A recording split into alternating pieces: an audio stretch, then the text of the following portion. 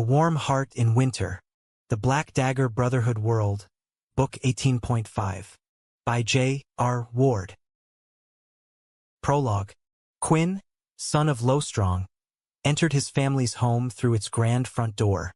The instant he stepped over the threshold, the smell of the place curled up into his nose.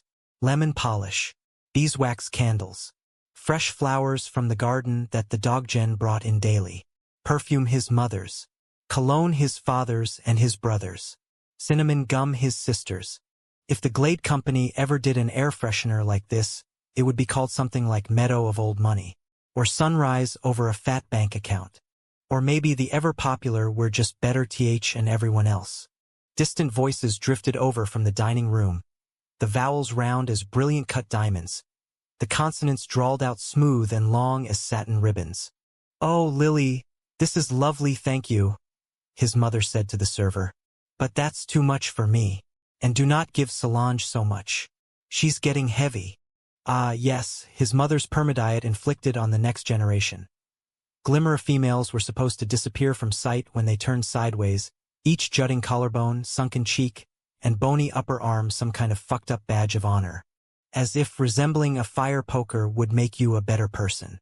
And scribe virgin for fend if your daughter looked like she was healthy. "Ah, yes, thank you, Lilith," his father said evenly. "More for me, please." Quinn closed his eyes and tried to convince his body to step forward. One foot after another. It was not that tough. His brand-new Ed Hardy kicks middle-fingered that suggestion. Then again, in so many ways, walking into that dining room was going into the belly of the beast. He let his duffel fall to the floor. The couple of days at his best friend Blaze home had done him good. A break from the complete lack of air in his family's house. Unfortunately, the burn on re-entry was so bad, it made the cost/benefit of leaving nearly equal. Okay, this was ridiculous. He couldn't keep standing here like an inanimate object. Turning to the side wall, he leaned into the full-length antique mirror that was placed right by the door. So thoughtful. So in keeping with the aristocracy's need to look good. This way, visitors could check their hair and clothes as the butler accepted coats and hats.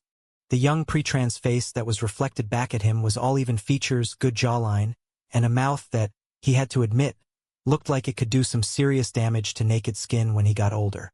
Or maybe that was just wishful thinking. Hair was all Vlad the Impaler, spikes standing up straight from his head. Neck was strung with a bike chain, and not one bought at Urban Outfitters taken it off his 12-speed. All things being equal, he looked like a thief who had broken into the mansion and was prepared to trash the place looking for sterling silver, jewelry, and portable electronics.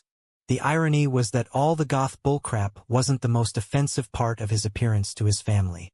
In fact, he could have stripped down, hung a light fixture off his ass, and run around the first floor playing Jose Canseco with the art and antiques and not come close to how much the real problem pissed off his parents. It was his eyes. One blue, one green. Oopsie. His bad. The Glimmer didn't like defects. Not in their porcelain or their rose gardens. Not in their wallpaper or their carpets or their countertops. Not in the silk of their underwear or the wool of their blazers or the chiffon of their gowns. And certainly not ever in their young. Sister was okay well except for the little weight problem that didn't actually exist, and a lisp that was going to be dealt with through oral surgerio, and the fact that she had the personality of their mother. And there was no fixing that shit. Brother, on the other hand, was the real fucking star. A physically perfect son prepared to carry forth the family bloodline by reproducing in a very genteel, non-moaning, no-sweat situation with a female chosen for him by the family. Hell, Luchez's sperm recipient had already been lined up. He was going to have to mate her as soon as he went through his transition. "How are you feeling, my son?" his father asked in a gentle voice. "Tired, sir," a deep voice answered.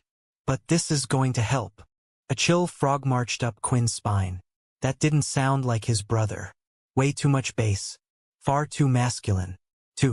Holy shit, the guy had gone through his transition. Now, Quinn's Ed Hardy's got with the program, taking him forward until he could see through into the dining room. Father was in his seat at the head of the table. Check. Mother was in her chair at the foot of the table opposite the kitchen's flap door. Check. Sister was facing out of the room, all but licking the gold rim off her plate from hunger. Check. The male whose back was to Quinn was not part of the SOP.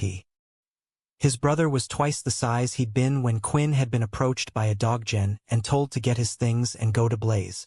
Well, that explained the Vaki.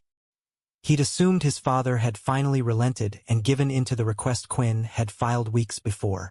But nope, his sire had just wanted the defect out of the house because the change had come to his brother. Had Luchas laid the chick? Who had they used for blood? Their father, never the demonstrative type, reached out a hand and gave Quinn's brother an awkward pat on the forearm. "We're so proud of you. You look perfect." "You do," Quinn's mother piped in. "Just perfect. Doesn't your brother look perfect, Solange?" "Yes, he does. Perfect. And I have something for you," Lowstrong said, in a voice that got husky. The male reached into the inside pocket of his sport coat and took out a small, black velvet box. Quinn's mother started to tear up and dabbed carefully under her eyes. "This is for you, my son." The box was slid across the white damask tablecloth, and Luchas's now big hands shook as he took the thing and popped the lid. Quinn could see the flash of gold all the way out in the foyer. Luchas just stared at the signet ring in silence, clearly overwhelmed, as their mother kept up with the dab-dab, and even their father grew slightly misty. And Solange snuck a roll from the bread basket. "Thank you, sir," Quinn's brother said as he put the heavy gold ring on his forefinger. "It fits, does it not?" Lowstrong asked. "Yes, sir. Perfectly. We wear the same size, then." Of course they did. At that moment, their father glanced away, like he was hoping the movement of his eyeballs would take care of the sheen of tears that had come down over his vision. He caught Quinn lurking outside in the foyer. There was a brief flash of recognition.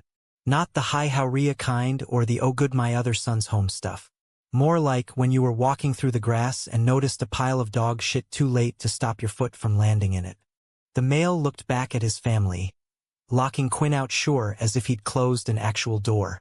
Clearly, the last thing Lowstrong wanted was for such a historic moment to be ruined, and that was probably why he didn't do the hand signals that warded off the evil eye. Usually, everyone in the household performed the ritual when they saw Quinn. Not tonight. The head of house didn't want the others to know who was in their midst. Quinn pivoted and went back to his duffel. Slinging the thing over his shoulder, he took the front stairs to his room. Usually, his mother preferred him to use the servant's set, but that would mean he'd have to cut through all the love in there. His bedroom was as far away from the others as you could get, all the way over to the right. He'd often wondered why they didn't take the leap completely and put him in with the doggin, but then the staff would probably quit. Closing himself into his quarters, he dumped the duffel onto the bare floor and sat on his bed. Staring at his only piece of luggage, he figured he had better do laundry soon as there was a wet bathing suit in there. The maids refused to touch his clothes like the evil in him lingered in the fibers of his jeans and his t-shirts. The upside was he was never welcomed for formal events anyway. So his wardrobe was just wash and wear. Baby. He discovered he was crying when he looked down at his Ed Hardys and realized that there were a couple of drops of water right between all those buckles and leather. Quinn was never getting a ring. Ah hell. This hurt. He was scrubbing his face with his palms when his phone rang. Taking the thing out of his biker jacket, he had to blink a couple of times to focus. He hit send to accept the call, but he didn't answer. "I just heard," Blaze said across the connection. "How are you doing?" Quinn opened his mouth to reply, his brain coughing up all kinds of responses. "Peachy fucking Jim Dandy. At least I'm not fat like my sister. No, I don't know if my brother got laid." Instead, he said, "They got me out of the house. They didn't want me to curse the transition. Guess it worked because Luchas sure looks like he came through it okay." Blaze swore softly. "Oh, and he got his ring just now. My father gave him his ring. The signet ring with the family crest on it. The symbol that all males of good bloodlines wore to attest to their value to their lineage. I watched Luchas put it on his finger," Quinn said, feeling as if he were taking a sharp knife and drawing it up the insides of his arms. Fit perfectly. Looked great. Though. Like, how could it not? He began weeping at that point. Just fucking lost it. The awful truth was that under all his counterculture fuck you, he wanted his family to love him. As prissy as his sister was, as scholar geek as his brother was, as reserved as his parents were, he saw the love between those four. He felt the love among them. It was the tie that bound them, the invisible string from one heart to the other's, the commitment of caring about everything from the mundane shit to any true mortal drama. The only thing more powerful than that connection was what it was like to get shut out from its expression. Every fucking night of your life. Blaze's voice cut in through the heaving. I'm here for you. And I'm so damn sorry. I'm here for you. Just don't do anything stupid. Okay? Let me come over. Leave it to Blaze to know that he was thinking about things that involved ropes and showerheads. In fact, his free hand had already gone down to the makeshift belt he'd fashioned out of a nice, strong weave of nylon because his parents didn't give him money for clothes and the one proper buckle and strap combo he'd owned had broken years ago. Pulling the length free, he glanced across to the closed door of his bath. All he needed to do was tie the thing to the fixture in his shower. God knew those water pipes had been run in the good old days when things were strong enough to hold some weight. He even had a chair he could stand up on and then kick out from underneath him. I gotta go. Quinn? Don't you hang up on me, don't you dare hang up on me. Listen man, I gotta go. I'm coming over right now. Lot of flapping in the background like Blaze was getting his shit together. Quinn. Do not hang up the phone, Quinn. Chapter 1. Present day. Market Street and 17th. Downtown Caldwell, New York. Oh shit. Dad is going to kill us. What are you talking about? Us? I'm not driving. You're in the car, Terry. And not because I kidnapped you. The two Elaine sisters were talking over each other. Talking over the radio that was still playing loud enough to be heard in the suburbs they'd left. Talking over the accident that had just occurred. They were also going nowhere. The front grille of the burgundy 2018 BMW 5 Series embedded in the face of a dirty, downtown snowbank that loomed big as a mountain. I know I'm in the car, Ellen, the 12-year-old snapped. But you're the one who crashed us. It wasn't my fault, Therese. Elle punched the radio button, which canned the music and turned up the volume on two things she was so not interested in dealing with. Whatever wasn't ever going to work again under the hood and her stupid sister's opinion on what had just happened. Something ran out in front of the car. It was not my fault. It's your fault where you steered us. And you're never going to get your full license. You can stop yelling. Anytime. No airbags. The airbags hadn't deployed. Elle pulled herself up by the steering wheel and looked over the hood. Whatever had shot across the icy road was gone. The black shadow scurrying off as strays did. In contrast, the snowbank they were headfirst into was about 5 feet tall and a whole block long of going nowhere. Beyond it, nothing but a warehouse the color of a mud puddle that was covered with graffiti and absolutely no exterior lights.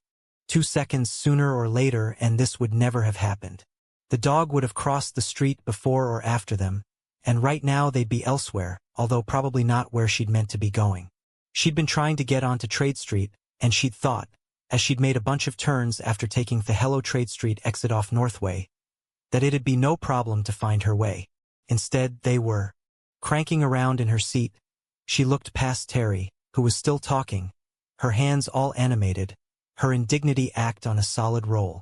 The Northway was down about 4 blocks, at the Hudson River's edge, and Elle pictured herself back on the 4-laner going out of town, headlights leading the way home. Too bad there was no on-ramp that she could see and no signs to one, either, plus the highway was super raised up on pylons. But like, what did she think she'd do if it were on the level? Bust through a guardrail? On the other side of things there was nothing much, just a bunch of dark buildings that offered no help. No security lights on them either. Were they all abandoned? Going to tell Dad everything. How you stole his keys and took us downtown. Elle turned to her passenger with the big frickin' opinions. It's not like I put a gun to your head. You said you were bored, so you were coming. I'm 12, you know, I'm a minor and it's 10 o'clock at night, and if you left home I'd be alone there, and that defeats the whole purpose of babysitting, doesn't it? And where are we? Barely a break between words, much less pauses for sentences. If there had even been more than one. We're here, Elle muttered. I mean, don't freak out. Who do we call? Her sister demanded. We can't call Dad. Shut up, Terry. I'll take care of it. Don't tell me to shut up. You know, this is just like the time you. As Terry got back on the bitch train, Elle couldn't decide whether she wanted to be home because it was safe and the stretch of Caldwell's downtown felt anything but that, or because she could not stand to be in an enclosed space with Terry the Big Mouth. The good news? Now that the shock was wearing off, she realized the engine was still running, the heater was still on, and she couldn't smell any smoke or anything burning. And hey, abandoned meant no one was around to get involved, right? Get involved equals call her father. Or call the police, who would then call her father. All she had to do was reverse. Reverse was everything. And then she was getting them the hell out of here, and never, ever babysitting her sister again. You are such an idiot, Terry announced. Shut up. Putting things in reverse, Elle hit the gas. There was a jerk, and then a whrrr. So she pushed down more on the accelerator. Whereupon the whrrr from the back end of the car just got higher pitched and louder. Terry cocked an eyebrow. That's not working. Thank you, Mr. Falk. Mr. Falk was the 70-million-year-old English teacher at Caldwell Middle School. They'd both had him and they'd both hated him. It was the only thing they'd ever agreed on. And it will work. Elle stomped on the accelerator. And all she got was more volume out of the spinning rear tires, so she eased off. Then tried again with less gas. FYI, this isn't helping us. Elle put the car in park and thought seriously about pulling out all of her sister's hair. I'm never taking you anywhere ever again. Like, ever. You're a fucking pain in my ass. Just wait until I tell Dad all about this. Including that F word. Good. Then you're in trouble too. Because you were supposed to be in bed an hour ago. My bedtime was your responsibility. He's never going to let you babysit. Who the fuck else do you think is going to sit with you when we're at Dad's and he's on a date? That's 2 F words, and he can pay someone better than you. Shut up. Elle slapped the steering wheel. Fuck. Before her sister could update the tally, Elle leaned across the console and stared right into Terry's brown eyes. For once in her life, the girl thought better about speaking. But it wasn't going to last. With shaking hands, Elle got her cell phone from the drink cup holder, but she couldn't think of who could help. None of her friends could drive without an adult in the car. Well, technically, neither could Elle, and any parental type who would come with them would call her father, which was exactly what she needed to avoid. And their mom was out of the question. Terry crossed her arms over her pink parka. You're 16 and only have your learner's permit. This isn't legal, you know? You still can't do long division. What the hell do you know? Elle rubbed at her foggy window with the sleeve of her coat. Hey, check it. There's a tow truck over there. Terry grabbed her arm. Lock the doors. They are locked, and what are you talking about? It could be a murderer. Elle shoved off her sister. Oh, shut up. And like you have a better idea. As she opened her door, the cold made it seem like it was 3 a.m. and they were in a bad part of town. Then again, she had a feeling this was a bad part of town. And 10 p.m. might as well be 3 a.m. when you were alone with your baby sister. If something went wrong, maybe she could just throw Terry at the masher and run away. God knew the kid had that machine gun mouth of hers to use as a weapon. Shutting her sister in, Elle kept her phone in her hand and double-checked to see if anything, was around. Nope, just still December air, distant traffic, and a whole lot of wishing she were back home. Not that she'd ever admit it to Terry the Big Mouth. She was seriously regretting this whole thing. She just wanted to drive down to where the clubs with the lights and the banging music were.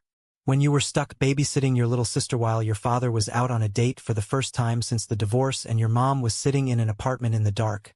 'Cause it was always dark at her apartment.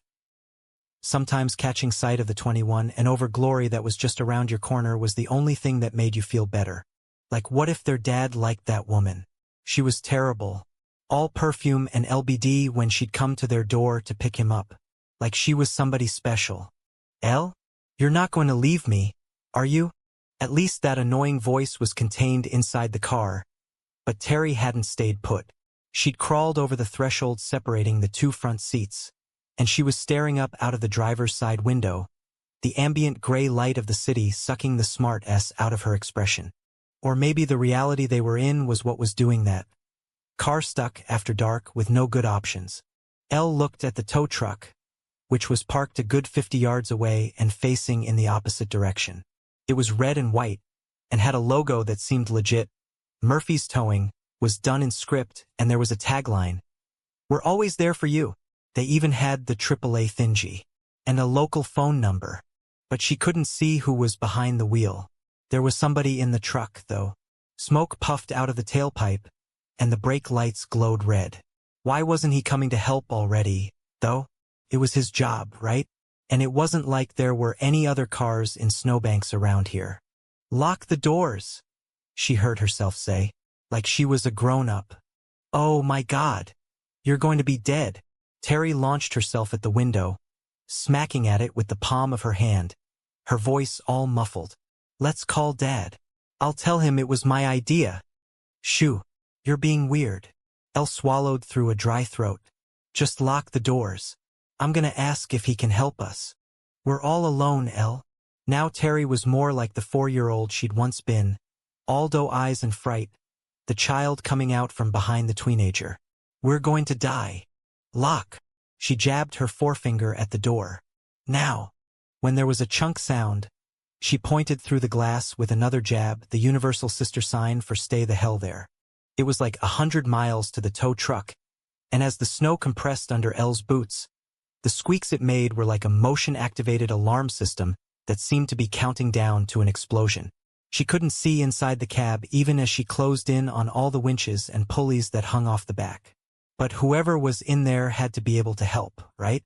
Otherwise, why stencil that slogan on the outside of your stupid tow truck? Right, because all advertising was legit.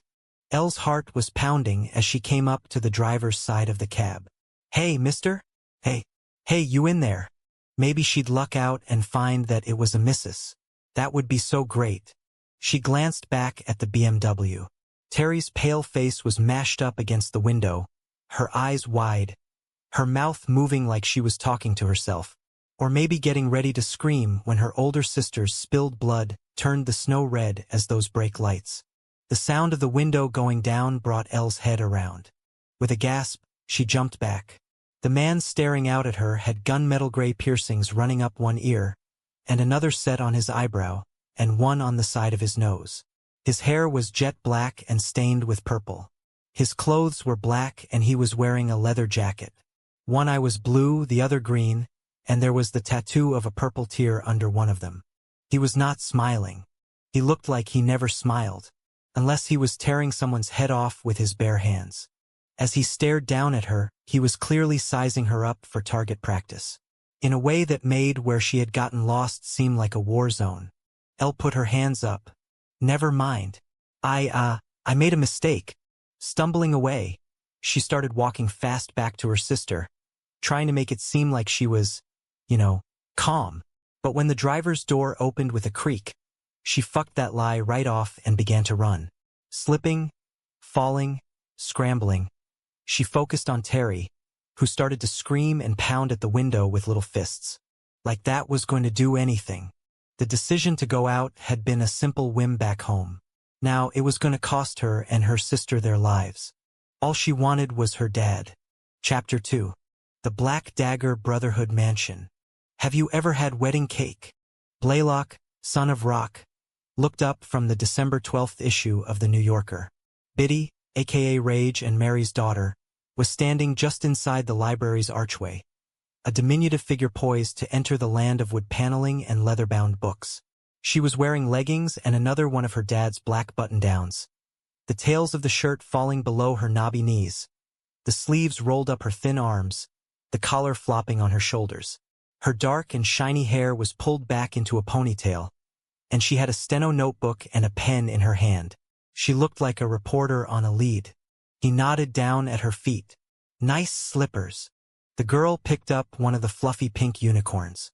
The things had silver lame horns, rainbow manes and tails, and expressions of unease, the smiles not quite stitched on right.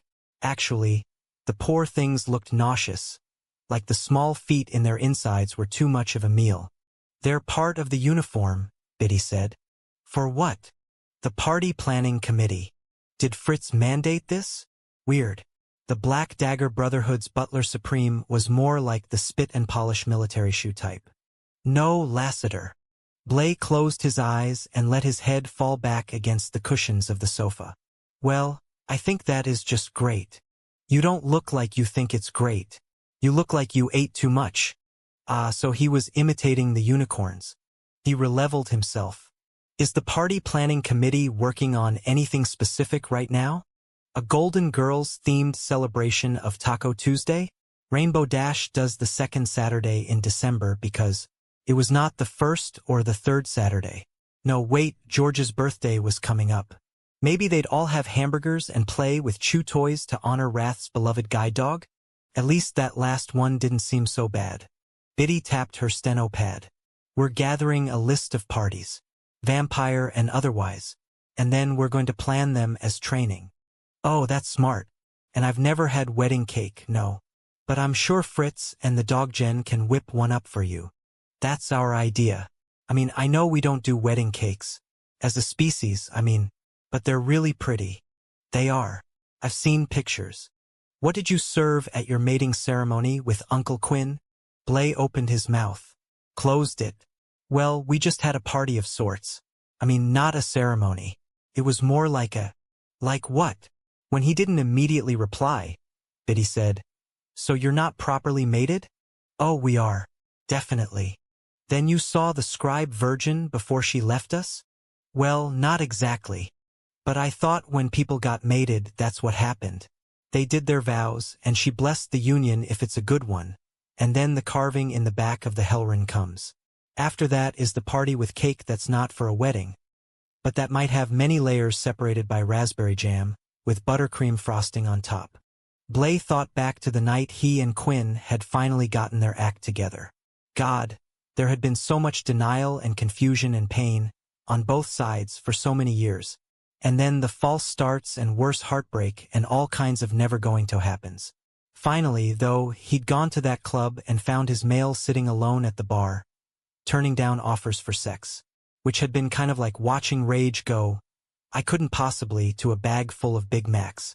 Unprecedented. He remembered slipping his gold signet ring on Quinn's finger and claiming him as family. In that bar. Yeah. Because life-changing events didn't necessarily happen at beaches in the moonlight or in front of roaring fires with champagne flutes. Instagram pics were great, but they were curated to be great. Real life went down when and where it did, regardless of whether things were photogenic. But it's different for us, he said. Uncle Quinn and I have known each other our whole lives. And when we decided to commit to each other, we had a lot of history behind us. A base of knowledge and familiarity. What's that have to do with a ceremony? You don't need the ceremony if you have that much history. And we had a great party. Everyone in the household dressed up, even Uncle Quinn had on a tuxedo. My parents came, and he and I danced to Don't Stop Believin' in the foyer. Journey. You know the song? Uncle Zadist sings it the best. I agree with you on that. And as for the back carving and everything, we've always meant to do that. But since that night when potential had turned into actual, when happily never after had lost its N, a lot of shit had happened. They had the twins now, and Young were some next-level overwhelm, capable of layering a whole new level of exhaustion on top of fighting to protect the vampire species and living a regular life. Still, he wouldn't change a thing, and Ramp and Lyric were starting to show their personalities, which was exciting. Ramp was fierce as his sire, meeting you right in the eye even as you cradled him in his blanket despite the fact that the full extent of the kid's fighting arsenal was explosive diarrhea, which, okay, fine, could clear a room faster than a flashbang. Lyric, on the other hand, was a watcher, and much more reserved than her brother. But when she smiled, she was the sun. Being mated officially doesn't affect who we are to each other, Blay said. Biddy smiled. Oh, I know that. Your eyes change color when you look at him. Really? Aha, they get deeper blue. Plus you blush a lot. Why do you blush like that?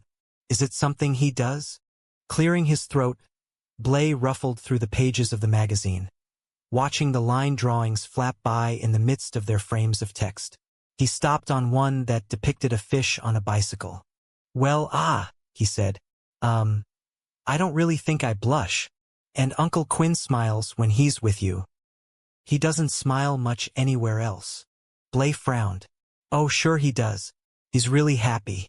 He's got me and the twins and Layla and Ecker, who are excellent co-parents with us. Plus, he's a member of the Brotherhood. I guess he's just happier with you. Biddy shrugged. Okay. I'm going to put wedding cake down on my sample list. What else you got on there? 4th of July cake. Fruit cake. Bundt cake. Pineapple upside-down cake. What's 4th of July cake? It's a red, white, and blue cake. Then there's funfetti, red velvet, black forest, pavlova, Yule log. Wait, so are you researching holidays and celebrations? Or cakes? Both. He thought of Rage's famous appetite. Is your dad on this committee? How did you know? With a wave, the girl strode off with her list, and Blay intended to return to the article he'd been reading. Too bad his eyes refused to get with the back-and-forth program. He just kept staring at that fish with its bicycle.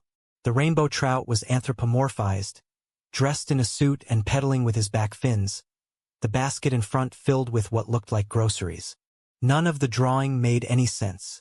Not the clothes, not the food, not the breathing without water. Then again, it was just a cartoon, free to be some kind of metaphor, the point of the pen and ink artistry unclear to Blay at the moment. Maybe it was merely a whimsical sketch, like a vase of flowers for the eye in the midst of an article about something serious. He checked his watch. A little after 10 p.m. The night seemed long as a lifetime, and he couldn't wait for Quinn to get back from his shift on rotation.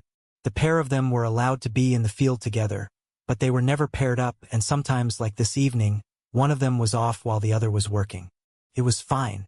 There were always the daylight hours. Blay smiled as he thought of the bed they shared, and what they did in it. Okay, fine, no wonder he blushed so much around his mate. But that was nothing Biddy ever needed to worry about. Forcing his eyes to get going with the busy work of tracking letters, words, and sentences, he had to push aside a lingering distraction. The sense that something was off-kilter in the universe, some kind of calamity due to arrive at any minute, was the worst company a guy could have. Especially when the male you loved more than anybody else in the world was out in the cold in the field. Blay let his head fall back again. The ceiling was about 30 feet up, and it had old beams that were varnished the same tone as all the mahogany wood of the shelves, the hearth mantel, the floor. Whenever he retreated to this room, he always thought that this must be what the inside of a jewelry box was like, the glow of gold from all the spines of the ancient tomes like an extension of the crackling fire, the sense of protection and being among that which was rare making him feel kind of special himself. He looked to the archway. Voices of Doggen and brothers and fighters wove together, some louder than others depending on whether they were next door in the billiards room, coming down from the grand staircase, or out in the dining room. The mansion was never truly quiet. And on a night like tonight when he was on edge for no good reason, it was such a reassurance to know that he was not alone. Chapter 3. As Elle landed face down in the snow, she flipped onto her back and braced herself for a knife, a gun, a fist, whatever came at her. Mostly, the defensive response was because she wanted to fight for her life. But she was also a coward because she couldn't watch Terry's face while she got murdered. She already knew her sister was screaming in the driver's seat. She could hear it. And the fact that this was Elle's fault, all of it from the drive to the wrong exit to the bad turn to the snowbank was, "Relax, kid." The voice above her was grave and very deep, the kind of thing a radio show host would use when making a public service announcement. It was also slightly bored, as if sniveling, panicked teenage girls and their big-mouthed sisters hadn't been on the man's list of things to do tonight. Elle paused with her flailing on the snowpack. "What? You can stop freaking out, okay? I'm not going to hurt you." The guy was absolutely enormous as he loomed over her, and she had a feeling he wasn't just a tow truck guy. After all, his leather jacket was open, and there was something strapped, handles down, to his huge chest. Knives? And what else from Fortnite could be under there? Add those piercings and the laser eye routine, and she was pretty sure that he was speaking in a foreign language, and she translated, "I'm gonna fuck you up," incorrectly. When he extended his arm, she shrank back and covered her face with her hands. When nothing happened and nothing hurt, She peeked out from between the picket fence of her fingers. The man was leaning over her, with an extended open palm that had nothing sharp and shiny in it. "I'm not going to hurt you," he repeated. Elle glanced back at her dad's car. Terry had both of her hands covering her mouth like she was worried that saying anything, even inside the car, might spook the big man into disastrous action. The guy rolled his mismatched eyes. "Come on, kid. I don't have all night. Shit or get off the pot." "You shouldn't curse around children," Elle mumbled. "Children aren't in this part of town at 10 o'clock at night. You were an adult when you took that car out, sweetie, and now you've got an adult-level problem." Hearing the word, shit better be something you can handle because it's the least of your worries. Well, shit, he had a point. "You talk like my dad." "That's because I am one, so I have the same rule book yours does." "Rule book? And you have a kid, too. So I'm viewing this as a training exercise for when they can drive." Elle put her hand in the man's and was pulled up to her feet so fast she almost fell on her face again. He kept her upright by planting a palm on her shoulder and steadying her. "I'll get you out of that snowbank," he said. "And then you gotta head off to wherever you belong. Things aren't safe down here." As he stomped back to his tow truck, Elle pulled her coat into place around her torso and stared at his stalking stride. God, his black boots were the size of her head, and he might have sounded like her dad, but he sure didn't move like Bossy Elaine. This man prowled like you didn't want to mess with him, like he was really strong and knew it, like he might not mind having to set someone straight. Her dad was an international tax attorney. Elle blinked. For some reason, she thought of how her mom had once been a lawyer. A long time ago. Now, she wasn't anything professional, and that was another reason Elle had wanted to go out tonight. Sometimes, it was too hard to stay inside with all the things going on in her head. She went back over to the BMW. Before she could hit the door handle, Terry threw things open and exploded with talk, her words carbonated and shaken up from the scare, releasing in a rush. "Oh me God, he thought he was going to kill you. Just stop, okay? He's going to pull us out. Do you have money to pay him?" "Sure, I do." "No, she didn't. Just relax, will ya?" Instead of getting in, she res-hut the door on Terry because she couldn't handle anything right now. Fortunately, she didn't have to do much else. The tow truck came over and eased front into the back of their dad's car, and then the man with the piercings and the knives got out and went to a winch mounted on his bumper. There was a whirring sound, and moments later, a hook the size of a boxer's fist and a wire thick as a boat rope was pulled over to the BMW's rear. Elle cleared her throat. "I don't have any money to pay you. I mean, not on me. But I can mail in." "Don't worry about it," the man said without looking at her. "I got you." The fact that the guy was fixing a problem for free that she had created on a stupid impulse made her feel small, and not just in terms of physical stature. "I'm sorry," she said. The man bent down with a flashlight and latched the hook to something under the. Later, Elle would wonder what exactly made her look over her shoulder. It wasn't a sound, and she certainly didn't have eyes in the back of her head.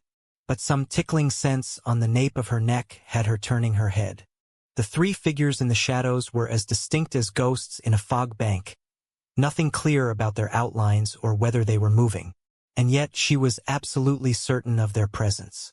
They were watching, and not in a Good Samaritan, how can we help you kind of way. Mister. As she pivoted back around, the tow truck guy was already on it. He had straightened from the winch and was staring over her head, at the shadows. "Hey," he said evenly, "how about you get in your car?" Elle bobblehead that idea. "Yup, I'll just. And lock the doors." "Should we call the police? I mean, can we call the police?"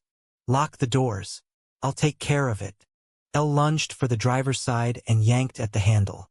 When nothing opened, she glared at her sister, who seemed to be in a cognitive freeze-up as she looked back and forth between the towman and those three people standing next to the warehouse. Great. Terry was broken. Could her sister never be a help? "Open this right now." Elle bit out. Terry fumbled with all kinds of switches, her hands slapping at the dashboard, the steering wheel, the console. When there was finally a pop, Elle yanked the door open and pitched herself inside, slamming things shut and punching the lock mechanism. "Whhh Hatwo, are they?" Terry said. 3 men came out of the shadows. 3 men with ski hats pulled down low over their foreheads and hands that were out of sight as they walked forward through the snow. "Elle? What are we going to do?" "It's fine." She punched the locks again even though it wasn't like she could more lock the doors. "Get down." "What?" Without looking away from the approaching trio, Elle shoved her sister toward the passenger side's wheel well. "Shut up and get down there." "I can't fit." As Terry argued, Elle's heart pounded and she put her face into her sister's. "Please, I don't want you to get hurt. It's safer there." "You said it was fine." Terry's lower lip trembled. "You told me we were fine. I'm scared." "It's going to be okay. Just get down." "What are you going to do?" At least this was asked as the girl folded herself up under the glove compartment, becoming a pink marshmallow peep crammed badly into some very non-Easter packaging. Elle went back to staring at those men. The closer they came, the younger they got, until she decided they were only a year or 2 older than herself. The one in the middle was the shortest, but he seemed to be in charge, walking in front of the taller 2. They all had parkas on, gray and black, but not like it was a uniform, more like they had the same style. She looked to the tow truck man. He was leaning back against the door of his vehicle, his arms hanging casually down at his sides. He seemed totally unconcerned, and was not taking out a cell phone and calling 911. Had he already done that? No, he couldn't have. The boys fanned out like they had done this before, and knew that spreading wide would give them a better attack. "What you doin', old man?" the one in the center said as they stopped in a semicircle. His voice was muffled on account of the BMW being so well insulated and sealed up. Did they have guns? Elle wondered. Safety glass didn't go far when it came to stopping bullets. "I'm never taking you out again when I shouldn't," she whispered. "Ever." "I'm not going to tell Dad," Terry said in a small voice. "Huh?" the punk demanded out by the tow truck. "What the fuck you doing?" Elle narrowed her eyes on the tow man. He was staring at the one who was talking, eyes unblinking, body utterly still. She had a thought that the punk needed to be careful. As much as he seemed to think he was in control, something about what was going on here was not in his favor. He just didn't seem to be aware of it yet. Then again, maybe Elle was the one who was reading this wrong. Yeah, 'cause really, her judgment had been so great tonight already. Then again, the way the tow truck man was staring at the punk was way too focused, like how a cobra might look at a bare foot that had invaded its territory. She almost cracked the window to yell that the punks needed to run. But it was just a tow truck guy, right? And maybe she was making a dangerous superhero out of him because he was all that stood between her and a whole lot of even worse happening. She'd thought he was a threat and she'd been wrong. But she was not wrong about the 3 who had come out into the street. "You fucking deaf?" the one in front said. "I'm going to tell him," Elle whispered as her head got buzzy with fright and she closed her eyes. "I'm going to tell Dad. This was a horrible mistake and I need to be responsible for it. I wish he were here." The fact that it didn't dawn on either of them to call their mother was lost on Terry, and something that lingered for Elle. But she should be used to it by now, she supposed. The sound took her back to Labor Day, when her father had been carrying that cooler full of soda and ice and had dropped things. Loud, dull, and with a rattle.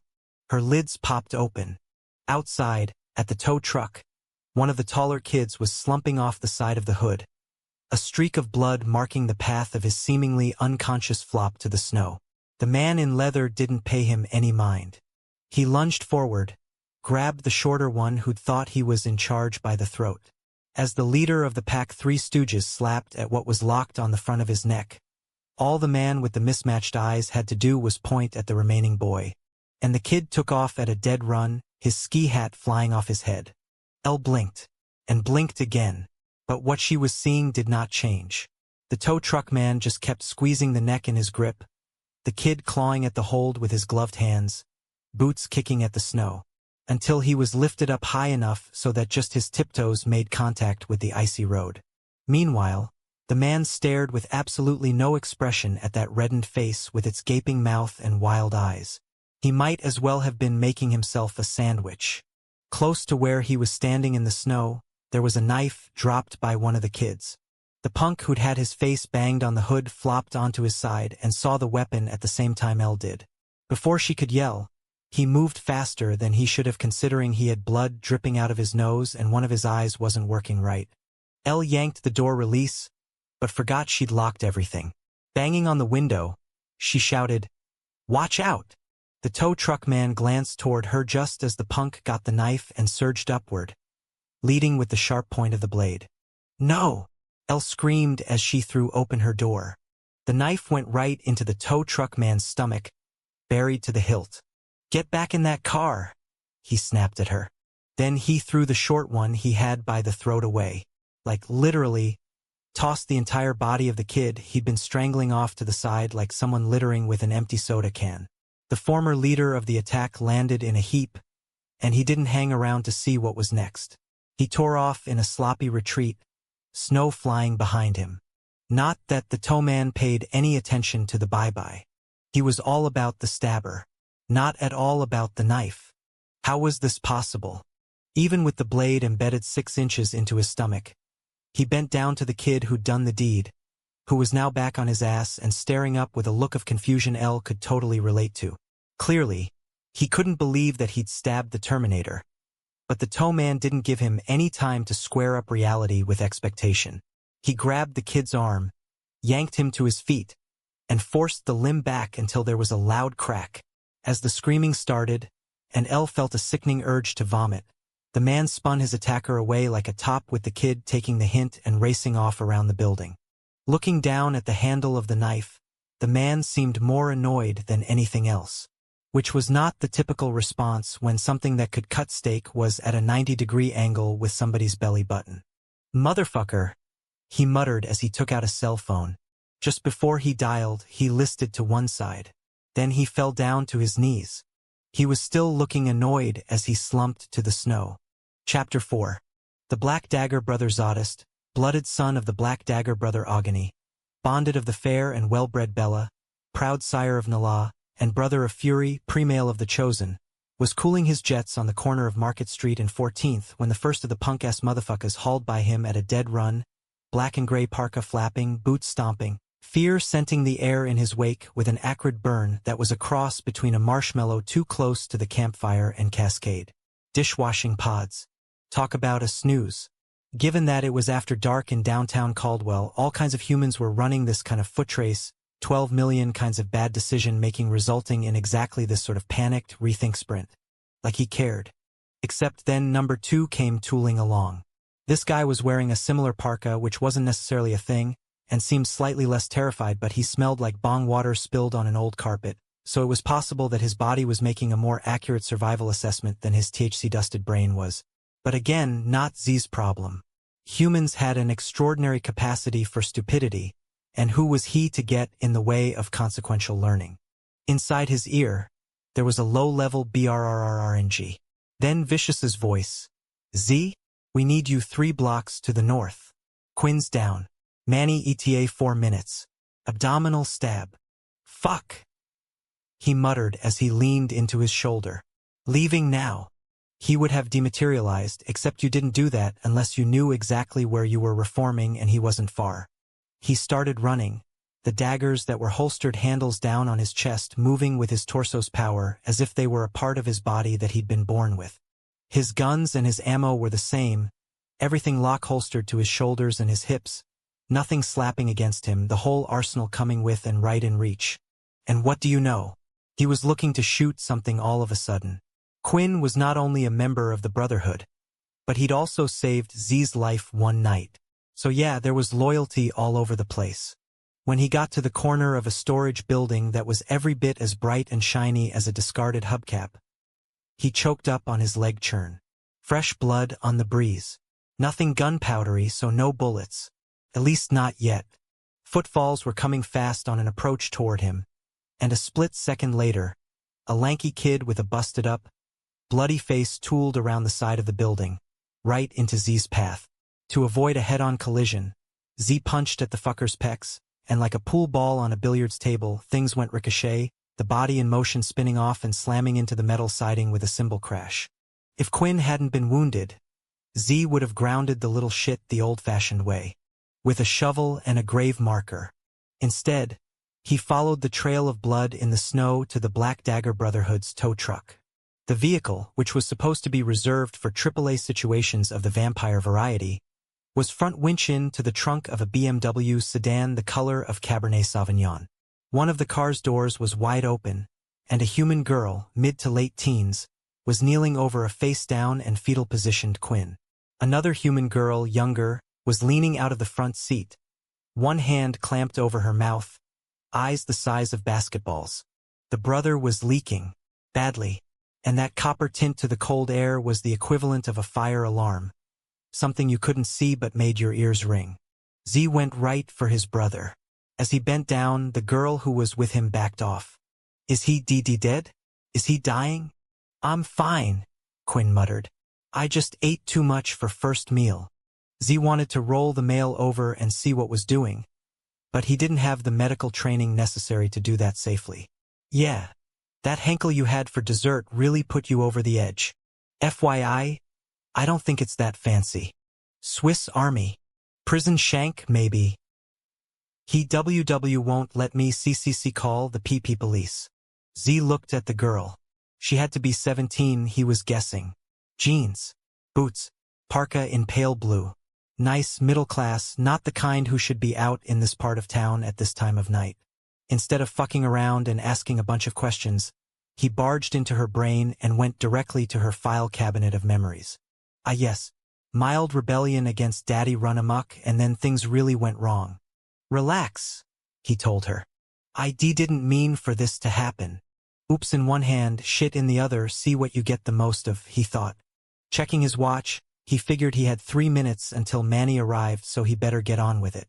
Rising to his full height, he strode over to the winch and the back of the sedan. "Don't hurt my sister." The older girl had both of her hands outstretched in a way that reminded him of medieval altar pieces.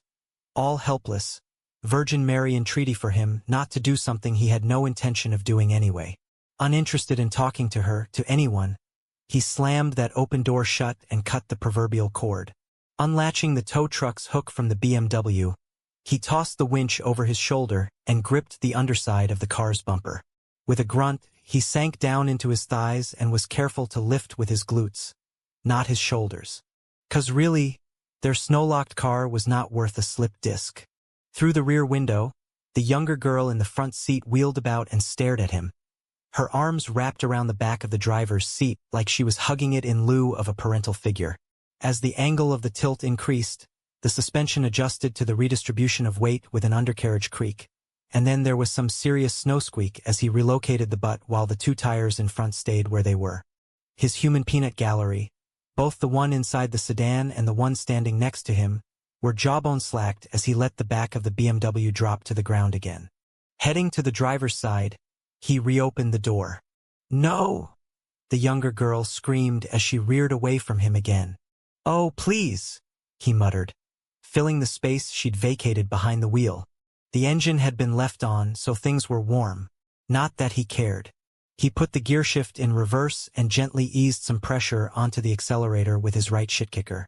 There was a flare of noise from the hood first, and then a subtle shift of position, the tires grabbing at the snowpack with delicate manners.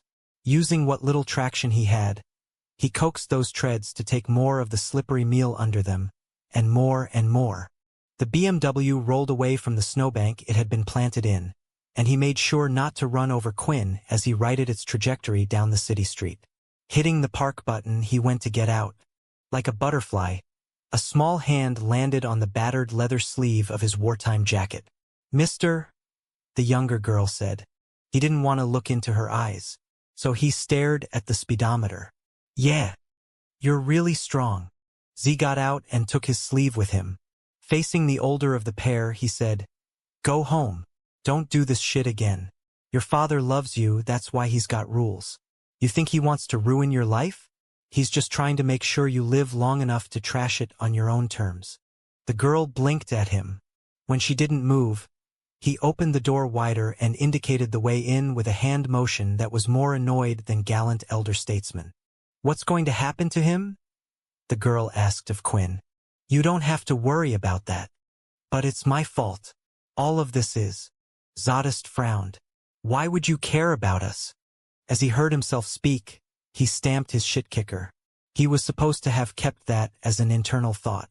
Are you going to call the police? She asked. She was so worried, so horrified, so full of self-blame. And even though humans were of less than no concern to him, he had been through those exact trails of brambles so many times. Especially that last one.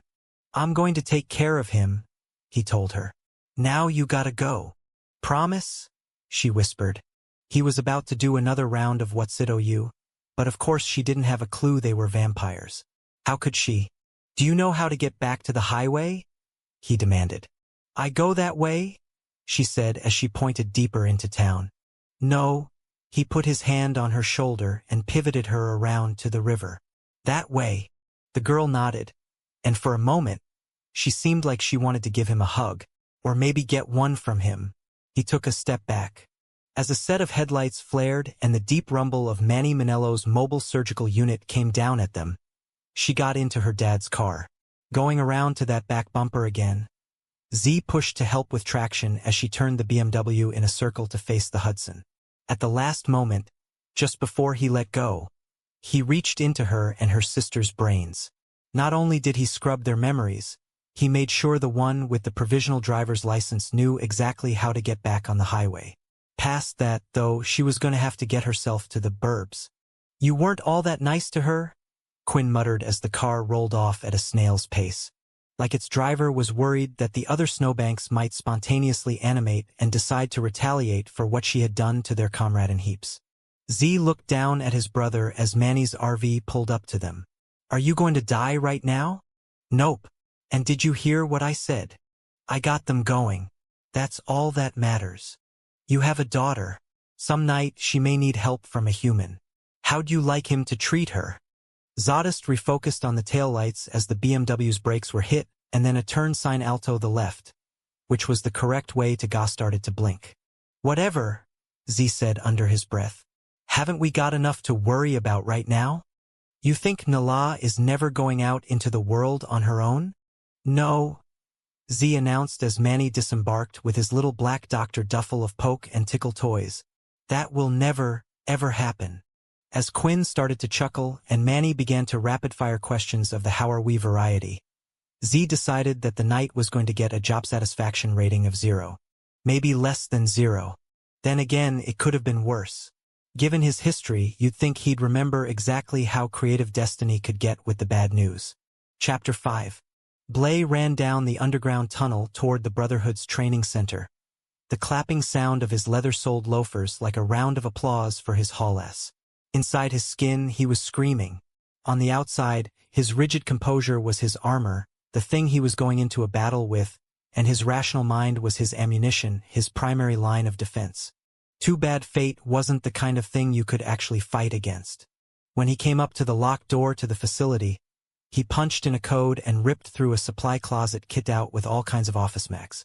Out the other side, he scrambled by the desk, and from habit, smacked the fuck no button next to the computer. As the tinny voice expressed what he was feeling, he punched through a glass door and jogged down the concrete corridor. Doc Jane's medical area, which had been constructed and outfitted as an engagement present by V, was state-of-the-art. Thank God. With its fully stocked examination rooms, ORs, and patient rooms, it was the best place an injured vampire could be. Like, for example, if one had been stabbed in the gut. Going by the sense, Blay knew exactly where his mate was, and when he came up to the exam room, he wanted to throw his body through the closed door. He forced himself to slow that roll. The last thing he needed was for his panic to cause a golf sprinkler bleed. The door in front of him opened and Manny Manello, Doc Jane's clinical partner and Payne's human Hellrin, jumped back. Oh, good you're here. Last rites. Blay choked out. Manny stepped aside as he took off his white coat. No, awake and asking for you. Blay's knees went weak as he peered around the surgeon and got a load of his one true love. Oh, God, he said. What happened to you? Quinn was propped up on a gurney, his mismatched eyes bright and alert, his color good, his mouth pursed with mild annoyance. Like maybe he'd picked the wrong toll booth on the turnpike or a bad lane at the supermarket checkout. His shirt had been taken off, no, wait, cut off, given the two shredded halves on the tile floor, and for a split second, Blaze's libido responded with a "hey there, big boy." Then again, all that muscle and smooth skin was distracting. Yeah, except for that fucking knife protruding at a right angle to the chip-your-tooth-worthy six-pack. Blaze reached out blindly as his balance went wonky. Manny caught his arm. "You okay there?" "Fine," he mumbled. "I'm just... Elena. Hand me the ammonia." "What's that for?" Blaze's vision went checkerboard. All of a sudden, something that was the nostril equivalent of a sucker punch brought him back to attention. As his eyeballs came online, he got a close-up of Manny's big hand and a cracked-open pill. "Hit me with that again," Blaze stammered. "And then WHFFF." He stood straight up. "That's magic." "Glad to be of service," Manny said as he ditched the sinus slapper. Over on the patient bed, Quinn held out his arms. "I'm waiting for a proper hello." Blaze rushed across and dropped his mouth to his mate's. The feel of soft, warm lips made his legs go unreliable again. "What happened?" he repeated. "And how do you get that out?" "I suggested I could just give it a pull," Quinn muttered. "But I got shot down." Manny propped open the door with his hip. "Yeah, I mean, just because you have half a dozen critical structures and veins in that area, what the hell? Give it a yank. In a non-sterile environment with no backup. Zure. What medical school did you go to?"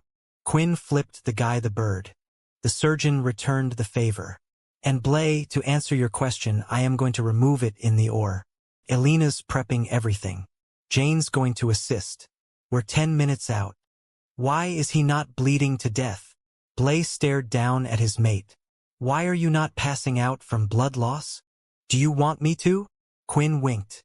"You could totally have your way with me then, you know? You let me have my way with you anyhow." "This is true. On that note, how's now sound?" "I think he's going to be fine," Manny said dryly. "But we need to make sure the removal is done carefully and in a place where if something goes wrong, I can fix it. Now if you boys will excuse me, I'm going to scrub up." As the human left, Quinn reached for the front of Blaze's shirt and grabbed on in desperation. "Should I call him back in?" Blaze took that hand and cradled it between his own. "Do you need? You're looking good tonight." "What?" The hand in his returned to the shirt and released the top button. "You just look so good. And you smell nice. And I want to touch you." As Quinn licked his lips, those blue and green eyes started to twinkle in that way they did when things were taking a turn into naked territory. "Quinn." "Yes." Blaze pointed to the knife. "You're not getting horny with that sticking into you." "You don't think so? 'Cause I'm pretty sure you're wrong about that. And sticking things into people." As the male started to roll his hips, Blaze glanced down the bed. Sure enough, behind the fly of those leathers, a thick erection had sprung up out of nowhere. A hissing noise preceded an abrupt halt of the grind, and as Blaze refocused on his mate's face, Quinn lost that lovin' feeling. Gone was the sexual speculation. In its place was all kinds of well shit that hurt. Blaze kept his "I told you so's" to himself. "Just rest, okay? We have 10 minutes. Well, 8 now. It's a shame to waste them." Quinn turned his head on the thin white pillow and stared at the center of Blaze's pelvis like there was a bullseye hanging off his Hermes belt. "Besides, I have something that's working just fine. Your brain is not it." Quinn deliberately licked his lips again and then bit down on his pierced lower one with his fangs.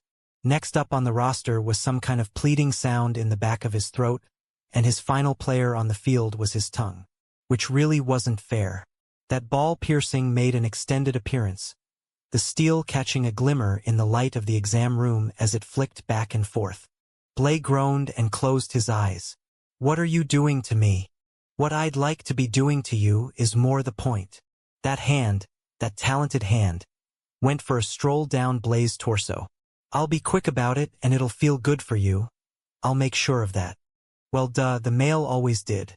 The guy's jaw was double-jointed. As Blaze felt his own arousal get cupped through his fine slacks, he tottered on his feet and sure, at least this time the wobble was not from terror. But it was not from relief either. There was an operation looming, and that knife was still sticking straight up out of Quinn's pancreas. Or whatever anatomy was playing pincushion. "Gimme just a taste," Quinn growled. "Come on, just a taste." Blay swayed so badly, he had to catch himself on the gurney's edge. "This isn't the time." "Oh, I think it is." That hand went for the zipper. "Tell me to open wide for you, Blay. Tell me you're going to fill my mouth up. Tell me you're going to stretch my lips and—" The door swung open and Blay jumped back so far, so fast. He slammed into the wall, rattling the framed Claude Monet poster that added a slice of color to all the clinical stainless steel and tile. The good news?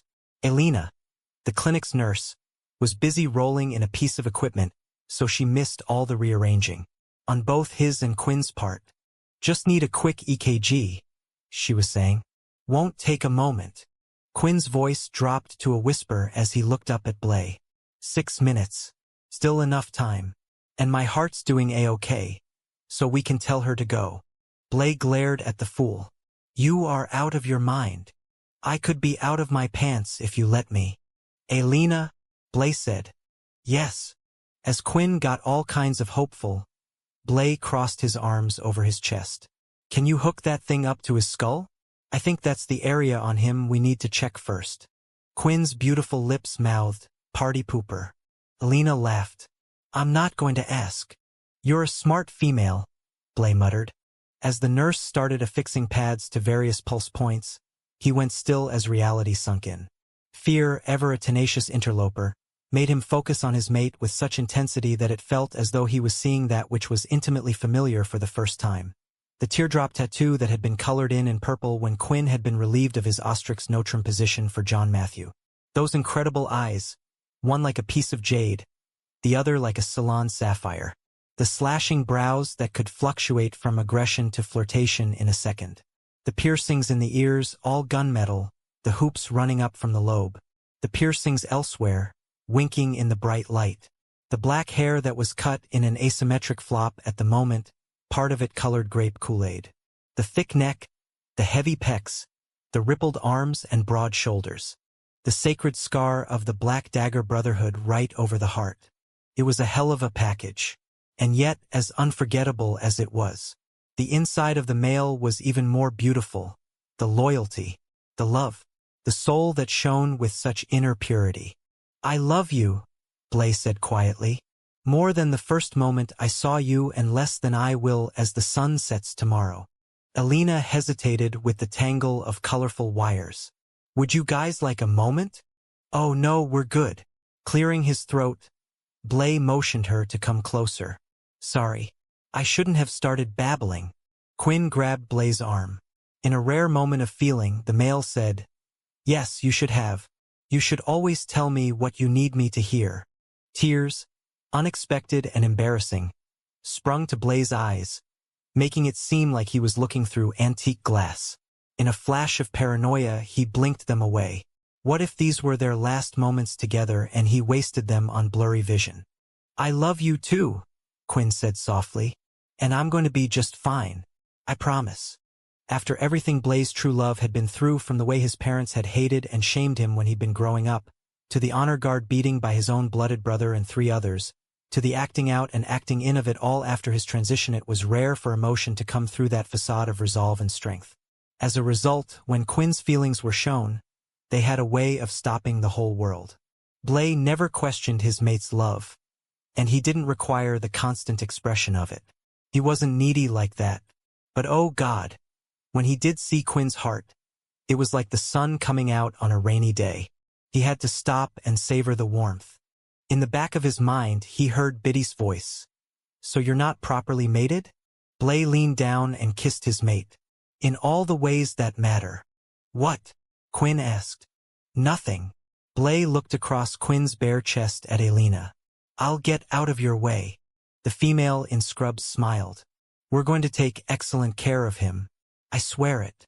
Up at the mansion, Zadist whispered down the hall of statues, heavy shit-kickers silent over the Persian runner, big body moving through the still, lemon-scented air without a rustle, breathing even and inaudible as he passed by the Greco-Roman warriors that had been carved out of marble by human hands long dead and gone. All the stealth was not something he cultivated and not anything that was required given the safety and security of his home. But he had moved in the shadows as a shadow ever since his twin had gotten him out of hell. He never liked to call attention to himself if he didn't need to, whether it was traveling through a house, standing in a room, or sitting in a chair. When you had had attention forced on you, when your body had been taken against your will, when you had been a toy used and abused at the whims of a malicious other, calendar nights could put the distance of an era between you and your nightmare, and geographic miles could likewise reinforce the difference between the there and then and the here and now, but you never lost your adaptive behavior. Like the slave bands tattooed around his neck and his wrists, and the S-shaped scar that intersected his face, and the way he preferred to be invisible even outside of hostility. His marble had been carved in a certain way. And as with the statues he currently walked by, his evolution was as irreversible and structural as their forever frozen poses. A millennium from now, the statues would still be as they were, and so he would ever be as he was. His artist was dead, too. He knew this because he had killed her and slept beside her skull for a century. And yet there had been a corner turned for him, an unexpected fresh start that had eased him in ways that even he was coming to trust. Love had done more than turn his black eyes back to yellow. Yet he still walked in silence. Stopping in front of one of the lineup of bedroom suites, he went to knock. The door opened sharply, and on the other side, the chosen Layla was dressed in jeans and a Sunni Caldwell sweatshirt, her blonde hair pulled back in a ponytail, her glowing beauty the kind of thing that didn't need makeup or fancy clothes for enhancement. The look of abject terror on her face was wholly at odds with all of her casual, night-at-home with the kids attire. "Quinn's going to be fine," Z said. "They're taking him in the OR now, and Manny is confident there's going to be a good result." Thank the Virgin Scry, Layla stopped herself. "Oh, sorry, old habits die hard. I keep forgetting she's gone. Just please don't bring up Lassiter's name right now, especially if it's with gratitude. He's liable to show up so he can enjoy the praise, and I've had a long night already." The female smiled. "I will thank our angel in private then." When there was a cooing sound from deeper inside the room, Z looked in. Across the antique rug, between a museum-quality inlaid bureau of Italian provenance and a Scottish writing desk from the 1800s, the dual pottery barn cribs were a splash of modern, some assembly required in the midst of all the old-world luxury. One crib was done in pink, the other in blue. "Would you like to come in and see them?" Layla stepped back. "They love visitors, and Ramp particularly adores you." Z thought of those two human girls, out in the winter darkness alone in Daddy's BMW. As he walked across the room, he wondered if they'd gotten home safe. "You have a daughter. Some night she may need help from a human. How'd you like him to treat her?" He went over to say hi to Lyric first, but that was not how it worked out.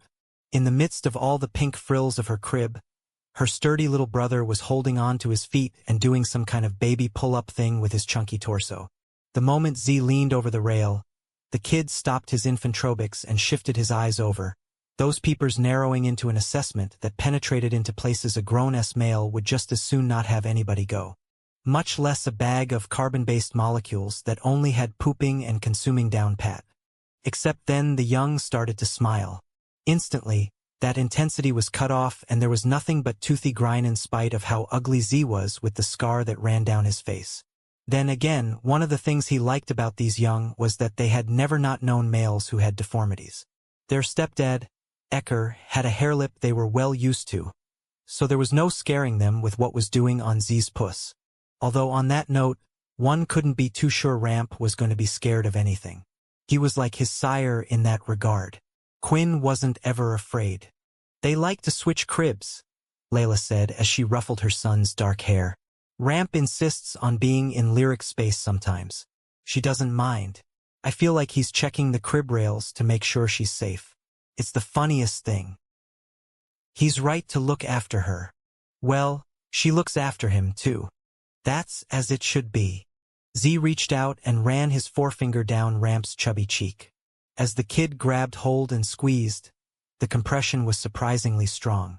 Then it was a case of tug, tug, tug. And all the time, the kid was cheery as he stared up. even though Zodist was a fully grown male capable of great violence. How do they know? As Z heard his voice hit the airwaves, he wanted to curse. He'd meant to keep that to himself. Second time tonight. Maybe he needed to go see Doc Jane for some oral cavity Imodium. No what?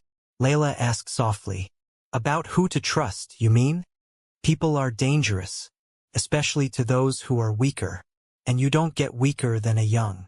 Not everyone is dangerous. Look at you standing over the cribs of my young. He moved over to Lyric, and as soon as she saw him, she smiled, her eyes twinkling like stars in her baby face. You would kill to protect them, Layla murmured. Damn right I would. They are my family, even though we are not of close blood.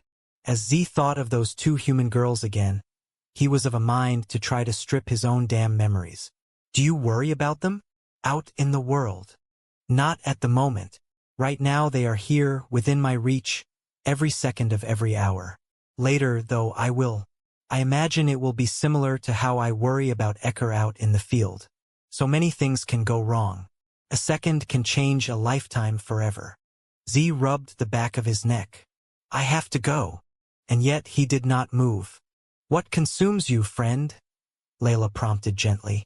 I don't like the vagaries of chance. What's making you think of fate tonight? Nothing. Just snowbanks. And children. And stabbings. Nothing in particular.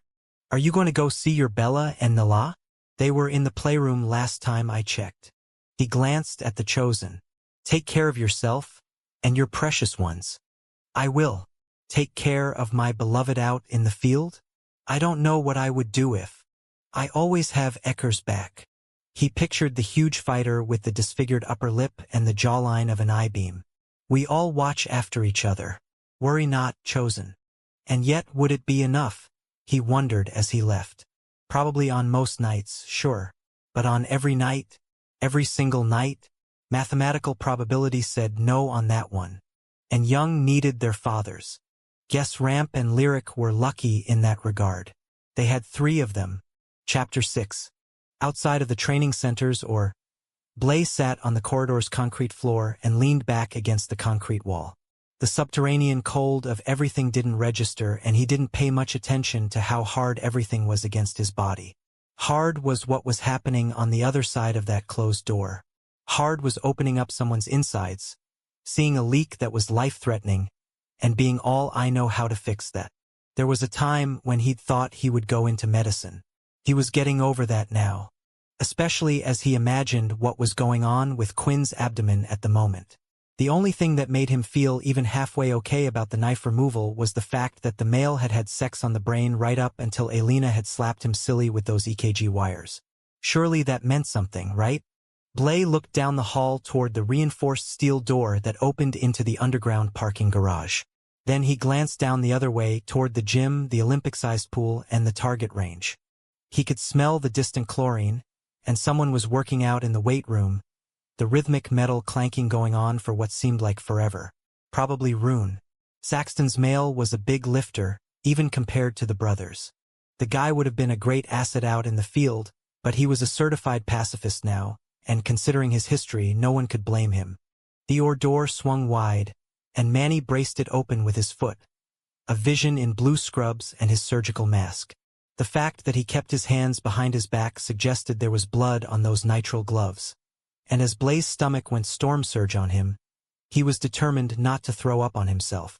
Quinn did great, and the knife missed all the expensive real estate. The surgeon shook his head. It's a miracle. As always, someone was watching out for him. Blay put his hand over his heart, and as his head swam with relief, he was glad he was sitting down. Thank you so much. Oh my God. Thank you. Our pleasure. We're just closing now. You can see him in a little bit. As the surgeon ducked back into the sterile area, Blay rubbed his face and shuddered inside his own skin. Images of crystal glasses caught just as they fell off the edge of tables, and of fingers narrowly saved from the bite of car doors, and of landmines missed by millimeters, flashed through his mind. And now, as Quinn's body was set to rights again, Blay's own part of the healing process could begin. With the mortal danger over, He had to coax his brain back into risk-awareness hibernation. After every narrow-margin save and each near miss, he always had to stuff his panic back in its lockbox. Otherwise, he'd be perpetually quaking in his boots. The thing was, they were all at risk. Every night they went out into the field, especially with the Omega gone, and the trainees and others seeing a new shadowy threat downtown. At least with the lessening society, they'd known what they were fighting. Shuffling sounds brought his head up. A hobbling figure in a terry cloth bathrobe was coming down the corridor, its weight braced on a cane, its gait as steady and regular as a case of the hiccups. The head was down. The dark hair, which had begun to thin and go gray, was wet. The scent of chlorine was pervasive. "Luches," Blay said. "How are you?" Quinn's brother didn't speak until he was right in front of Blay, and there was effort involved in lifting his head from its permanent lull. "I am well, and yourself?" The voice was reedy, but the accent was straight-up Glimera, something between highbrow British monarchy and French diplomat. "I'm okay, and so is your brother." Luches's gray eyes flared, and he looked to the closed door. "Is Quinn unwell?" "As a matter of fact, he's just recovering from a case of pokeitis. He's going to be fine." "He was injured whilst fighting, then?" "It was minor." Blay blinked away the image of that knife handle sticking straight up. "And you know, he's a tough one." "Yes, he is." Luches lowered his head. "He has always been." It seemed apt that Luches went to illness first rather than contusion or concussion. The aristocracy was not hardwired for physical combat or the realities of war, and the male's perspective had not changed in spite of what had been done to him by the Omega's son, Lash. And maybe Luches's abduction and torture were part of it. Even though he had been treated at the training center since he had been rescued from that oil drum, the brothers and the fighters didn't talk about the war anywhere around him. He'd been through enough. "How is your new prosthesis working out?" Blay asked. That weight shifted in favor of the cane, and a molded silicone foot presented itself from under the hem of the robe. "It is what it is. I'll bet it just takes time to adjust." As Blay made the comment, he was aware that he knew nothing about what being an amputee was like. "Have you talked to Fury?" "He has been most helpful." There was defeat in that voice as the molded foot was placed back on the concrete floor. "One is exhausted by so much, however. You've come so far." Blay tried not to notice the thinning hair and the lines that were etched deep into a face that should have been as youthful as his own. He also did not look at the mangled hand upon the head of the cane. "Truly you have. And yet I am no closer to where I wish I was. If you will excuse me." As if the male was uncomfortable with where the conversation had gone. "Of course." Even though Blay was sitting down, he bowed low in the manner of the aristocracy, bending himself over his outstretched legs. "I'll tell Quinn you stopped by and asked for him." "Please do." In polite recognition of his departure, Luches also inclined his torso, but a cracking sound let off as if his spine was not as flexible as it should have been. With a grunt of pain, his deformed hand tightened on the cane's grip, and Blay jumped up and caught him as his balance listed sharply to the left. "Forgive me," Luches said as he shoved his body back to level. "I am not my brother. I am not tough. There are many who would disagree with that, and I am one of them." Eyes that were gray as a fog stared across the vast distance of experience and destiny between them. To think that they had both started in the same place. Healthy, firstborn sons of the aristocracy. "Now, I am sorry," Luches mumbled. "Did you tell me exactly what happened to my brother?" "Cannot recall. Lately, the pain has been making me fuzzy." As Blay hesitated, the male shook his head. "So it was in the field, was it not?" "He is okay now. You all protect me from things I very well know exist. The monsters are out from beneath my bed, dearest Blay, and not only has it been as such for quite some time, ne'er shall they return thereunder. I live with them in my head." Luches touched his temple. "I can assure you that there is no fact pattern you can report that comes close to what dwells here in my mind, especially as my brother appears to have bested whatever attempt was made upon his life." Blay cleared his throat. He was stabbed. In the stomach. That stare returned to the OR's closed door. He must have been in such agony. He was. But he handled himself. Of course he did. Survival is a learned trait that comes through the mastery of suffering. My brother suffered in our household for all of his most vulnerable years, so yes, he can get through any kind of pain. Endurance is what he learned to do best. Lucius's head relowered into its downward position. On the other hand, I am not like my brother because I was not like him. I was nurtured and therefore have no strength. Or purpose, for that matter. You are well loved here, Lucius. There are many who care for you. Take care of me, you mean? That prosthetic foot made a reappearance. My needs far outstretch my contributions. I'm afraid. That is not true. And what exactly have I done for the race of late? Or any of you? Before Blay could respond, Lucius shook his head. Forgive me. I do not mean to sound churlish. It is just that Quinn is the male our parents should have found virtue in. Outward appearance is, after all, a very thin margin of judgment for character, is it not?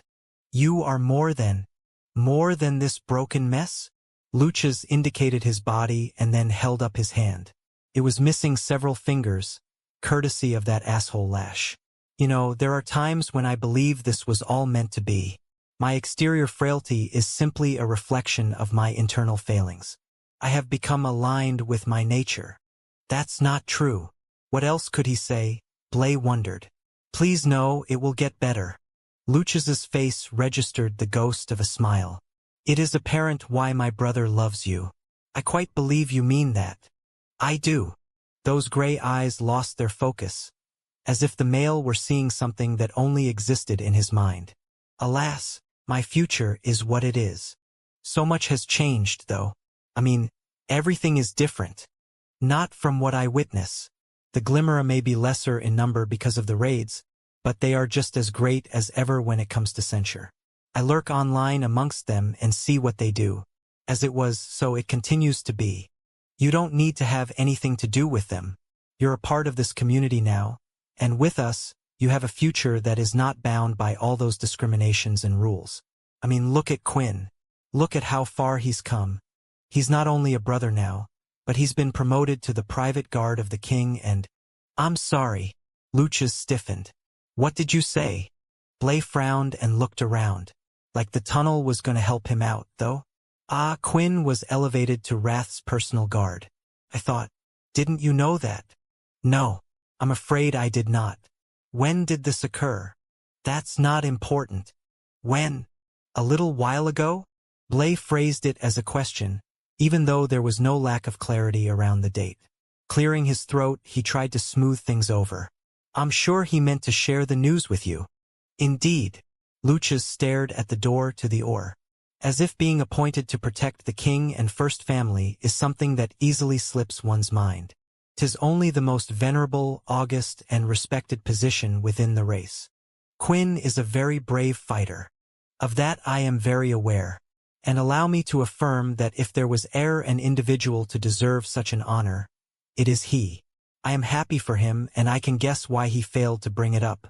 Quite a reversal of station he and I have had over the course of our lives. There was a pause. Well, I look forward to his full recovery, as I'm sure do you, and to his continued service unto the race. Lucius, please. Blay offered his open palms. Like a lame ass. I don't know what to say. Worry not, old friend. Those gray eyes clouded over. My brother chose wisely when he picked you. In truth, Blaylock, you are a male of worth. This time, Lucius did not try to bow as he turned away. Relying on that cane, he shuffled down the clinical area. The robe hem swinging side to side as weight was transferred back and forth, a load borne with unreliability. When he got to the door to his patient room, he tilted his head to the side in its downward position and looked back at Blay. And then he lifted his bony, mangled hand in a wave before disappearing into his private space. With a curse, Blay remembered the male from before the raids, from before Lucius had been captured and tortured by the Omega's son, Lash, and the Lessening Society. He had been so fit and healthy and perfect, the pride and joy of his parents, of the Glimmer as a whole. A firstborn son of impeccable pedigree with all his fingers and toes.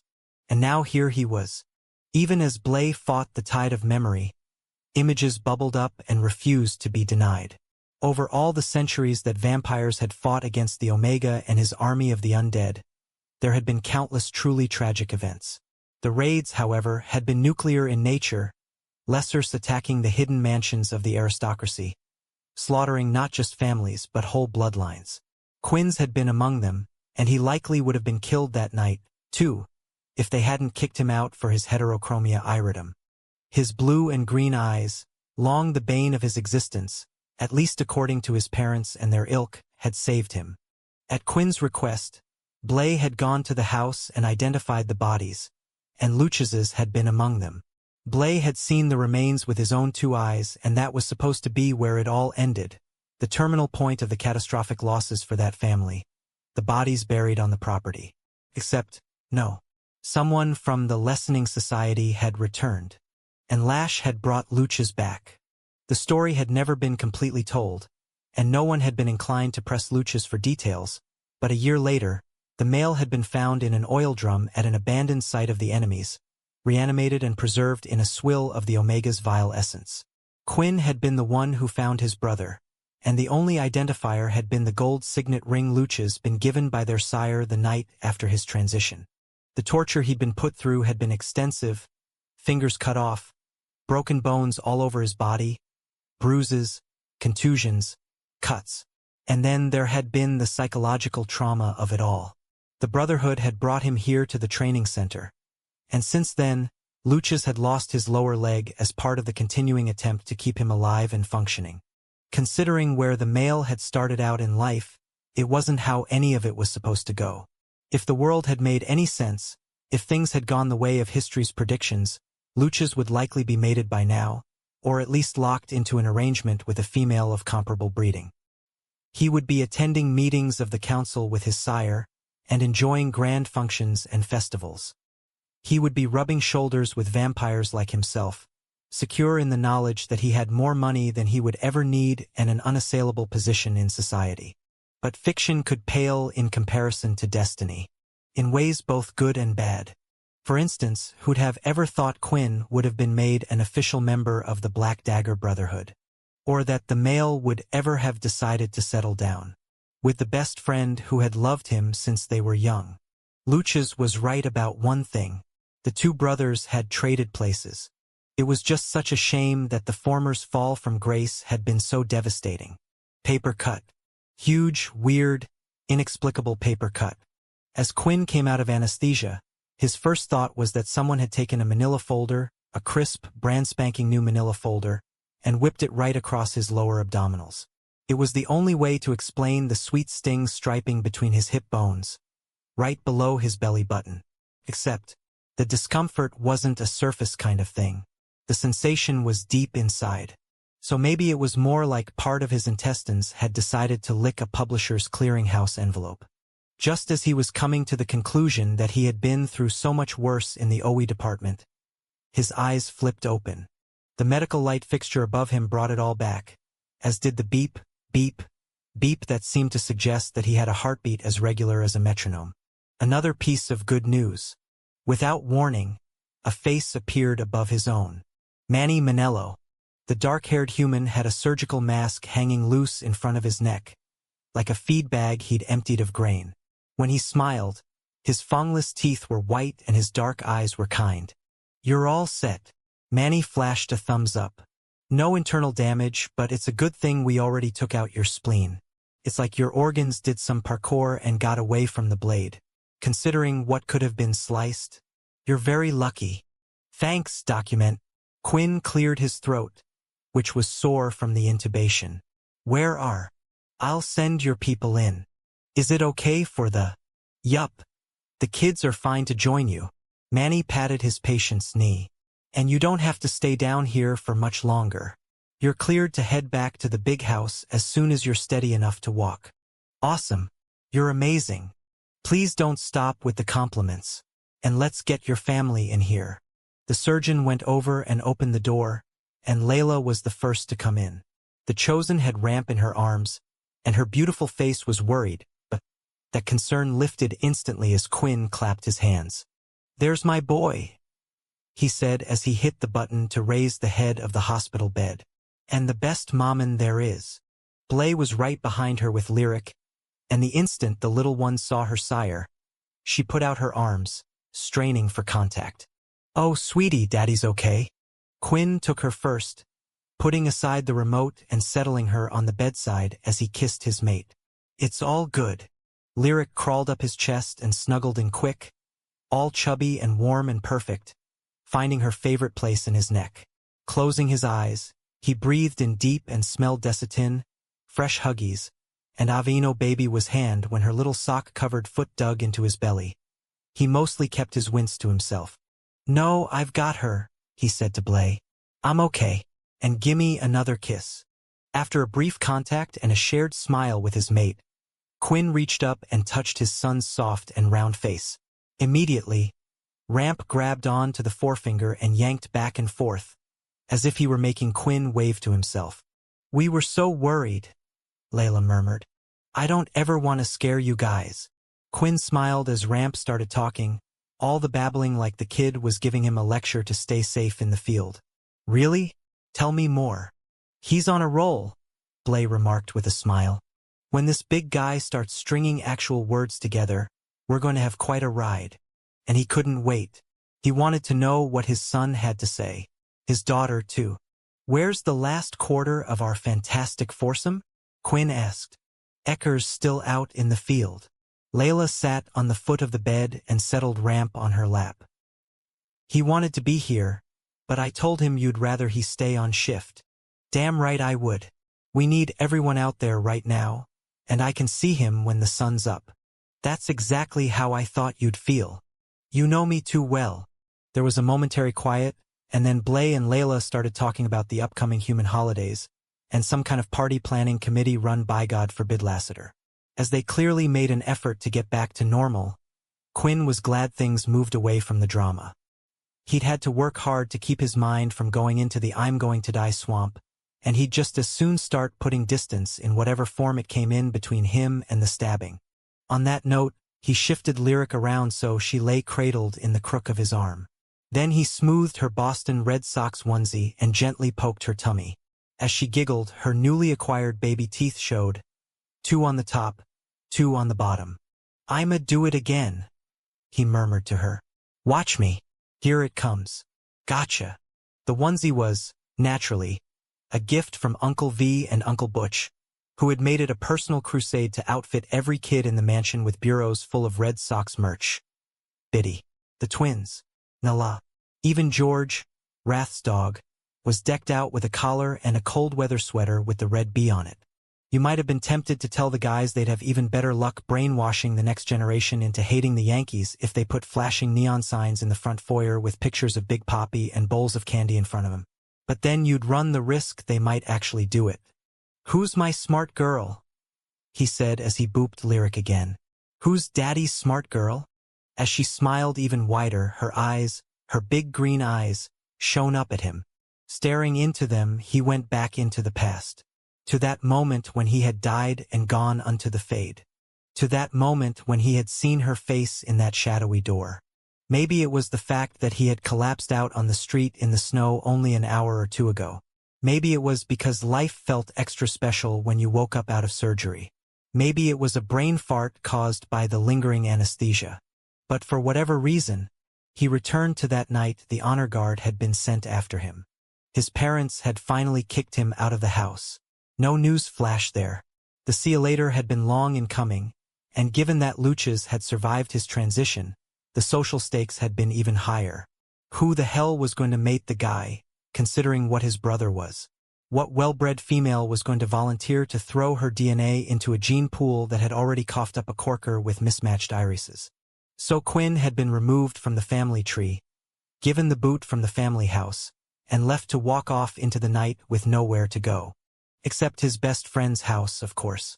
He hadn't made it to Blaze, though, for males in hooded black robes had intersected his path, and he could still picture them clear as day, their faces hidden, their roll clear, an honor guard sent to punish him and avenge his family's name.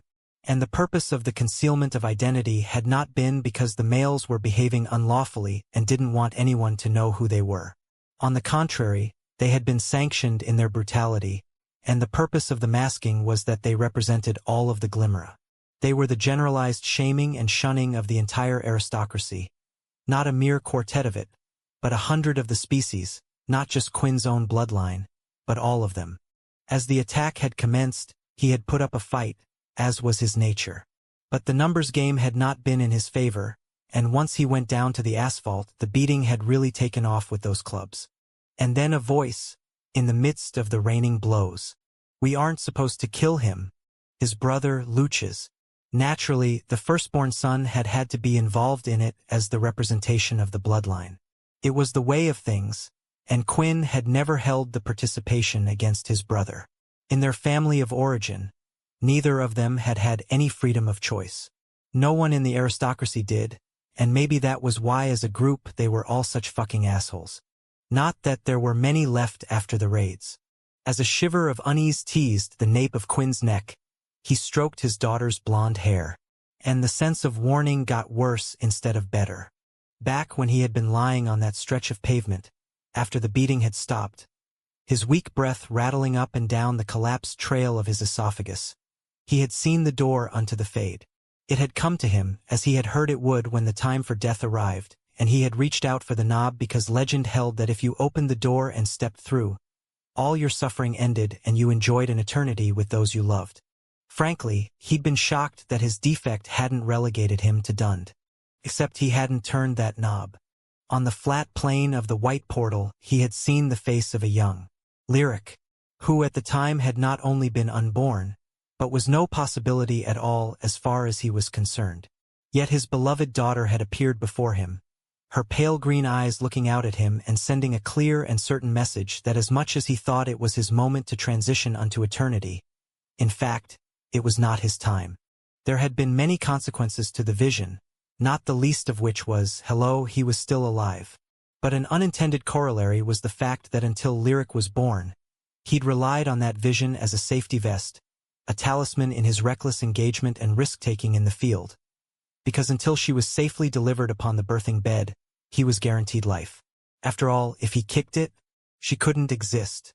Now, though, it dawned on him that his purpose in creating her had been fulfilled. No more grace period for danger and death. Sure, in the vision, he had seen her green eyes change to reflect his own mismatched gaze. But that didn't mean he could guarantee he'd be around to see the shift happen. And as for what happened tonight, he'd been chilling in that tow truck, not expecting any complications from humans, frustrated that he wasn't on the front lines. One stab wound later, he was in the OR. Okay? Quinn. Quinn looked up. The other two adults in the room were silent in that way that people got when they were expecting the guy in the hospital bed in front of them to throw a clot and expire on the spot with a round of seizures. He wasn't even sure which one was asking him if he was all right. Just perfect. He gave Lyric's hand a squeeze with his thumb and forefinger. I'm absolutely perfect. Come on, with these little guys in my life, and you two plus Ecker? How could I not be? The relief that came over the faces that he held so dear made him feel guilty. But sharing the fact that his get-out-of-jail-free card had been stamped didn't seem like a kind or necessary thing to do. Shit. He would have been way more nervous going into surgery, or even out on that snowy street, if he'd done the math on it all. He kind of wished he could undo the realization. Then again, being more careful just made sense, didn't it? Chapter 7. The sound of the shower running was a soft lilt through the otherwise silent bedroom suite, and as Z shut the door to his mated chamber, he closed his eyes and breathed in deep. Shampoo, conditioner, soap. But more than that bouquet of cleanliness was the underlying scent that pulled it all together. His Shellin, Bella, mated unto the Black Dagger Brotherhood, son of Agni, beloved Mammon to Nala, firstborn of a union that was based on true, abiding love. When he opened his lids again, the water had been turned off, and there was flapping, a towel being drawn across a naked body with vigor, like the Mammon in question was in a hurry. He walked forward, shedding his jacket, his chest holster with his daggers, and his guns that rode his hips. He put the hardware of his job inside the walk-in closet on a high shelf, out of sight and out of reach of the young. But never out of mind, not for him, not for his mate. Zadist. Oh, that voice. The one that he heard every day and night and never grew tired of. The one that roused him from sleep and aroused him anywhere he was and soothed him and made him smile and did a million other things, small and large, with whatever syllables it served. Hi! He came to the open double doors of the bathroom and looked across all the white marble. Good shower. Bella wrapped herself up in a towel the size of a tarp. The fact it barely fit around his shoulders when he used it made him think of how small she was in comparison to him, and he liked the weight difference, although not because he cared about thin or fat. It meant he could protect her, kill for her, feed her and their young with his bare hands if he had to. Caring for his mate and Nala was the highest purpose he served, higher even than saving the lives of his brothers and his king. Yes, it was a very good shower. She bent down and wrapped her wet hair up in a separate towel. Flipping the end up as she straightened, she picked her moisturizer off the counter. I got covered with paint in the playroom. Oh, Nala's idea of finger painting is more, especially when it's all over her mommin. Those were blue jeans when we started. When she pointed to the tub, Z glanced down at a wad of Levi's that belonged at a murder scene. The denim was caked with red. Wow! Right? And I'll spare you the fleece I was wearing. All I'll say about that is Fritz was so excited to take it from me. I swear that Doggen loves cleaning up messes like it's his job. Bella frowned. I guess it is his job. That made no sense. As she laughed at herself, he leaned against the archway and enjoyed watching his Shellen's hands smooth the Neutrogena over her shoulders, her arms, her elbows. As things began to thicken in his blood, ideas of the naked variety occurred to him. Is she there still with Biddy? He asked as his mate bent down and started working on her legs. Please, dear God, let that babysitter be with her. He thought as his eyes tracked Bella's hand going up her calf and over her knee, the two halves of the towel parting to reveal the skin of her thigh. Yup. The pair of them are having the best time. Biddy is just so terrific with her. I swear. That girl is a gem. Abruptly, Bella stopped in mid-application and looked over at him. What's wrong? Z couldn't keep himself from smiling slowly. Well, at the moment, I'm sorely disappointed that I didn't walk in here 10 minutes ago as you were just getting into the shower. But I can work around that setback if I take that towel off of you. With my teeth. Bella straightened, and, tragically, lost none of her narrowed eye. What happened tonight? You're home early, aren't you? Is everything okay? Who got hurt? Everyone's fine. Z walked forward. There's nothing wrong. He slipped his hands around his mate's waist. The softness of the terry cloth nothing compared to her skin. In response, her eyes went over the features of his face, and he let her look to her heart's content. She was like this. She always knew whatever he didn't speak, and yet he hadn't lied. He'd gotten the group text that Quinn had come through the operation just fine. So everything was just fine. She put her arms around his neck and leaned into him. When she just stared up at him, he knew what she was doing. She was giving him a chance to elaborate, but also letting him have his privacy, and he hated that she had to do the latter. His therapy sessions with Mary were a weekly thing, and they had helped him a lot, but translating his feelings into words, or even just defining them and sorting through them in his own head, was still hard for him. I'm sorry, he said. Her smile was so beautiful, the center of his chest ached. I love you. God, those 3 words covered so much territory, didn't they? Don't be sorry. I'm here and going nowhere. I accept you how and where you are. You are not as broken as you're telling yourself you are, and you'll talk about it when you're ready. Just as he was dropping down to kiss her mouth, there was a knock on the door, and Z glared at the wood panels all the way across the room. The fact that their bed, their big, soft, blanket-laden bed, loomed in his peripheral vision, a nirvana that was potentially getting sidetracked, made him. What were the right words? Cranky as fuck. What? He ground out over his shoulder. Through the closed doors, Tor's voice was all business. Rath's called a meeting. I tried your cell phone. Fucking hell, Z muttered. And then louder. Coming. Bella ran her hands over his shoulders. We'll pick this up where we left off later. He shook his head. I owe you an apology. You can't control when meetings happen. Not about that. He ducked his eyes. I just wish I were easier. Are you kidding me? Compared to the likes of this house? Wrath? Wait, how about Lassiter? Lassiter. They laughed together a little, and then he said, but I'm really sorry. Those 3 words were like the ones she'd spoken to him, covering more territory than just their Merriam-Webster definitions. As soon as I know what's bothering me, I'll come to you first. I'm okay, truly, and I'm so grateful for your patience. I'm trying to get better at relating, but sometimes I still get stuck and I wish I didn't. Oh, and one more.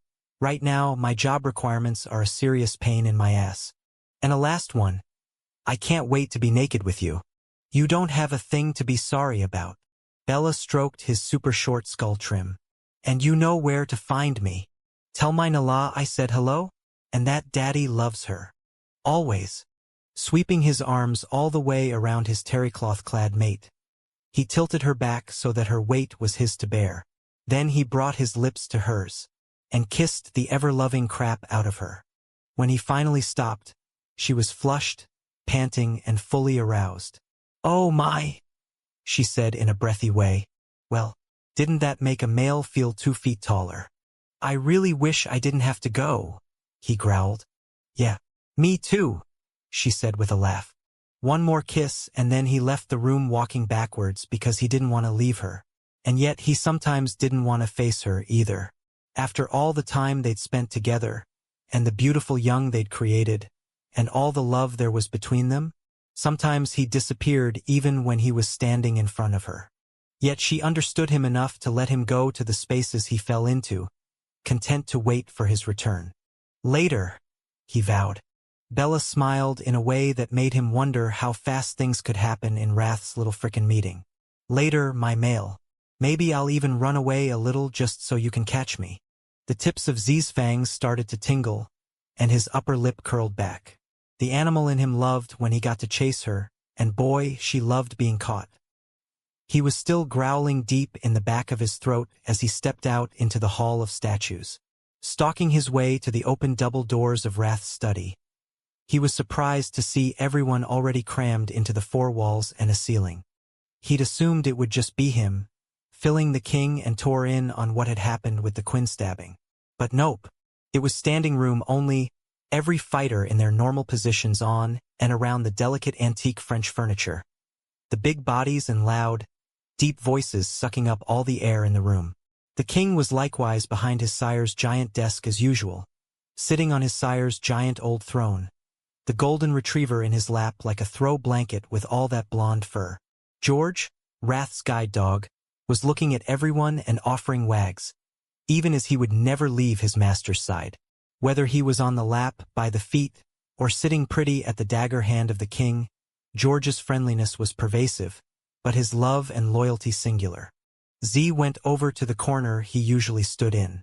Fury, his twin, was there along with Shex. How's by you? His brother asked quietly. Do you know what this is about?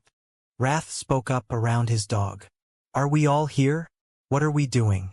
I'm not getting any younger. The great blind king, now democratically elected, was already frowning behind his wraparounds like he'd been waiting for 12 hours. His widow's peak and long black hair making him look more than a little evil, especially as he clipped his words. Then again, the male could work himself into a lather over the delay of a second and a half. Tor, who was at the king's side, cleared his throat and spoke up over the din. We're all here. Do your thing then, weatherman? Wrath muttered as the chatter eased off its raucous boil. Tor nodded. Thanks for coming, everybody. So it looks like we've got a serious snowstorm on the forecast tomorrow, and the double doors, which had been closed, were thrown open, and what was standing in between the jams was a sight for no eyes. Like absolutely, positively no eyes whatsoever. None. Lassiter, the household and race's favorite fallen angel, at least if you asked him, that was, and if you asked anybody else, you'd get the statistic that there was in fact only one known fallen angel on the planet. Struck a pose, hands on hips, chest puffed out, feet planted like he was ready to get his legs judged by ANTM. What the fuck are you? Someone said. We're still trying to figure that out. V muttered as he lit up a hand rolled. I volunteer to start the list with moron. Lassiter sauntered in and did a little turn. Mr. Freeze, motherfuckers. in honor of the coming blizzard. Now I know why I'm a Marvel fan, somebody blurted. Even though Z didn't know Marvel from Mrs. Maisel, he couldn't agree more. The angel had somehow managed to jack himself into a pint-sized costume that was the color of blueberry Kool-Aid and had all the pipes and mechanics of an air compressor. A molded plastic weapon of some derivation or another was hanging off his right arm, and he'd completed the ensemble with a pair of bronze-colored, bug-eyed glasses that had been strapped to his pinhead. Clearly, the getup had cost at least 20 cents to make. Maybe 30. Cue the peanut gallery. How did you get all your hair under that bathing cap? Do you actually think any of that fits? Can you please put your junk away? Why does Amazon Prime offer free shipping? It should offer free burning. Lassiter flexed his sizable muscles, especially his glutes, at which point there was a series of tearing sounds, which was what happened when you put a 5-pound bag over a 50-pound asshat. Oh my God. If he goes Hulk and flashes his cording tackle, I'm gonna poke my own eyes out. I don't care what any of you say. The angel cut in. You're going to get used to me because this nor'easter coming our way? We're going to be snowbound inside for days. And days. And days it's going to be all of us here on the mountain together. Sharing and caring. There was a pin-drop pause of silence. And then V spoke up. Who wants to leave right now? Everyone jacked their dagger hands up on a oneer. Lassiter looked around with the kind of surprise that indicated self-awareness was not in his personality inventory. Then again, the costume proved that as well. You guys can all bite me, the angel muttered as he turned on his heel and headed out of the study. For real. Chapter 8. Down in the clinic, Quinn turned his head on a pillow that was cushy as a piece of toast. Right next to him, sitting on a chair that had been pulled up tight to the bedside, Blay was looking at his phone, reading something that had just come through. The overhead light had been turned down, and in the low glow, the male's red hair was all copper and shine. That fresh fade V had given him was super tight on the bottom, making his jaw look extra strong, and the flop over his forehead was the kind of thing a male wanted to run his fingers through. Then again, there wasn't much that Quinn didn't want to touch when it came to his mate. What is it? He asked. Everyone had pulled out of the oar, Layla with the kids, and Manny and Elena after they'd unplugged all the machines from him. The training center was likewise quiet. No more voices off in the distance. No footfalls, no muffled grunts from people working out in the weight room or the big gym. It must be getting close to last meal, or maybe Wrath had called a meeting. Tomorrow night's schedule, Blay said with a frown. Where am I going? Blay looked up, all serious, which naturally was sexy as fuck. Nowhere. You're redshirted for injury for 48 hours. You know the rules. I was hoping they forgot. Are you on? No one's on. Blay turned the Samsung around. Schedule's empty. What the hell happened? Blay started texting. I'm going to find out. Quinn waited patiently, and when the tippy-tapping ended, he snagged the unit and put it face down on the bedside table. Hi. Blay glanced at the phone. Hi. Come here. To give the guy some guidance, he reached out and took a hold of the front of his mate's shirt to pull him in. Hi. Their lips met briefly, and when Blay went to ease back, Quinn tightened his grip on that shirt. He said as he got more of that mouth.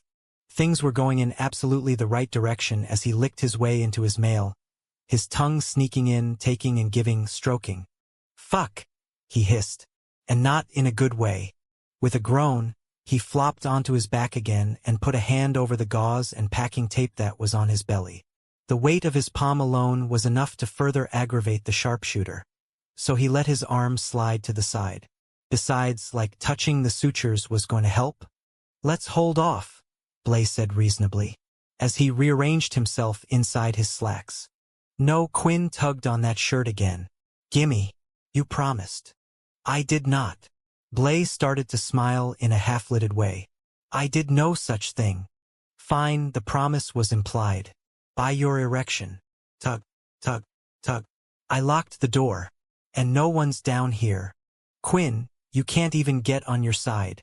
The gasp that cut off all that being logical was so damned gratifying. And exactly what Quinn had been going for as he transferred his hand from the buttons on that fine, pressed dress shirt to a rather tented region south of the waistband of those fine, pressed slacks. Right onto the hard length of Blaze arousal, actually. I told you before, Quinn murmured as he ran his pierced tongue over his upper lip. I don't have to move much. You can do the active part. I'll just open my mouth. Quinn. Okay, that was a yes. That tone, with its pleading lilt, was a total fucking red-hot yes. All you have to do is put it in, then pull it out. After that, you push it in deeper to the back of my throat. And out again. You do the work. I'll just suck on you, lick on you, make you come in my... The groan that Blay let out was so long, so tortured, so hungry that it made Quinn's hips jerk of their own volition. That's right, he said as he lowered his lids. Let me see you unzip and take it out. Blay looked to the door. We're locked in. Absolutely. Now, all things considered, Quinn had no problem having sex in front of an audience. Then again, when you were good at something, showing off was hardly a character flaw. His lover didn't feel the same way, though, and Blay's need for privacy was something that was always respected. And hey, the truth was, Quinn liked the fact that his male only shared that side of himself with the one who loved him most in the world. Let me see it, Quinn prompted as Blay stood up from the chair. I want to see it. Blay's hands trembled as they went to the belt, to the button, to the zipper at the front of those slacks. Fumble, fumble. Then the two halves were yanked wide. The enormous erection that burst out was exactly what Quinn was looking for. Commando, he moaned with approval. It's meant to be. As his mate's dagger hand encircled the thick shaft, Quinn did some groaning of his own. Except then Blay took a sharp step back. Cue the sound of a needle scratching over an LP. Are you sure we should be doing this? Blay asked. I mean, what if something bursts open and the only thing bursting is going to be you, lover mine? Quinn. I'm serious. So am I. When Blay stayed where he was way out of hands-on range, much less tongue-piercing reach, Quinn tried to level his stare and pretend he wouldn't say absolutely anything to get what he wanted. They weren't even going to make me take a wheelchair back. I'm allowed to walk on my own. And I already feel so much better. You can't roll onto your side. That's my hips, not my head. And besides, your pelvis is going to do the work, not mine. It was probably unfair to flick his piercing around. But what was that saying? All's fair in love and blowjobs? Okay, fine. That wasn't the saying. Please, he said. And I promise I'll tell you if anything hurts. There was a pause, and then Blay stroked his cock. Good, Quinn said with a smile. I haven't said yes. Yeah, you have. You're pumping yourself off. Blay looked down as if he'd had no clue what his palm was doing. Traitor, he muttered. Are you talking to your hand right now? No, not at all. Just give me my medicine, Blay. You're not going to hurt me. Worried blue eyes stared over. I couldn't bear that. I know. It's one of the many reasons I trust you. With the decision finally made, there wasn't any more talking. The blunt head of that arousal coming at Quinn's mouth, just as he'd begged for. And yes, he opened wide and took it all, sucking the length in, savoring the heat, the taste, the guttural sound that his mate made. Lifting his eyes, he had the pleasure of watching Blay's head fall back and his arm shoot out to steady a rocky balance on the solid wall behind him. A smacking noise rose up between his face and Blay's hips, quiet, repetitive, achingly erotic. The rhythm was slow, Blay deliberately taking his time, which was fine until it became frustrating, at which point it was even better. Snaking a hand out, Quinn grabbed onto the back of his lover's thigh and opened his throat, taking the full tip to base, everything stretching, his head moving back on the pillow. Blay gasped and started to pump properly, noises rumbling in his chest, his breath starting to come fast and hard. And yet he was holding back. Quinn pulled himself free of his prize, his lips releasing the head with a pop. Fuck me. I want you to fuck me. Give me everything. Those blue eyes flared, but then went to Quinn's abs. It feels so good. But it could be better. Quinn put Blay's hand on the back of his own skull. Fuck me proper. You know you want to. You're just out of To cut the conversation, Quinn extended his tongue and deliberately tickled the tip of Blaze's arousal with his piercing, the silver ball teasing, tasting, tempting, assuming he was doing it right. Oh, Quinn, God. Yup, he was doing it right. And what do you know, in return, Quinn got exactly what he wanted. Slowly at first, and then with increasing urgency, Blaze drove his cock in and out of the mouth that was so greedy for him. In and out, harder now, faster now. And the broad palm on the back of Quinn's head was the guide that made it all possible. Well, that and those hips, those lean hips with the wings of muscle on both sides. Blaze's body had been sculpted by a master, every part of it. Especially the part that was fucking Quinn's mouth. Ah yes, this is exactly the kind of medicine he needed.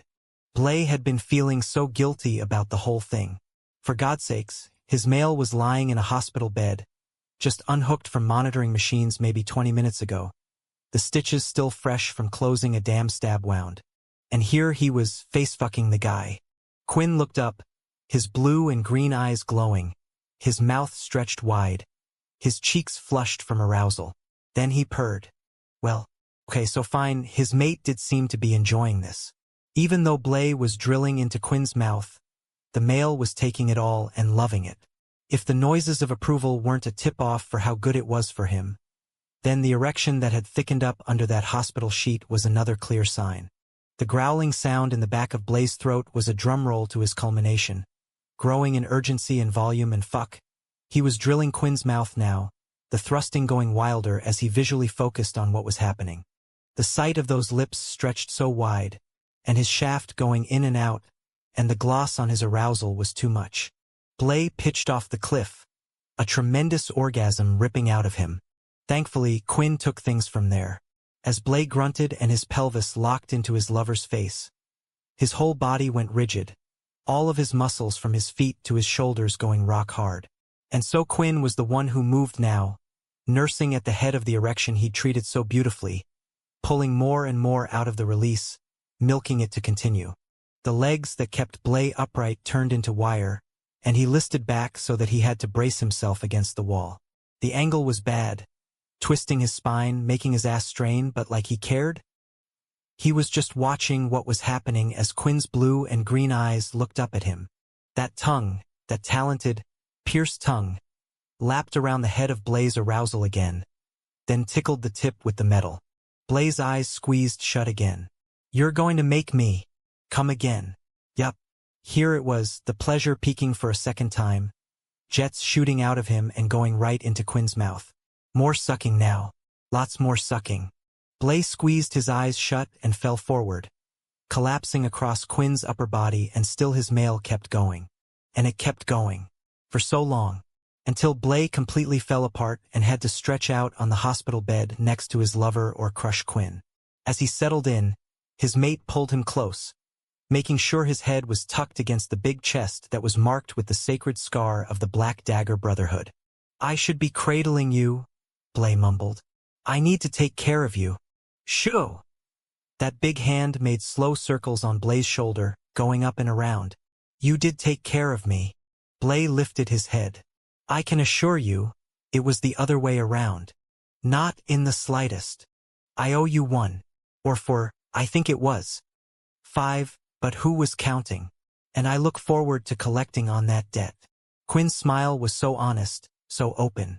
Anytime. Just maybe when you're, like, not right out of an operation. Nah. Any time. Like how about now? Blaze blinked. We've already covered this. You can't move. All fours is probably out of the question, but I can roll over. No, you can't. Blaze shifted his head because he knew eye contact was necessary to get the point across. And I am not doing that to you right now. Buzzkill. As they started at each other, they both laughed. And then Blaze got serious as he admired his mate's hard face, and that strong chest, and that constant wellspring of sexual desire that was ever present, ever ready. Instantly, nothing else mattered or even registered, and it was fun. You'd think after all this time, things would stop receding. But it happened again. The hospital bed disappeared. The room disappeared. The clinic, the training center, the mountain, the world. Everything was gone but the male who was looking back at him. "Your face is a view I never tire of," Blay whispered as he stroked the black and purple hair that had been mussed in the process of, well, the blow-job of his life. Quinn nodded. "And yours is my true north. So there." With a smile, Blay meant to keep the compliments going. But then it dawned on him. "Oh crap. My pants are around my ankles. I can think of no better place for them to be." "Good thing that door is locked." As Quinn went to move, Blay put his hand on the male's shoulder. "Wait. Where are you going?" "Nowhere." Quinn's face tightened as he sat up and sucked in a breath. But when Blay went to pull him back down to the pillow, Quinn fought the urging even as it cost him more pain. "What are you doing?" Blay demanded. The blanket that was folded at the end of the bed." Quinn pulled the soft weave free, shook it out of its squares, and placed the softness over Blay's lower body with careful hands. Even as his face lost its color from whatever he was feeling at his wound site, he batted away efforts to help, and covered that which was clearly precious to him. Abruptly, Blay found himself blinking fast. There were so many ways that people said "I love you," and sometimes they did it without speaking a word. Chapter 9. Elle had done something bad last night, and someone had been hurt, in some awful way, or at least, that was what she had dreamed of. As her head began to pound again, she tried to stop pushing into the weird void that took over her mind every time she attempted to remember the details of the nightmare she'd had. God knew the straining hadn't gotten her anywhere. She had nothing but a lingering sense of fear and worry, and the headache. Still, whatever she had dreamed of was like a mental scab. She just had to pick at it. Then again, her guilty conscience had always been a thing. It was like the time she'd stolen one of Uncle Tommy's cigarettes and tried it out behind the garage. She'd felt awful afterward, and not just because she'd coughed her lungs up by the recycling bin. Taking her father's car out last night with her sister in the passenger seat and absolutely no legal driver's license in her pocket had been a really stupid move, especially when she was supposed to have been in charge. So of course her subconscious would hurl something over her mental fence while she was sleeping. Rubbing her eyes, she attempted to focus on where she was, what time it was, and what she was waiting for. At least she was clear on the first one. She was sitting at the breakfast table in her father's kitchen. She was also certain that it was a little before 6:30 a.m. And as for the third thing on that list, she was dressed for school, with her homework in her backpack, her hair brushed, and her parka over her lap. Like being all organized and ready for the bus this early could somehow make up for breaking her father's trust. Newsflash. She wasn't actually waiting for the bus. Glancing around, the weak light of morning made everything seem black and white. The pale green cabinets and cheery ivy wallpaper dimmed down to shades of gray. The throw rug under her chair nothing but a shadow. The spines of the cookbooks on the shelves altogether without color. The only light that glowed was the one out by the front door at the base of the stairs. But the illumination didn't go far. A mere patch of false sunshine. Picking up her phone, she signed in, but then just flipped through her screens. She had been compulsively checking the local news station's website since 4 in the morning. There was nothing. No reports of anything. But like her little joyride mattered? Like there was some kind of factory-installed tracer on the BMW that notified the police whenever someone with a learner's permit took the thing out alone? She just needed to get over herself. Yes, she had taken her father's car out when she hadn't had permission and without a valid full driver's license. Yes, her sister had been with her. Yes, that had been dangerous. But they'd made it back here fine. The car was still safe in the garage. And she and Terry had been in bed like the good little children they hadn't been before their father had come home with that THOT. End of story. Right? Elle went back to the local CBS News channel. Impending snowstorm. Missing dog found safe. Budget cuts coming in the new year. No one hit by a car by a teenage girl driving illegally or anybody stabbed. As the pain ramped up behind her eyebrows, she looked out to the hall light and the front door. She kept feeling like the police were going to show up at any moment and she was going to be arrested for obstructing justice because she hadn't come forward right away about. "Stop!" she groaned. Police did not come after people for dreams. She was being insane. Dropping her phone, She put her head in her hands. Her mind was like an amusement ride, going up and around and upside down. She hated amusement rides. On that note, she stared across at the refrigerator. Front and center, on the freezer side, was the school calendar for December. The sheet of blue paper with its squares full of stuff was held in place by 2 Disney magnets that had pictures from the trip last spring break. Herself, Terry, and Dad. All smiles. So the photographs were kind of like this house. Everything but Mom. And what a lie those smiles were. Their dad had intended for the vacation to lift everybody's spirits. Instead, Elle had been miserable on all the rides. Terry had complained about the food, and their father had spent a lot of time staring off into space. Even though she tried not to reimagine the night before as if the divorce hadn't happened, it was hard not to conclude that if her parents were still together, she'd still be asleep right now. Antsy and achy. She compared the kitchen she was in to the one she'd grown up with, because even though the past made her sad, it was better than diving back into her phone. Here, the furniture was new, and the room was in a different layout. Terry's backpack was on the counter in the corner by the landline that no one used and probably wasn't even turned on. There was a pair of running shoesman sized next to some snow boots little girl sized over by the door out to the garage. The cereal boxes were all kid kinds like Captain Crunch and Frosted Mini Wheats, and there were avocados mixed up with the apples in the fruit bowl and whole grain bagels with everything spices were left out by the toaster. If her mom had lived here, the clutter would have been cleaned up, the phone line turned on, and the cereals would have been organic substitutes of brand names that had no sugar added.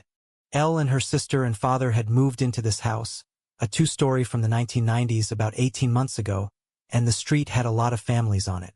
Just like at their old address, in the warmer months, bikes sunbathed on front lawns that were mowed by the owners, not fancy lawn services, and now that it was cold and Christmas was coming, there were blankets of red and green lights in all the bushes and twinkling white icicle strings hanging off the gutters. So it was almost the same. And completely different. Funny, she'd always assumed everyone's life was perfect on their old street. Now, it felt like everybody else's life was perfect. Especially after her bad choice last night. At least Terry was still asleep in her room upstairs. If Elle had to deal with that mouth this morning, not going to be good for anyone.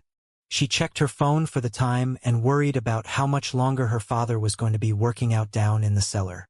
She needed to get this conversation over before Terry woke up.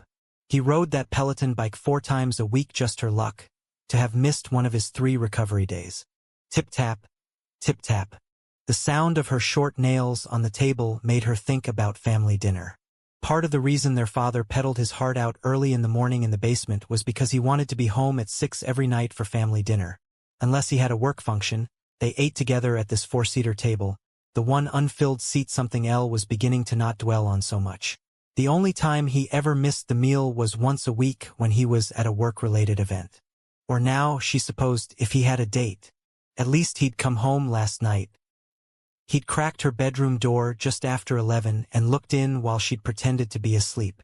She hadn't been ready to talk yet, the right words still ordering themselves in her head. Soldiers that had refused to get into formation.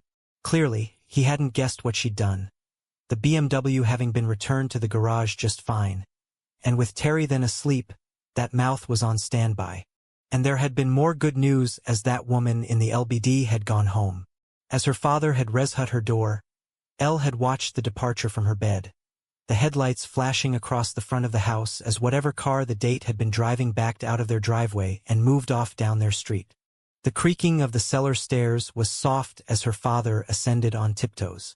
He was always worried about how much they slept, so he was quiet when he moved around in the early morning. Elle flushed, her palms getting sweaty, her heart skipping in her chest. As he opened the basement door, he was in the process of wiping his forehead with a white towel and stopped short. Well, hello. You're up early. Basile Elaine was just over 6 feet tall, with thick dark hair, a face that always had the shadow of a beard no matter how often he shaved, and a now much less dad bod than before the Peloton bike purchase. Elle tried to smile. Just felt like getting a head start. I like the discipline. He looped the towel around the back of his neck. If you want, we can get your sister up and I'll drive you in. That way you won't have to ride the bus. The bus is good. I don't want to make you late. Her dad frowned. You okay, Bug? She'd been called Bug for so long. She had no idea where the nick had come from, and lately it had been annoying her. She was 16 now, and who wanted to be called an insect, anyway? Right now, though, she was hoping it meant he'd go easy on her. Ties to her younger, cuter, much less likely to joyride in a car self. What's going on? Her dad came over and pulled out a chair. Talk to me. Elle spent some time looking at her nails. She'd painted them black last week, and the tips were already chipping. Whatever it is, we can work through it, he murmured, which was what he always said. She looked up.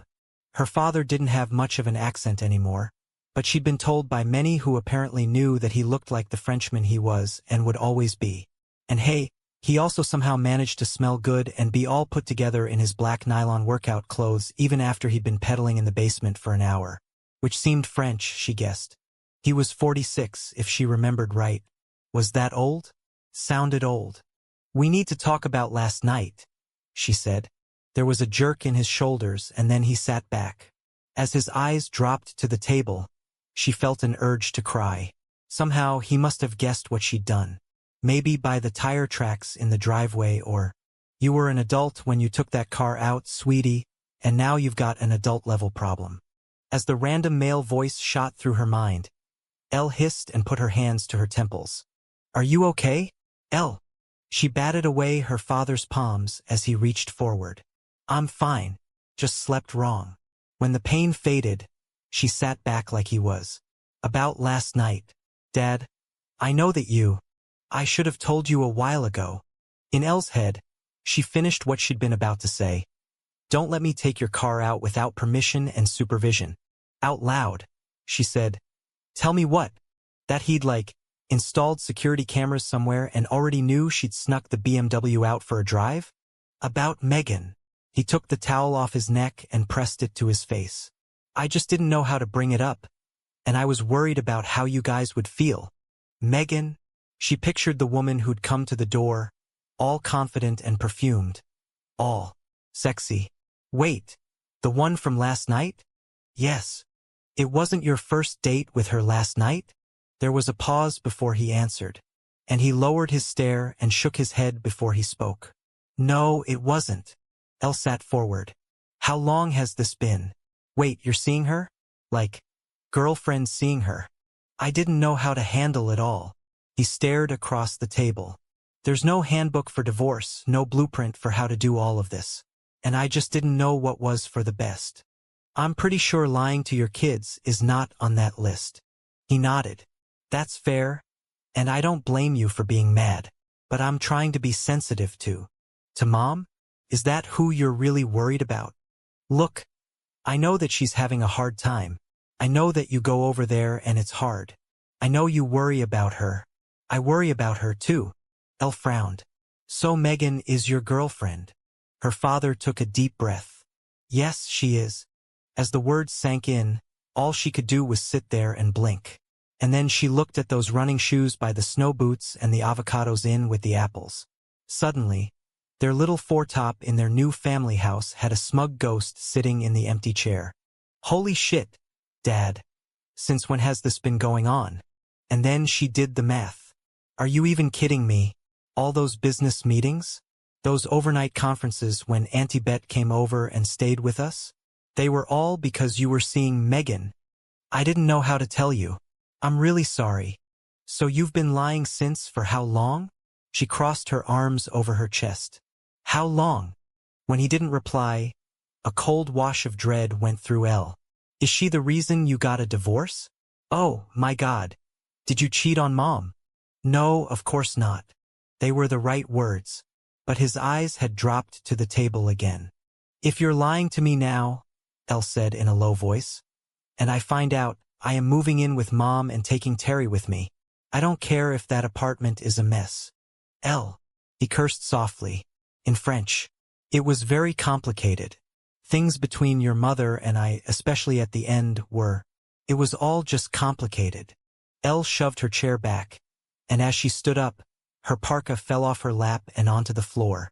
That's a Facebook status. It's not an acceptable reason for killing a family. For all of her life, her father had been the steady and calm one, the one she could look to for guidance. Now he seemed as lost as a child. "Tell me," she demanded. "Your mom and I had been drifting apart for a while. Because you were cheating on her." "No, that came later."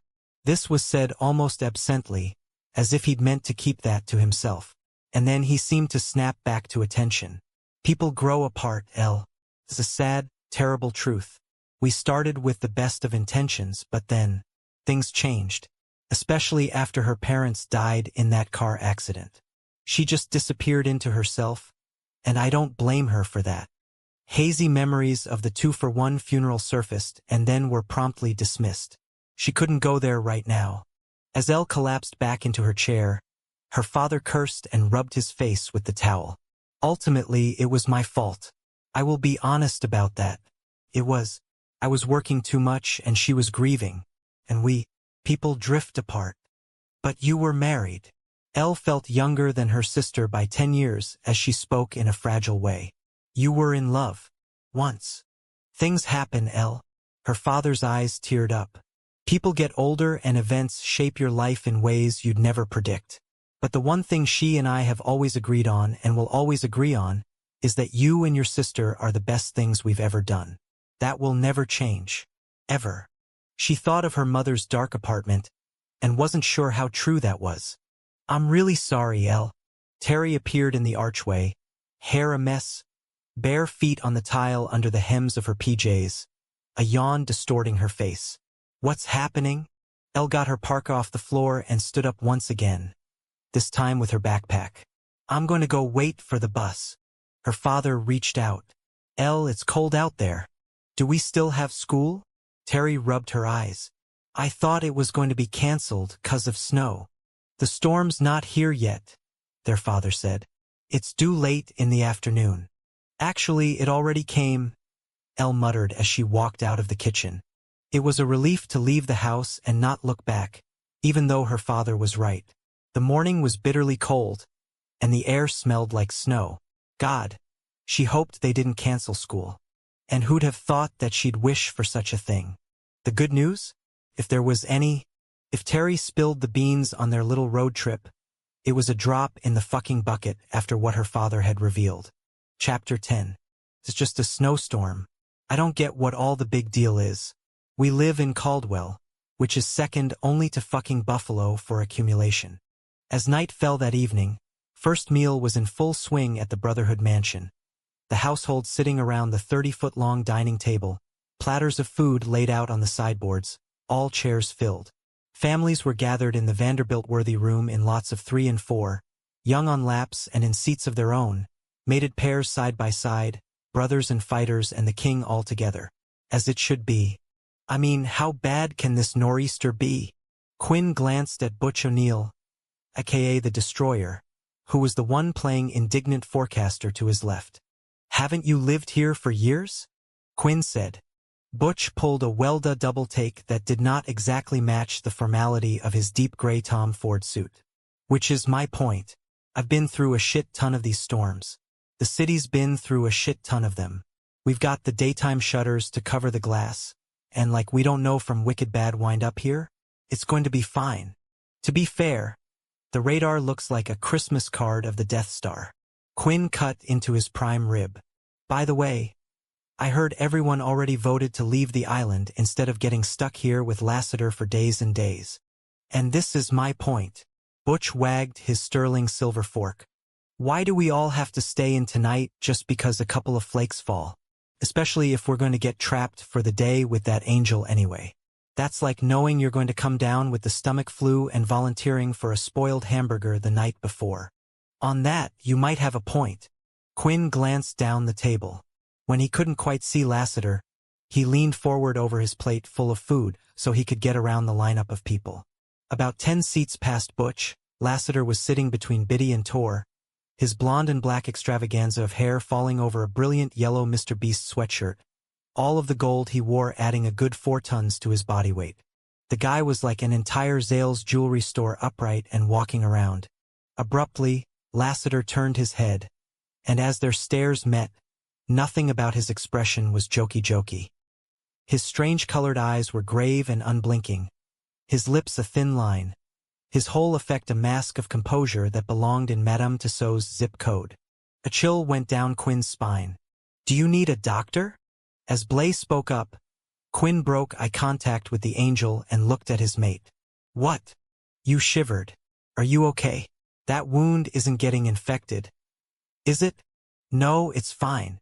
He sliced off a piece off what was on his plate.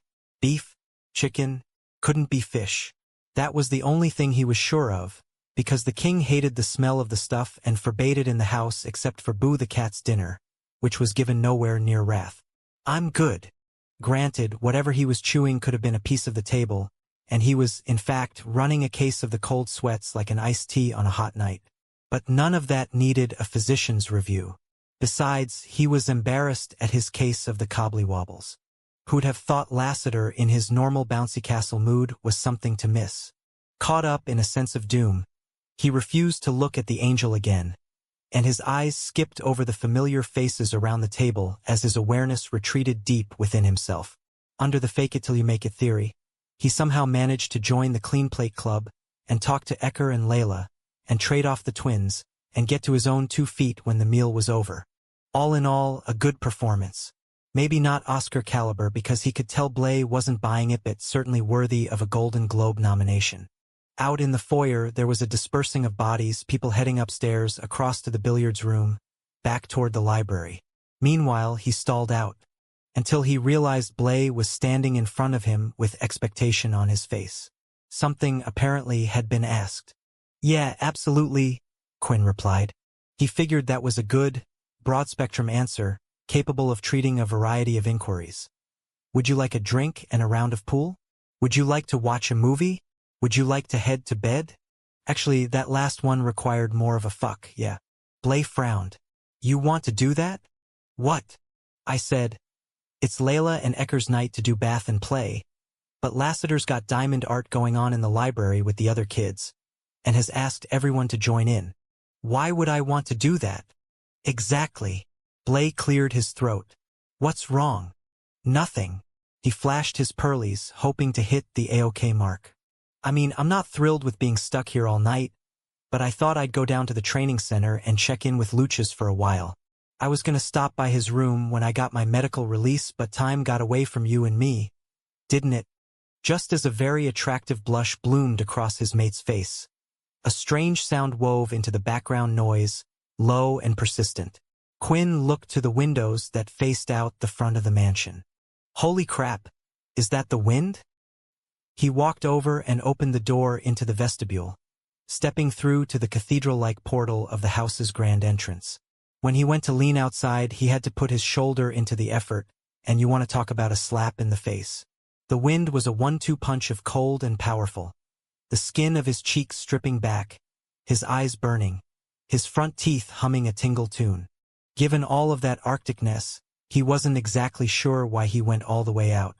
But 1 minute he was on the cusp.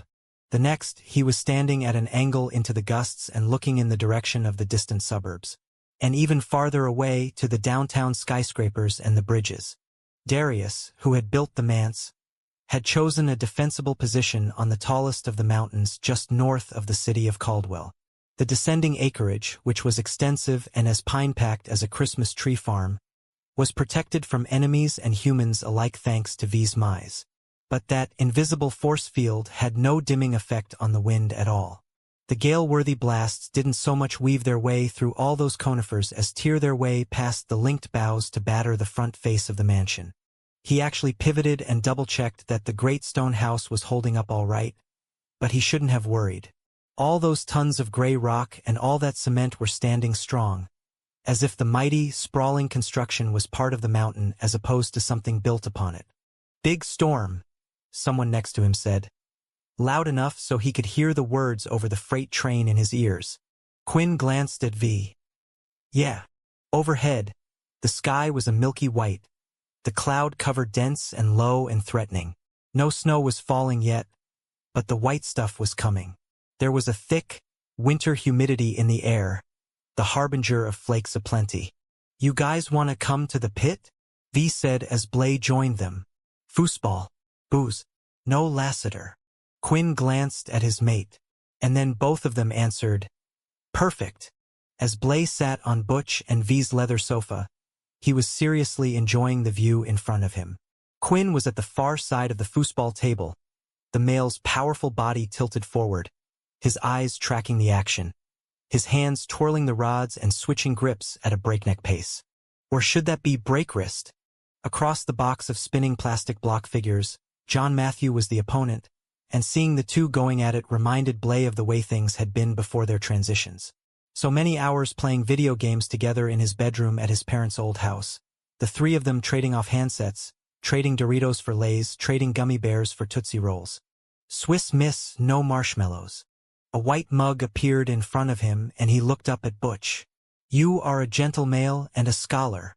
I barely got through high school and I cuss a lot. I'm not sure I'm either of those. Well, you're a good host, how about that?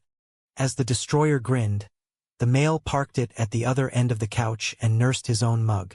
When the Brotherhood had moved in together over at the big house, Butch and V, then both mateless, had bachelor-padded it here in the old caretaker's cottage.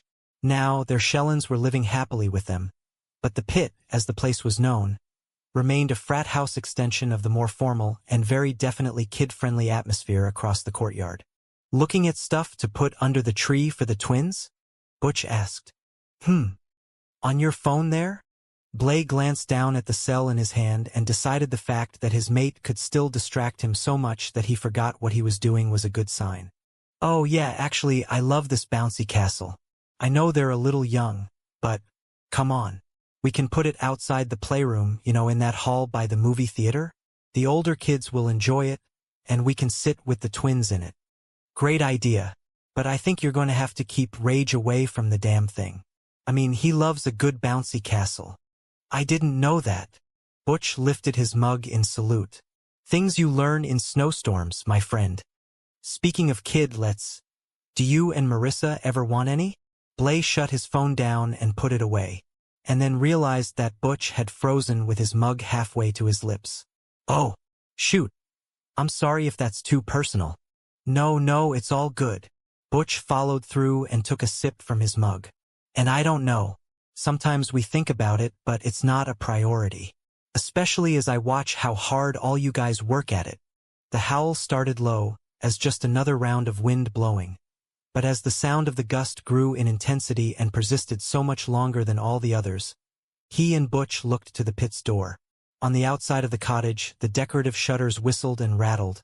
And then there was a groan, the load-bearing exterior walls complaining, maybe it was the rafters of the roof, about the force of the storm. Cold drafts, born from the glass panes of the windows and the main door's loose seal, snaked around Blay's ankles, and even the foosballers halted their cranking conflict and looked up from their spinning. More groaning, definitely coming from up above. Dust filtered down from the old beams, and over at V's 4 Toys, aka the computers from which the security and monitoring systems for all the Brotherhood's properties were run, Vishouse got to his feet as if he were prepared to throw himself over his equipment to protect it. There was a pause, a relenting, but then everything redoubled. The rattling noises, the protests from the little house, the drafts and the eerie whistling, everything rising again like the Creator had his fingers on the volume knob of the world. Abruptly, some kind of groupthink thing happened, and everyone headed for the door to the courtyard at the same time. Well, except for V, who started to type really fast on Onino 2 keyboards. Quinn was in front and opened the door only to get blown back off his feet. In the blink of an eye, Blay jumped forward and caught his mate, hitching a hold under those big, heavy arms and keeping all that weight from hitting the floor. And even though it might have been inappropriate, for a brief moment, he closed his eyes and breathed in deep, relishing the scent of his male. The ripping sound was so loud, you could hear it over the storm. "The fountain cover!" someone shouted. In the center of the courtyard that separated the mansion and the cottage, a marble fountain the size of a Greyhound bus station was a winterized focal point, and the blizzard's winds had set upon the canvas tarp that covered the basin and the sculpture. With invisible teeth, it had grabbed a hold of that stretch of woven and waterproof, and ripped it free of some of the sandbags that secured it in place. A good half of the expanse was flapping, a flag that was making the most of its freedom. Blay ran across the snowpack, the cold biting through his cashmere sweater and icing his bare hands, the force of the wind pushing against his chest and making his eyes water. And he almost caught the damn tarp.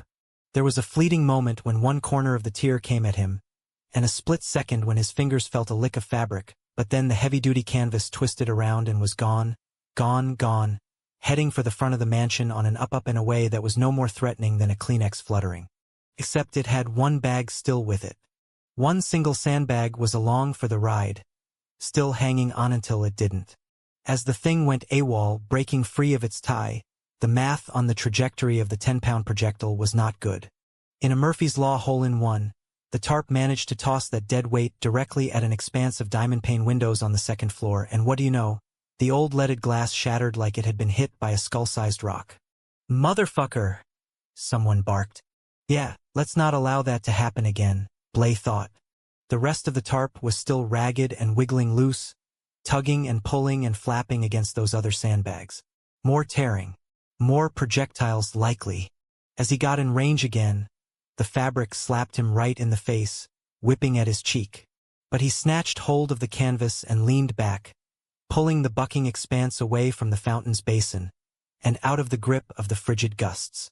Quinn joined him in the effort, helping the ground game part of things as they dragged the lineup of bags away from the cobblestone skirt of the marble fixture.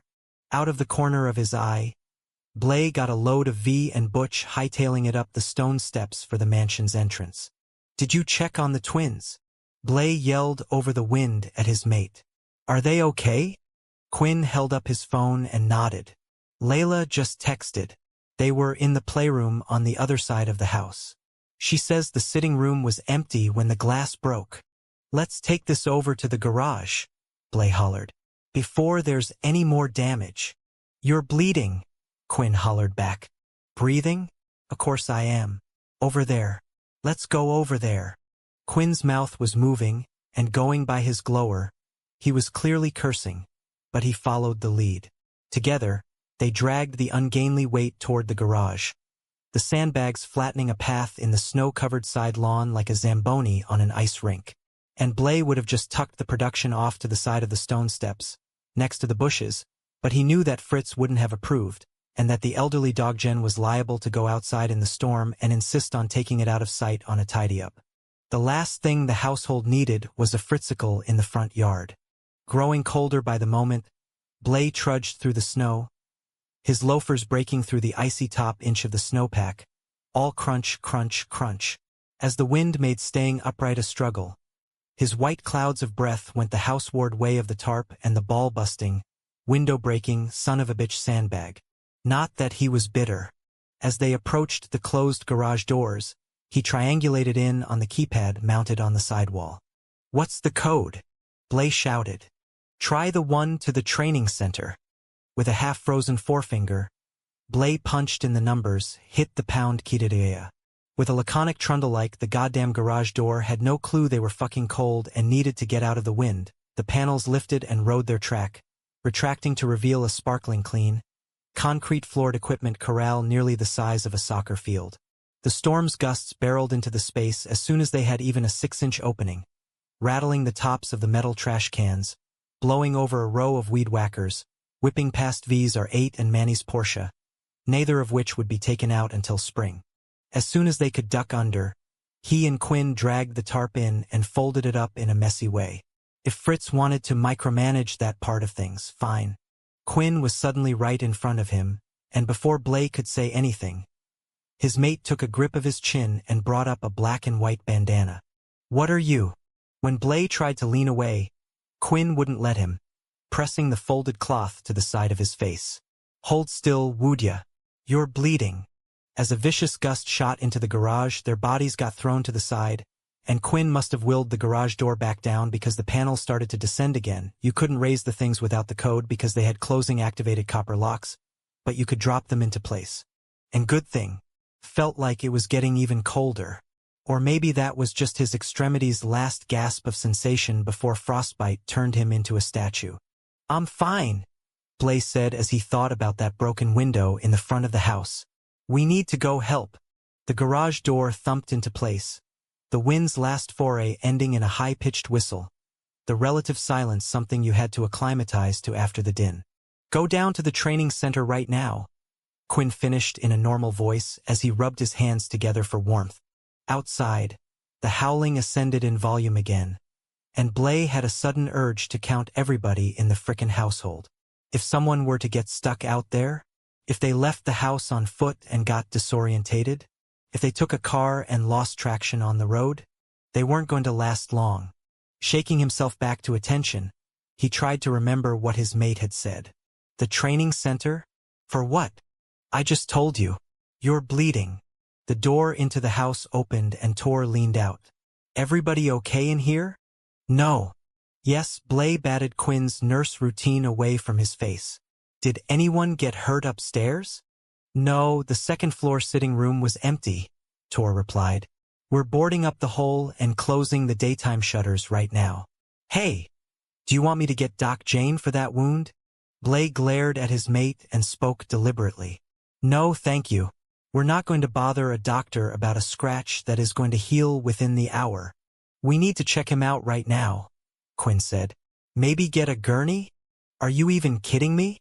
Blay rubbed the side of his face to prove he was fine until the scratch started protesting the attention.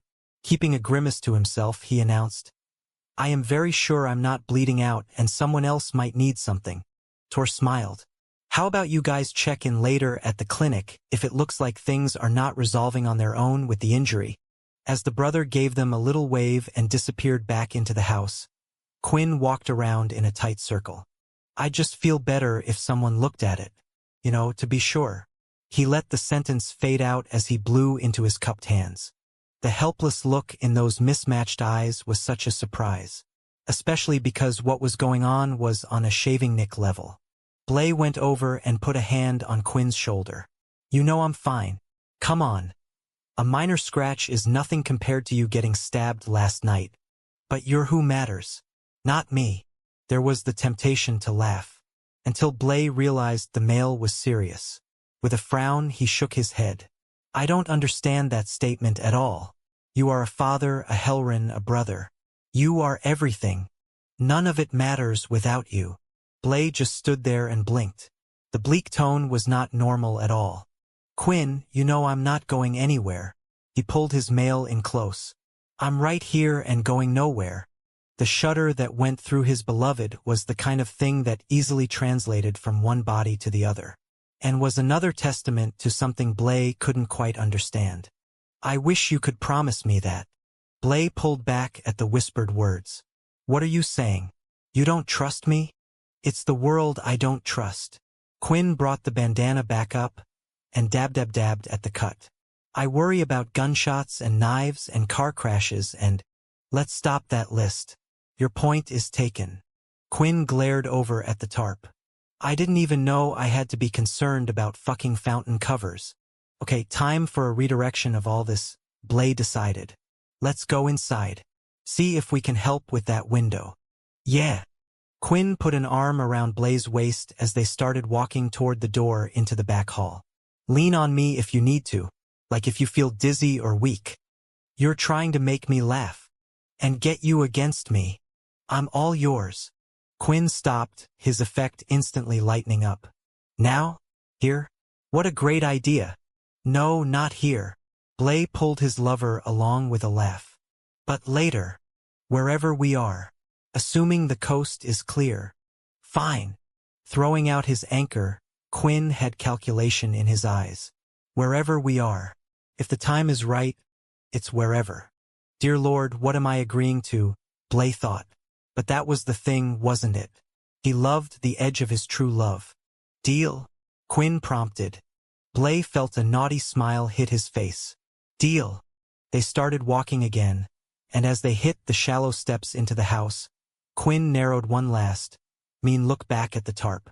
You know, Blay remarked, if you've really got it in for that thing, I'll bet Fritz will let you light it on fire. Quinn halted in mid-step and popped his brows. And then he yanked open the door with an expression of total focus. Fritz, he called out, get me the flamethrower. Chapter 11. They're not shutting. Zadist paused his hammer and nail routine and glanced down from his perch on a stepladder. What aren't shutting? Payne, who was holding a 6-foot-long plywood section to the sitting room's busted window for him, also looked at Tor. You mean the daylight shutters? She asked. Because they're fine in here. The other brother walked across the antique carpet, his shit-kickers crunching over broken glass. Bending down, he picked up the sandbag that was next to the silk sofa, and then glared around like he was searching for other signs of storm-related vandalism and equipment failure. And P.S. Z thought if it was true that the shutters were failing, fuck the snow, they had bigger problems. Of all the human myths around vampires, those rats without tails had gotten one thing right: no sunlight. Ever. So the mansion, like any other house inhabited by the species, had custom-made shutters that got locked into place during the day. Windows needed to be covered before daybreak. I should amend that, Tor muttered. Some of the shutters aren't working. I just needed to check we were covered in here. How many are bad? Payne asked. We got 3 sets across the back so far. But this is a big house, as you know, and that wind is a bastard. We're definitely going to lose some trees tonight, and that means all the windows should be protected. Z pounded in another nail, and then descended the stepladder and moved the thing around Manny's shellin to the other side of the plywood. Even though he didn't know a damn thing about decor, you didn't need an Architectural Digest eye to see that the Instafix was a frickin' eyesore in the elegant room. But it was better than having 3 feet of snow on the Aubusson. As the wind speed surged again, the gusts whined through the gaps around the window's molding, and he wondered if he should have used screws. Or maybe bricks and mortar. Restarting with the hammer, he nailed another 12 4-inchers in a tidy little row down the plywood's flank. With the last one in place, he disembarked from the ladder and hello peanut gallery. All kinds of people had come in and were on the talk train. Rage was going on about some fuse box, V was checking the exterior cameras on his phone, and Tor was talking about emptying the rooms that weren't protected to prevent further furniture damage. How many shutters failed? Z asked. Do we have a total? This had a silencing effect, and Tor did the duty on replying. Still tallying. And fixing them is going to be a bitch. Even the ground floor windows are 10 feet high off the ground, so it's not an easy reach, and so far, the failures are on banks of windows we can't open, so it's not like we can lean out to see what's wrong. I'll take care of everything, Rage announced. I can get a ladder. No, I'll do it. V stepped forward. I'll get a ladder and... Tor interrupted the pair. That wind is really dangerous. Even if some are on the back side of the house. You guys are so cute. As the male voice spoke up, everybody turned to the laconic commentary. Balthazar, one of the band of bastards, was leaning against the sitting room's doorjamb. His long body at ease, a Yoplait strawberry yogurt in one hand, a spoonful of the sweet stuff on the way to his mouth in the other. He'd been letting his brown hair grow out, and the waves were down to his thick shoulders now, a feminine-ish fall that did absolutely nothing to maternalize his muscle-heavy body, his half-lidded, slightly sneaky eyes, or his sly attitude. The fighter was a snake in the grass, something that moved quietly and dangerously, always tracking everyone and everybody in any room. But Z actually liked the fucker. Balls never apologized for or tried to hide what he was, and he had the one virtue that mattered. He was willing to die for the people under the mansion's roof. So a snake with a moral compass. I mean, really? Balls murmured before disappearing the spoon between his smackers. So cute. This house went hands on hips, proving, once again, that he had the warm and fuzzies of an Uzi. You want to explain that compliment? The motherfucker was implied. Balls shrugged. Don't get me wrong, you bunch of chest-thumping, ill-handled's are great. But if you want someone to scale a building, especially in conditions like this, you should use somebody who's done it before. Well, ain't you Spider-Man? No, I'm a thief. Balls made a ring around the inside of the little container, turned the spoon to his tongue, and licked things clean. I've climbed more shit than you all have stabbed and in weather as bad as this. Besides, if I slip off and break my head, who cares? Oh, and don't give me that "it'll just dematerialize out of the fall" bullshit. You get 20 or 30 feet up, freezing cold in a storm, trying to fight with exterior shutters on tracks that were mounted in, the 70s? 80s in a best case? Good luck going into a free fall and getting ghost in a split second. You will hit hard, even with the snowpack, and hurt something that can't grow back. And need I remind you that most of you all of you have shellins to worry about? Let a dummy like me do this, will ya? Rage crossed his arms over his chest like the blonde Adonis He's not talking stupid. Balls pointed across the sitting room with his spoon. You, sir, are smarter than you look and you've never looked stupid. You're willing to go up on the house then? V asked. Yup. I'll figure out what's wrong and we can fix it together. I'll spot you, Z cut in. We'll use ropes and I'll be your ground. And fuck off with the you can handle it. Death bores me after all these years. I'm way too familiar with it. Balls shook his head. You're going to stand out there in a blizzard for nothing. Z's eyes flashed black. You think I can't handle the cold? Instantly, the bastard ducked his stare. Actually, I'm very sure you can. Without any brownout or blink warning, the mansion was plunged into absolute darkness. The electricity cut. Shit on a shingle, someone muttered. Does anyone else think this is going to be a really long night? Quinn was just stepping out of the cold garage and into the warm back hall when everything went dark. Immediately, he reached back and took Blaze Armand worried his fantasy about the tarp and the flamethrower was about to get derailed. You okay? He demanded. Really? Blaze chuckled. If a piano had fallen on my head, you'd have heard it even in the dark. The door slammed shut behind them, and Quinn stayed where they were, waiting for the emergency generator to kick on. When nothing happened, he looked around. But like that was going to help? He felt like someone had thrown a black felt bag over his head.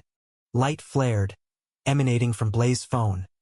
A pinpoint of here you go that diffused into a shallow, blue-bright illumination that pulled the tile floor out of the void.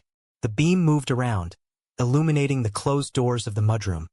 The snow boots of the dog gen lined up by an Orvis mat, the outerwear hanging on pegs. Twins are safe and sound up in the bedroom, Blaze said. Ecker just had Siphon text us both. He's lit candles, so they're not scared. Quinn's worry deflated instantly. I love that bastard. Down the hall, voices from the kitchen rose in volume and velocity. The dog gen cooking staff clearly nervous, although knowing the way they thought. They were more worried about last meal being late 8 hours from now rather than any kind of home invasion. Then again, anyone tried to get inside who wasn't allowed? Not going to be pretty. And hey, Fritz would have plenty of blood to clean up, which was one of his favorite hobbies. Bogo. Blay led the way forward with his phone, and as they emerged into the culinary area where preparations for last meal were indeed in full swinger, had been until it was lights out, Doggen were clustered together, holding hands in their chef whites. Don't worry, Blay told them. We'll figure this out. Let's get you guys some candles. Fritz came in from the pantry with a miner's light on his head and a bundle of wax and wicks in his arms. For once, he was not smiling. What shall we do about the bread?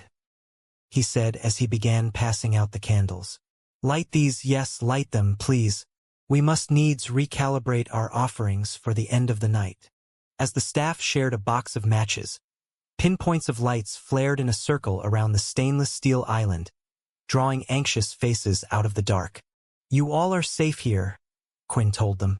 The shutters are in place in this wing, so nothing is going to get through any windows or the foot-thick stone walls. But we need to check for damage elsewhere. Whatever may we do to assist you? Fritz asked as he tucked his hands up close to his throat. May we help in some manner? Call your staff down here, all of them. If we know where you are, we don't have to worry about you. God only knows what else has gone wrong. Fritz bowed low and took out his phone. Yes, sire. Right away. When Quinn motioned over his shoulder, Blay nodded, and they walked out into the dining room. Everything from first meal had been cleared, but there were tall stacks of china and bundles of sterling silver flatware that had already been put out to reset the table. Where's the generator? Blay asked. Not a damn clue. As they entered the foyer, others in the household were gathering at the base of the stairs, various camera phones and candles doing the duty with the light thing. There was a lot of talk, and then a voice broke through. I can fix the generator. All the chaos turned to the male who had spoken. Rune, mated of Quinn's cousin Saxton, was calm-eyed and handyman ready in his flannel shirt and his low-hanging jeans. Just show me where it is, the guy said. and I'll figure out why it hasn't kicked in. You mean, somebody said. We've got 3. And right this way. As Rune followed Fury around the base of the grand staircase, Quinn decided, not for the first time, that his cousin Sax had picked a real winner. Rune was an all-around good guy, quiet and steady. And hey, the pair were clearly in love, which mostly took the sting out of the fact that Blay and Saxton had had a thing once. For a little while. Because Quinn had been a douche and a coward. Anyone want to help with the shutters out back? A voice said in the dark. Yes, Quinn replied, without knowing the details or caring about them. I'm in. Anything to avoid going back to that part of his and Blay's past. Even if the distraction involved -4-degree wind chill, chapped lips, and frostbite. Blay stepped in close. I'm in too. Outside the pools of light, Quinn reached to the side and found his true love's hand. As he squeezed the palm he so often held within his own, he had a thought. Why hadn't they been formally mated by now? 'Cause maybe that was something they needed to get on the goddamn calendar. Not that he was feeling territorial or anything, or still a little jealous of his very handsome, yet very happily mated cousin Saxton. Nah, there was just something about a power outage in the middle of a blizzard that made a young male's thoughts turn toward romance. Chapter 12. This time they were going to be better prepared for the great outdoors. As Quinn zipped up a Mount Everest-worthy parka from his hips to his chinny chin-chin, he felt like the Stay-Puffed Marshmallow Man. Add in a set of Gore-Tex mittens, a hood, and a coat of chapstick on the lips, and he felt like he was going to war out on a tundra. He also knew what steamed broccoli felt like.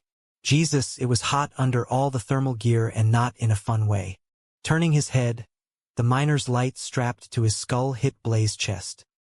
His mate had grabbed a load of wearable duvet as well, and as long as a person didn't focus on the 12-foot-deep gash on that cheek, the sheer beauty of the male was almost overwhelming. Between that wind-burned face and those bright blue eyes and that red hair, Blaylock, son of rock, was positively edible. And okay, fine. Maybe that scratch on the cheek was just a minor injury, but the thing certainly seemed like a mortal wound. The emergency lights came on, offering a quarter of the normal illumination and saving all kinds of retina burn.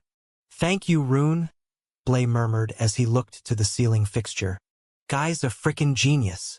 Quinn switched off his headlamp, but kept the contraption noggin-bound on a just-in-case. Let's do this. Hitching an arm through the rung of a 5-foot stepladder, he led the way back into the garage. The lights that were motion-activated came on at that reduced level, but it was more than enough to see by as they tromped along the concrete floor, passing by the riding mowers that were drained and draped for the winter, as well as the 13 ancient coffins that were lined up like something out of a Bela Lugosi movie.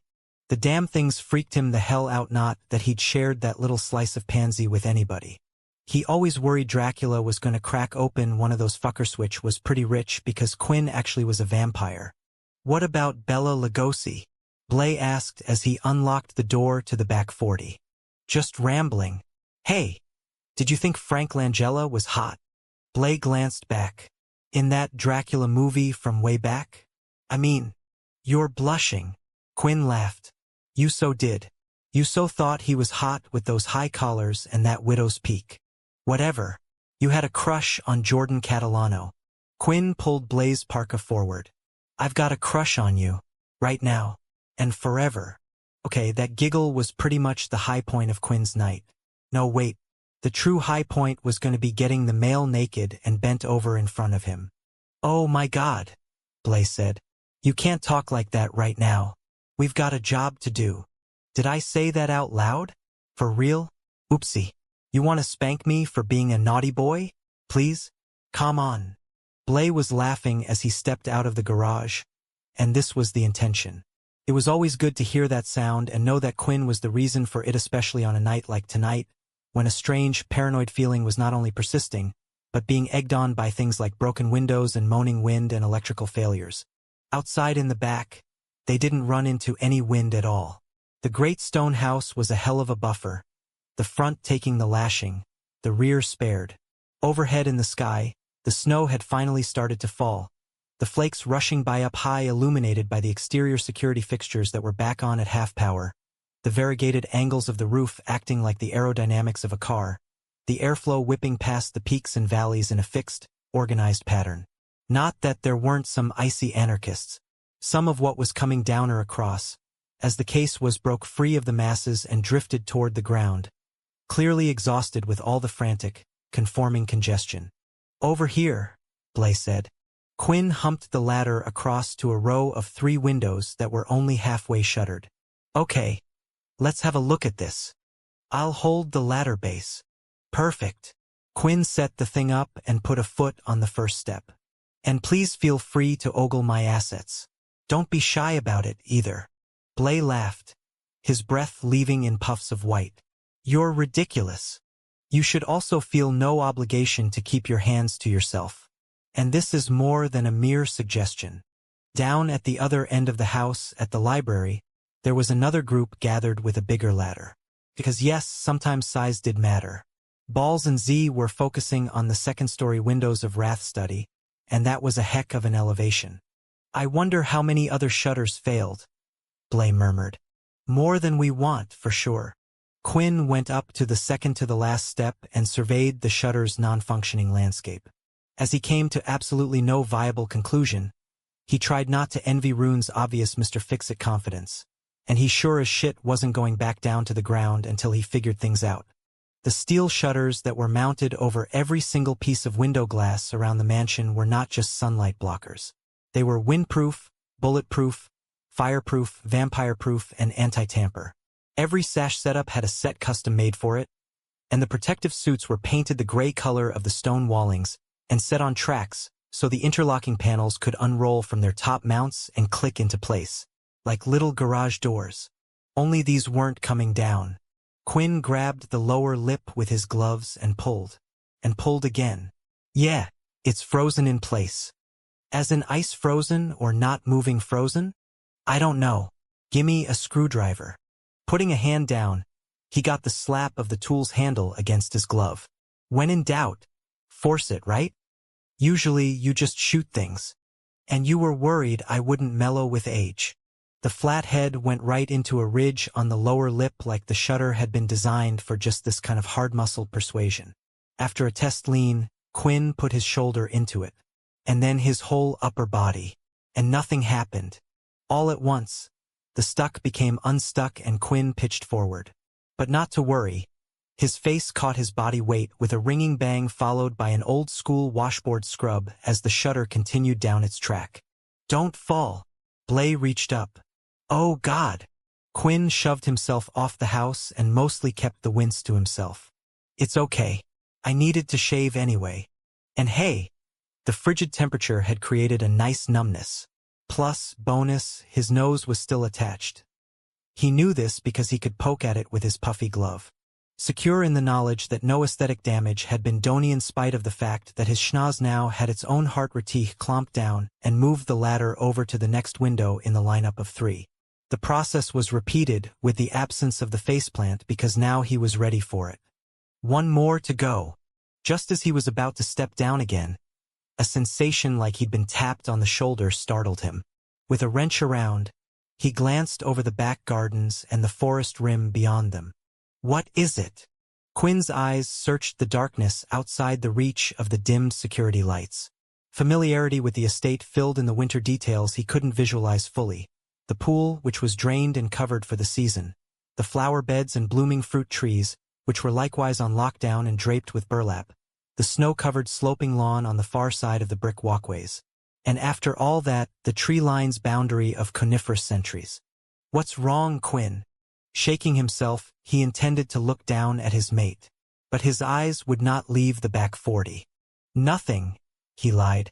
It's nothing. Over at the other end of the house, by the library, Z was coiling up a rope that was locked on Balthazar's waist. The bastard was not paying attention to any of the safety shit, and not surprisingly, he was already starting up the side of the house. Oh, and not using the ladder that had been leaned into place. Because why the fuck would you use the ladder? No, the 20-footer, which had been properly tilted and footed for safety, had been eschewed with the dismissal of a race car driver being offered a tricycle. Instead, Balls was somehow managing to tiptoe his way up the stone, his fingertips and toes cruising along the mortar joints. How the hell is he doing that? Rage muttered as he came around the corner. Bubblegum on his shoes, somebody with the brother answered. Is he even wearing shoes? He better be, or those little piggies of his are going to be frozen bacon in the next minute and a half. Z let out a little more lead and then a little more, after which he felt compelled to call out, "You need to set some hooks now and loop yourself in." "I will," Balls said. "Just a bit farther." "You got this, Z?" Rage asked. "Yeah. I'll scrape him off the snowpack when he falls off. Call us for backup if you need us. We've got those ground-level shutters out in front to deal with." Z nodded and stayed focused on the bastard. And of course, there was no setting hooks and loops going on. Balls just kept crabbing his way up the stone wall, finding fingerholds, toeholds, in the seams of mortar.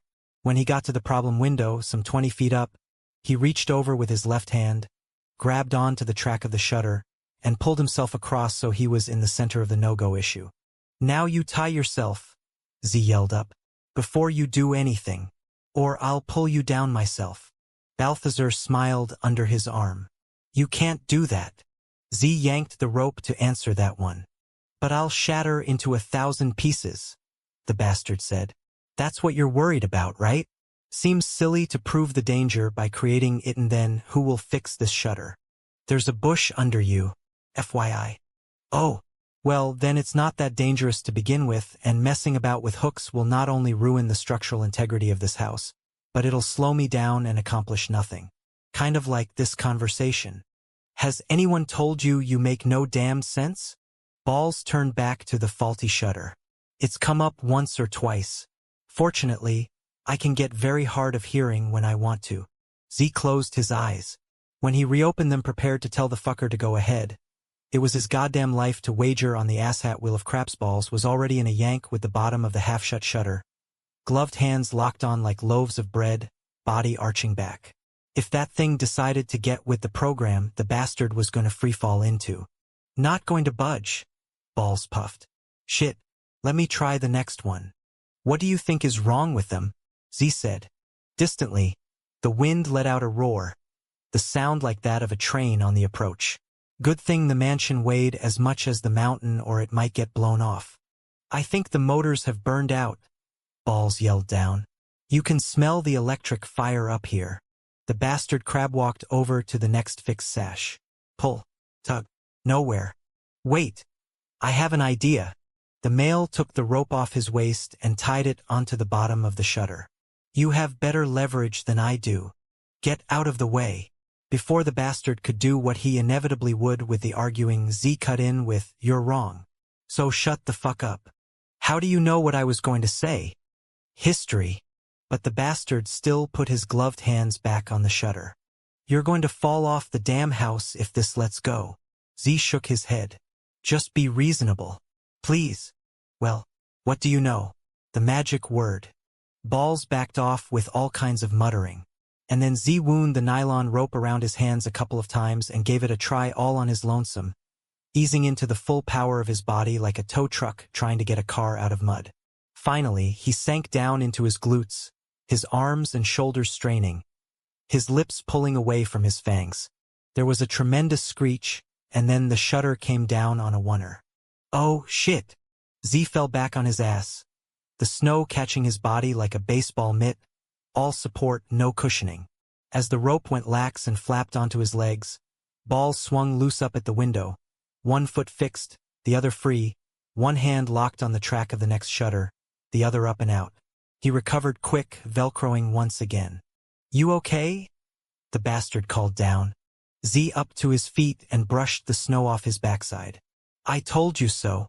Let's do the same thing on the next one." Zodist glanced to the other end of the house. Quinn and Blay were working on their set of shutters on the lower level, or should have been. The former seemed frozen as he focused on something off toward the tree line. Z put his fingers between his front teeth and whistled. As the sound traveled, Quinn's focus shifted around. After a moment, the brother whistled back 2 short bursts. "Do they need help?" Balls asked from above. "All clear." Z nodded to the next failed shutter. "Okay, Spidey, Rope me up with that one. Let's get this done and see what else is wrong with this old ark. Chapter 13. It was all going to be fine. That's what was going through Blaze's mind as he and Quinn re-entered the garage with the ladder. The busted shutters were down where they should be and locked into place. The motor lines cut so that there was no malfunction risk when the full electricity came back on. After the storm, there were going to be a lot of repairs, and there would be time to rewire things then. What couldn't be risked was a daylight retraction. Just as they were heading back into the house, a muffled roar sounded out somewhere in the distance. And a second, the third, at which point the lights came back on fully, the generators settling into a dim, pervasive purr. "Rune is the fucking master," Quinn said as they tilted the ladder against the wall in the mudroom and stomped the snow off the treads of their shit-kickers. The cheer of the dog Jen in the kitchen was like that of a group being rescued off a deserted island by a Carnival cruise ship, with a stocked bar and the buffet already set out, and Charo performing on the Lido deck. "Such the man," Blay agreed. As they walked into the kitchen and were applauded unnecessarily by the staff, Blay unzipped his parka, but kept the puff where it was in case this was just a pause and they would be going out again. In the foyer, people were gathering once more, the check-in happening organically, as if the electricity coming back on required a reckoning. The crash was loud as a bomb, and succeeded by shattering glass, a blast of cold air, and a resonant pine smell. Before anyone could react, Rage and Butch came running out of the library. The pair of them looked like they'd been in a slap fight. Their faces red, noses runny, eyes blinking like they couldn't see. Snow covered their hair, their shoulders, their shit-kickers. "Tree!" Rage panted. Butch grabbed the front of his own parka like he was having a coronary. "Big tree. Coming after us." "What the hell are you talking about?" someone demanded. "And what just hit the house?" somebody else shouted. "Fucking tree." Rage ground out as he braced his hands on his knees and bent over to breathe better. "And it's in the house." At that moment, up at the head of the grand staircase, Wrath and Beth appeared with their son. The queen was carrying LW. The young was carrying his golden retriever stuffed animal, the one that was bigger than he was, and Wrath had his hand locked on George's lead. "Is everyone okay?" Beth called down. "We heard a crash. And smell a whole lot of pretty much pine sol," the king said as they started their descent. "What's going on in the library?" Blay shook his head and glanced at Quinn, ready to raise a question about what was going to go wrong next. When the lights went off unexpectedly, where there had been illumination, there was a sudden and pervasive return of the pitch black. No security lights on, no fireplaces lit to glow, the candles canned because of all the Thomas Edison. Later, Blay would remember wheeling around in space and throwing his arms out toward the grand staircase. It was as if he knew what was going to happen, what misstep was going to occur, what off-kilter was going to result in a tragic fall. Wrath would be fine on the descent. As a blind male, whether or not there was light did not matter to him. For Beth, however, the abrupt loss of her sight would be a shock, and Blay didn't know exactly what occurred. But he, and everyone else, heard her shout of alarm, after which came the fall. LW began to wail at the same time. A sickening series of bumps and thumps came down the stairs, bruises or worse occurring, and there was nothing to be done. The momentum worked with gravity's inexorable pull to a terrible result. And in the darkness, no matter how far Blay reached forward, no matter how much he strained, there was nothing he could do to stop the inevitable. It was a hole in one. Nothing planned, certainly not the horrible result. And all the while the child screamed. "There's another one," Balls called down from the now shuttered bank of windows. "There." Zadist stood up again from the snowpack and brushed his leathers off. You'd think he'd have developed a core competency in catching his weight on the free fall, but nope. His butt had taken the brunt of things. 3 times now. As he looked in the direction Balls was pointing toward, he got a snowflake right in the eyeball. Rubbing the sting away, he said, "Yeah, we need that closed, too. Take the rope up." "Will do." There was no reason to raise the whole setting hooks thing again. Balls was right about his climbing expertise. The bastard scaling and staying put was totally impressive, and it made a male wonder exactly what the guy had gotten into over the years. Then again, that wasn't a question Z really wanted answered. Stepping back, he reviewed the expanse of the house, just in case any shutters had decided to magically retract. Which they hadn't. But a male got paranoid when he thought of his Shellen and his young. What if one of those things decided to pop loose in the middle of the day? What if the electricity came back on or had a surge or something, and suddenly the mansion went wide open glass at noontime? Jesus, why hadn't he worried about this before? As a hot flash of terror went through him, at least his toes warmed up a little in his shit-kickers.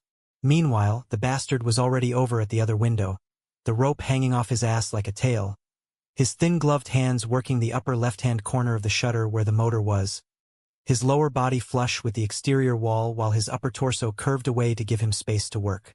"Almost done," he called out. "Then I'm going to." All at once, the window he was at lit up like the sun had risen inside the room on the far side. Yellow light cascading out into the night, into the storm. Unfortunately, that wasn't all. Sparks exploded from the motor balls was disconnecting, the electrical charge transferring from the metal to the male, the blue arc of the lightning-like flash going right into one of the bastard's hands. And through his body. As a brownout registered the transfer of voltage, Balls was thrown back into thin air. His body stiff as a board, arms and legs fully extended. Z reacted without conscious thought. He triangulated the fall and got under the male, bracing himself for the impact, arms cupped like he was going to catch a hay bale. At the last moment, as Balls' dead weighted down toward the ground, Z pivoted, realizing he needed to be sideways to the load he was going to try to cradle. Talk about electrical burns. As he captured the heavy load, a whiff of burned flesh along with a metal tang hit his nose, and then he wasn't thinking about smells at all. Lying the male out in the snow, he checked for breath and found none. Reaching for his own shoulder. Fuck, no communicator. 'Cause they were at home, not in the field. Z whistled loud and long as he ripped off his gloves and felt for a pulse at the jugular. Faint. Or maybe there wasn't one. Yanking open the bastard's parka, he dropped his head down to make sure there was no breathing still. Then he put one of his palms on top of the other in the center of that big-ass chest, interlocked his fingers and started straight-arming CPR. "Staying alive, he said under his breath as he compressed with his doubled-up hands. Staying alive." He paused to give the male 2 breaths. Which, yes, he was aware was not what the American Heart Association recommended anymore, but he was hardly a casual bystander and rescue breaths were fine with him. As he resumed chest compressions, he called out with various, "Hey, my brothers, Fritz." He didn't yell help. He never had, and he wasn't starting now. Time to breathe for the bastard again. Inhale. Forced puff into that lax mouth. Inhale. Forced puff. And then more with chest compressions and the yelling. Jesus Christ, what did he need to do to get someone's attention around here? Chapter 14.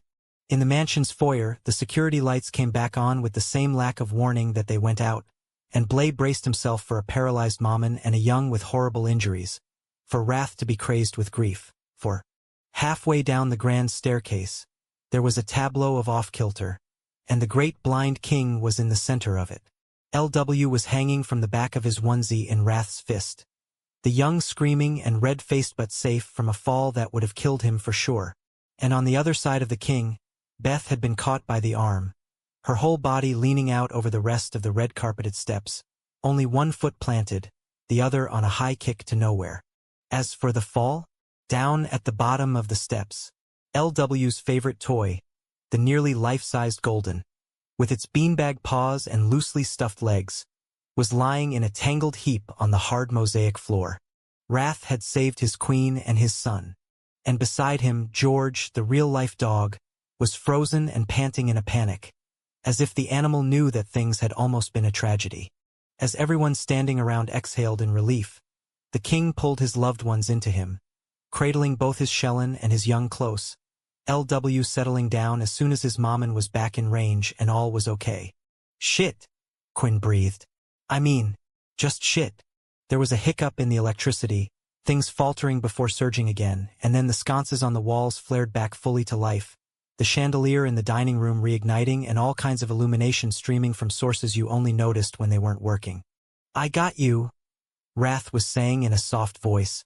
"I got both of you." Beth trembled as she hung on to the king's enormous upper arm. "How did you catch us?" "Eyes aren't everything, Leland." Wrath tucked her head under his chin and stared out into space, his wraparounds hiding his expression. "And I've got a knack for knowing where things are. It's what keeps me on my feet." The feel of a hand on Blaze's waist brought his head around. As he looked into Quinn's eyes, he mumbled, "I can't even." "I know. Come here." It seemed unmanly to turn to his mate and drop his face into that strong neck and close his eyes. But like he gave a fuck? All he could see against the backs of his lids was a pile of bodies, all broken bones and blood spilled on the tiles. Before he could think of what to do, what to say, he felt his hand get taken in that warm, solid grip he knew so well, and the next thing he was aware of was being drawn into the billiards room by Quinn. As the pair of them hit the layout of pool tables, he had no clue where they were going. But then presto, they were at the bar. "Sit." Quinn pulled out a stool and arranged Blay like you would a potted plant. He saw a flat place and put something on it. Blay wasn't inclined to argue, at least not with the ass support. "I thought we weren't drinking tonight, though." "We're not drinking. This is medicinal." 2 shot glasses were outed, and then came the I.W. Harpers. Quinn's hand wasn't completely steady as he poured a splash in each, and that was not what you wanted to see in your mate, but when you were quaking in your own boots, it was nice to know you weren't alone with your shimmies. "Drink up." As all kinds of talk bloomed out in the foyer, they did the shot together and Quinn doled out another. After the 2, they stopped and put the glasses in the sink. That was when Blay heard the whistle, or at least, he thought he did. It was hard to tell because there were so many voices in the echo chamber around that grand staircase, people burning off their adrenaline with "Are you sure you're okay?" conversations. Looking to the open pocket door that led into the library, Blay closed his eyes and ordered his ears to sift through the other bird-like sounds the wind was making as it winnowed through the nooks and crannies on the front of the house as well as the big-ass hole some tree had made in the back. "What is it?" Quinn asked. Blay got off his stool and proceeded over to the pocket bureau. "Shit." A pointy evergreen the size of the one the Big Apple put up for the holidays at Rockefeller Center had barged in through a set of French doors, bringing with it snow and cold and all kinds of outdoor. Not exactly a redecorating job that went with all the priceless books and the wonderful old rug. "Well," Quinn hedged, "at least we won't have to cut down something to drape the garland and lights on." So that's what was chasing Rage and Butch. The shout outside was muffled, but distinct enough. Blay rushed forward, but not to the tree, to the other banks of French doors, which were still shut and locked. As he yanked open one set, more of the cold rushed in, but he didn't pay attention to the deep freeze. In the security lights, he saw the 2 figures, one back-flatted in the snow, the other crouched down and pumping at a chest. Blay pivoted and shouted, "Medic! We need a medic!" Then he and Quinn were out in the storm. Z was the one doing the compressions, Balthazar the person in cardiac arrest. "Do you need me to take over?" Blay asked as he fell to his knees. "You breathe for him when I say so. 3, 2, 1, breathe." Blay pinched Balls's nose, sealed the male's lips, and pushed oxygen into those lungs. When he backed off and took another deep inhale, he smelled the burn skin and something metallic. "He's not dead," Blay told himself. "He can't be dead." "Breathe," Z commanded. Blay went back down again, forcing air out of his own lungs and into the other male's. Beside him, Quinn had taken Balls's hand and was rubbing it, or maybe praying over it. "Where are they?" Blay said as he wrenched around. "Medic!" Jesus Christ, the fighter was dead.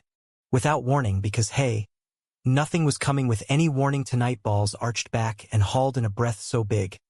It was as if he had been animated by an outside force, some dark magic rushing through him and bringing him back to life. The male's eyes popped wide, and the dilated pupils focused upward. Then the head swiveled toward Z. In a voice that sounded all wrong, Balls said in the old language, "She is here. The demon is back." An hour later, Z was down in the training center. Instead of crowding the clinic where everybody else was, he was over by the gym. Every time he blinked, he saw Balthazar in the snow, white face turning to him, eyes rapt and yet unfocused, that haunted voice like something from the other side. The demon is back. Z rubbed his eyes and turned away, walking farther down to the pool. Those 4 words that had been uttered across that cold air had been unconsciously spoken. Z knew this because when Doc Jane and V had come out, assessed Balls, and cleared him to be moved back inside, the real bastard had returned. What had spoken those words had been someone halfway back, a ghost with a corporeal shell, the message eerie because it emanated from a place other than mortal consciousness. When they'd gotten him into the library, he jerked again and then glanced at the tree that had broken through one of the sets of doors. "Who put that in here?" he'd mumbled. "It doesn't fit."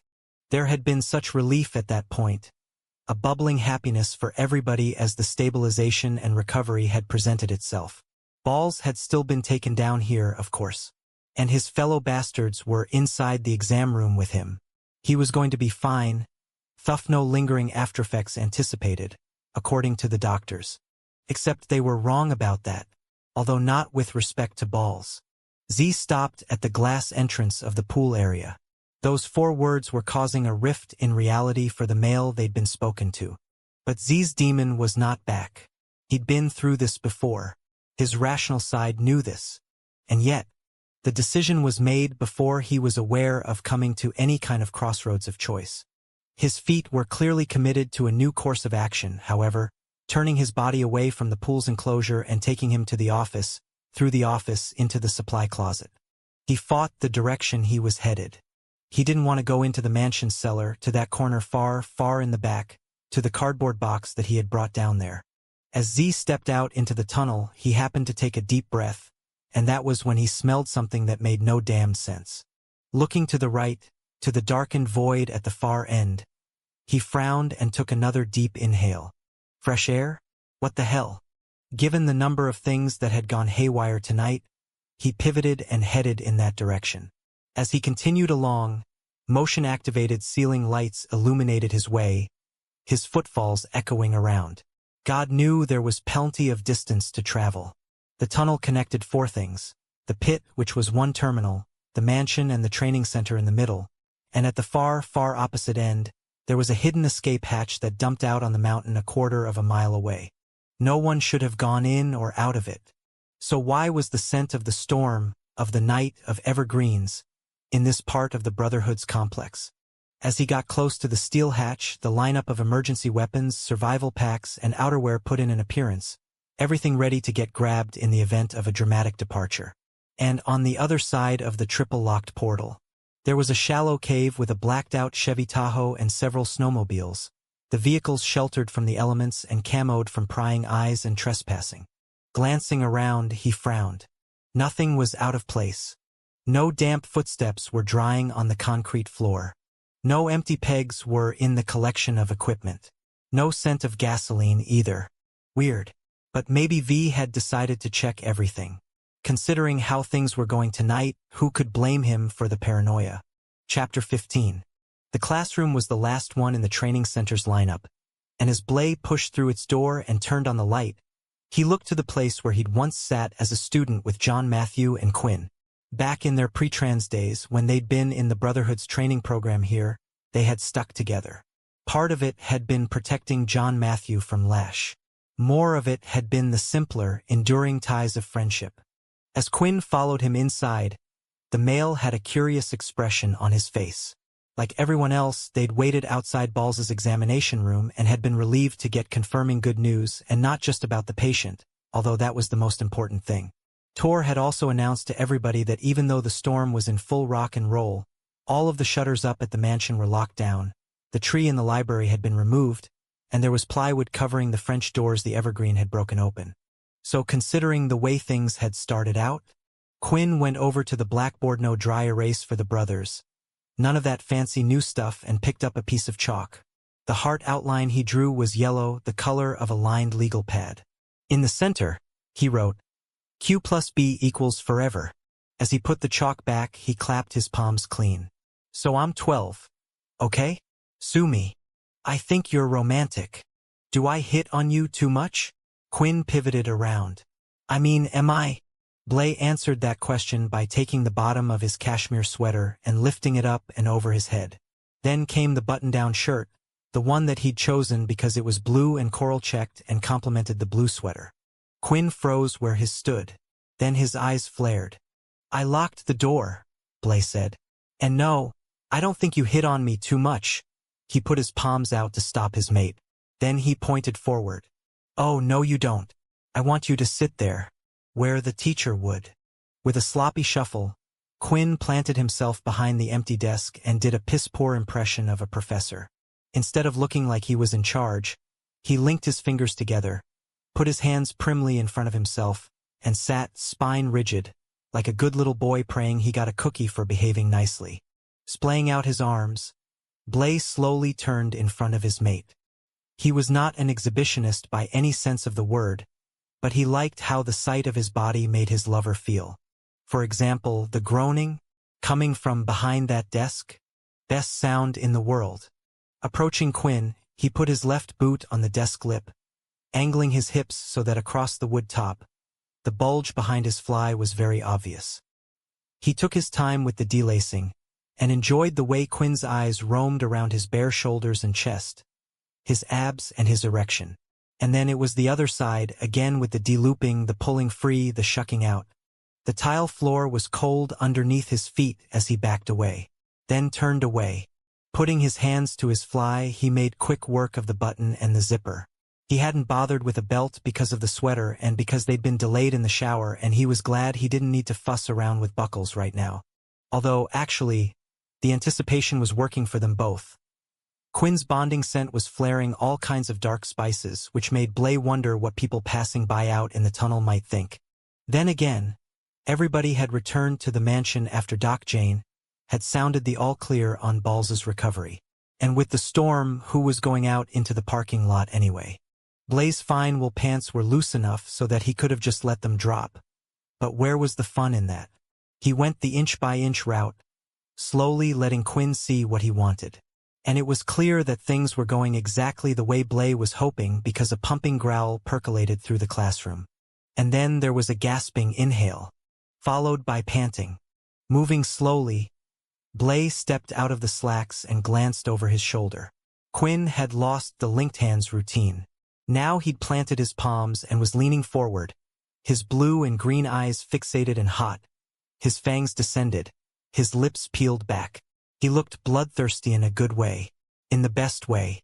Blay stretched himself, undulating his body from ass to nape, and then he turned around. His own arousal stuck straight out from his pelvis, and he decided that it needed a little attention. Sweeping his hand down his pecs, he paused to play with one of his nipples and then continued down over the ridges of his abs. "Touch it for me," Quinn said in a guttural voice. "That's right. Stroke it, oh fuck. You like this?" Blay moved his palm up and down on his thick shaft. "You want this?" "Yes." Quinn started to get up, the chair squeaking. "I need." Blay turned back around and ran his free hand down his ass. "Or do you want this?" "I want everything. All of it," came the growled response. With another arch, Blay bent over one of the tables. "Then why don't you come and get it?" "Fuck the desk." Quinn wasn't gonna waste time going around it. He went over the bitch, jumping up and pushing off into the air. He covered the 5 feet between where he had been and where he needed to be in one stride, and he managed to out his arousal on the way. Blay was arched and looking over his shoulder, and he knew what was going to hit him. He grabbed on to the corners of the table and braced himself, his shoulder muscles flexing up, the ones that fanned out along his spine rippling under his smooth skin. Spitting into his hand, Quinn did a pass on his erection, and then he went in, going deep. Beneath him, Blay's head rose up and he called out, the desperate sound making every inch of Quinn's skin prickle with awareness, except then his hearing was lost as the sensation of constriction and heat overrode everything. The movement was instinctual and compulsive, the pumping rhythm stronger than he wanted it to be. There was no stopping it, though. "Harder," Blay groaned. "Harder." Quinn gripped the tight waist over Blaze's hip bones and sank his fingers into the taut flesh. "How much harder?" he grunted. Blaze's arms butterflied as he held himself against the onslaught, the front of Quinn's pelvis slapping into the back of that spectacular ass, the climax coming so soon, not that there was a reason to fight it. The orgasm tackled Quinn from behind, shoving his torso over Blaze's back, his hips jerking and locking into place. The ejaculations were sharp points of pleasure, so acute they were sweetly painful. And he didn't stop. Reaching around, he pushed Blaze's hand out of the way and took over the stroking as he kept pumping, countering the forward penetration with the pull down on the shaft, the retraction of his cock with the palm moving out to the head. It required coordination. But he'd had so much practice, hadn't he? Blaze came next, hot jets covering Quinn's hand and palm, everything slicking up. In both places. There was no stopping either of them, and Quinn loved being on this erotic plane with his male, the two of them riding the waves of pleasure, the intensity of the experience uniting them, until Quinn pulled out and rolled his mate over. Usually, Blaze was an elegant, lithe mover. Not right now. He landed face up in a boneless flop, his blue eyes glassy, his mouth parted in a pant, his color high from the exertion. Grabbing one of his mate's thighs, Quinn curled up the knee and angled himself back in. This time he went slow. "Look at me, Blaze," he whispered. When those beautiful peepers managed to focus, Quinn brought his glossy hand to his mouth. One by one, he licked his fingers, drawing them in, savoring them, extending his tongue and running it up his palm. Blaze moaned and came hard, ejaculating all over his own abdominals. Which gave a male something to clean up, didn't it? But that was going to have to wait while he... "Oh, God," Quinn grunted as he found another release of his own, his head falling back, his eyes squeezing shut, his body doing what it did best, which was showing his true love exactly what the male meant to him, and how beautiful Blaze was. Chapter 16. Daddy? As Z opened the door to his bedroom suite, the little voice brought a smile to his face. Even though the night had been full of things that were far from happy. Yes, balls had survived. And yes, the house had been patched up. But for so many reasons, Z's soul was tossed and turned, an ocean that was raging. And yet that one word, spoken in that voice? Zadist lowered himself down to his knees, even though he wasn't yet over the threshold of his family's private space. Suddenly, though, he didn't care who might see him in this moment when he was so vulnerable. Besides, he knew nothing else but what was coming across the antique rug at him. Darling Nala, sweet, darling Nala, who was toddling and babbling and living her very best life, was walking toward him, her arms outstretched, her legs chugging along, her healthy body tilting from side to side. The very best part? She was beaming at him, as if they had been separated by a century, instead of a mere hour or two. He still couldn't believe it. He still couldn't believe that he and his Shellen had created this miracle together, and just as wondrous was the fact that in spite of every ugliness inside of him, in spite of the filth that lurked beneath his skin, even with the slave bands that were tattooed around his neck and on his wrists, and his hideous scar. "Daddy! Love you, Daddy!" With total abandonment, Nala threw herself at him, knowing he would catch her, secure in the faith that he would always protect her, ever keep her safe. As his huge arms went around her small, warm body, he was gentle with the pressure. "Daddy!" In response to his embrace, her arms wrapped around his neck and squeezed tight, her soft cheek against the side of his face. "You're back." Every time she saw him, she spoke in exclamations, as if his return to their suite, her bedroom, the house, the dining room, the playroom, was the single most exciting thing that had ever happened in her entire life. He kept expecting her to get over this, bracing himself for the time she got used to him or maybe didn't love him with such distraction. But it didn't seem to be happening. He wasn't aware of having shut his eyes until his lids opened. Across the room, Bella was leaning back against the bureau, her arms linked over her chest, her face cast in a dreamy way, like the sight of him with their daughter was her favorite thing in the world. And instantly, his seas calmed, the churning waves easing. Z stood up, transferring Nala's weight into the crook of his arm. Kicking the door shut, he went over to his Shellen. As he approached, she lifted her lips, and as soon as he was in range, he dropped his mouth to hers. With a shudder, he remembered Balthazar flipping off the side of the house and falling down to the ground. Then he saw the male's extremities twitching, the gloves patting at the snow, the soft shoes that had found those crevices in between the stones kicking at the base of legs that otherwise did not move. The final image was of the snowflakes, few and far between, that drifted down onto the open eyes that stared out of that frozen face. "What time is it?"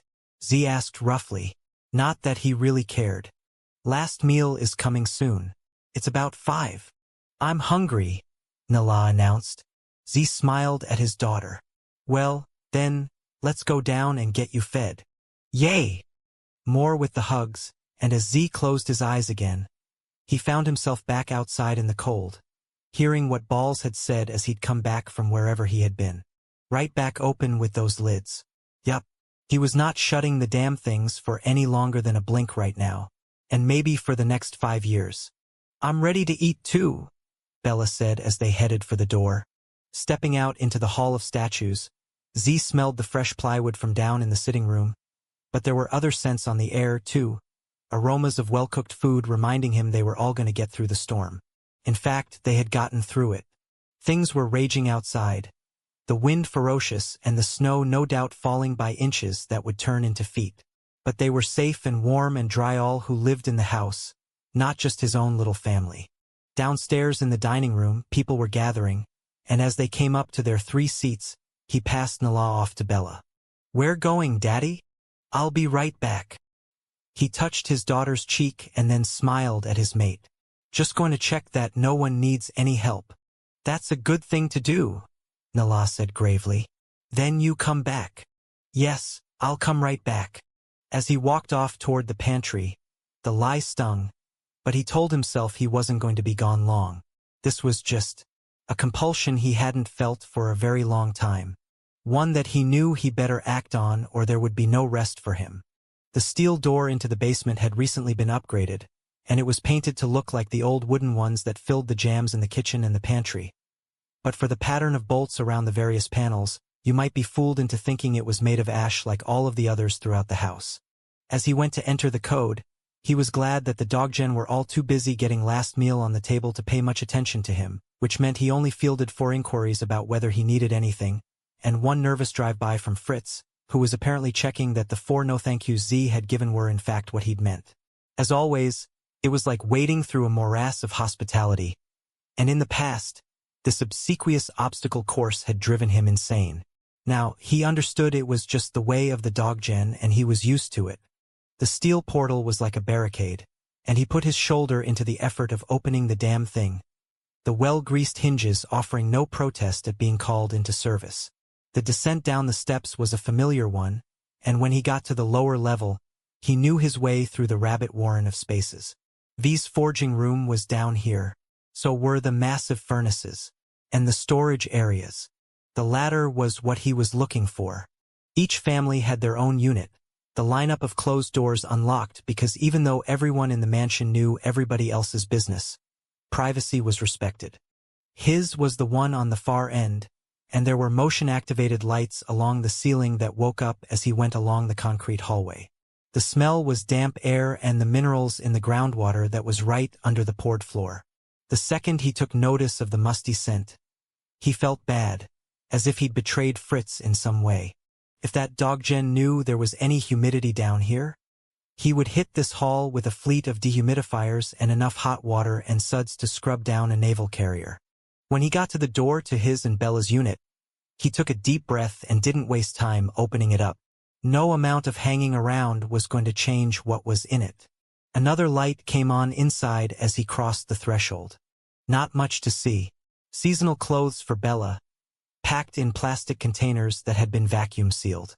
Seasonal clothes for Nala that were likewise put away, but probably wouldn't be worn again because she was growing so fast.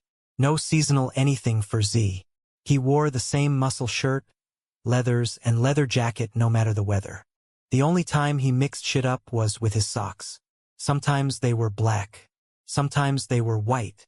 Call him a party animal. There were a couple of boxes of study books that were Bella's. Quilts that had been brought over from her farmhouse. A sofa and chair from there that were draped with drop cloths. He thought of that property that Bella still owned, the one that was next to what had been Mary's condo. It was so strange. But for the random proximity of those two pieces of real estate, so much would never have happened. Mary had met John Matthew through her work at the local suicide prevention hotline. Bella had known what John was, even though Mary, as a human, had not. Then the three of them had been brought in to the training center, where Mary had met Rage and Z and Bella had met, and John Matthew, an orphan in the human world, had found a set of loving parents in Wellesley and Tor. Now, years later, John Matthew was a brother and had found a mate in Shex. Rage and Mary were mated and had adopted Biddy. And Z and Bella were parents. Wellesley was gone, though, and that was a loss that would never go away. But Tor had another love in Autumn, although not as a replacement for his beautiful first Shellen. There were others who had entered the Brotherhood's world as well, like the Band of Bastards and the Chosen. The Scribe Virgin, gone. The Lassiter era, commenced. Yet for all the changes, the past was still in the shadows. Z went to the back of the storage unit, to a hammermill box that had previously held 10 reams of printer/copier paper. The lid was not taped down, the corrugated cardboard forming a sturdy enough sealant it wasn't like anybody was liable to poke around with it. Bella knew what was inside. As Z knelt down to the hard floor, both of his knees cracked, and so did his spine. His fingers trembled ever so slightly as he reached forward. The resistance to opening the box was slight and overwhelming at the same time. Putting the lid aside, he peered in, the light from the ceiling flowing over his head and shoulders and creating an outline of him in shadow on the wall. The sleeping pallet was folded up, its felt corpus thick and mottled due to the cheap collection of fibers that had been woven together to form its weight. Given its size, it took up the whole of the interior, as if the box had been precisely made for the purpose of storing the thing. Z took the blanket out, holding what he had slept on for, God, years and years. He found himself remembering when he had put it away, first in the closet in his bedroom, and then in this box that he'd gotten from the office and finally down here. He'd been determined to turn his life around. He'd lost the female he had bonded with. No, even worse, he'd told Bella to leave. And yet, even after she was gone, he'd decided to try to better himself, to learn how to read and write, to stop being so brutally angry. Destroying his mistress's skull, which he had slept beside since he had killed her, had been part of it. So, too, had been starting to sleep in a bed. Little had he known that he had been preparing for Bella's return. And it was only after she had returned and, by some miracle, taken him back, that he'd realized what he'd been doing. He'd been afraid he'd fail, however, and that was why he'd had to set her free. After a century of hating himself, he'd had no reason to believe he'd be close to worthy. Z twisted around with a jerk. Hello! There were a couple of footsteps, and then Mary, Rage Shellen, stepped in between the open jambs of the storage unit. The female was not vampire, but neither was she human anymore, really. The Scribe Virgin had taken her out of the continuum of time.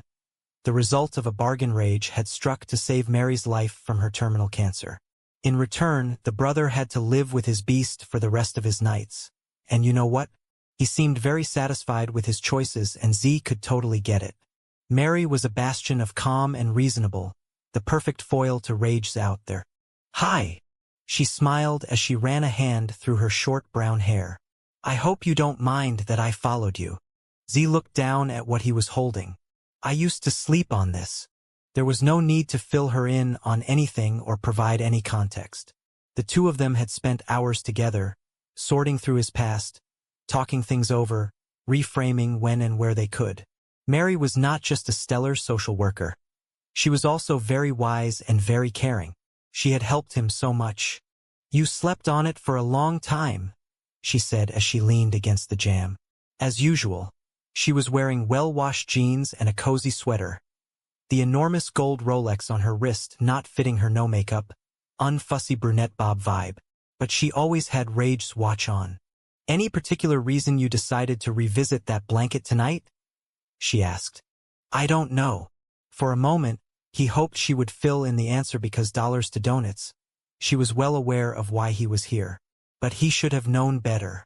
He had to do the work. Maybe it's because of what happened to Balthazar. Seeing someone you live with that close to death is really upsetting. It's also what he said when he came around. Z filled her in on the demon comment. He was looking right at me when he spoke. Did you feel as though it was a message specifically for you? I did. When he didn't go any further, she prompted. And do you think that your mistress has returned from the dead to haunt you? Z thought that over for a moment. Logically. Well, no. But that's exactly where my mind went when I heard the word demon. Makes sense to me. He looked back down at the folds of the pallet. But you know, it's not just that. He thought about Nala running toward him in the bedroom. It isn't all gone. What I think about myself, my insides. Can you be more specific? The filthy part. He glanced over at her. What the voice tells me, about what I really am, what my family fails to see. What do they fail to see about you? How dirty I am. His voice became small. How filthy I am. Before Mary could say anything, he cleared his throat. But we've been through all that already.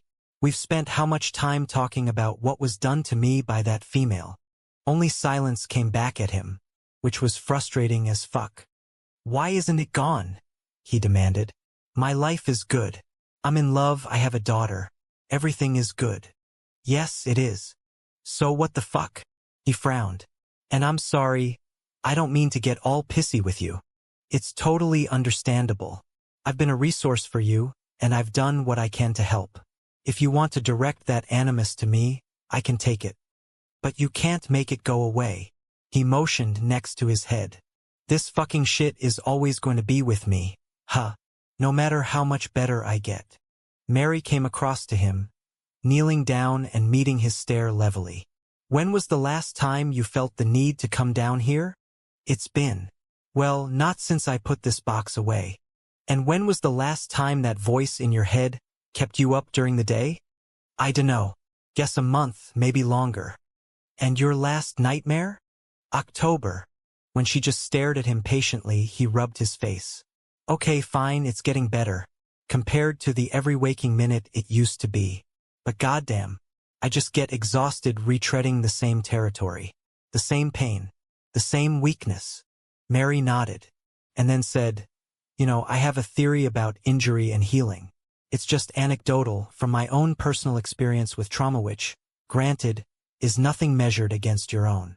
She shifted around to sit cross-legged, like she was prepared to stay for however long he needed her to. In my opinion, souls are no different than limbs. If you break a leg or an arm, it's going to hurt when it happens sharply and unbearably. Therapy is like what you do to set the bone properly in a cast and monitor its mending. It's the physical rehab, the stretching, the follow-up x-rays. But the limb is never the same. On rainy days, the joint aches. If you run a marathon on it, it will be sore. Maybe the healed part isn't quite right. Souls are the same. There are different marathons we run, whether it's the day-to-day interactions with our spouses or the people we work with. Maybe it's an event like Balthazar getting hurt. Perhaps it's an anniversary of a bad night or even a good one, like a holiday or a birthday. These are the marathons our souls run, and sometimes where we have healed aches. Or worse. And that is a non-negotiable part of being a survivor. Z stroked the felt with his hand, feeling the coarse nap. I guess I thought the work was over. It's never over. If we want to be conscious in our lives, in ourselves, the work is always necessary. Physical therapy forever. So that you can function better and feel better and be healthier. You can't undo the injury, but you can always work with what you have. I wish I didn't have to. He looked back at her. Shit, that sounds lame. No, that sounds very human. Mary shook her head with a little laugh. I mean vampire. Silence eased into the space between them, and in the back of his mind, he thought that Mary's ability to be comfortable in the quiet was one of the many reasons she was the right therapist for him. Taking a deep breath, he returned the pallet to where it had been and placed the lid back on top. Then he pushed the box into its previous position. He stayed where he was for a couple of heartbeats. Then he got to his full height and offered his dagger hand to his brother's precious Shellen. "Care to hit last meal?" he said as he helped her to her feet. "I want you to keep something in mind." She stared up at him. "You know all the hours we've spent together?" "Yes." "Were they so bad?" "You mean, did I like them?" "No. I'm sorry, but that would be a no." Mary shook her head. "Not what I asked. Were they so bad?" "No." "Could you do it all over again? Like from the start, till this moment right here?" She pointed to the concrete between them. "From when we first met down here to now?" He thought about the conversations. Some had been like pulling teeth. Some had been kind of easy. Others had wiped him out emotionally. One or no, two had actually made him vomit. A few they had even laughed through. "Yes," he said. "I could do it all over again." Mary put her hand on his forearm. "Then you have exactly what you need to continue to heal and survive and thrive. If you can look me right in the eye and say, 'Yup, I got this,' I can continue talking. I can keep learning about myself and my place in the world. I can express my doubts and fears in a supportive environment and know that I'm not dirty. I am not filthy. I was abused. I was a victim. And none of it was my fault, nor did it change the purity of my soul or the depth and beauty of my heart. If you can keep working those tendons and ligaments and joints, you will be okay, no matter how many times you feel as you do tonight." Z took another deep breath. "You know, I try to say those words in my head. When I get like this, when I doubt what I am inside." "Good." She patted his arm and dropped her hand. "Someday you'll believe them." He considered his chaotic, nasty thoughts. "How do you know that for sure?" She leaned in and kept eye contact with him. "Because, my friend, they're true." Chapter 17. At 10 a.m., Elle stepped out of the kitchen and into her father's garage. Hitting the go button on the right side's door, she blinked as the thing opened slowly, brilliant sunshine streaming in and illuminating her father's car, the lawn mower, the row of trash rollers. The post-blizzard glare was so bright she had to shield her eyes with her arm, but things adjusted quick enough. Not surprisingly, she totally bypassed the BMW. On the far wall there was a whole bunch of sports equipment, most of which was her father's. Bats, gloves, balls, the volleyball net that was rolled up around itself, inline skates, hockey bags. As she went over to the sprawl, the square-toed, hard-soled shoes she'd put on made sharp, slapping noises. She'd had to put on 3 pairs of socks to get them to fit. But like she cared? The cross-country skis were in an organized lineup at the end of the steel shelves. Each pair mated together with bands at the top and the bottom, the poles more loosey-goosey and at a tilt. She picked the Rossignol's because the shoes had the same brand on them and the others said head. Getting the stuff out into the yard was a two-tripper, the thin, lightweight skis impossible to control along with the poles. Assuming she didn't want to scrape the side of her dad's car and she'd already been through enough with that sedan. Thank you very much. When everything was in the front yard, she entered the code on the exterior pad and closed things up. Taking a look left and right, she saw a fuck ton of untouched snow. Nothing on the street had been plowed yet. Not the road, not the sidewalks, not the driveways, although there were a couple of men just getting out their snowblowers and starting to work on their properties. Like a dad bell had gotten rung and it was a race. Overhead, the sky was an impossible blue, so resonant and clear that she couldn't reconcile it with the storm that had raged through the night. But maybe that was the point. The blizzard had wiped the slate clean, cleared it all. Would that it had worked its magic in her own life. Clipping the toes of the shoes into the bindings, she palmed the poles and started off. It was slow going at first, her balance bad, no rhythm to anything. She had only cross-countryed like twice before, but she was on the varsity track team, so at least aerobic capacity wasn't part of her problem. Soon enough, she found a stride, and it felt good to breathe in the cold, dry air. She proceeded down her street, and when she got to the end, she was hot, so she took off her wool hat and crammed it into the pocket of her parka. The main road had been plowed, and she stayed to the shoulder, making really good time on the inch of powder that had sloughed back down the banks created after the city trucks had barged the majority of accumulation out of the way. There were few cars out and about, mostly high-clearance SUVs with the drivers looking smug, as if they felt that their automotive choices were being totally validated. She knew exactly how far she went. 6.4 miles. She'd run the route so many times. In fact, all of that back and forthing had been the reason she'd made varsity cross country. Terry, on the other hand, was a couch potato. The joke in the family had been that Elle and Dad were birds of a feather and Mom and Terry were loungers without measure. Not that anyone was making those comparisons anymore, even if Terry was still playing on her iPad most of the time. Elle knew she was getting close when the stores and the bus stops began appearing.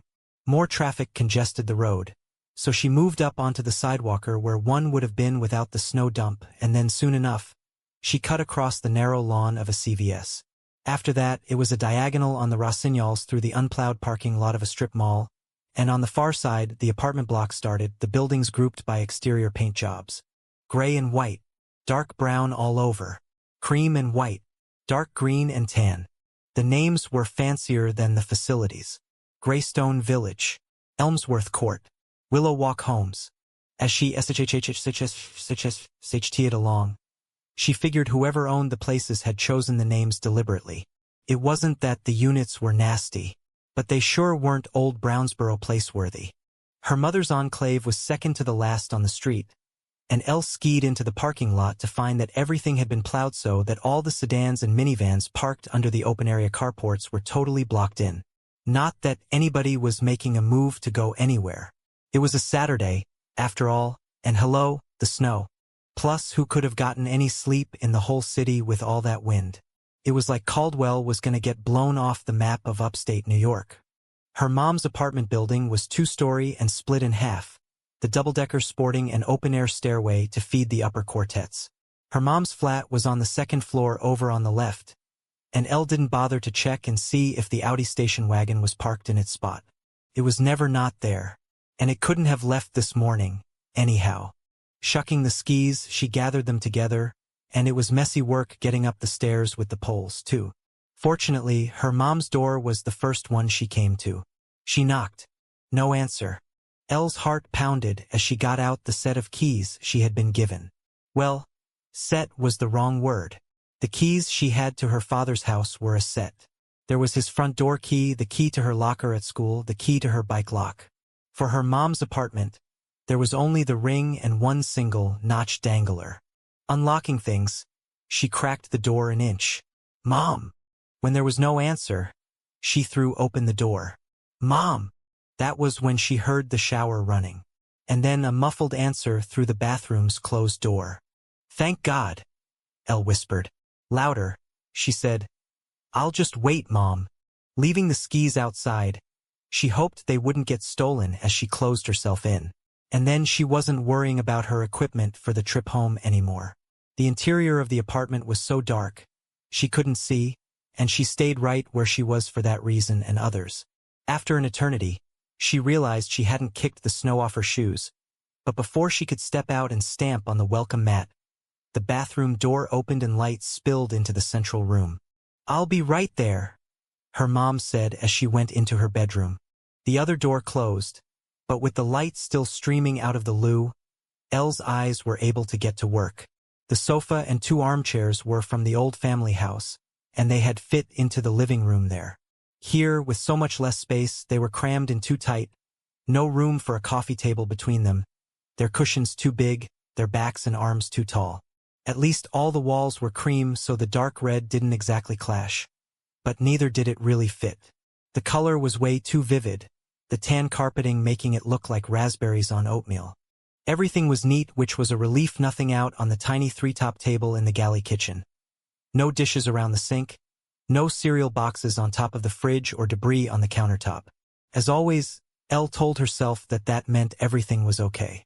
She'd seen intervention and hoarders. Tidy meant it was okay, right? Not even close, she mumbled to herself as she rubbed her nose. The smell was stale and dusty, and that, coupled with all the closed blinds, made her feel like she was in a damp cave. Figuring she better do something about tracking in snow, she took her cross-country shoes off and set them on the rubber mat just inside the door. Then, in her 3 pairs of socks, she padded over to the kitchen table and sat down. As she waited, it was hard not to notice how barren the front of the refrigerator was. No school calendar. No pictures of her and Terry. No coupons or birthday cards or notes. Just like there were no framed glossies of her and Terry in their school uniforms on the mantel over the electric fireplace.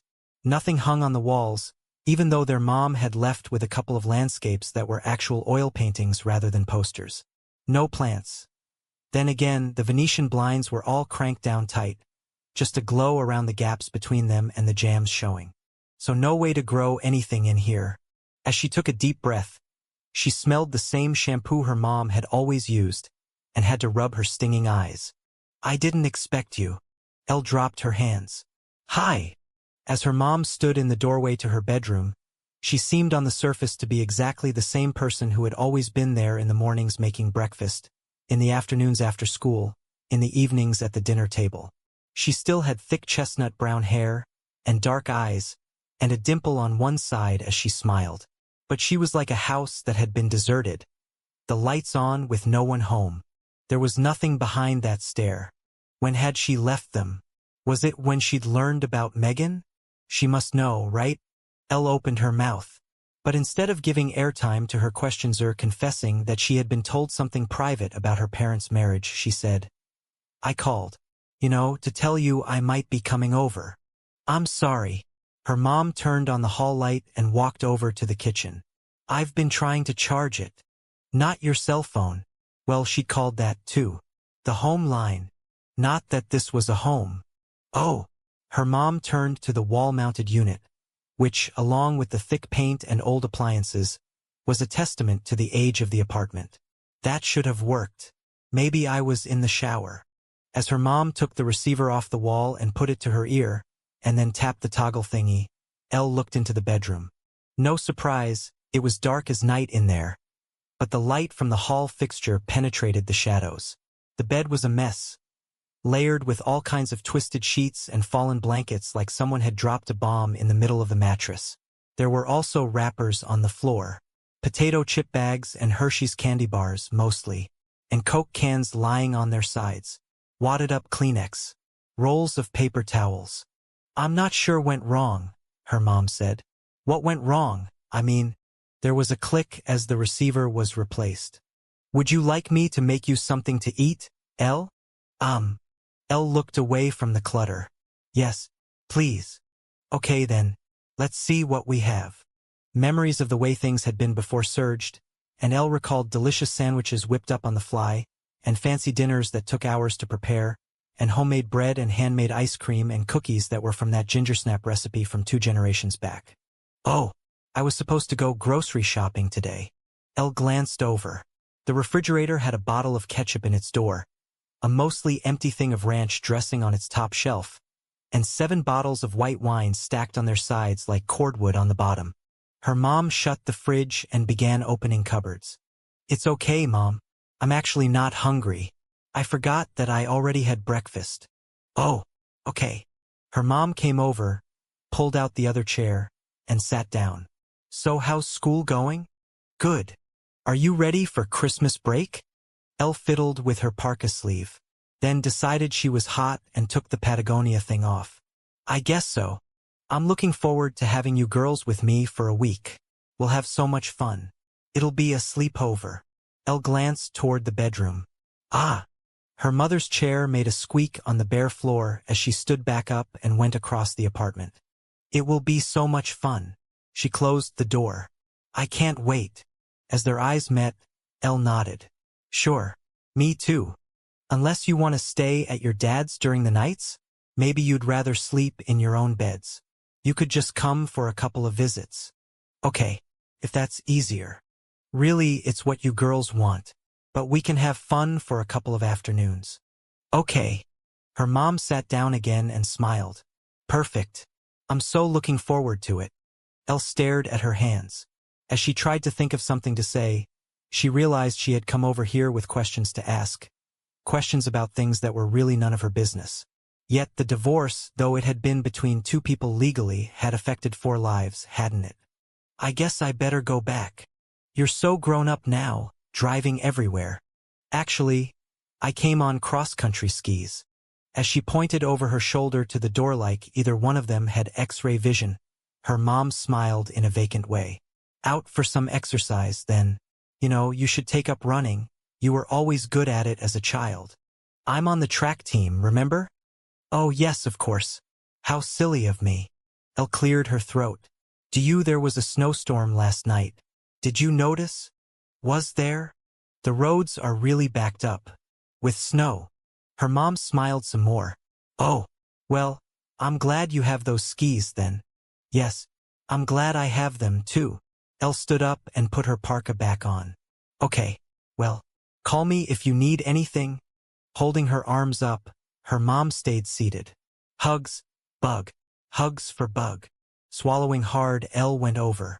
As she leaned down, she realized that her mother had put her turtleneck on backwards, the outline of the tag that was stitched on the underside right in front. Bye, Mom, Elle said roughly. Tell Terry I love her, too. Okay, I will. Straightening, Elle went over to the door and shoved her feet back in the square-toed shoes. Then she fumbled with the knob. Drive carefully out there, her mom said from the table. Her eyes focused somewhere in the middle ground between them. I will, Mom, Elle murmured as she stepped out and let go of the door. The metal panel slammed shut. And for a moment, she stood there and looked out at the snow-packed parking lot. The cars all covered with powdered sugar. The gouges from a plow's effort ruining the soft undulations of what had fallen during the night and been blown into drifts by the wind. In her pocket, her phone started to vibrate, and when she went to get it, she found that she had put her gloves back on, zipped up her parka, and returned her hat to her head. When had all that happened, she wondered. Biting off her glove, she got her phone out. The name on the call was 3 letters long. Dad. She let it go to voicemail, picked up the poles and skis, and started down the stairs. When she got to the bottom, she dropped the rossignols and glanced around, blinking at the brilliant light. One by one, she clipped in the tips of her shoes. And then she started off, following the path she had made on the trip in, her breath leaving her mouth and drifting over her shoulder in puffs. It used to be easy to go home, she thought. Then again, a lot of things had been easier. Chapter 18. Quinn had a spring in his step as he came through the training center's office. Night had fallen, first meal was through, and he was off rotation. The storm had passed, the damage to the house had been repaired, and everybody was safe. He'd also gotten no sleep during the day, for the very best reasons. He and Blay had spent the daylight hours getting very naked up in their bedroom. It was amazing how many positions there were, and how many different places you could get it on. In the bed, of course. In the tub. The shower. The walk-in closet, which had been a surprise. Who knew that rug burns could be such a trophy? He was walking funny from them. And wasn't that awesome? Out in the corridor, he went by the weight room, and when he heard music banging, he leaned inside. You're a fucking beast, Hollywood.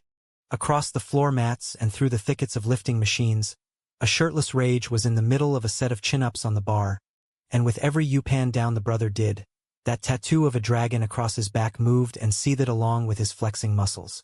You know it, the brother gritted out. With a wave, Quinn kept going. Down past the exam rooms and the OR, he stopped at the last door that was part of the clinic area. Tugging his sweatshirt into proper place over his Adidas training pants, he made sure his hair was not completely crazy. Although no amount of brushing was going to hide the fact that part of it was the color of Violet Beauregard. Not that it mattered to Luchas. Still, old family habits died hard, even when they weren't necessary anymore. Knocking with his knuckles, he then pushed his way in. Luchas, my man, how are... Quinn paused. No one was in the patient room, but at least the wheelchair was parked in the corner. So the male was using his cane as he'd been told to. Good, Quinn murmured. Then louder. Luchas, you in the loo? The door over there was closed, but there was no shower running. No sink, either. Content to wait, Quinn sat down in his brother's reading chair and chilled, taking out his phone. After checking his email, he looked to the bathroom. Luchas? You okay in there?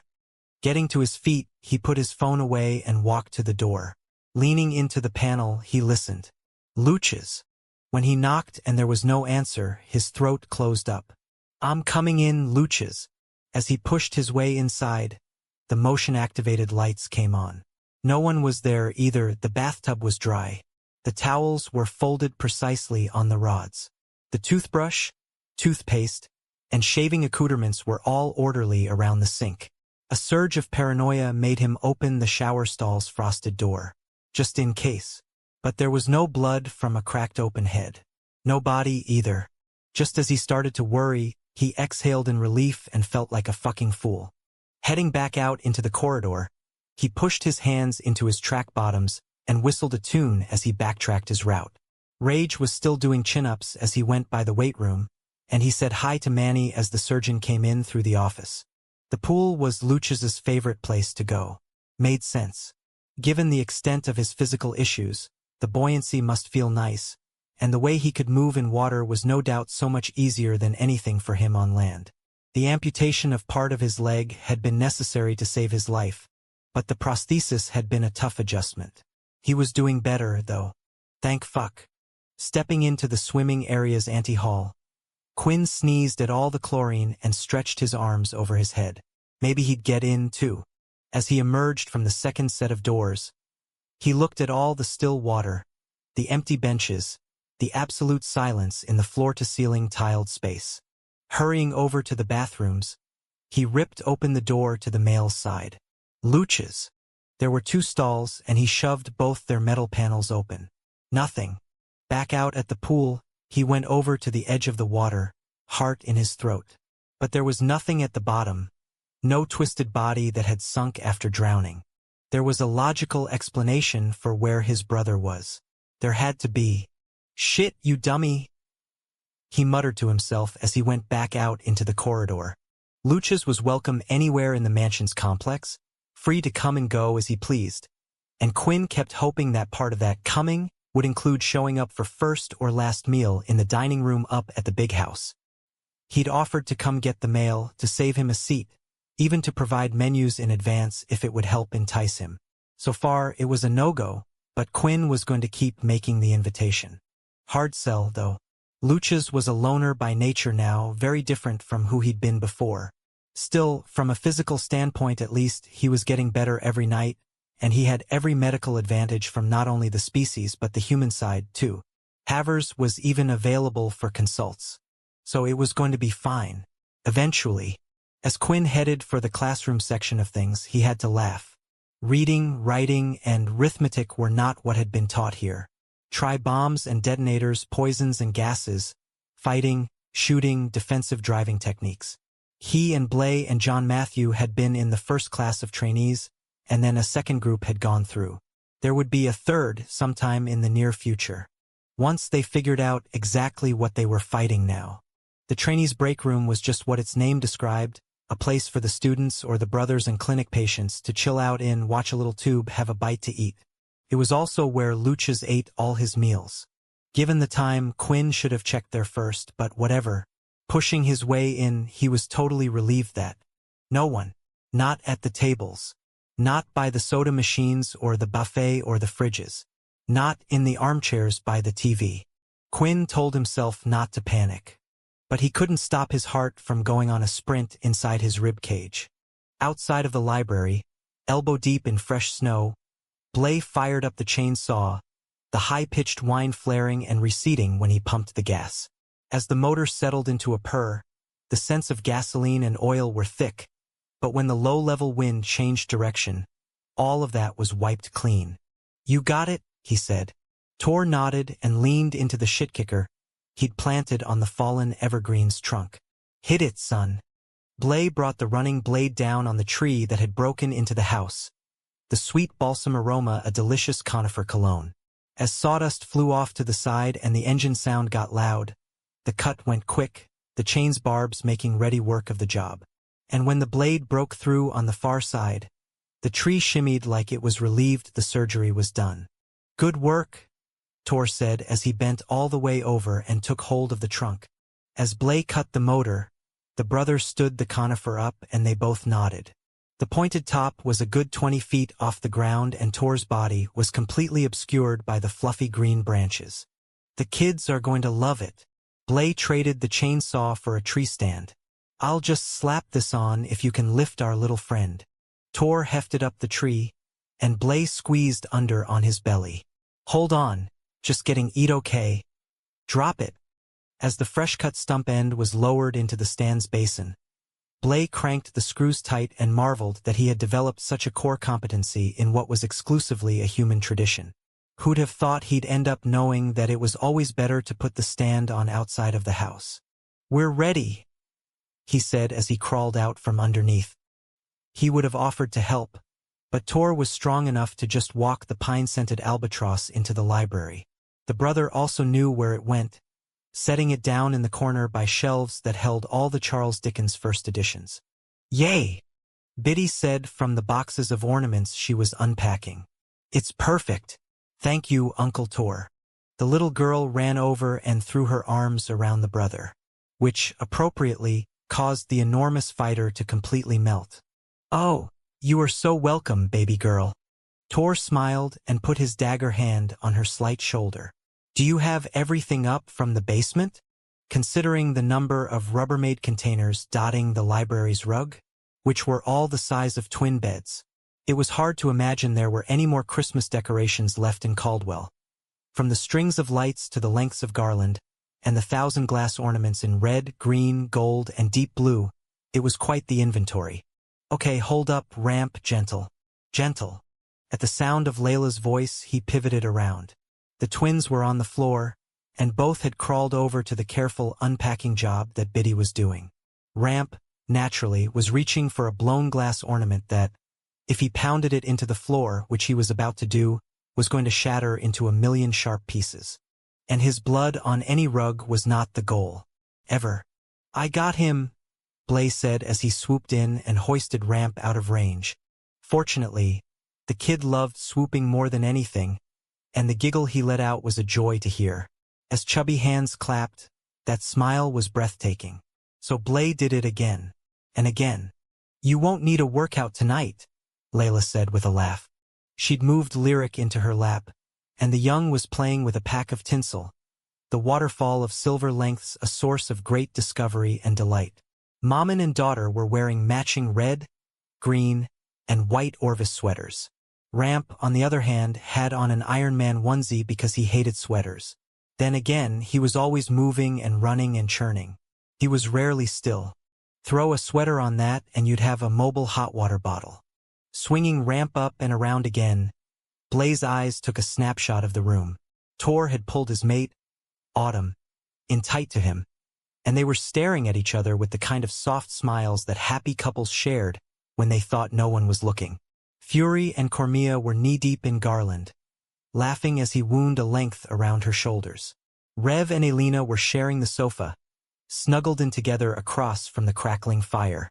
And naturally, Fritz had done a drive-by with provisions for everyone. There was eggnog on a silver tray on one of the coffee tables, along with a setup of hot chocolate and candy canes and gingerbread men. Good thing there was so much of it all. Soon, others would join in. It was a communal event, this now annual tradition of trimming the Christmas tree, and it was especially significant for those in the house who had grown up human. And in the future, it was going to be important for the twins and the other current young, Blay realized. They would come to see this as part of their pre-trans experience. Out past the library's archway in the foyer, a figure entered his line of sight. It was Quinn, dressed in the casual clothes he'd put on just before they'd left their room for first meal. Same track pants, same Ichem sweatshirt, same Converse All-Stars in black and white. But something had transformed him. He was too still, for one thing. For another, he wasn't coming in and joining the happy crowd. And then there was his expression. His eyes were burning with emotion. Blay looked casually at Fury and Cormia. "Hey, how'd you guys like to hold a young?" Cormia smiled and put out her arms. "Gimme, gimme, gimme." Ramp was thrilled to go to her, answering her enthusiasm with a giggle of his own. And Blay took a moment to tweak his son's nose before he casually walked out of the room, hands in his pockets, an easy smile for anyone to see on his face. He dropped the act as soon as he was out of range. Striding across the mosaic floor, he said, "What's wrong?" Quinn nodded over his shoulder and didn't start talking until they were in the lee of the grand staircase. "I can't find Luch's." Blay frowned. "What do you mean you can't find him?" Quinn's eyes couldn't light on any particular thing, his focus shifting over the balustrade, the door down into the tunnel, the floor at their feet. I went to his room to have a visit. Not there. He's also not at the pool. Not in the break room. Not anywhere in the training center. So I came up here and asked Fritz if he'd seen him in the house. I mean, Fritz knows everything. And what did he say? He hasn't seen him. Did you ask the medical staff? Manny hasn't treated him. Doc Jane hasn't been down there and Alina's off. Blay rubbed his face. Okay, there has to be a logical explanation. There just has to be. It's not like he's disappeared. When Quinn just stood there, the helplessness was as much of a shock as the idea that Lucius was lost somewhere in the Brotherhood's compound. Blay put his hand on the side of his mate's neck. We're going to find him. Do you hear me? We're going to find him together, all right? I know what to do. Quinn nodded. And then he made a strangled noise. Come here, Blay murmured as he pulled his mate in. It's going to be okay. I promise you, it's going to be okay. Over Quinn's shoulder, Blay noticed that Tor and Fury had come out of the library. They were hanging back, arms crossed, faces grave. Even though they didn't know what was wrong, they were prepared to help. But that was the nature of the Black Dagger Brotherhood. When Quinn joined that ancient tradition, he went from being an orphan to having a full-blown family. And they would no more desert him in a time of need than they would cut off their own hands. I know what to do, Blay repeated firmly. Chapter 19. Quinn couldn't think, but he was aware of following instructions. Go here, sit there, wait for 5 minutes while V signed into his computer. Other than these very rudimentary functions, however, he was not really connected to anything. For example, it was interesting in a passing, well, what do you know sort of way to realize that he was in the pit. Evidently, he'd been set on the leather sofa like a throw pillow, and he was facing the foosball table. As he considered the way the game was played, his brain coughed up a random memory from just 24 hours before. Him spinning the spindles against John Matthew, blithely unaware of what that fountain tarp was going to do, what was going to happen to Balthazar up by that shutter, how Zadist was going to have to do CPR in the snow. As with all of that, he certainly had never anticipated what was happening right now. In his peripheral vision, he was aware of V typing on one of his keyboards and then staring at the bank of monitors. Right behind the brother, leaning in over his shoulder, was Blay. This was a relief. Quinn couldn't track anything, and there was nobody he trusted more than Blay. His mate would figure everything out and would translate whatever it was to him. V pointed at the screen, and then glanced back at Blay. Blay straightened, his eyes not leaving whatever image they were talking about. And that was when it became apparent there were other people in the room, too. Right beside the pair of them was a lineup of males. Rage, Butch, Tor, Fury, Rev. Quinn appreciated them showing up for whatever this was. But their presence was also a huge source of anxiety. Generally speaking, the more brothers and fighters who lingered, the more serious things were. He's probably down in the training center, Quinn mumbled to himself. To anybody who might be listening. To Fate, if Fate was looking for suggestions about how to resolve Lucius's disappearance. In the end, no one really needed to tell him anything. It was the way Blay looked over at him, and how V stayed focused on the monitors but then turned his head as well. Blay was the one who came across to the sofa, and he knelt down. You found him, Quinn said quietly. You found my brother? The sound of his mate clearing his throat was one of the saddest things Quinn had ever heard, and yet he refused to let the sorrow sink in. We think he went out, Blay said. Like in a car? Can he drive? No, as in, he left. Who took him out? Quinn. We think he left through the tunnel. As his brain translated the syllables, he came back online.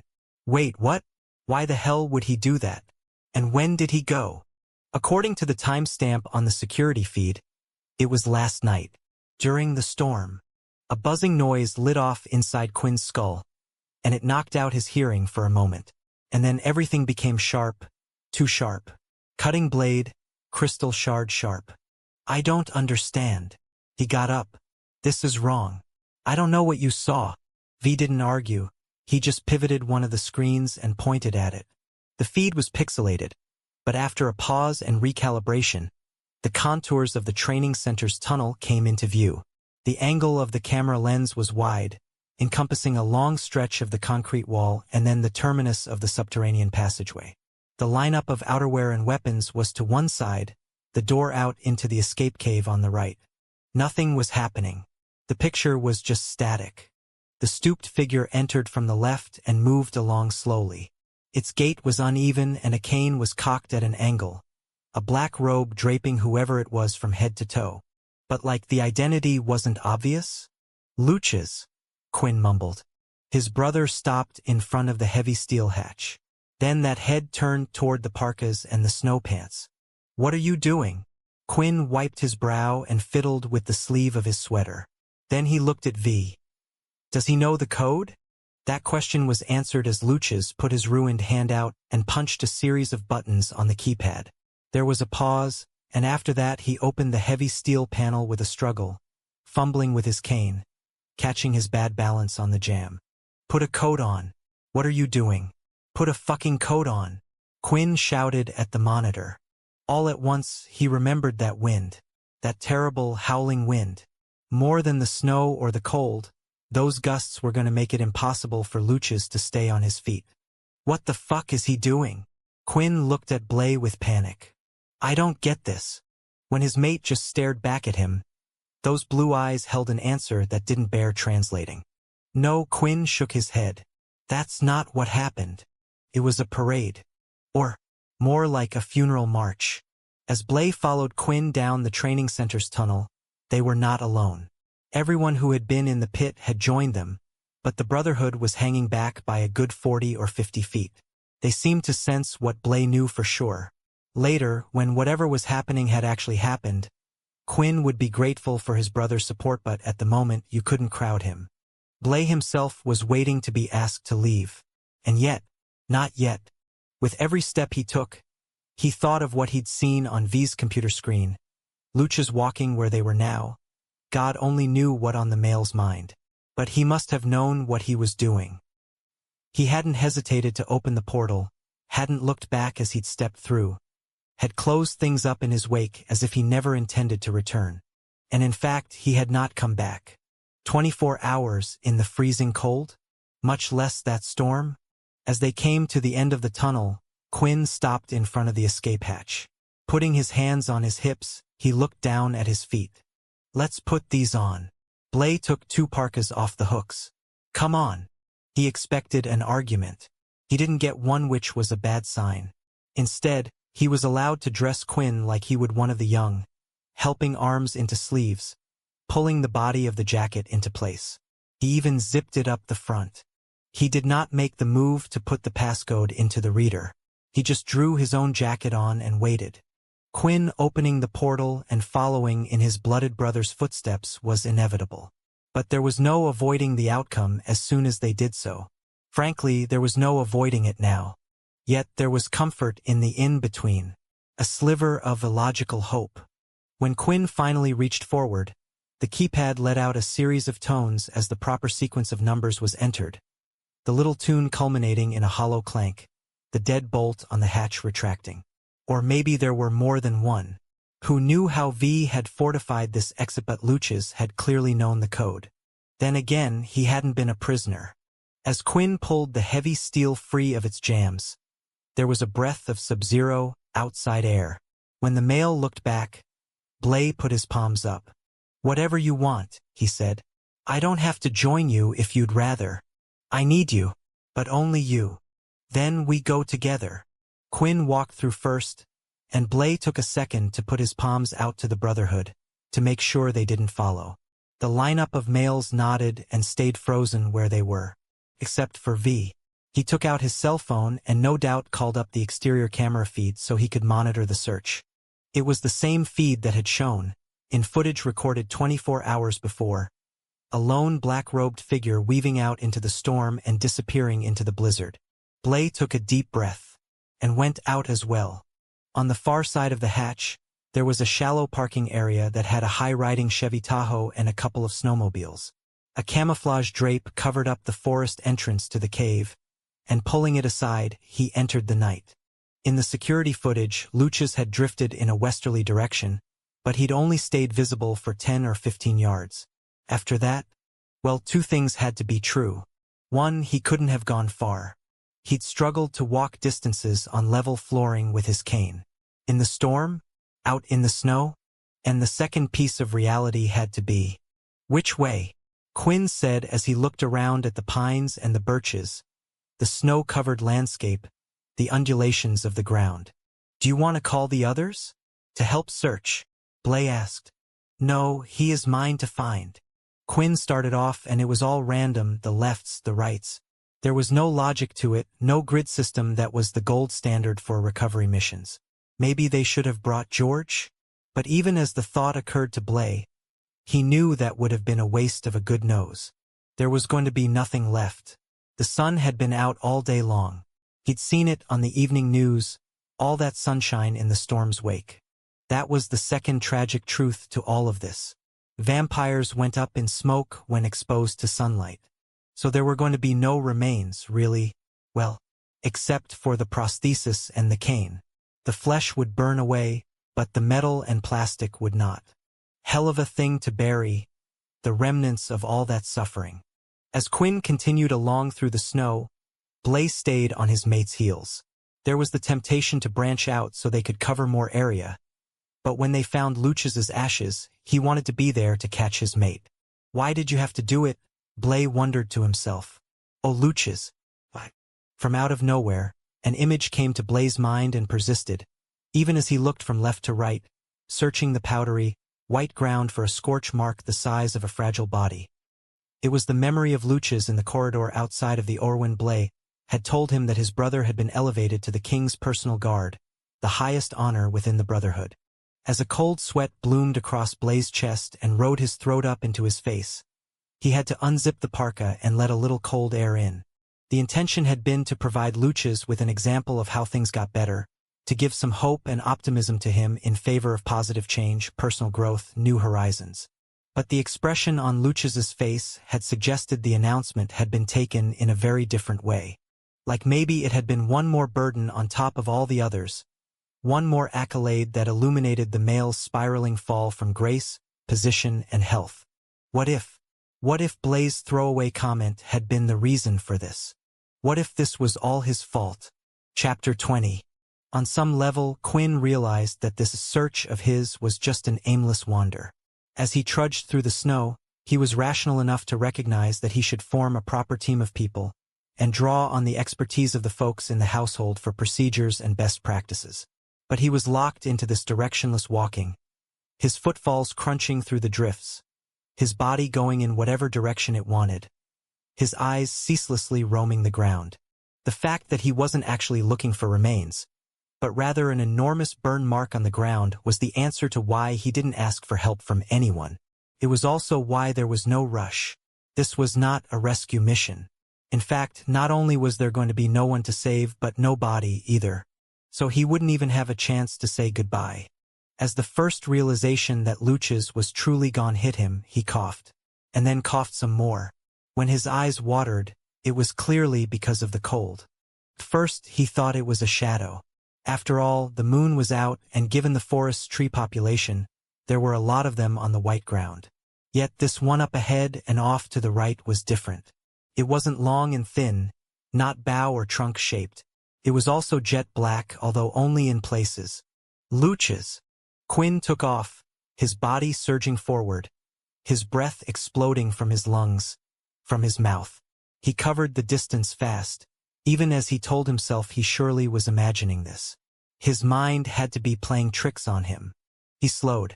He stopped. How was this possible?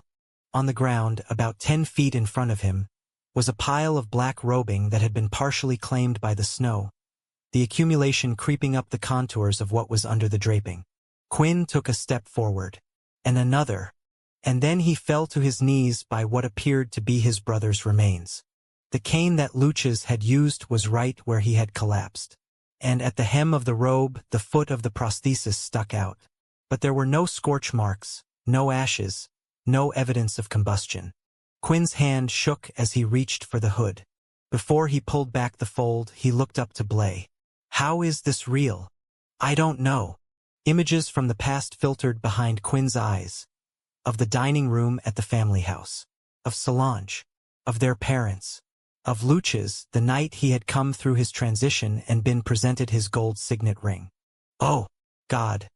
Quinn moaned as he moved the hood away. His brother's eyes were open. The gray gaze fixated on eternity, unblinking, unseeing. And Luch's face had frozen into marble, the cast of his hollow cheeks and his too prominent jaw a death mask of that which had been alive not so long ago. His lips parted and white, his teeth clamped together as if he had been in pain when he had breathed his last. Quinn looked up. Overhead, there were branches, but not enough of a canopy to filter out the sun that had blazed in the wake of the blizzard's departure. Unable to comprehend both the enormity of what was before him and the inexplicable nature of the unburned remains, he obsessed over the mystery of how a vampire's body could have survived the sunshine. Death was no insulation for incineration. Luch's, he breathed. Oh, brother mine. And then none of that mattered. Curling over the remains, he wrapped his arms around the snow-dusted folds of the robe, resting his cheek on the hard bone of the shoulder. As he closed his eyes, he pictured Luch's as he had so often been, back in his hospital room, sitting in his reading chair, a leather-bound book held in his ruined hands. I'm sorry, Quinn mumbled. I'm so sorry. Luch's. Why wasn't I there when you needed me? Why? Blay took a handkerchief out of the back pocket of his slacks and pressed it into his eyes. As tears continued to sting, he struggled to draw air into his lungs. There was no greater suffering than seeing your true love in pain. Sniffling, he wiped his face. Down at his feet, Quinn was draped over his brother like a shroud, that huge warrior's body covering the other male's broken one. A shield that was too late in its protective endeavor. The words being spoken were so soft, Blay couldn't hear them properly, but he didn't need to know the precise syllables. The tone was resonantly mournful, and that was the only translation required. Unable to hang back anymore, even if that was what Quinn might have wanted, Blay went forward and knelt down beside his mate. Placing his hand on that back, he made slow circles. Oh, God. The face. Luch's face. The features were exactly as they had recently been, but as if death would have rearranged them. Quinn straightened some and sniffled. As Blay offered the handkerchief, it was accepted and there was a quick mop-up. We need to call. Quinn cleared his throat and returned the handkerchief. I need help. To move him. May I call the brothers? Yeah. Maybe they can bring those snowmobiles. Quinn glanced around. How will they know where we are?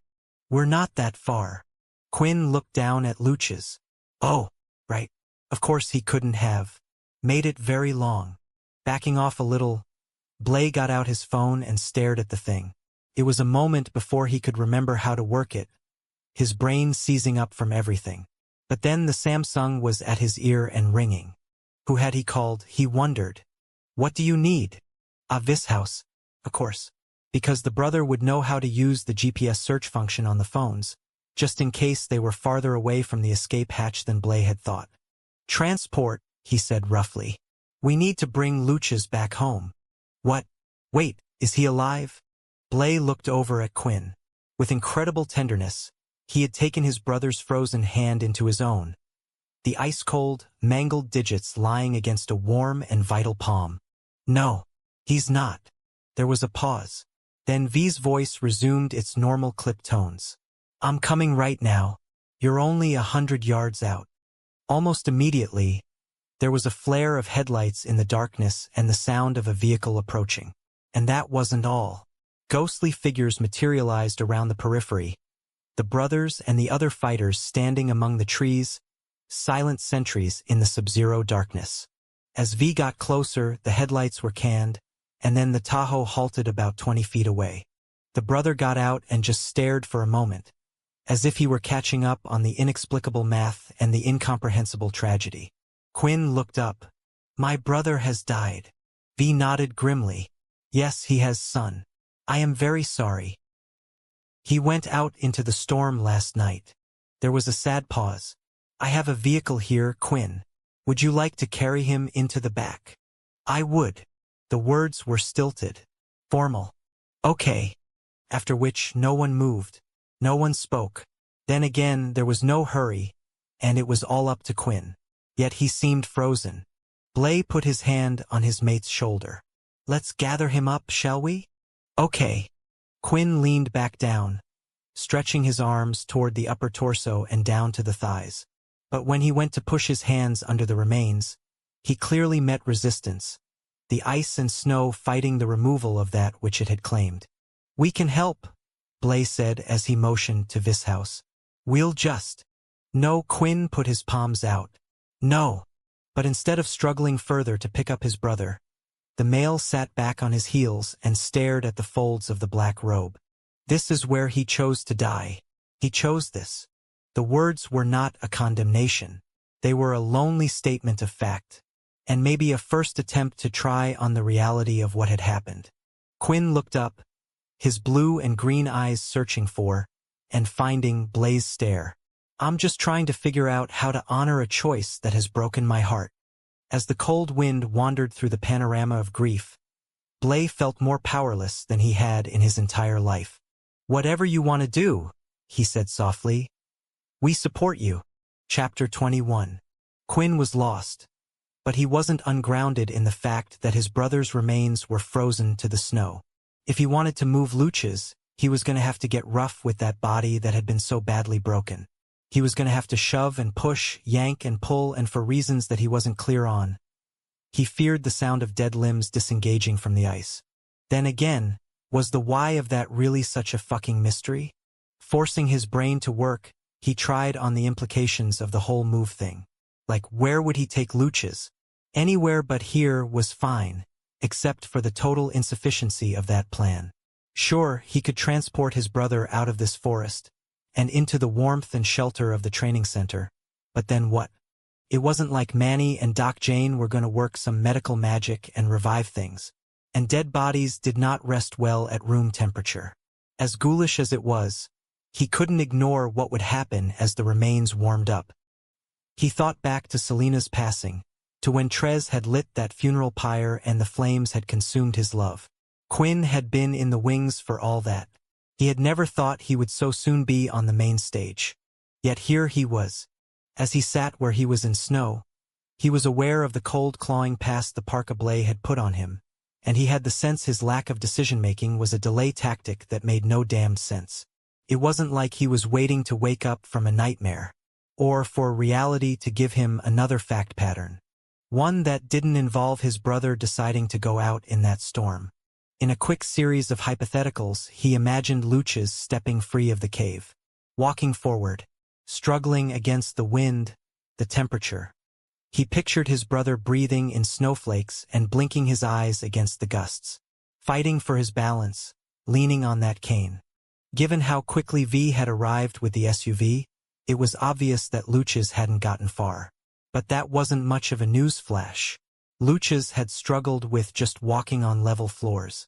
Staring down at the body, Quinn became obsessed with details he would never know.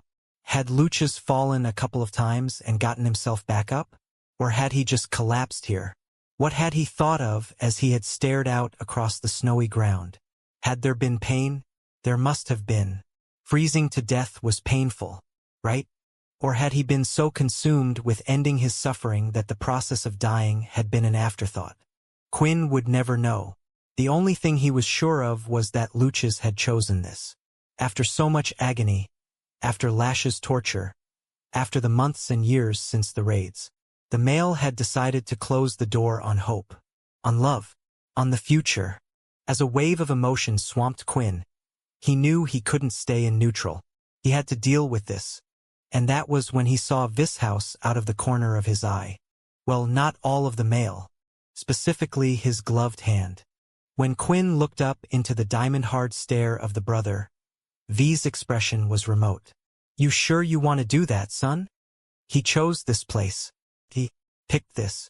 I'm just trying to think of what he'd want. Quinn shook his head. And although I don't know much, I'm sure that tearing him up to get him off this ground is not what he would have wished for his remains. I'll do whatever you want. V lifted his curse. But there's no going back.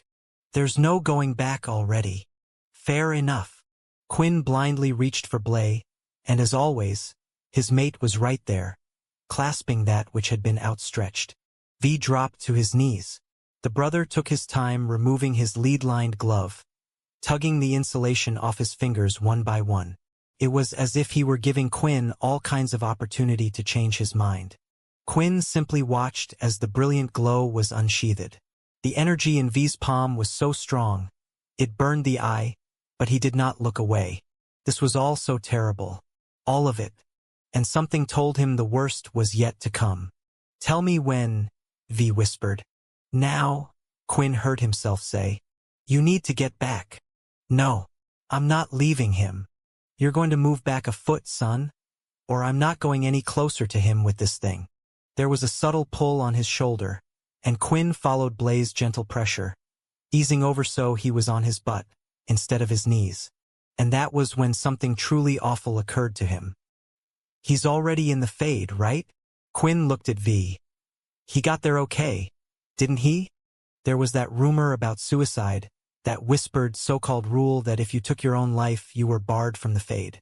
But surely, this house, he's there, right?" V's eyes lowered. "He was a right and just male, horribly treated by fate." "That's not an answer. That's the best I can do." Quinn rubbed his face. "Let's just do this." If he got caught up in the unfairness of it all right now, he was gonna fucking explode. This house, birthed son of the scribe virgin, nodded. And then he slowly lowered the terrifying power that somehow resided within his flesh. Just before contact was made, Quinn had a spasm of doubt, of panic. He almost called it all off, but what had changed? Where else would they take Luchas? "Oh God!" Quinn breathed. "Oh God! Oh!" The flare of light was intense, the release of energy so great that Quinn was thrown into Blay, the pair of them landing in the snow on a sprawl. And he had expected the final act of his blooded brother's life to last a while. But it was over. Within seconds. Or at least that's what it seemed. There wasn't even a scent. He'd braced himself to smell burning flesh and hair, but there was nothing of that sort, and not because the wind had changed directions. As the illumination started to fade, Quinn lifted his arm from the shield it had become over his physique, hadn't even been aware of raising it. There was nothing left. In the spot where Luchas had lain, there was no robe, no cane, no prosthesis. There was no frozen body, no face or hands or foot. There was not a torso or a lower body. Gone, gone, gone. In the place of his brother, there was a precise outline of the position Luchas had died in. The exact contours of the limbs and the head and the robe represented in a bare spot with no snow or pine needles, even. Just bald dirt. Quinn extended his trembling hand over the place where the immolation had occurred. Curls of smoke rose up, riding currents of heat that dissipated quickly, until it was all stone cold. Chapter 22. Blay had never seen anything like it. V's glowing hand had extended downward, and then a nuclear-bright flash had lanced through the night, so intense and far-reaching that the entire mountain had lit up like noontime. Or at least that was what it had seemed. And in the aftermath, it was an artist's drawing of the body's position on a strip of barren, snowless ground, wisps of smoke rising for a moment, followed by only dark stillness. It was as if the whole world had stopped spinning. No movement among the forest fauna, no deer careful footing it through the leafless underbrush or owls calling to each other. No snaps of sticks or quiet moans of a breeze through pine branches. Certainly nothing from the brothers and fighters, who were as statues in and among the trees. Meanwhile, Quinn was fixated on where his brother had been, his big body shuddering. Then the labored breathing came next, heavy, loud. Finally, the male rolled off to the side and propped himself up on bowed arms. The retching went on, but nothing came up and out of his throat. With utter helplessness, Blay stayed beside his mate, his hand on that heaving back, his own eyes watering. As all that pent-up emotion was released, Blay kept looking back and forth between the bare spot and his one true love. And then, when there was finally an easing of the pain to his bereaved male, he spoke up. "Come on, let's go back inside. It's cold out here." As he helped Quinn to his feet, he wasn't sure the guy had any clue where he was. Like a zombie, Quinn allowed himself to be led away from where his brother had died, his sneakers taking the path they had forged out here into the forest, his arms crossed over his chest, his eyes focused in front of him. There was no telling what was going through his mind. No, that was a lie. Blay could guess, and all of it was bad. And that was why he was so compelled to get his mate back inside. There was nothing he could do to help with the maelstrom in Quinn's heart and head, but at least he could get him warm and dry. As they came up to the Tahoe, V materialized in their path from out of thin air and nodded to the SUV. Blay shook his head. Like the brother had said, they were only 100 yards out. That was as far as Luchas had made it. Besides, Quinn didn't stop walking, his trudging stride unbroken as he zeroed in on the camouflaged entry to the cave.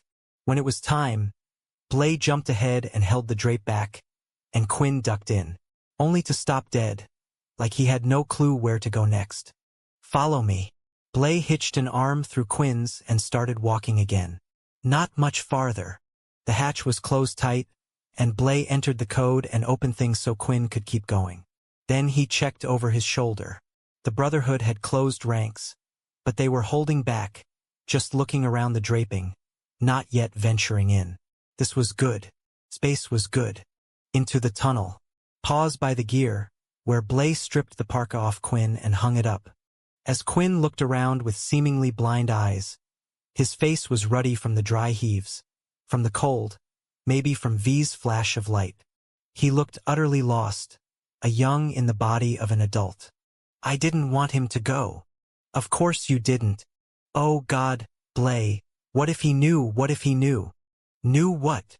Quinn rubbed his eyes and then stared at his hands like they belonged to someone else. "What if he'd read my mind? I mean, I can't tell you the number of times I sat at his bedside and thought to myself, what kind of life is this for him? How does he keep going?" I couldn't fathom how he handled it. They were hacking parts of him off to keep him alive. He couldn't walk. He couldn't work his hands. He was down there in that patient room, all by himself. Those mismatched eyes shifted over. What if he read my mind? And knew? "It was not your fault," Blay said through a tight throat. "You are not responsible for this." "But I am. I was the one who told them to take his leg. I was the one. Maybe I could have done more, helped more." Quinn dropped his face into his palms. "I thought I had more time with him. He was medically stable, so I thought there was time to talk. Time to help. Oh, fuck. This hurts." Blay didn't know what to say, so he reached out and pulled his mate against him. As Quinn's arms came around him and held on, he took that as a good sign. At least the connection between them was still there. He had a feeling they were going to need it. The next thing Quinn knew, he was in the mansion's foyer. He didn't remember the trip back to the grand formal space, but he sure as shit hadn't dematerialized his way here, and he was certain about this because, 1, too much steel to get through, and 2, no way he could have concentrated well enough to ghost out. At this point, he wasn't sure he could concentrate well enough to take a piss. With a numb disassociation, he looked around and recognized the malachite columns, the staircase that rose with such great majesty to the second story, the sconces, the ceiling high above with its warriors and steeds, and beneath his feet, the mosaic depiction of an apple tree in full bloom was just as it was supposed to be. If Luchas had been moved up here, if he'd been given a proper guest room with beautiful things and a marble bathroom, if he'd been treated like a member of the family, instead of an invalid who was nothing but his infirmity, would it have made a difference? Would he have held on a little longer? Why didn't I ask him how he was? Quinn turned to his mate. "I should have asked him." "You did many times. I was there for a lot of them. It feels like I didn't do it enough." Every time he blinked, he saw his brother's remains. Each time he breathed, the pain in his chest got worse. With every beat of his heart, he was boomeranged back to the past and then dragged forward to the present. Images assaulted him, memories battering around his head of him and his brother growing up in that house with their parents and Solange, all the strictures, the discipline, and in Quinn's case, the censure. And then there were more recent memories of him sitting at Luchas's bedside, the pair of them talking about nothing. Why had he wasted those opportunities? They'd had 2, maybe 3 serious conversations where they'd gone deep into how Lucius was feeling about his injuries and what had happened to him. But most of their interactions had been kept on the surface. Safely on the surface. Because Quinn had always thought he'd have more time. Sure, not an endless number of nights and days. It wasn't like they were immortal, but he hadn't pressed anything. Had respected boundaries that might or might not have been there. Had given space and kept things light. Because he'd assumed there was a future readily available to cover the important things. When it was time. Whatever that meant. And now he was here. He was here on this heartbreaking side of the great divide that had opened up between them. A divide Lucius had chosen to create when he had walked out into that storm. A divide that potentially was eternal, if that bullshit about taking your own life was true when it came to the fade. If only Quinn had known that the male was so close to a decision that could not be unmade. If he'd had a clue, he could have talked Lucius into staying in the land of living. He could have reminded him that he had people who loved him, and a niece and nephew who needed their uncle, and, from out of the corner of his eye, he noted that someone was standing just inside the billiards room, a tall figure that was, at first, indistinct. Oddly, what caused recognition to click was a memory from first meal the night before, of Lassiter staring down the table at him, that odd expression on the angel's face, his strangely colored eyes so grave, like he'd known what was coming. All at once, Quinn's emotions coalesced into a spearhead, the tip of which was everything he would have done differently if he'd known, if he'd gotten a heads up, if he could have been down in the training center when it had mattered, standing outside Lucius's room, the physical barrier that was in the way of his brother's conclusion that his life was no longer worth living. So he was going to walk out and die in a snowstorm. The sound that ripped out of Quinn's throat was that of an animal, and then his body launched into an attack without any conscious direction from him. He closed the distance and threw himself at the angel, grabbing on to the front of the male's neck with one hand while swinging widely with his right fist. And as soon as he made that cracking contact with Lassiter's face, he didn't stop. He swung again, now from the left side, hitting whatever was in the way. Then he locked hold of the head and swung hard, casting the angel out into the foyer, onto the mosaic floor. People were shouting at him. He heard nothing. People were pulling at him. He shoved them off. Quinn let loose with pounding fists and kicking legs, mounting the angel's prone body and slamming Lassiter over and over again into the hard floor. Without warning, Quinn was lifted off bodily, dragged back and held off, whoever it was strong enough to keep him from his target. So he used his voice instead of his fists. "You knew!" he screamed at Lassiter. "You knew what he was going to do. You didn't tell me. You cost me my brother." He fought against the iron bars that were under his armpits. They held steady. Or you could have stopped him. Quinn's voice rebounded all around, all the way up to the ceiling. "You're an angel. You're supposed to save souls. Was he not good enough for you? Was my brother too broken for you to bother saving? Why? Why did you let my brother die?" He was utterly unhinged, his tirade filling the house, calling all kinds of people into the doorways of other rooms. But like he fucking cared? And meanwhile, Lassiter just lay where he had sprawled, oddly colored eyes showing no emotion at all. Quinn surged against whoever was holding him. He deserved your help. He deserved to be saved. Let him go.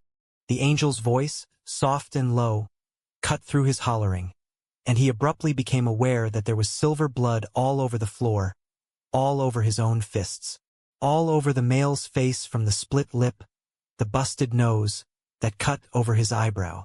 The angel had not fought back. He hadn't even tried to protect himself. "Let him go," Lassiter yelled. The constriction was released, and Quinn fell forward. Unable to catch his balance, he landed hard on all fours. And still, Lassiter just looked at him, that silver blood flowing like melted sterling. "You're pathetic," Quinn spat. "You're not worth the effort to kill you. I hope you can live with what a fucking failure you are as the successor to the scribe virgin. You're nothing but a goddamn lazy joke." Scrambling to his feet, he stumbled, pushed off someone's hand, she didn't know whose. He was alone as he went up the stairs. That much he was clear on. Good thing, too. Chapter 23.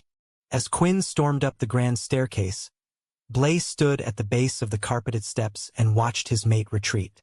He wanted to go after him, but it was very clear that he was not welcome. He'd been shoved away.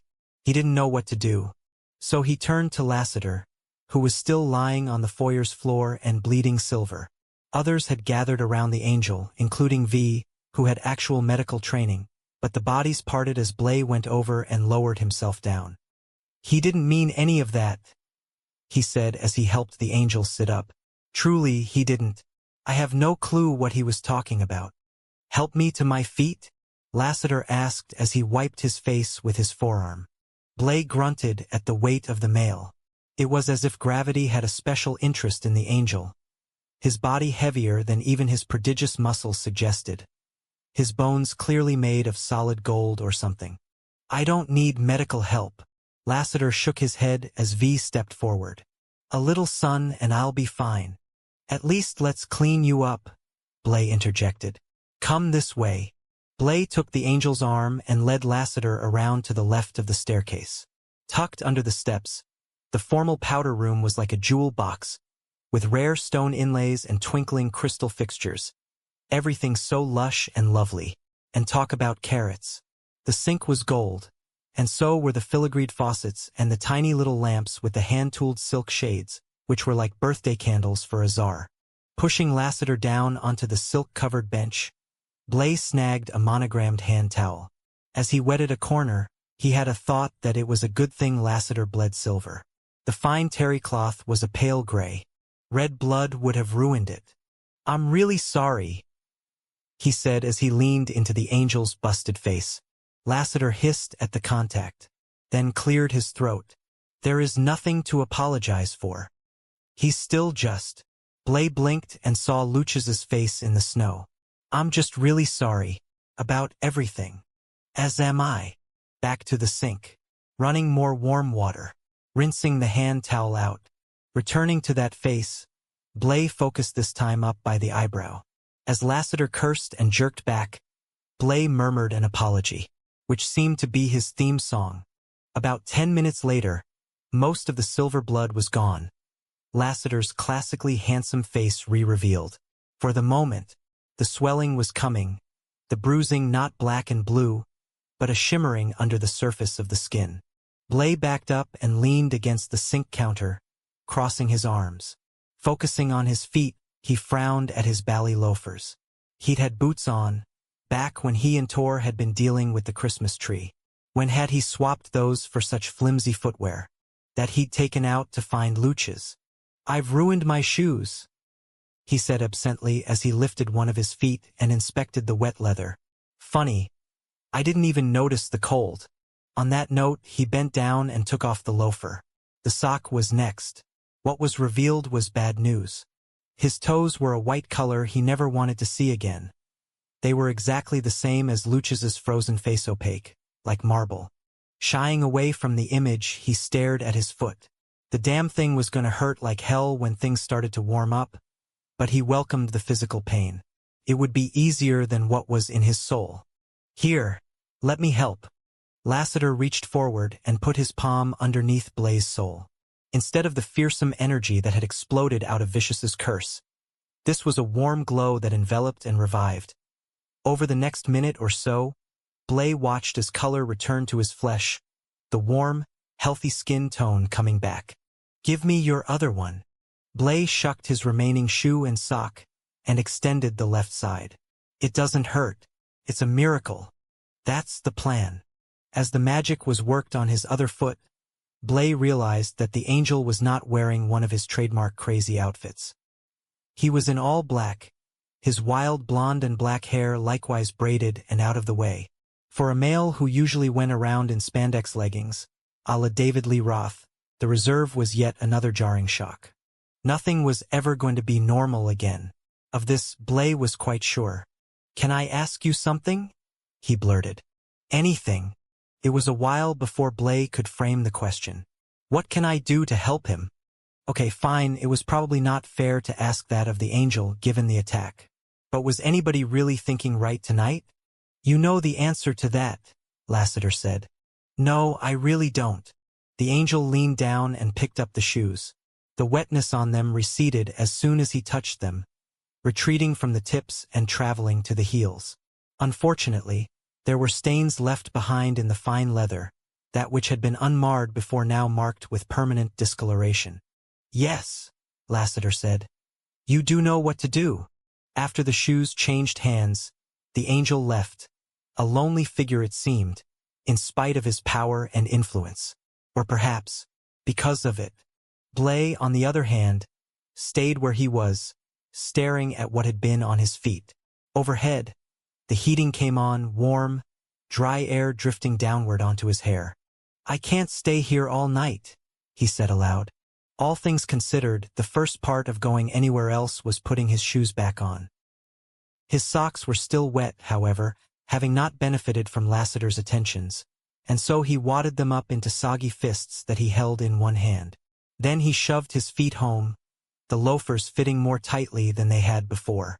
Out in the foyer, he discovered that everyone had scattered from the drama.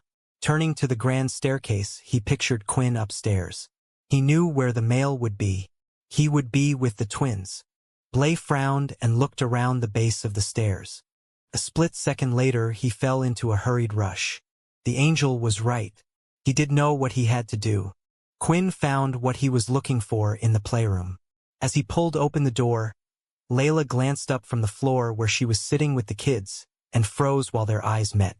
"Oh, Quinn." She made a move like she was going to get up and hug him, but when he stepped back sharply, she ducked her eyes and hung her head.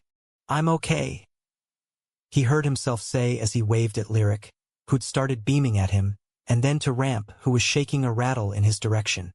"I just want to be with them for a while, all right? Just me and them." Layla nodded and got to her feet like she was stiff. "Of course. Yeah, a text went out. From Tor, so. I'm so sorry. It's fine." She recoiled and then tried to hide her reaction. But he couldn't help her with her awkwardness. He couldn't even help himself right now, and the fine thing was just a door to close on her sympathy, her worry, the burden of the referred pain she was feeling as she confronted a tragedy that really only affected him. "Is there anything I can do?" she said. "Just give me some time with them." The chosen pulled the waistband of her jeans higher up on her hips. Then she pushed her blonde hair back as her eyes roamed around the cheerful room, and he was grateful she kept her thoughts to herself. He did not want to be mean, but he was raw and like a wounded animal, he was dangerously unstable. "Let me know when you need me back," she said. Then she shook her head. "Actually, I was going to feed them in about 45 minutes. Unless you'd like to? That'll be good. 45. That's fine." "Okay." There was a moment of frozen silence, and then Layla went over to the door. As she hesitated to push her way out, he cleared his throat. "I'm not going to do anything stupid," he said roughly. "You don't need to worry about that. I've seen entirely too many dead-blooded relations of mine tonight." Her eyes closed. "Oh, Quinn. I am so sorry." "Scratch that." He rubbed his eyes, not because he was getting emotional, but because he couldn't stop seeing his brother's face. "Make that for a lifetime. I've seen enough dead relatives for a goddamn fucking lifetime." She took a deep breath. "I want you to know something. Just come back in 45 minutes. I took them to see him the night before the storm." Quinn blinked. "What? Wait, what did you say?" "Lyric and Ramp. I took them down to see Luchas 2 nights ago." Her eyes started to water. "I do that from time to time. I just loved seeing them. They sat on his bed and he played with them and he smiled at them. They always seemed to make him happy." Ramp ditched the rattle, rolled over onto his tummy, and hit the ground crawling fast, going for broke toward a big, red inflatable ball in the corner. The kid had the grace of an army tank, the speed of a motivated turtle, and the fixation of a chess master about to be pawned out of a tournament. "Thank you," Quinn said softly. "I'm so glad he got to see them one last time. I'm going to miss Luchas. He was such a sensitive soul. We would talk about books and—" Quinn put his hand up. "I'm sorry, Layla. I don't mean to be rude, but I can't talk about him right now. I'm not even on this planet, actually. I'm just trying to find the floor beneath my feet." He lifted his soggy sneakers one after another. Because I can't feel it, and talking about my brother makes this floating feeling worse. Okay, just please know. There are a lot of us here in the house for you to talk to. The door eased shut in her wake, and he looked into Lyric's beautiful pale green eyes, and prayed his brother had made it into the fade. Surely, even if the rumor was true about killing yourself, Luch's would be granted an exception for all he had suffered. Right? Lyric put her arms out, and that was Quinn's cue to scoop, and scoop he did, gathering his daughter up and bringing her to his heart. In response, she made a whole bunch of cooing noises and babbling sounds.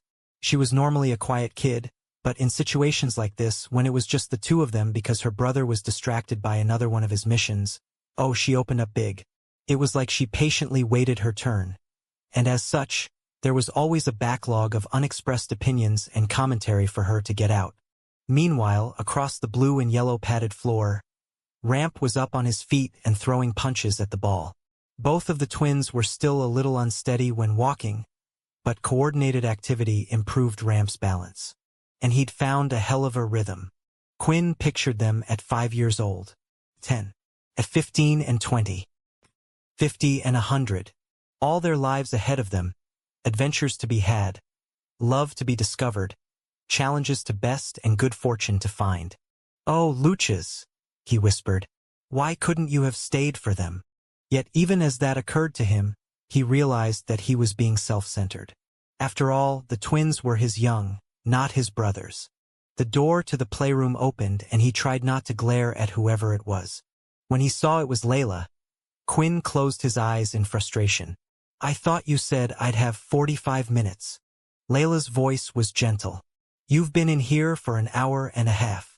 His lids popped, and he frowned. Sometime in the last, 90 minutes, apparently, he'd sat down against the wall.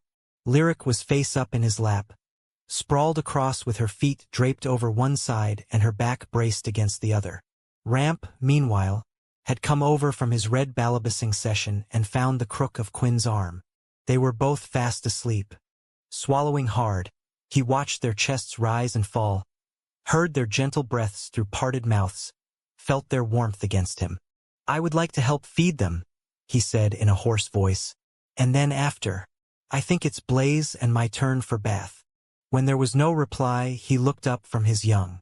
Layla was standing in the doorway, her hand over her mouth, a tear rolling down her cheek. Behind her, Ecker loomed big as a mountain, silent as the sky. The male's hand was resting on his Shellen's shoulder, protectively, lovingly. His eyes were dry, but the sadness in them darkened them nearly to black. Yes, Layla said. I think it is your turn. Quinn glanced down. They look so comfortable. Ecker's voice was deep and grave. That is because they know they are safe with their father. Chapter 24. Blay traveled fast through the training center's tunnel. He actually jogged for part of the way, which he knew was overkill. What he was worried about happening would not happen. It was just paranoia that the already horrible situation they were all in was going to get worse. At least he was pretty sure it wouldn't happen. Blasting through the office, he didn't run into anybody. And this was good. Hopefully no one had gotten to thinking. As he came up to the clinical area, he wondered how much time anyone would have had to intervene if somebody had known Luch's had walked out into the storm. Like, if only an alarm had gone off when the hatch had been opened. No, Luch's had used the code. Okay, fine. So if some kind of notice had pinged V's phone that there had been a departure. Maybe Manny and Doc Jane could have been told to run out and turn the mail back around. Blay jumbled to a halt in front of the last patient room.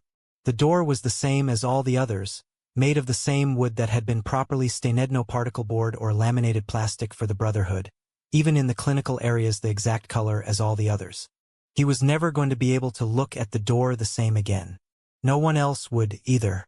His hand was oddly steady as he opened things up. It was his entire body that was shaking. The inside of the room was exactly as it had always been. The hospital bed was across the way. In the corner, there was a homey stuffed chair and an ottoman, next to which was a side table with a lamp and a book. And that was no personal effects, no photographs, not even a pad and a pen. Where is it, Luch's? He murmured. You must have left something for him. You didn't do that without explaining yourself.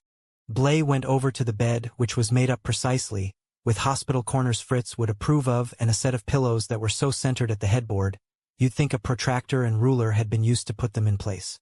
Where did you get the black robe? Blay murmured. And why did you wear it? He stopped. Now his hand shook.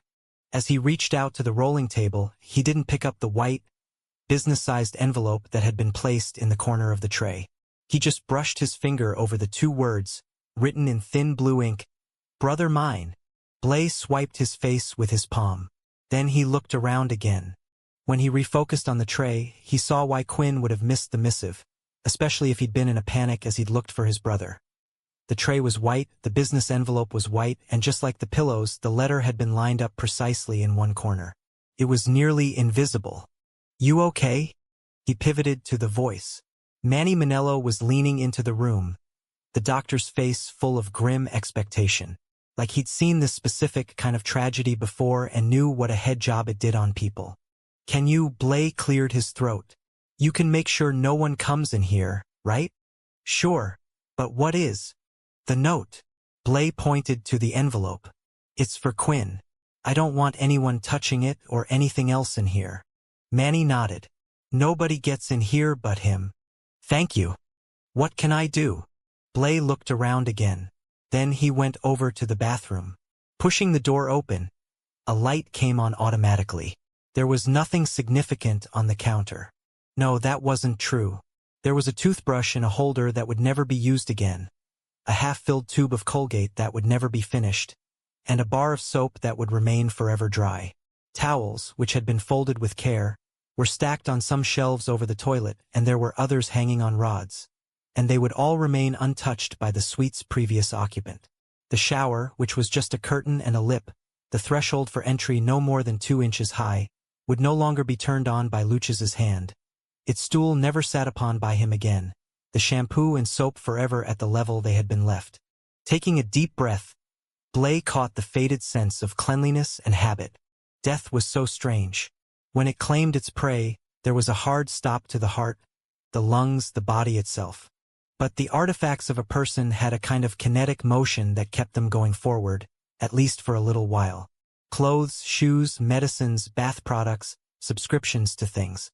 All of that detritus of life was like loose objects in a car that had hit a brick wall, still banging around the interior. Until they were dealt with, given away, put to use by someone else, thrown out, cancelled. Life should be more permanent than a tube of toothpaste with 3 inches left in its belly, he thought. Blay rubbed the ache in the center of his chest. Then again, that was what the heart was for. The dead were immortal in the souls of those they left behind, and the payment for that permanence was pain. As his phone went off with a text, he turned back to Manny. "Just make sure no one gets in here, okay? Please." Manny placed his right hand over his sternum. "You have my word." Chapter 25. Quinn was sitting by the side of the tub when he heard the bedroom door open and close. The footfalls that came across the Persian carpet were soft, and there was a hesitation before Blay leaned inside the marble expanse. The sight of that red hair and those blue eyes, of the clothes that Quinn had watched the male put on earlier in the night, of his mate's expression of wary sadness, made a wave of emotion crest. But he fought the feelings back, stopping the weakness by recalling that when the dressing had occurred, when he had enjoyed the sight of his mate's naked body in the walk-in closet, everything had been different. The world had been totally altered. Luches had been dead for nearly 24 hours, then frozen in the snow in that black robe. Just no one had known it yet. Abruptly, Quinn had a chilling thought. How many other horrible truths were lurking around the corners of time, waiting to jump out into his path and ruin his sense that life was okay. Disease, an errant bullet in the field, someone else's choices that cratered his own. Lyric let out a string of babble, and Blay's stare went over to her. "It's our bath night," Quinn said roughly. "I didn't want you to miss it. I am so glad you texted me." Blay kicked off his loafers and came in on bare feet. Lowering himself down at the other end of the tub, he cupped some water and poured it over Ramp's shoulders. Even as the question was posed, Quinn knew his mate was already well aware of the answer. Blay would have smelled the Aveeno if it had been used. But sometimes, when there was too much to say, words were hard to come by. So you just tossed some out there because it was the best you could do. No, not yet. Quinn nodded at the baby wash. Do you want the bottle? Sure. Quinn passed the thing over. Where did your socks go? What? Blay looked at his feet. Oh, they're around somewhere. You never wear socks in the summer with those shoes. In the winter, you always do. I was unaware of being so consistent. It's one of your best traits. Quinn patted the water with his palm in front of Lyric, and in response, she mimicked him. And not one of mine. I'm sorry I pushed you away. Down in the foyer. There's no need to apologize. Yes, there is. I wasn't in my right mind. However, he had no regrets about lashing out at the angel. Every time he thought about Luches's choice unfairly locking the male out of the fade, he felt that fury threatened to return. It's okay, Blay said as he flipped the baby blue top open. I can't imagine how you're feeling right now. Neither can I. Lyric grabbed his thumb and played at the surface of the tub with his hand. Sorry, that makes no sense, does it? I mean, I'm not even sure where I am at the moment. That's why it's good to have bath time. I know bath time. The Aveeno made a whoopee cushion noise as Blay squeezed the bottle over Ramp's head, and the young laughed and reached for it. Close the top and let him have it, Quinn said. Let's see what he does with the thing. Sure enough. Right in the mouth. Okay, maybe that wasn't the best idea. Should have seen that coming. I don't think it can hurt him, Blay hedged. Neither do I. Blay sat up on his knees and got with the washing program, sudsing up that dark cap of hair, rinsing things with the soft pitcher that was pink. Then it was time for the washcloth, Ramp's sturdy little body getting a vigorous scrubbing.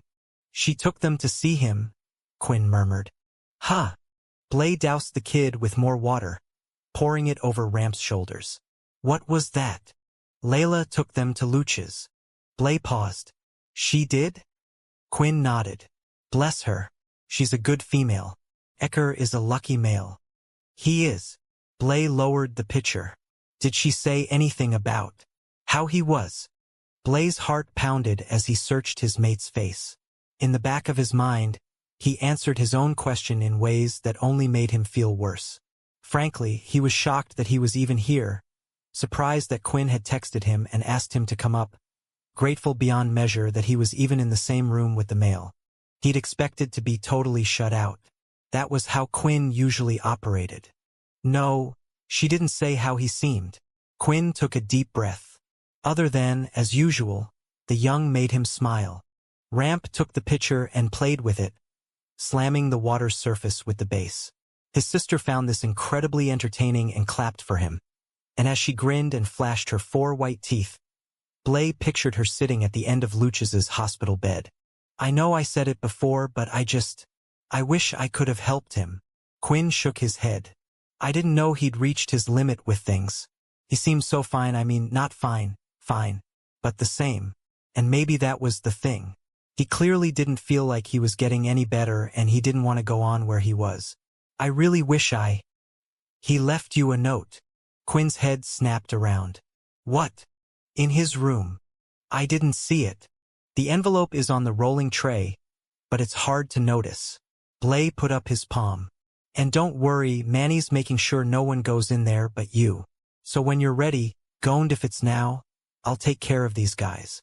But first you need to tell him, Blay thought. You need to tell him what you did when you spoke to Luch's. With a burst of strength, Quinn got to his feet. But then he seemed to stall out. Instead of leaving, he ended up putting the cover down on the toilet and sitting in a way that was angled toward the exit. Like part of him was running down to the training center and the other part was frozen out of fear of what he would find. What if it's my fault? He whispered. Blay cleared his throat. Actually, I think it was mine. Quinn rolled his eyes. That's ridiculous. I saw him the night before the storm, too. As his mate looked over sharply, Blay wished he could change places with Layla and be the one who'd brought the kids down. No, wait. Then Layla would have said what he had and he wouldn't want her to carry that burden. You were in the oar. Blay was aware of his heart starting to beat even harder, and also that the bathroom, which had previously seemed just fine for temperature, had turned into a sauna. He was coming from the pool. He stopped and asked how you were doing. You giving him a medical update would hardly freak him out. He didn't know you'd been elevated to the king's personal guard. As Quinn stiffened, Blay put his palms out. I never would have divulged the information, but I wasn't aware you hadn't told him. I mean, I can understand why you'd keep that to yourself given everything that was going on with him, but I'm so sorry. I didn't know. Quinn opened his mouth, closed it, then rubbed his thighs. Yeah, I thought I had mentioned to you to keep it on the down low. I just didn't want to pile on. You know the glimmer. A brother who's a brother? That would be hard on anyone, but where Luch's was at. And then add on the personal guard shit. I'm really sorry. It's killing me. No, listen, it's okay. Quinn cleared his throat. Was he bothered by it? I'll be honest. He was surprised. Oh God, Blay thought. As he did the math, it was possible that he was one of the last people who had interacted with Luch's. The idea that Quinn's brother might have been an afterthought for everyone in the house broke Blay's heart. And on some level, he knew that wasn't true. The male had been a part of the community, and yet, everybody had their own lives, lives with mates and young, lives within the war with the lessening society, and now whatever new threat had come to Caldwell. There had always been injuries and nightly stressors, changes of seasons, problems with cars, supplies that needed reordering, guns to clean, daggers to sharpen. Life, with all its multifaceted layers. And Luch's had had his own, such as it was. Had he felt left behind? And why hadn't someone asked him if that had been true? I just want to take it back, Blay said in a voice that cracked. I don't want to have been responsible in any way for. Quinn shook his head. You aren't.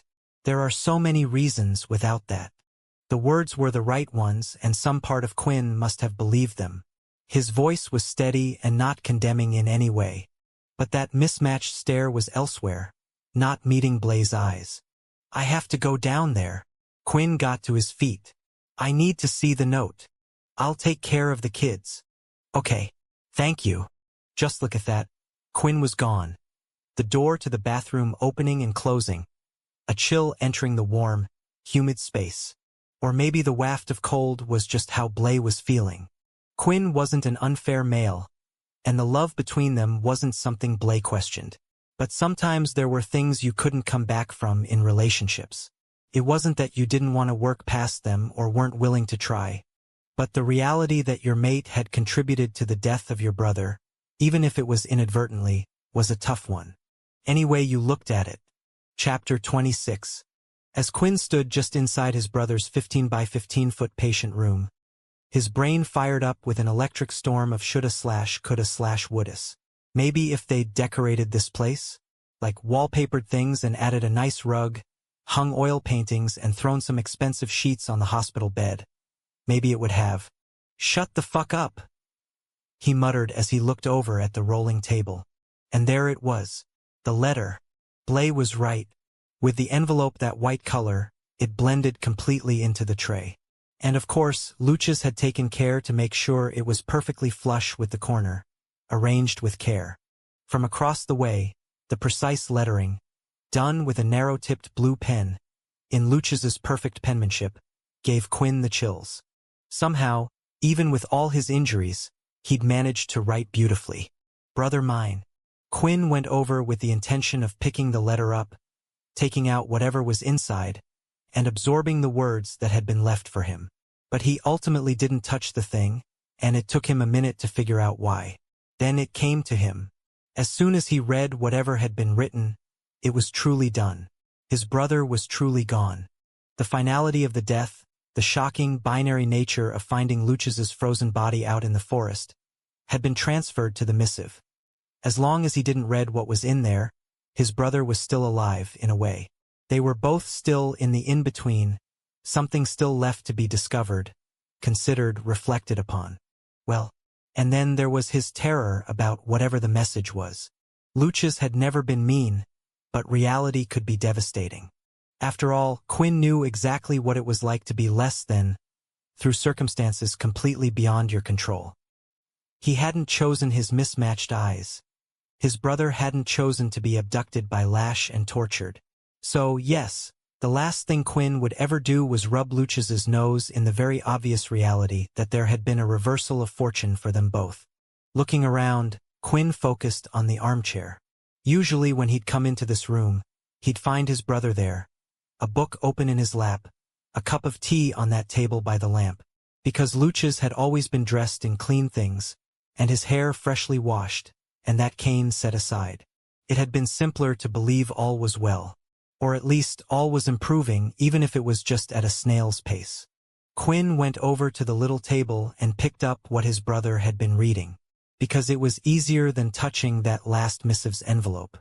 Ah yes, a little light diversion before bed.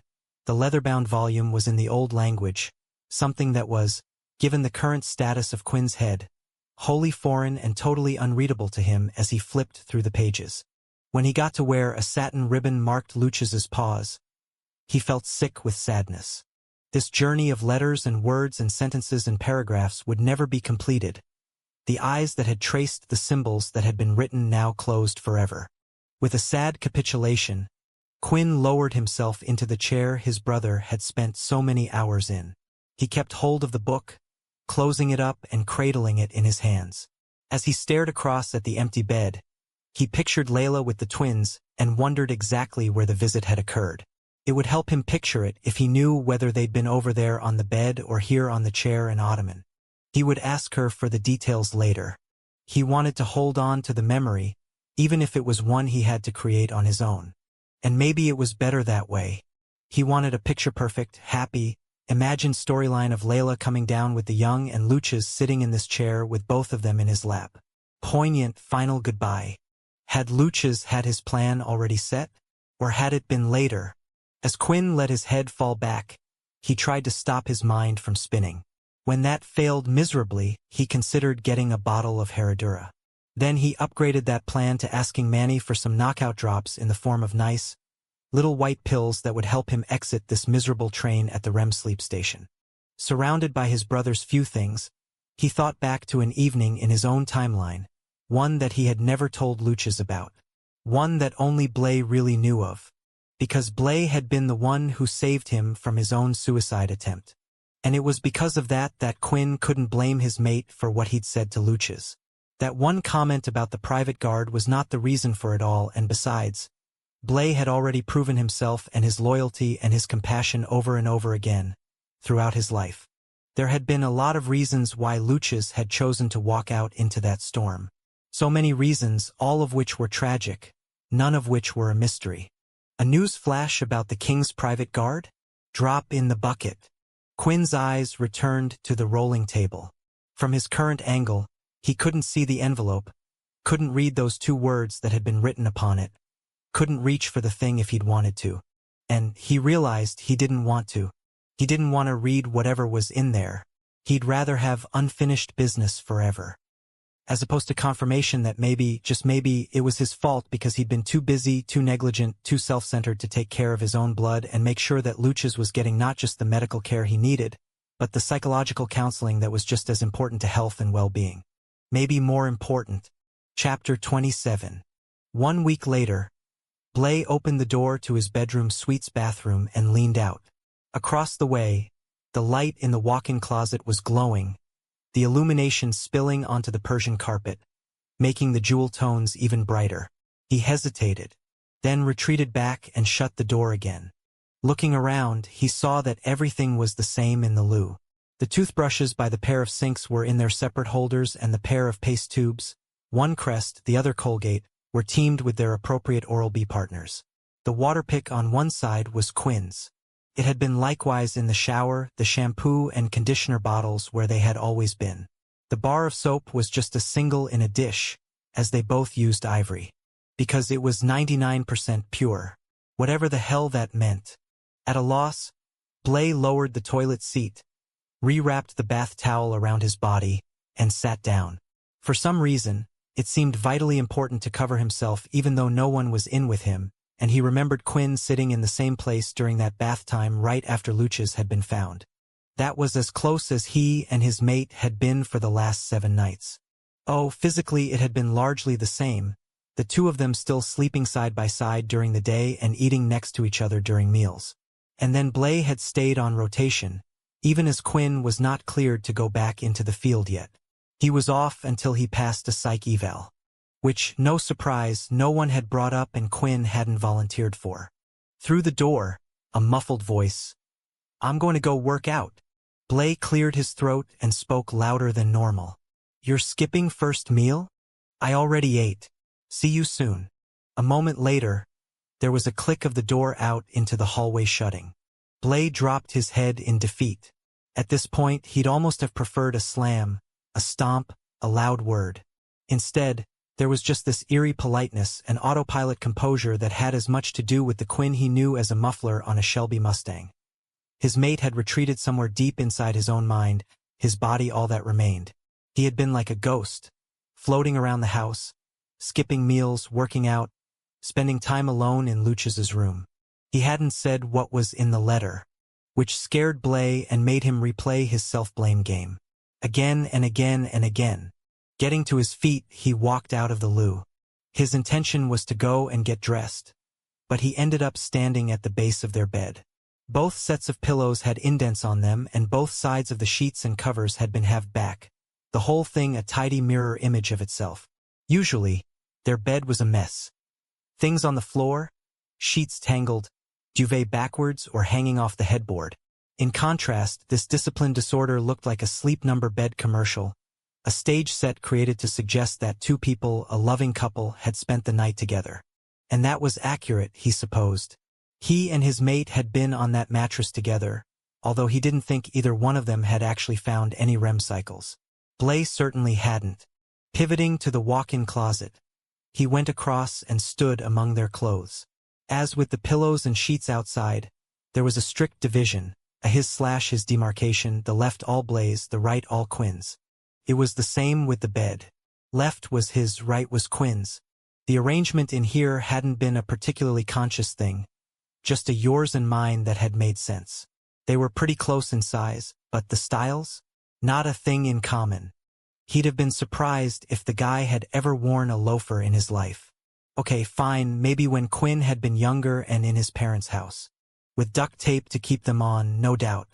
Blay went for his fighting clothes, taking a set of leathers off the hooks that were screwed into the wall.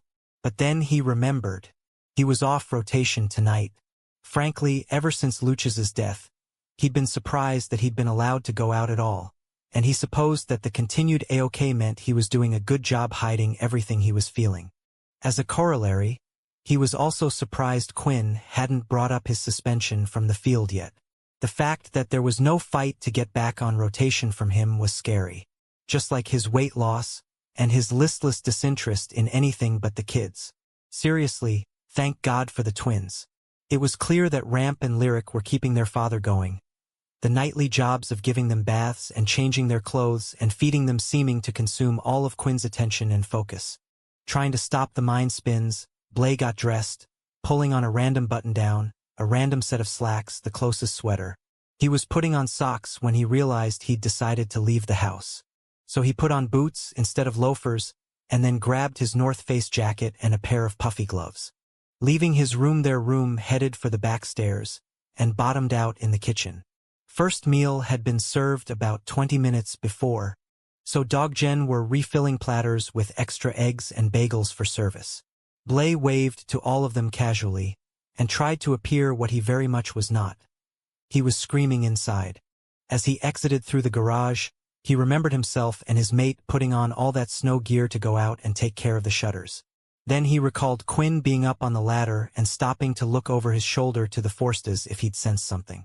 But there was no way he could have caught the scent of his brother. The wind had been hitting the front of the house. Anything in the trees, especially from that kind of distance, wouldn't have carried to them. Strange. Blay took the back door out into garden, and as he emerged, he glanced over at the shutters they'd fixed. Then he closed his eyes. It was a while before he was able to dematerialize. When he reformed, it was on the front steps of his parents' house, and he realized that he hadn't texted them that he was visiting on purpose. The last time he and Quinn had had problems, He'd come here, and his return tonight suggested they were back in the soup, as the saying went. No reason to shine a bright light on that possibility. Or, reality was more like it. He did get out his phone now, though. Took him 3 tries to get the breezy, conversational tone right. Then he pressed send, pocketed the Samsung, and rang the "Son," Rock said as he whipped the door open. "You know you can just walk in." His sire was just the same as always, wearing his favorite cardigan, khaki pants, and worn leather slippers. With his pipe in one hand and reading glasses on his nose, he looked like he could have been ordered out of the dad catalog. Blaze smiled. "I didn't want to intrude." "Don't be silly. I'm just paying bills in the den, and Maman is making bread." Rock laughed. "We sound like something in a Hallmark movie. From the 50s. Blaze tried to imagine he and Quinn after the child-rearing was done. The two of them rattling around a big house in a happy decline that was going to take a lot of time, living for visits from the grandkids. He would love that. He would really love that. "So how are you, son?" Rock said as they embraced. "How's Quinn?" "We're as good as you could expect." And he supposed that wasn't a lie. "It's really hard." "I can imagine." Rock squeezed his shoulder as he hipped the door shut. "We're so sorry, your Maman and I." As pain lanced through his chest, Blaze rubbed his sternum. "Thanks, Dad. Oh wow, smell that. Your Maman is making stew as well. You know, I think I'm hungry." "Good thing. She's going to want to feed you. She always does." The stuff about the hunger was, in fact, a lie, but he had hoped that his Maman's cooking would wake his stomach up. But even if it didn't, he had other familiar comforts to sink into. On the way toward the aroma, his father started in with what Blaze had always considered the 6 o'clock newscast for the family. Updates on his shipbuilding, the cooking course the two of them were taking, a distant cousin's impending graduation from online human college. Really great what they can do with remote learning, Rock was saying as they entered the kitchen. "Look who's here." Blaze's Maman paused in the midst of kneading. "So I sensed. I would have come out, but I'm knee-deep in, well, you get it. Actually, I think it's more my elbows. Anyway, come give me a kiss, my son." It was amazing how he regressed to full-on Maman's boy whenever he was around her, and like the dutiful young he was, and had always been, Blaze went right over and kissed the cheek that was presented to him. "Now go in there." She pointed across to the refrigerator with a flour-dusted hand. "Second shelf, in a Tupperware container, is the quiche I served for first meal. There's fresh fruit next to it, and I want you to make yourself some toast. The bread is over there. You're too thin." And that was how his Maman communicated. "I love you. I'm so sorry about Luchas. I'm worried about you. And I hope you know that you and Quinn are welcome here anytime." Rock shook his head with a smile and went over to the coffee machine. "You better do what she says, or she'll make you have seconds before you have firsts. Don't forget to put a placemat down," she said as she went back to work with the dough. "And Rock, that coffee needs to be lighter than we like it. He doesn't want it too strong." "Yes, ma'am," Rock replied with a wink. There was light conversation as Blaze followed instructions, outing the broccoli and cheese quiche and the mixed fruit, making himself up a plate, and sitting down with toast and a placemat at the table. As he dug in, he nodded in the right places, laughed when he was meant to, shared surface updates. And yet there was no elephant in the room. At no point did he feel like he couldn't talk about what had happened, and he didn't feel like he was hiding how sad he was. It was the very best commentary on his parents, he supposed, that he could be honest friends with the people who raised him. And there was the temptation to stay over day, mostly because he was so exhausted with the silent tension between him and Quinn. God, he was so tired. And lonely. "Would you like scones?" Lyric asked as she put the dough back into its bowl and covered it with a damp dish towel. Blaze looked down at his clean plate. "Yes, Maman. Please." Chapter 28. After Quinn worked out down in the training center, he took a shower in the facility's locker room and then changed into surgical scrubs because he'd forgotten to bring an extra set of clothes with him. As he stepped back out into the corridor, he had a thought that he should go up to the big house. Blaze was off for the evening, and maybe they could try and find each other. Or, more likely, he would just stay lost. He didn't know what to do with himself. There was a gray fog between him and everybody else, including his mate and his kids. Even when someone was standing in front of him, they were merely an outline of themselves, and their voice, no matter how familiar, was a whisper off in the distance. It was the strangest phenomenon, and the disassociation reminded him of when he'd gone up to the fade, the landscape all indistinct, no one else around him. Then again, he felt like he'd died last week, too. Turning to the right, he looked down toward the office and tried to imagine himself walking into the mansion. As his temples started to pound, he shook his head and went in the opposite direction. When he got to his brother's door, he pushed his way in and, "What are you doing here?" he said as he stopped short. Over in the armchair, sitting there like he owned the place, was Zadist. As usual, the brother was dressed in leathers and a muscle shirt, his powerful arms on display, his hair freshly buzzed, his long legs crossed at the knees. His eyes were glowing yellow, not black like when he was going to go off at someone, but they were narrow and they were focused on Quinn with a hard edge. "Come in," he ordered, "and shut the door. This is my brother's room. Don't tell me what to do in it. Your brother's dead, so this is not his room anymore." "What did you say?" Quinn felt a hot flush go through him. "What the fuck did you say? Get in here and shut the fucking door. Unless you want everyone in the goddamn training center to hear what I'm about to say to you." Quinn's body stepped forward before he was aware of entering, and he shoved the door closed. "Shut up." Zadist's eyes never wavered and he didn't blink. "Your brother is dead and that is a tragedy. But you're not bringing him back with this withdrawal shit." "Excuse me. You're not talking. I am." "You respond when I'm done. And before you get all hot and bothered, you think I want to be sitting here going through this with you? Yeah, you can miss me with that.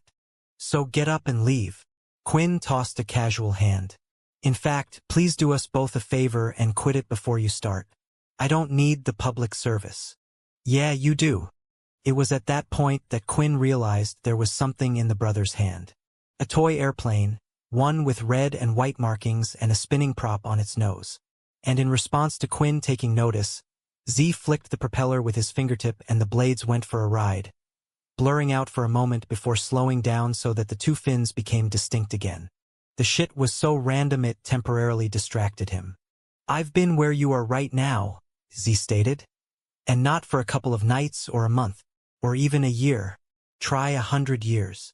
Quinn opened his mouth to fuck that off except then.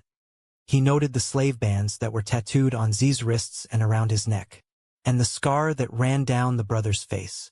Z raised one eyebrow, like he was challenging Quinn to say something about whose burden had been greater. And yeah, being imprisoned, sexually abused, and used as a blood source for a century, you could argue that was a trump card. "This is not a competition about pain," Z said, "and I'm not downplaying your loss. Sounds like you're doing both, actually. Who the fuck else has a chance to get through to you other than me? Huh? Anybody but me you'd either snow or walk out on. My past doesn't allow you to do that, so I'm here and you're going to listen to me." Glancing over his shoulder, Quinn eyed the door and knew he wasn't leaving. And he hated that the brother was right about that. When he looked back, Z shrugged. "Why do you think the only therapist I've ever had is one who's been through terminal cancer? Like I said, I've been where you are, so I know what's going to get through to you." With a curse, Quinn rubbed his head. "Look, I'm not going to argue with you that I'm struggling, but it's been 7 nights. 7. You think maybe you could give me a little more leeway here? Like a month, maybe? The longer you stay where you are," Z declared in a low voice, "the harder it is to come back. I still fight every night to stay connected. Stay here," he pointed to the floor. "Stay present. What brought me back was love, but my situation was different than yours. I had nothing to lose and nobody but my twin in my life.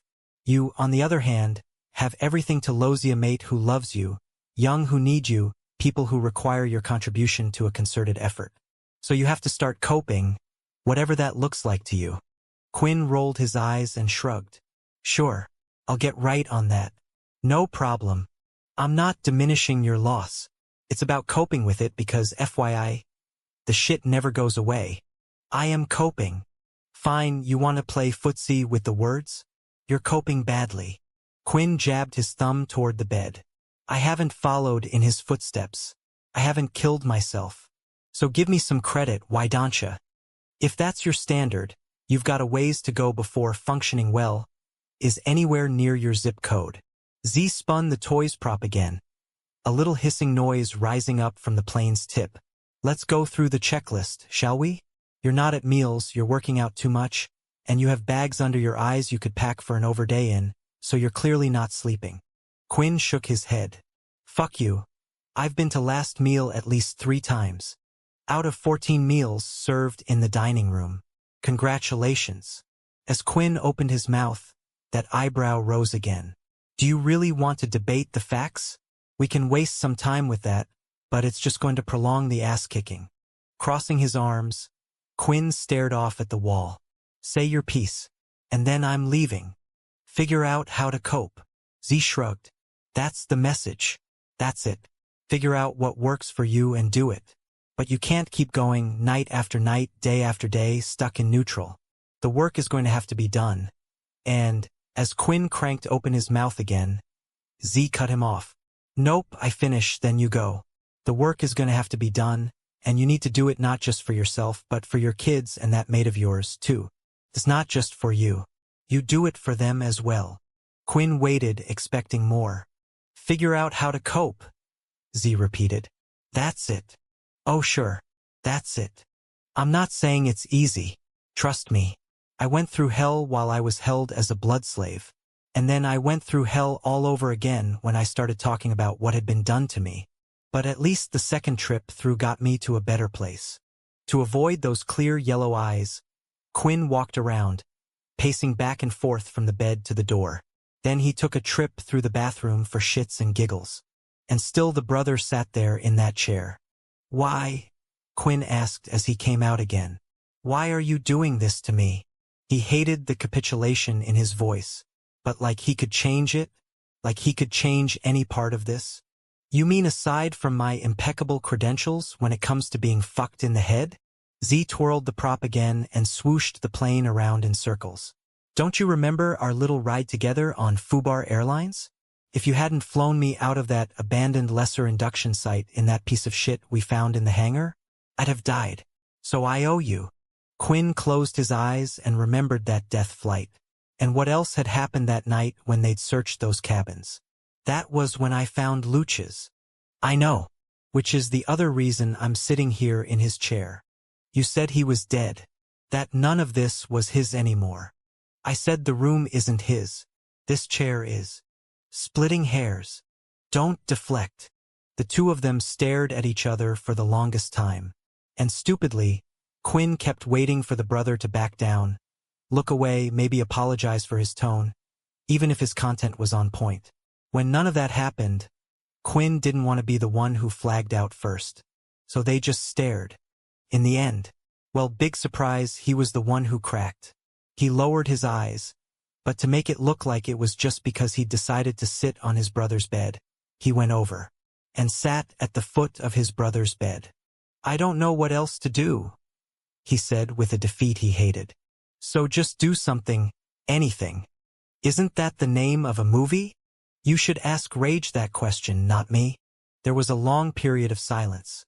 Can I be honest? Quinn asked. With me? Always. I'm afraid to know why he did it. I'm afraid it was my fault in some way. And you know, I can live with his death if I have to, but I couldn't live with. As his voice failed him, he tried to gather the reins. But the next thing he knew, he was weeping so hard his back was in on the sobbing. His whole torso racked with pain. And while he cracked wide open, Z stayed where he was in that armchair, a silent witness to the active mourning. Turned out the brother was right.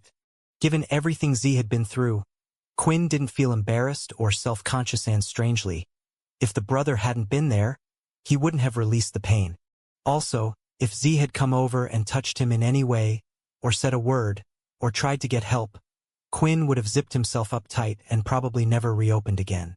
But the brother not only had a point about the credibility he possessed, he had the sense to know that this solo journey didn't need any intrusions. It did, however, require a trailhead, and maybe a guide. Or two. Chapter 29. Quinn's emotional storm passed, as all storms, no matter how strong and overwhelming they might be, did. And in the aftermath of his breakdown, as he stood in his brother's bathroom and rinsed his hot face with cold water, he felt like he'd been on a long, exhausting trip, one that had lasted months. He was that tired and that discombobulated. When he stepped back out and looked across at Z, the brother was exactly where he had been, still with the toy airplane, big body lounging in the armchair. "Sorry about that," Quinn said as he made another pass of his face with his palm. Z lifted a brow. "Really? You're going to apologize?" Quinn shrugged and tried to ignore the fact that his eyeballs felt like they had sand in them. "I don't know how to handle this. Any of it." "That's okay." Z clapped his thigh with his free hand and got to his feet. "But there's no apologizing. You do that when you've offended someone or pissed them off, neither of which you've done to me. You also do it when you have some kind of control over your actions, and trust me, like I don't know you'd have avoided that if you could have. Guess I'm an open book to you." Quinn looked around the room like there were windows he might be able to see out of. "I'm really not sure what to do now, by the way. That's part of how it works." Z came over and held out the toy airplane. "Anytime you're lost, I want you to look at this. You piloted us both back home that night, and you're going to do it again. I believe in you. You really haven't given me anything to go on, by the way. Everyone is different. The path back is not going to be the same for you as it was for me. How did you start? I opened my heart to someone who loved me, and then I opened my mouth to somebody who cared, and who was more than just a concerned friend. I don't want to talk to Mary. I love Rage Shellin and all, and I know she's a trained social worker, but I don't want to have to sit across from my therapist at meals. Thank you very much. You think it's going to be any easier with a stranger? And fuck off with the excuses. I don't see you skirting work anywhere else in your life. Don't start the lazy now, and certainly not about this." Whatever, Quinn thought. He didn't want to fucking talk to anyone, but he was too tired from the crying jag to fight the point. "What else can I do?" he prompted. "Do the hardest thing first. Whatever you think is the hardest. Get it out of the way." After a moment, Quinn took the toy that was being offered to him. "Where did you get this? It has small parts, so I know it didn't come from the playroom." "I ordered it off Amazon." As Quinn looked surprised, the brother shrugged. "I can do things like that, you know? I'm not just a brooding cloud." "So you planned this?" 5 nights ago. Figured I'd give you a week. Seemed as arbitrary an anniversary as any other, and it was a hell of a lot better than a month or a year." Quinn looked at the brother's slave bands. "It was you. You were the one who was holding me back from Lassiter that night I went after him. I saw your, tattoos, out of the corner of my eye. That fallen angel's the only savior we've got, son." Z went over to the door. "Besides, if he's a trend, we lose him and the universe is going to send us Bozo the Clown next. But that's the problem. Lassiter isn't in the savior business. I think the question is more, who was he supposed to save that night?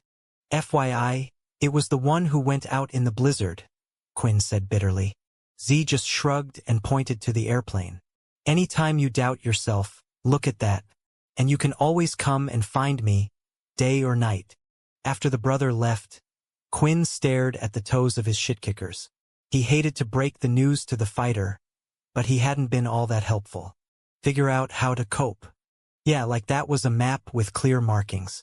It was as specific as someone standing on the shores of the old country and pointing west to say, yeah, the new world is over thataways a little bit. Quinn went across to the chair, took a load off and spun the propeller on the toy plane. As the thing fell into a blur, he thought of the nature of travel and destinations. Then he thought of all the things a person could buy on Amazon. Luggage, extra socks and underwear, hiking boots, hats, and gloves. You couldn't buy a real airplane, but who knew what the future might hold? Maybe in another decade, a person could have an eco-friendly bi-wing land on their front yard. For 75,000 easy payments of $12,798.99. Free financing if you pay it off in under 50 years. Quinn frowned as he realized the weird riff his brain was going off on was normal for him. It was the kind of shit his mind did whenever he had downtime, his thoughts just making up little stupid hypotheticals about absolutely nothing important. Maybe it was a sign he was coming back some. He glanced over to the bed and remembered curling in on himself and wailing.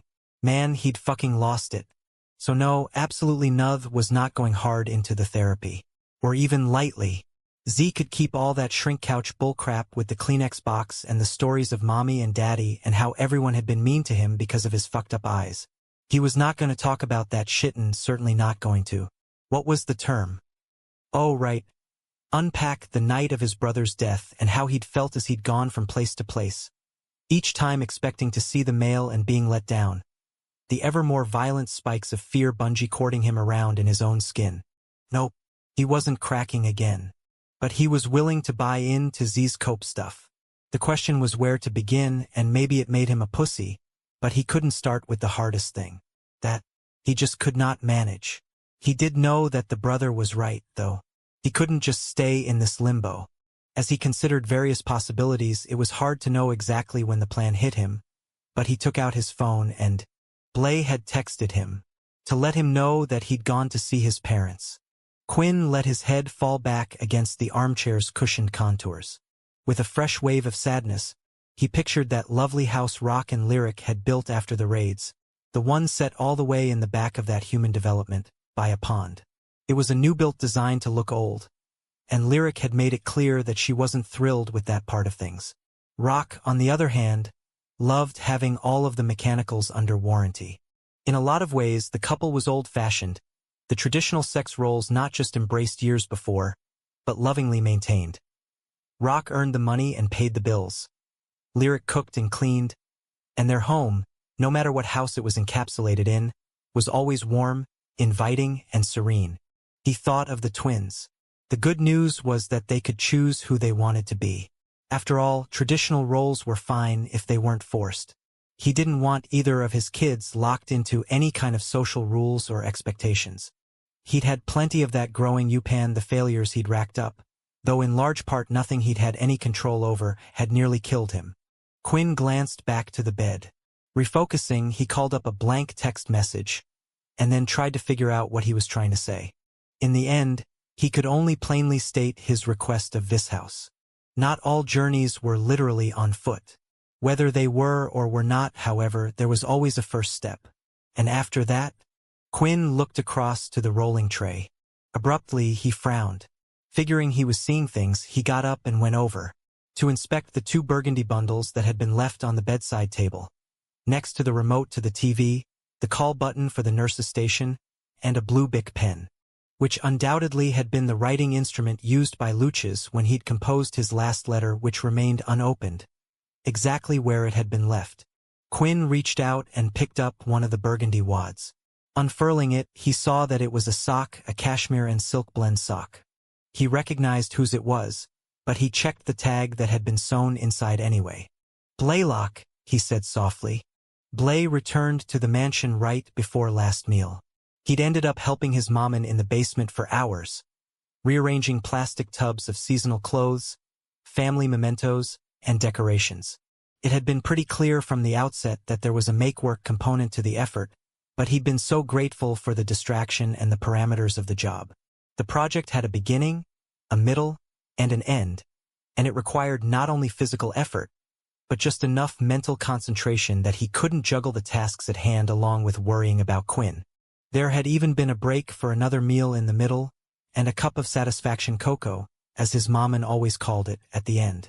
He had wanted to stay the day, especially after Quinn had not responded to his text about where he was going. But Wrath had called a meeting, and however broken-hearted Blay was, his duty to his king was a responsibility he was honor and duty-bound to carry out. Hitting the grand staircase, he was 15 minutes early, so there was time to put his coat away and gather his thoughts. He didn't have to worry about running into Quinn.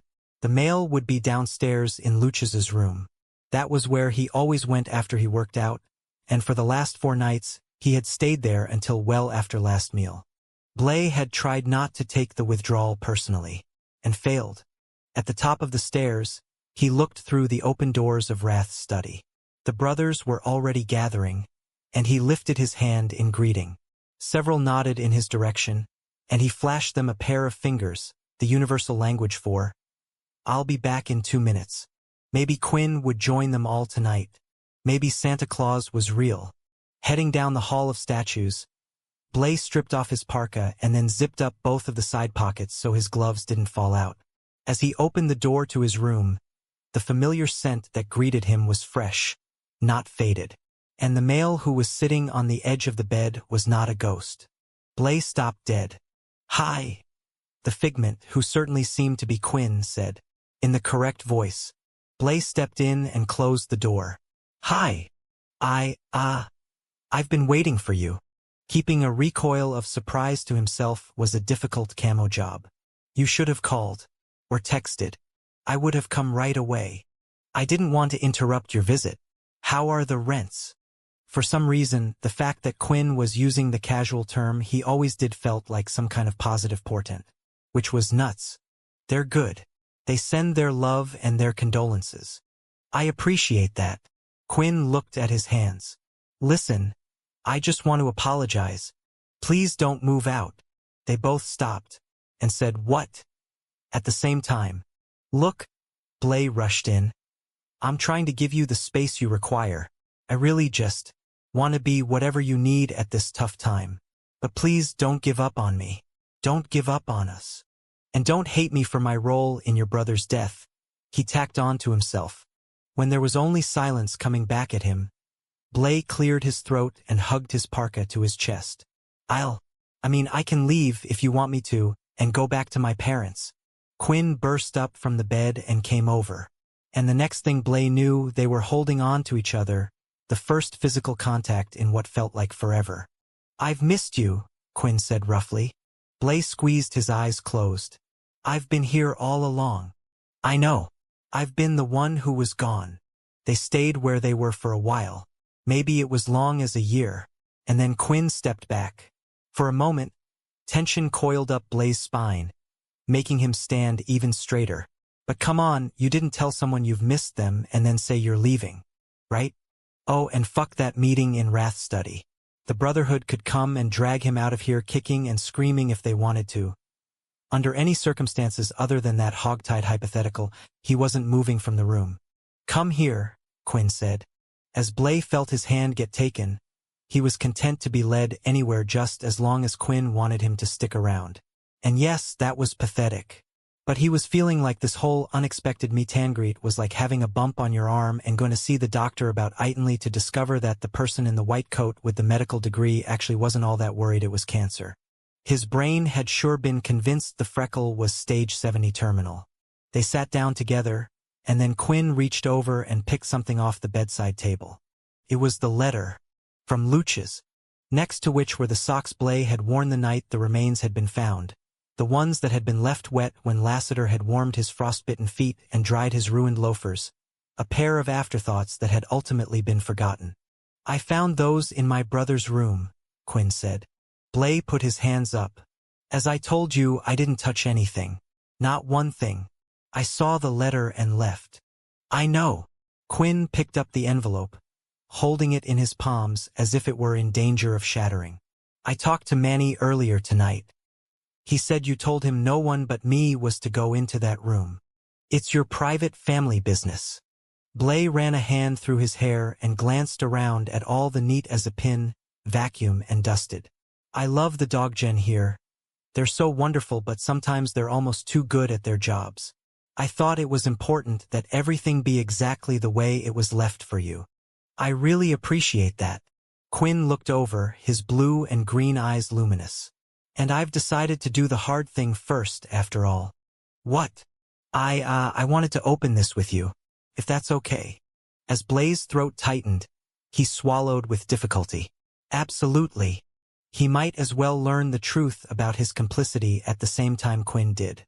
But more than that, Quinn's stare had dropped back down to the envelope, and it was clear he was terrified, and the fact that he was letting his fear show was so significant. The male didn't share that shit with just anybody.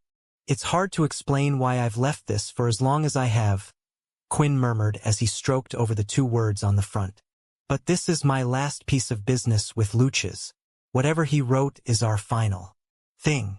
Blay nodded, but stayed silent. "Did I ever tell you about Seinfeld?" Quinn asked. "Or The Office? The TV shows, you mean?" "Yeah." Quinn took a deep breath, and then laughed a little. "Not The Sopranos, though. That I couldn't resist." Blay put his parka aside and rubbed his eyes. "I'm so sorry, but I'm not following here." Quinn turned the letter over so that the flap that had been glued shut was face up. "I have this weird thing about my favorite TV shows that have ended. I did it for Home Improvement too, come to think about it. See, I refused to watch the last season. It's this weird thing, like back when we had DVDs. I always kept the last season in its wrapper." His thumb went back and forth on the flap. "That way they're never finished, you know?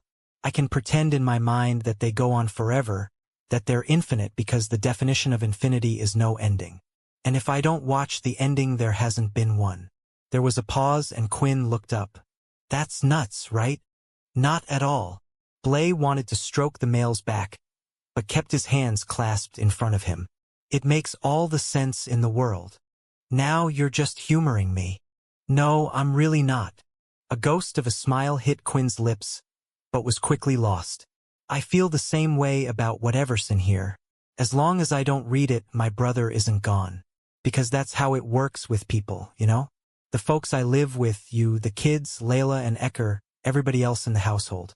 I mean, I have countless unfinished conversations, and pool games that need to be played to even out scores, and meals that are up and coming, and nights out in the field. It's all in the middle. We're all in the middle because we're all alive. And there's power in the middle. There's power and potential and this weird, illusory stability that feels so permanent, even though it isn't, because any one of us can die at any time. Yet because death happens so rarely, we get used to the middle. We take the middle for granted. We only see how beautiful, how magical, how tenuous it is when the end comes." Quinn tapped the envelope in his palm.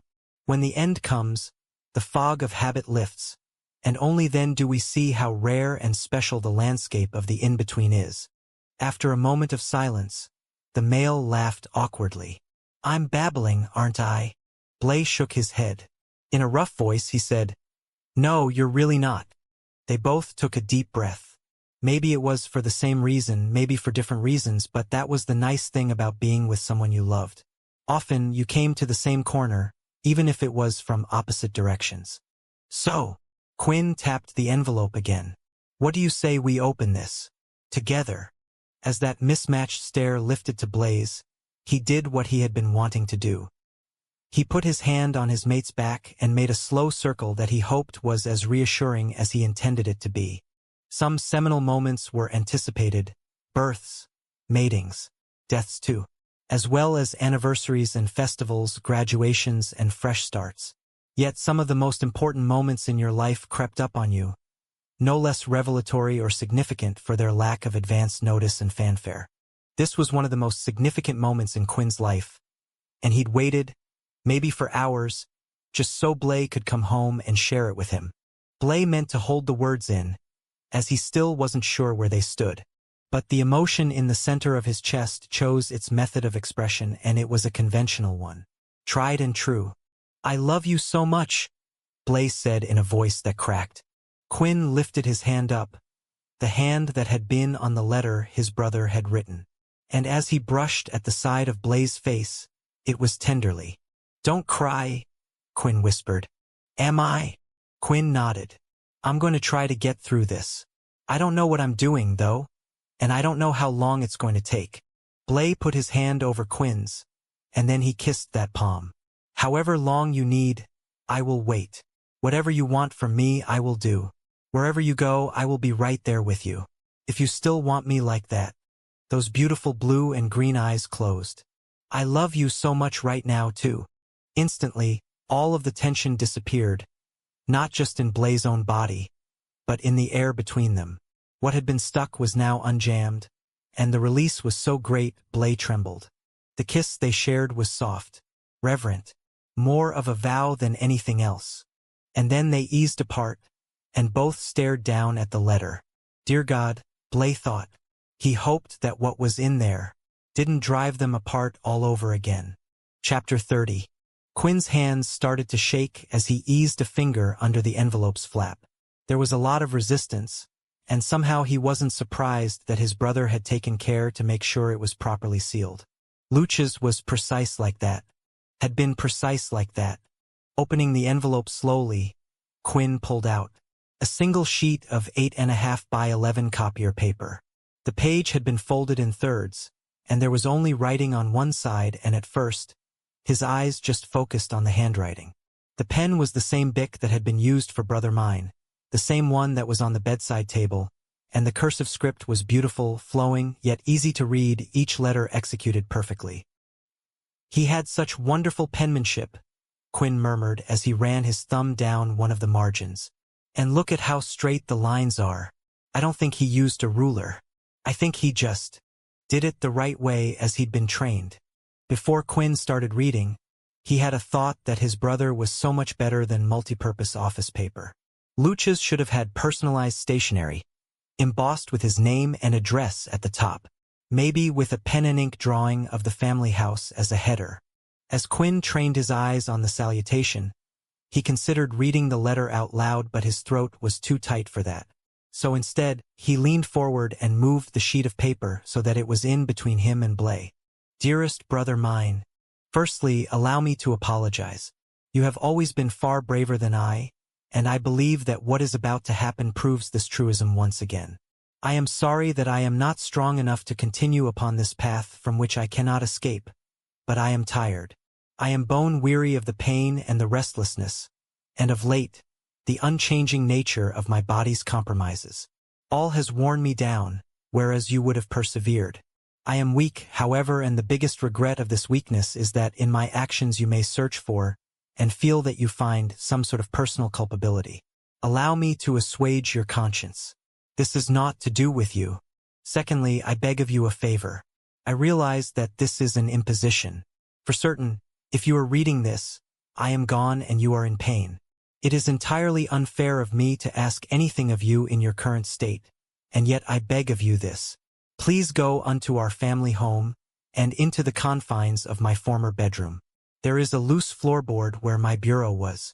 Hidden beneath it is a secret I have kept. There have been times when I nearly broached this matter that I have kept to myself, but in the end, I was too cowardly. I think I also had hope that I would heal enough to be an advocate for mine own interests. Alas, that did not come to pass. You will know what to do. Finally, I need you to believe me when I say that our parents chose the wrong son of whom to be proud. I am the failure, you the paragon. You should be so proud of all you have accomplished, and I wish our sire and Mammon could see you the now. You have proved them all wrong, wholly wrong. You are a brother. You are a father. You are the mate of a wonderful male. You are everything anyone could have wished for in a son or a brother. As fate would have it, my own honor guard, the one that I deserved, came and found me. Those lessers and their hateful master were no less than I deserved, and they killed me many times. In retrospect, I believe part of their interest in me was in the reviving. I, however, intend to finish this night what they started. I am well done with resurrections of all sorts, and I welcome the abyss. I am through with the seesaw between life and death. I love you. I pray that you will believe me when I say that this choice is mine and mine alone. Perhaps you are angry at me, maybe you are in sorrow. I wish for you neither of these. I am just so tired. I want to sleep. With my most sincere love and affection. Luch's. Quinn closed his eyes. Then he read it all again. And a third time. By that last go through, he didn't even see the words. He simply heard his brother's voice in his head. The sound so missed that his heart skipped beats. Are you? He took a deep breath. Are you finished? Next to him, Blay nodded. I'm going to put it away now. When his mate nodded again, Quinn carefully folded up the page and slipped it back into the envelope. I wish we could have fixed him. I wish our love had been enough. And he really wished he could have had a conversation about that night. He had come home to their parents' house to learn that he'd been sent away on purpose because Luch's had been going through his transition. That night when he had removed his makeshift belt and strung it up to the shower head. That night when Blay had arrived in a nick of time. You saved me, he murmured. That night, in my shower. There was no need to offer further details. They both knew exactly what evening he was referring to. Sure enough, as he looked over at Blay, his beloved was staring off into the distance. No doubt the male was remembering when he'd had to bust down the bathroom door and manhandle Quinn off the shower head. "I am so glad you called me," Blay said roughly. "I didn't. You called me." "Did I?" "You seemed to know." Quinn put his hand on Blay's knee. "You've always known." As Blay's eyes blinked quick, Quinn reached for his mate, and then they were stretched out on the bed, their heads on one king-sized pillow, their bodies so close they were ankle to ankle, hip to hip as they lay on their backs. The letter and its envelope stayed on Quinn's chest, over his heart. "I'm sorry my brother was in such pain," he said. "And I wish." Blay turned on his side, and it was automatic to reposition things so that the male was lying in the crook of Quinn's arm. "You wish you could have stopped him that night?" Quinn put his free hand over the letter. "I wish I could have told him it gets better. I've been where he was, hopeless, helpless, and now look at where I am. I never could have predicted how my life turned out. I certainly wouldn't have hoped for even half of the good things that happened to me. Maybe the same was just around the corner for him. Maybe if he'd held on." "We'll never know," Blay said sadly. "And neither will he. I wish I knew that he got into the fade. That has to be a cautionary tale. That whole suicide keeps you out of the fade thing has to just be a cautionary tale." Quinn frowned at the ceiling. "Does it? It got started for a reason. Your brother was a just male of worth. It wouldn't be fair." When was life guaranteed to be fair? Quinn thought. He turned his head. Blay was staring off into the distance, his lashes low, his mouth slightly parted. His hair smudged on one side from his having drawn his fingers through it. His cheek, the one that had been cut by that tarp in the storm, was fully healed, nothing marring the smooth skin. As Quinn remembered the two of them in the garage, him armed with a bandana and thoughts of a gurney, Blay batting his hand away from the minor injury, he felt a striking warmth in his chest. The swell of love permeated his body, filling him up from the inside out, replacing the cold numbness that had frozen him in place even as he had moved and breathed and pretended to be among the living. With reverence, he stretched over and pressed a chaste kiss to his mate's forehead. "I'm so glad you're here with me." As Blay lay beside his mate, he was grateful for a lot of things. For one, there was the fact that he and Quinn were actually lying together on their mated bed and not just in a side-by-side, separated by a duvet-divide sense. And then there was his inclusion in the reading of the letter. He had wanted to be invited into his male's grief so that he could help in some small way, even if it was just by being witness to the pain, and now it appeared that he had been. Considering where the night had started, miracles had been granted. And yet he was still feeling like shit. He'd read the note to himself twice, and what stood out to him were not all the reassuring things, the hopes for peace in the midst of the chaos of the choice Luchas had made. It was the reckoning. Intrinsic in the words, in the decision, was a vista, a long view on where Luchas had been and where he was, followed by an extrapolation of the future that had provided no relief at all.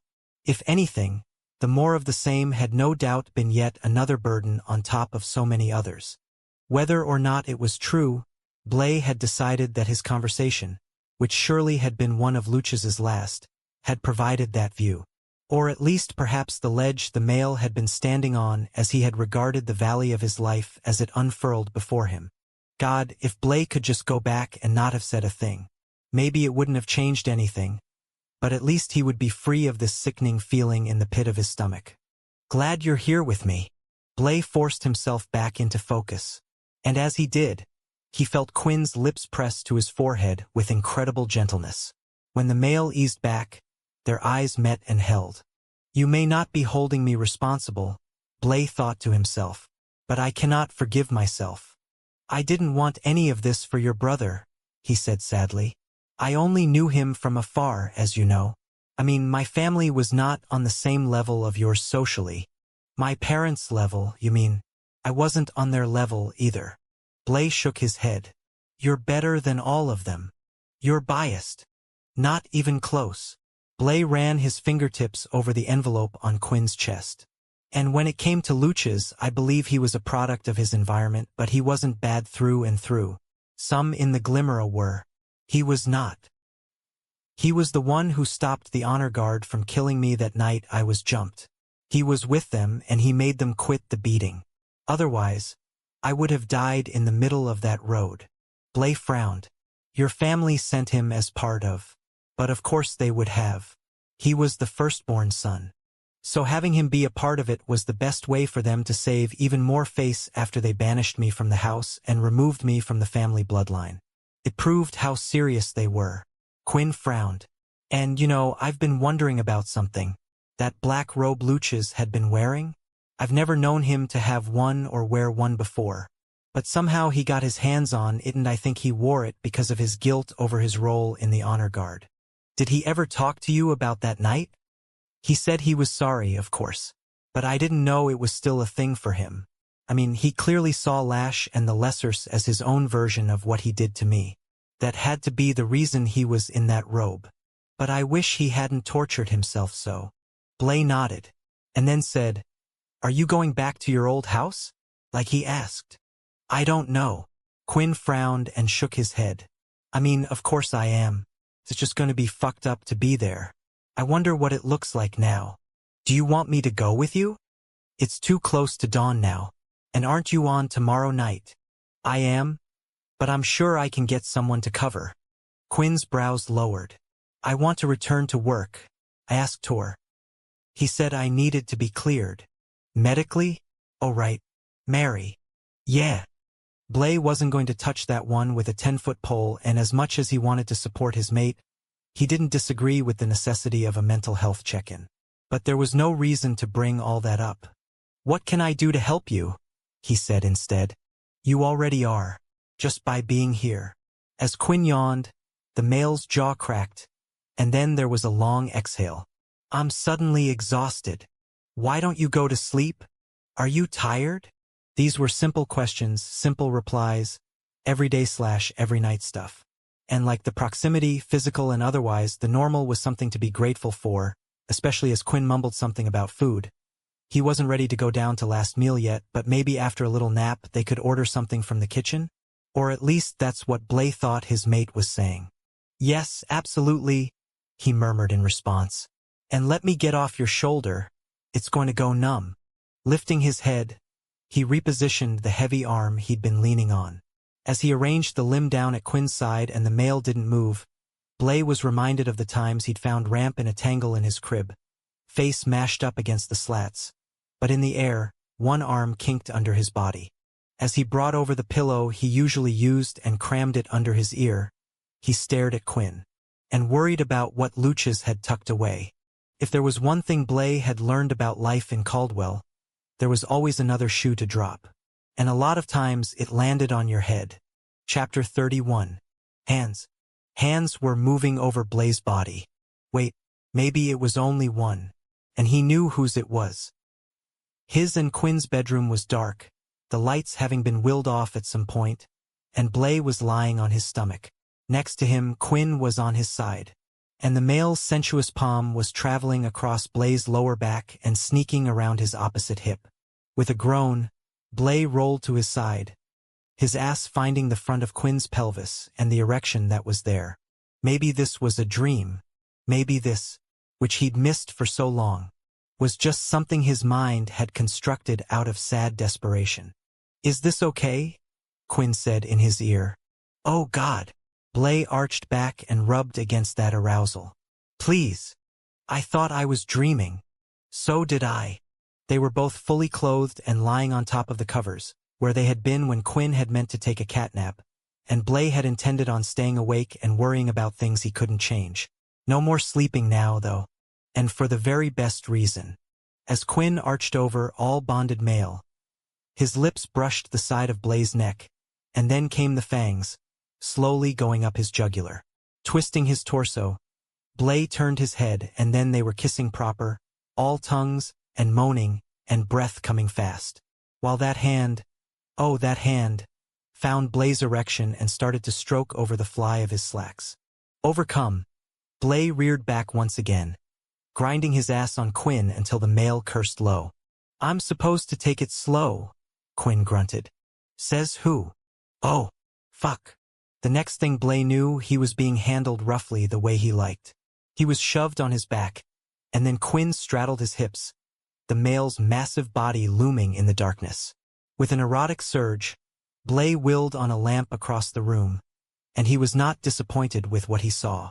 His mate was fully aroused, Quinn's eyes burning, his face flushed, his huge shoulders blocking out the illumination.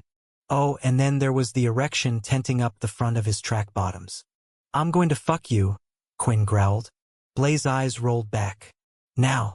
God now. Harsh hands all but demolished his Hermes belt as the thing was whipped out of its loops. And then his fly was treated with no better regard, dragged down roughly with a jerk. Do you give a shit about these pants? Quinn asked harshly. Actually, they were Blay's favorite pair. He'd put them on to cheer himself up. Not at all. Quinn's hands clamped on the two sides and he yanked the front apart, the fabric tearing. Before Blay could start begging, Quinn's mouth was right where he wanted it to be, the male sucking his cock, head going up and down, massive arms bowed out on either side. Blay splayed his legs wide and dug his hands into that thick black and purple hair. Pumping his hips, he closed his eyes and gave himself up to the pleasure. Like the reconciliation and the letter reading, he hadn't expected this. And one thing continued to be true. Sex with his mate was the great eraser. Even with how scrambled his brain was, this made everything recede. All he knew was Quinn. Well, Quinn's mouth specifically. Popping his lids, Blay lifted his head. His shirt was all wedged up his abs, his pants were nothing but the leg parts, and his mate was. Blay let out an animalistic sound as Quinn's mouth retracted and the tip of Blay's erection popped out from between those lips. Then it was a case of that tongue extending and that piercing flashing silver in the low light. The flicking was unbelievable, every slip and tickle going through to Blay's sack. He didn't last long, and that was clearly his lover's plan. Quinn opened wide and sucked it all down, taking the shaft and the head, the orgasms, everything. After the release was over, Blay's hips kept pumping into that mouth, over and over again, until it was suddenly a very different position. Without warning, Quinn flipped him over onto his stomach, dragged his hips up, and the contact was wet and slick, and Blay totally fucking lost it. And then the penetration deep and thick, plunging in and retreating, driving in again, pulling out, faster, harder, as Blay kicked the pillows out of the way and bore down into the sex, giving it all up to his mate. To keep himself in place as the onslaught intensified, he gripped the edge of the headboard and worked with the rhythm, hanging on and then pushing back, and hanging on and pushing back. The smell of dark spices thickened the air, and sweat slicked his body, and the bed was banging, and, oops, bedside lamp was on the floor. Fortunately, there wasn't a crash as it landed on the pillows he'd evicted. It also wasn't the one Blay had turned on. Quinn started to growl, and the smacking sounds behind Blay's body got louder, everything going next level. And then his mate started to come, Quinn's hips locking in, his cock kicking deep, everything slipping into perfect, blissful alignment. As Blay closed his eyes and felt his mate's fangs sink into his shoulder, he prayed that this lasted. All of it. Forever. And yet, even as he reveled in the releases, he still feared the future. Chapter 32. Find a way to cope. As Quinn stepped out of the Brotherhood's mansion the following evening, that was his mantra. He'd been saying the words over and over again to himself, ever since he'd woken up, naked and sated, in his mate's arms. By mutual agreement, Blay had stayed on rotation, and after they'd eaten first meal in their room, Blay had left along with the other brothers to go out into the field. Quinn had chilled on his lonesome for a while, just sitting on the bed and holding his brother's letter, gathering his courage. And now he was here, standing on the front steps of the big house, the cold air in his nose and his lungs. His body braced even though there was barely a breeze and no challenge to his balance. He wasn't sure he liked where his head was at, his thoughts all disjointed and wired, but he had a feeling that if he waited until he felt more stable about everything, it was going to be fucking spring before he made this trip. Closing his eyes, he thought maybe he wasn't going to be able to dematerialize. Maybe he was going to have to drive. His corporeal form scattered into its component molecules, and he willed himself to travel off the mountain, over the farmland, past the suburbs, to the wealthy part of Caldwell. As he moved through the night air, he wouldn't have been surprised if he spaced where his old house had been. But like that was possible? Just because you wanted to forget something didn't mean you could. In fact, usually the converse was true. The more you needed to bury a memory, a place, a person, the more the shit stuck with you. His destination reached, he reformed behind the groundskeeping shed. Fuck! Quinn jumped back at the same time he threw his hands out in front of his chest. The building he'd very nearly killed himself on was single-storied and super-shingled and most certainly had never been on the property when he'd lived on it. Jesus! He muttered as he looked around. Had he gotten the wrong address? Nah, that wasn't possible. Wondering what the hell was wrong with him, he walked to the corner of whatever outbuilding he'd nearly embedded himself in. Motion-activated lights flared, and he hissed at them as he willed them off with such force that the one that had pegged him right in the eyes exploded up at the roof, smoke rising, glass shattering. Fuck! Fuck! Fuck! He stopped the cursing as he blinked the retina shock away and got a look at the back of his family's old house and yard. What the fuck? The last time he had been here, there had been formal gardens and a perfectly maintained lawn, along with a back terrace with old-school black wrought iron furniture. Now, everything but the terrace was gone. In its place, a swimming pool you could stage Olympic trials in, a pool house that could shelter a family of 6, and half a dozen modern sculptures the size of SUVs. All of which were the colors of Lassiter's collection of zebra tights. Neon pink, acid yellow, kryptonite green.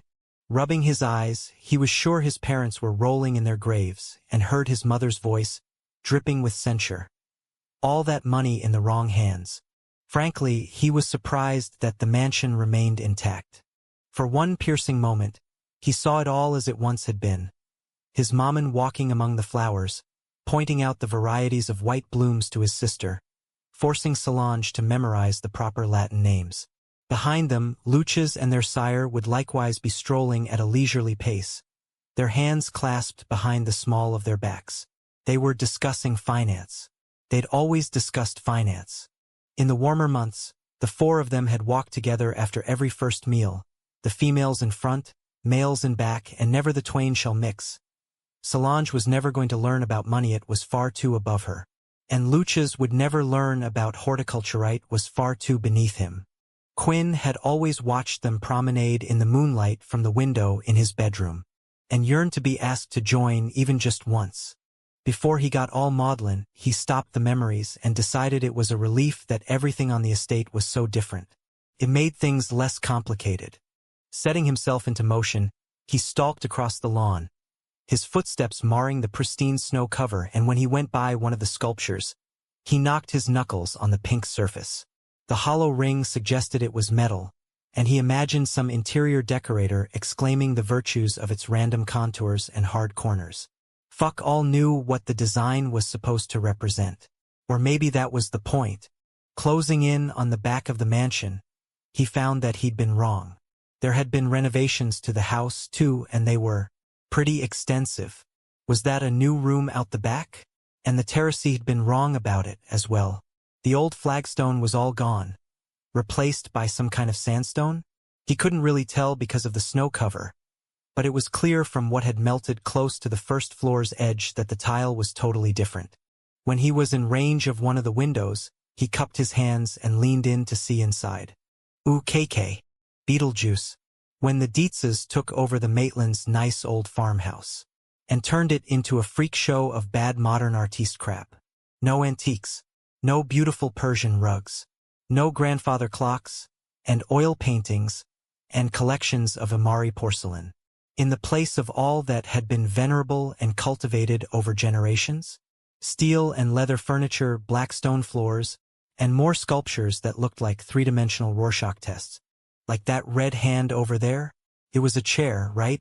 He'd never thought of himself as a traditionalist before, but frankly, he wouldn't have given a plug nickel for the lot of it. But their taste was not his problem.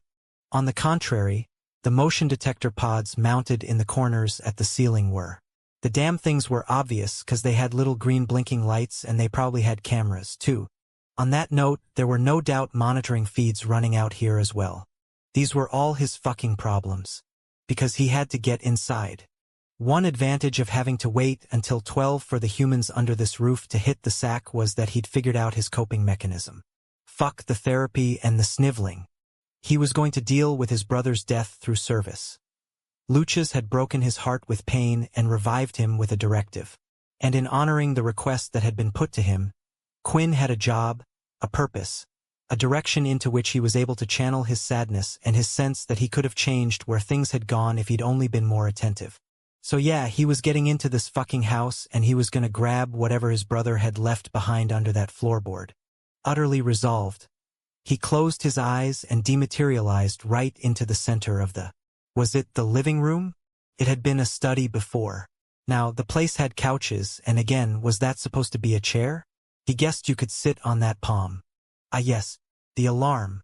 Instantly, a high-pitched, screaming siren lit off, and given all the absolutely no rug, and the walls that were bare as a museum backdrop, the sound echoed around like firecrackers had been set off at his feet. 3, 2, 1. A light flared in the front hall, and then a set of heavy footsteps came down the staircase along with a male voice that was muttering things about having to work in the morning, and stupid alarms and whatnot. Quinn calmly pivoted toward the noise and put his hands in the pockets of his track bottoms. His leather jacket was zipped up, but he hadn't bothered to strap any weapons on, which okay. Fine, probably proved the point that he wasn't ready to go out into the field yet. But he had other issues to deal with at the moment. Fuck him very much. As he waited patiently, the man of the house went in the opposite direction, the footsteps growing dimmer as he headed for the kitchen end of things. Which made Quinn wonder, shouldn't there be a keypad upstairs? A remote? Somewhere, a phone started ringing. And then there were a series of beeps. Finally, off in the distance, that male voice started clipping out syllables that were loud enough to hear clearly. No, I don't need the police. I need a technician to come out and fix the keypad in my bedroom and that goddamn motion detector downstairs. It's gone off again. The voice and footsteps got louder and louder. And then there he was, coming back to the stairs, the master of the house, in a pair of flannel PJs bottoms and a nylon Nike shirt. He was well into his 50s, but he'd had an eye lift and dyed his hair dark, so he could pass for 40 at 40 feet. No gut. Fairly good shoulders. Was probably eating keto and smoking weed instead of drinking vodka tonics to save on the calories, while he pickled himself with Botox and collagen injections to preserve as much youth as he could. Probably on his second wife with his second round of kids. The human stopped with the walk and talk. When the guy's mouth fell open, Quinn raised his hand in a little wave. Seemed rude not to offer some kind of greeting. As the man grabbed hold of the phone with both hands and took a deep breath like he was about to blab on his midnight visitor, Quinn wagged his finger. Yeah, that's a no-no. He reached into the human's brain and shut down everything. Then he isolated the 2-second-old memory of Mr. I don't want to be old finding an intruder in his living room along with the current signals being sent by those peepers that Quinn was standing about 10 feet away from him. Next came the marching orders, which were kind of fun. The man cleared his throat, and then started speaking into the phone calmly. His eyes locked on Quinn. Oh, sorry. No, everything's fine. Like I said, it's just that malfunction again. But please, I'd like to have a technician out whenever is convenient. I'm happy to work around your schedule. As there was a pause, like the alarm company rep had been unprepared for the change in attitude, Quinn was glad he'd tacked on some polite shit as a public service. He had a feeling the guy was one of those self-made sonsa bitches who was a fucking prick to people. Thanks, the man said to the Jake from State Farm equivalent. That'll be great, and I really appreciate your help. Of course, I'd love to take your customer satisfaction survey. Just send it to my email. Thanks again. Bye. The human ended the call, lowered the portable phone from his ear, and stood there like a robot waiting for instructions on whether he was cleaning the floor or about to do a load of laundry. Can I ask you something? Quinn rolled his eyes at himself. Stupid question. I could ask you for your bank accounts right now. Do you need them? They're on my computer upstairs. Nah, I'm good. You paid me $7 million for this place about a year ago. I paid you? So this was your house. My parents, actually. How you leaking the place? It's good. I like it fine. It needed updating. Well, you've certainly left your mark on it. Quinn indicated the phone, which was an old-school cordless. My question is, why you still got a landline, my guy? You don't have the alarm wired into your cell? For like, the security feeds. The man's shoulders drooped and he rolled his eyes. My daughter threw my iPhone in the toilet tonight. Bummer. How old is she? 3. Cool. Hey, do you know about the rice trick? You put the phone in a plastic baggie full of the stuff. It works. Or you could just buy another. I'm going to get another one. Ron? A female voice called down. Is someone there? As Quinn shook his head, Ron yelled back. No, it's just me on the phone with the alarm company. Go back to bed.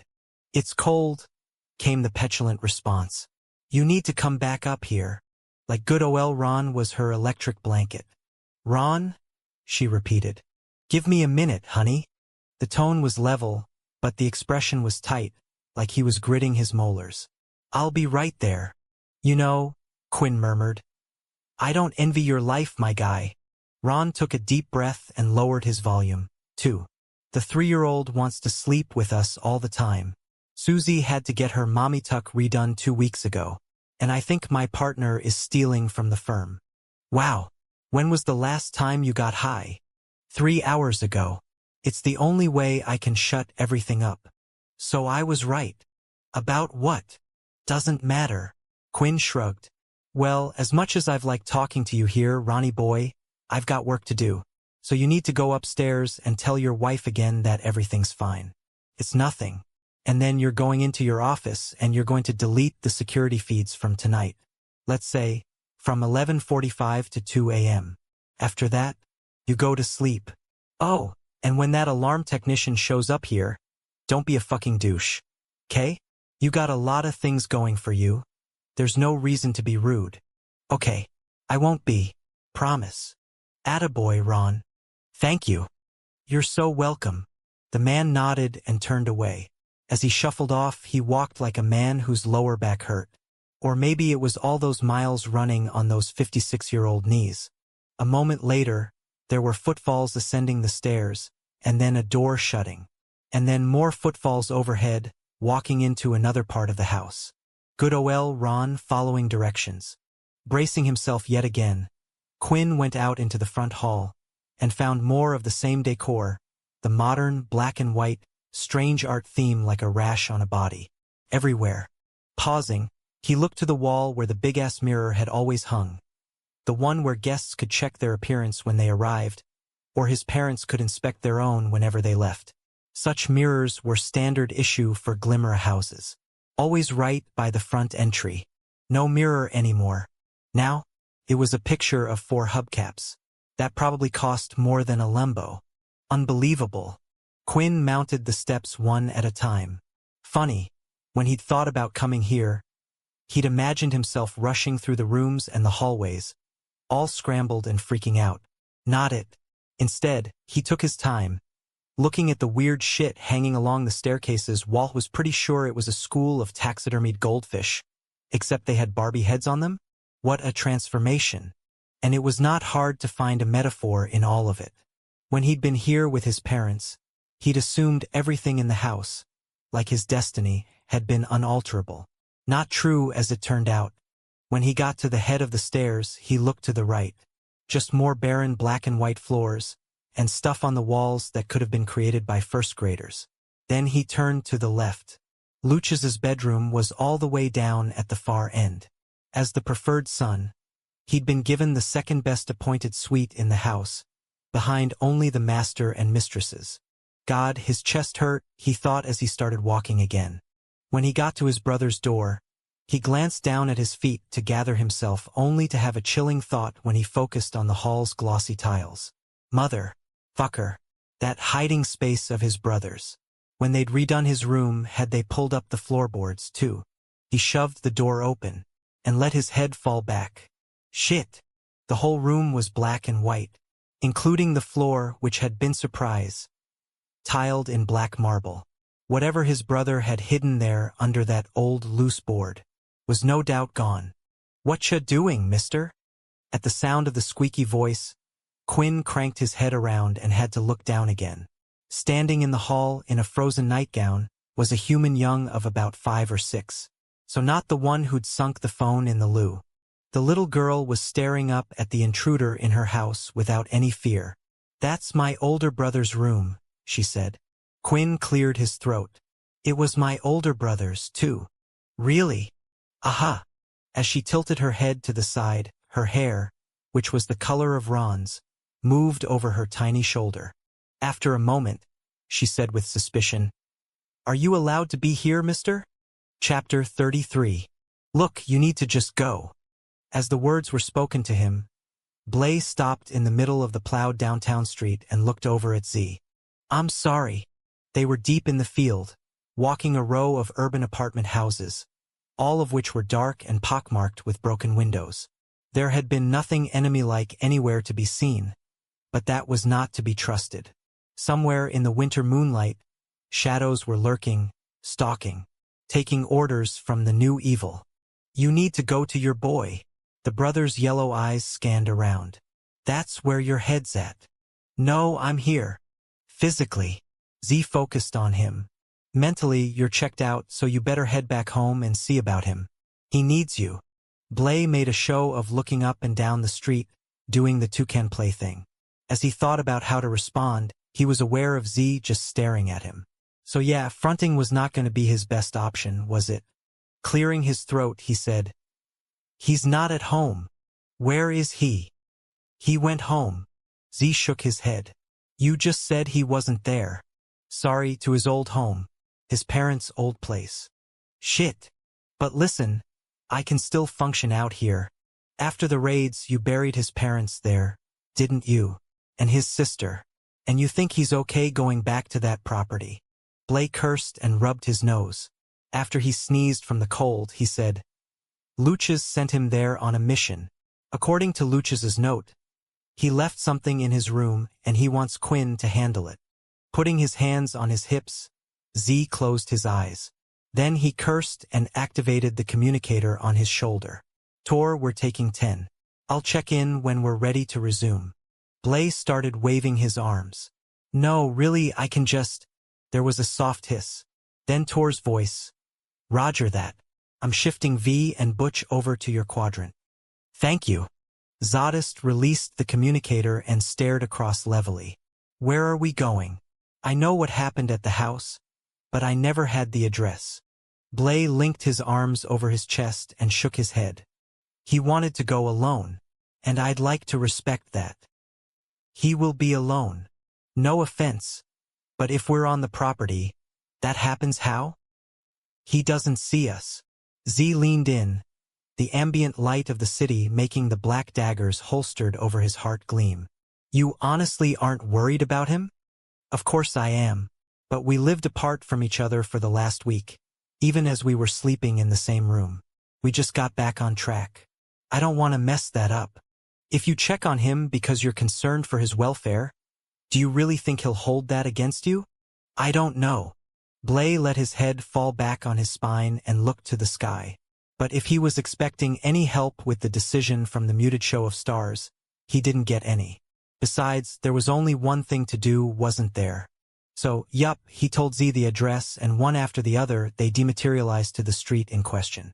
As they reformed on a sidewalk that had been snow-blown with ruler-worthy precision, Blay had chills, and not from the below-zero temperature. "It's okay, son," Z murmured. "Let's just gather the breath, shall we?" It was a long moment before Blay could speak. "The last time I was here was the night I identified the bodies." As he turned and faced the estate's driveway, the treads of his shitkickers squeaked on the snowpack, and with every blink of his eyes, the past came back with greater and greater clarity. The Lessers had slaughtered everyone in the house, staff included. I found his mommin and his sister upstairs in a maid's closet. They were slumped together in each other's arms. They had been shot in the head. "I'm sorry you had to see that, son." "His father." Blay cleared his throat. I found his father out in the back garden. He tried to run to escape, but he'd been wounded. There was a trail of blood leading to where his body was. His throat was sliced so deep that he was basically decapitated, and he had gunshot wounds all over him. Blay could still remember the male's fine suit, full of holes that smelled like lead and stained with fresh red blood. And where was Luch's? In his room, over by his bureau. Blay winced. That's where he told Quinn he'd hidden whatever it is. He'd probably been stashing it there when they got to him. How'd they kill him? Does it matter now? Finish the story, son. That's why you started talking. You need to get this out. It's the other reason you've come here.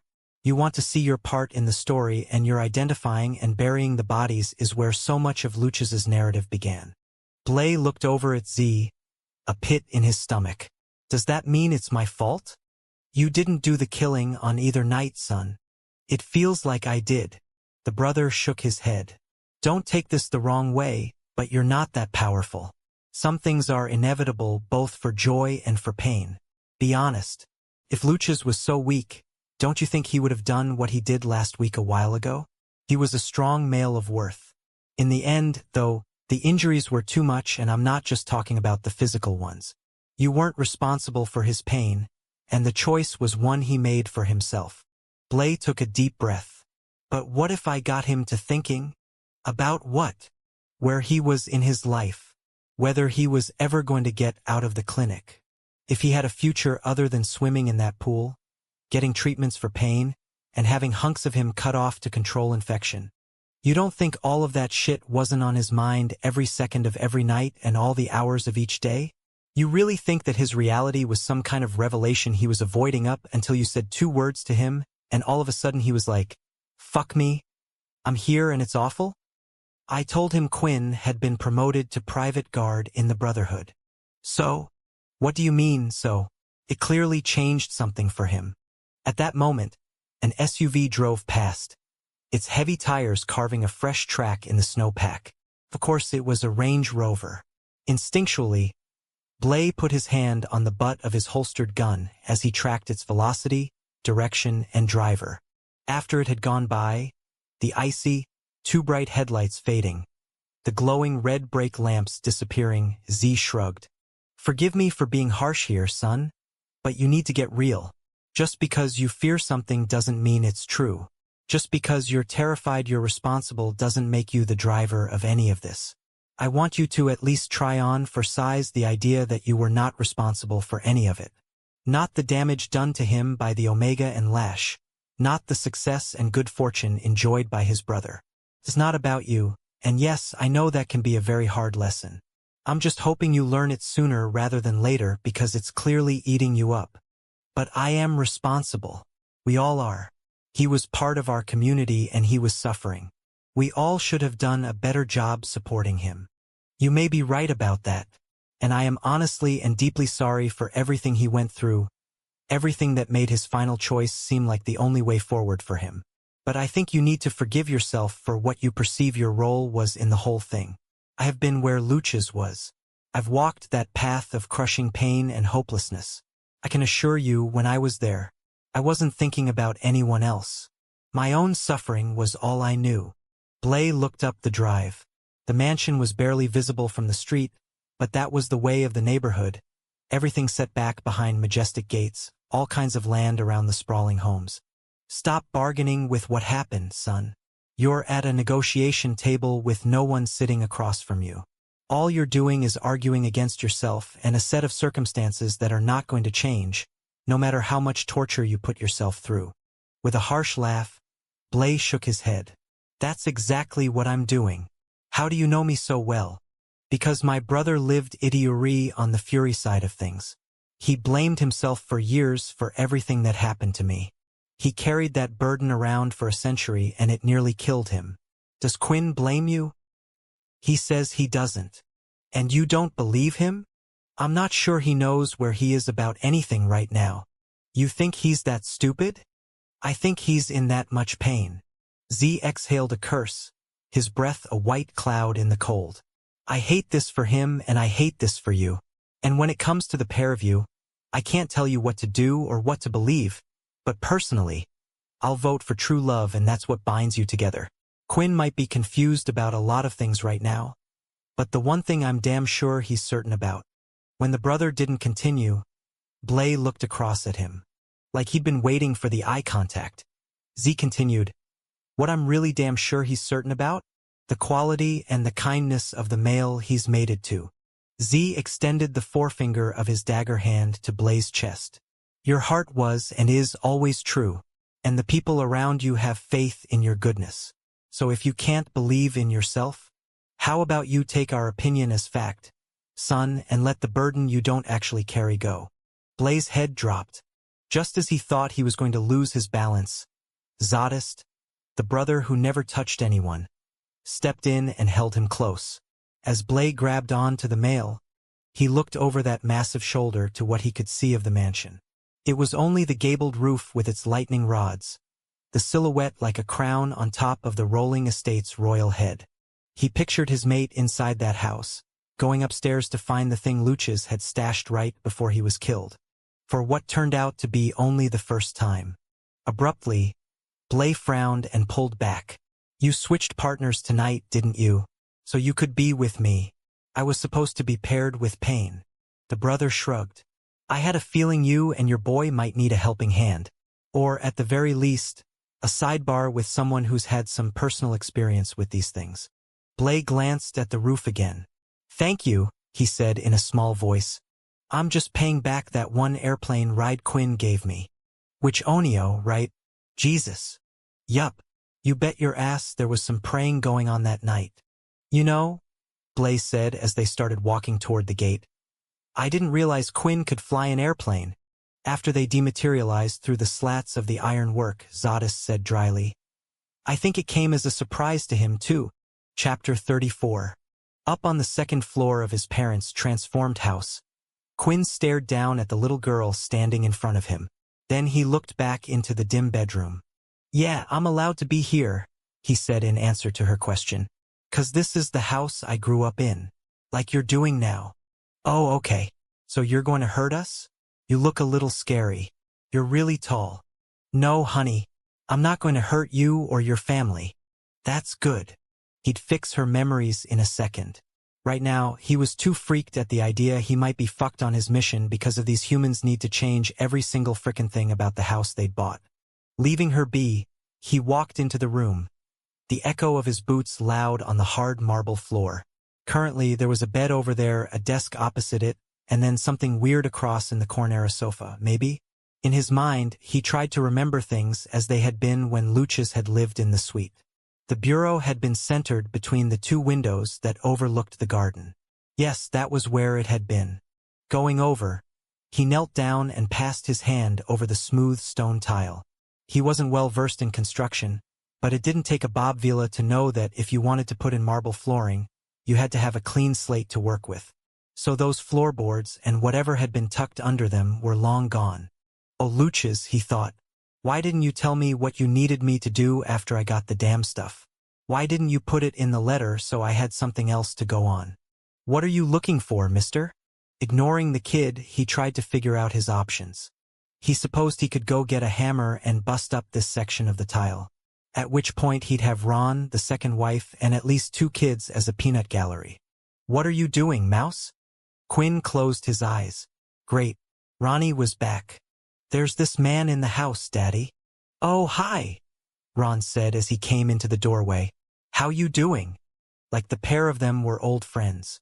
As Quinn shot a glare over his shoulder, he was ready to fuck them both off, and yet, as he saw the pair standing together, both dark-haired, the little girl leaning onto her sire's leg, the father with his hand on her shoulder, he knew he couldn't curse at them. He pictured him and Lyric doing the same thing like 5 years from now. Well, okay, fine. If somebody broke into the mansion, they'd be vaporized before there was any conversation with anybody. But still. Hi, Ron. Quinn let himself fall on his ass. How are we doing?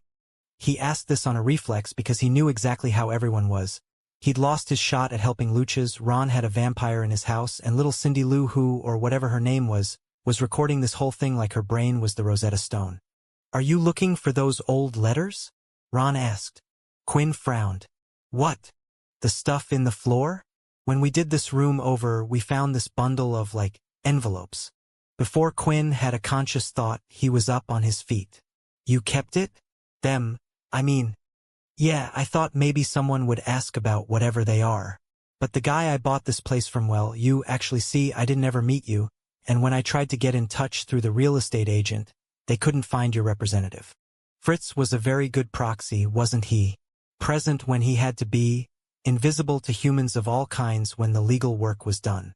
Ron rubbed his side like he had an itch on his liver. They said this house had been in your family for 200 years. Is that true? Hey, Ron.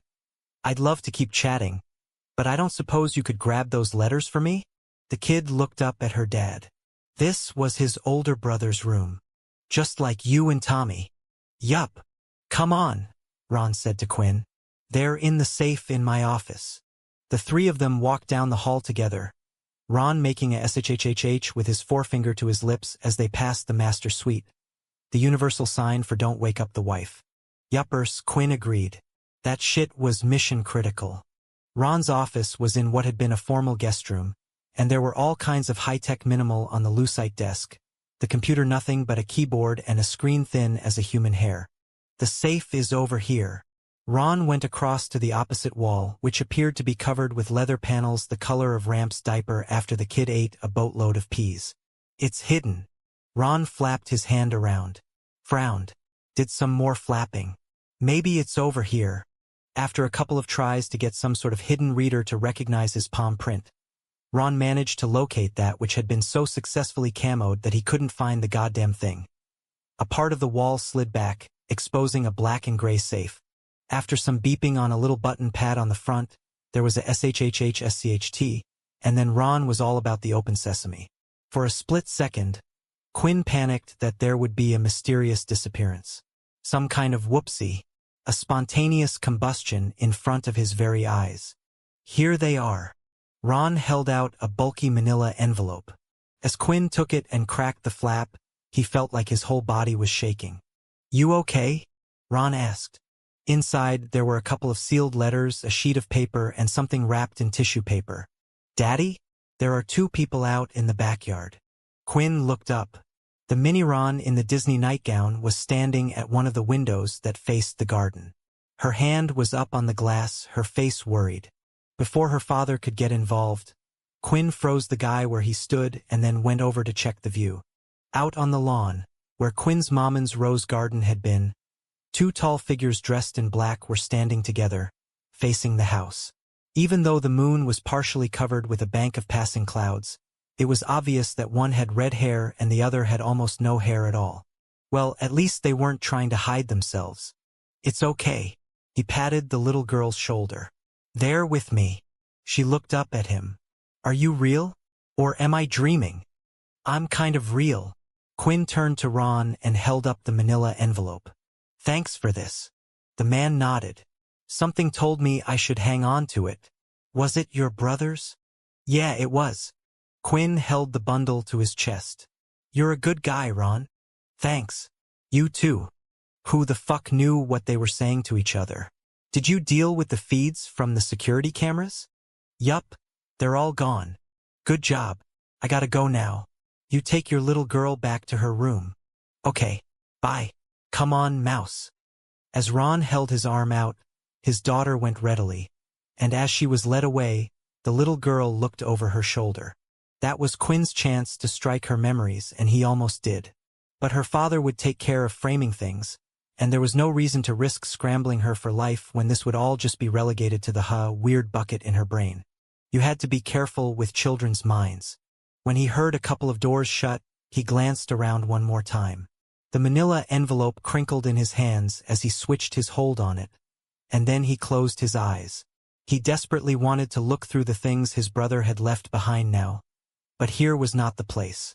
A moment later, he dematerialized down to the back lawn. As he reformed, he faced the pair of interlopers. Z didn't seem bothered by the getting caught. Blay rubbed his eyebrow with his thumb, like he was trying to think of something to say. Meeting the two males in the eye, Quinn did the only thing that came to mind. He hugged them both at the same time. Rushing forward, he threw his arms around them and dragged them in close. As his embrace was returned, he closed his eyes briefly and heard himself speak a truth that surprised himself. "I'm so glad you're here." Before things got too gooey with the emotional bullshit, he stepped back and held up the manila envelope. Clearing his throat, he announced, "And I got what Lucha's left. Let's go back and see what it is." "I'm so glad," Blaze said as he appeared to brush away tears. "I was worried something might have happened to whatever it is." "Something did." Quinn put up his palm. "Lot of marble floors in that place now. Well, it's a long story. Let's ghost." Blaze and Z left first, and just before Quinn dematerialized along with them, he glanced back at the house. He knew in his heart that he was never returning here, and he was surprised at how numb he was to that reality. Then again, it wasn't his home anymore if it ever had been in the warm sense of that word. Yet so much of what shaped him had happened here, and even though none of it had been pleasant, his origin story was forever etched in each of the rooms and in all of the acreage. Yet his parents and Solange were buried in the yard off to the side. But none of that made him want to do a revisit. He had his memories, and they were more than enough. With a frown, he looked at the terrace. For all the renovations, he guessed that the bones of the bodies hadn't been found. As long as the remains had not been exposed to sunlight, they would have survived, and Blaze would have put in the effort to make sure things had been properly buried. Maybe he should have asked Ron. Too late now, and besides, that kind of information changed nothing about anything. Just before he departed, movement in one of the windows on the second floor got his attention. A small figure that barely came up to the first row of glass panes had stepped into view. "Mouse." Quinn lifted his hand. The little girl lifted her hand back. And then he dematerialized from the yard he had once known so well. Chapter 35. 3 sealed envelopes that were a little bigger than index cards. A cheap sheet of copier paper that was folded in half. A ball of tissue that had been scotch-taped into something hard as a marble. Quinn gave a double-check shake to the manila envelope, even though he knew there was nothing else inside of it. Then he looked at Blaze. The two of them were sitting on their bed, Z having been called for a non-emergent assist at the audience house. Picking up the piece of paper, Quinn unfolded it, and the first thing he noticed was the brown stain across the bottom. "I think that's blood," he said sadly as he rubbed his thumb over it. Lifting the paper to his nose, he inhaled. Over 3 years old and dried, yet he still caught the unmistakable scent. "Yeah, it's blood." As he lowered the note, he said, "I never asked you where you found him, and he never volunteered." "It was by his bureau," Blaze replied quietly.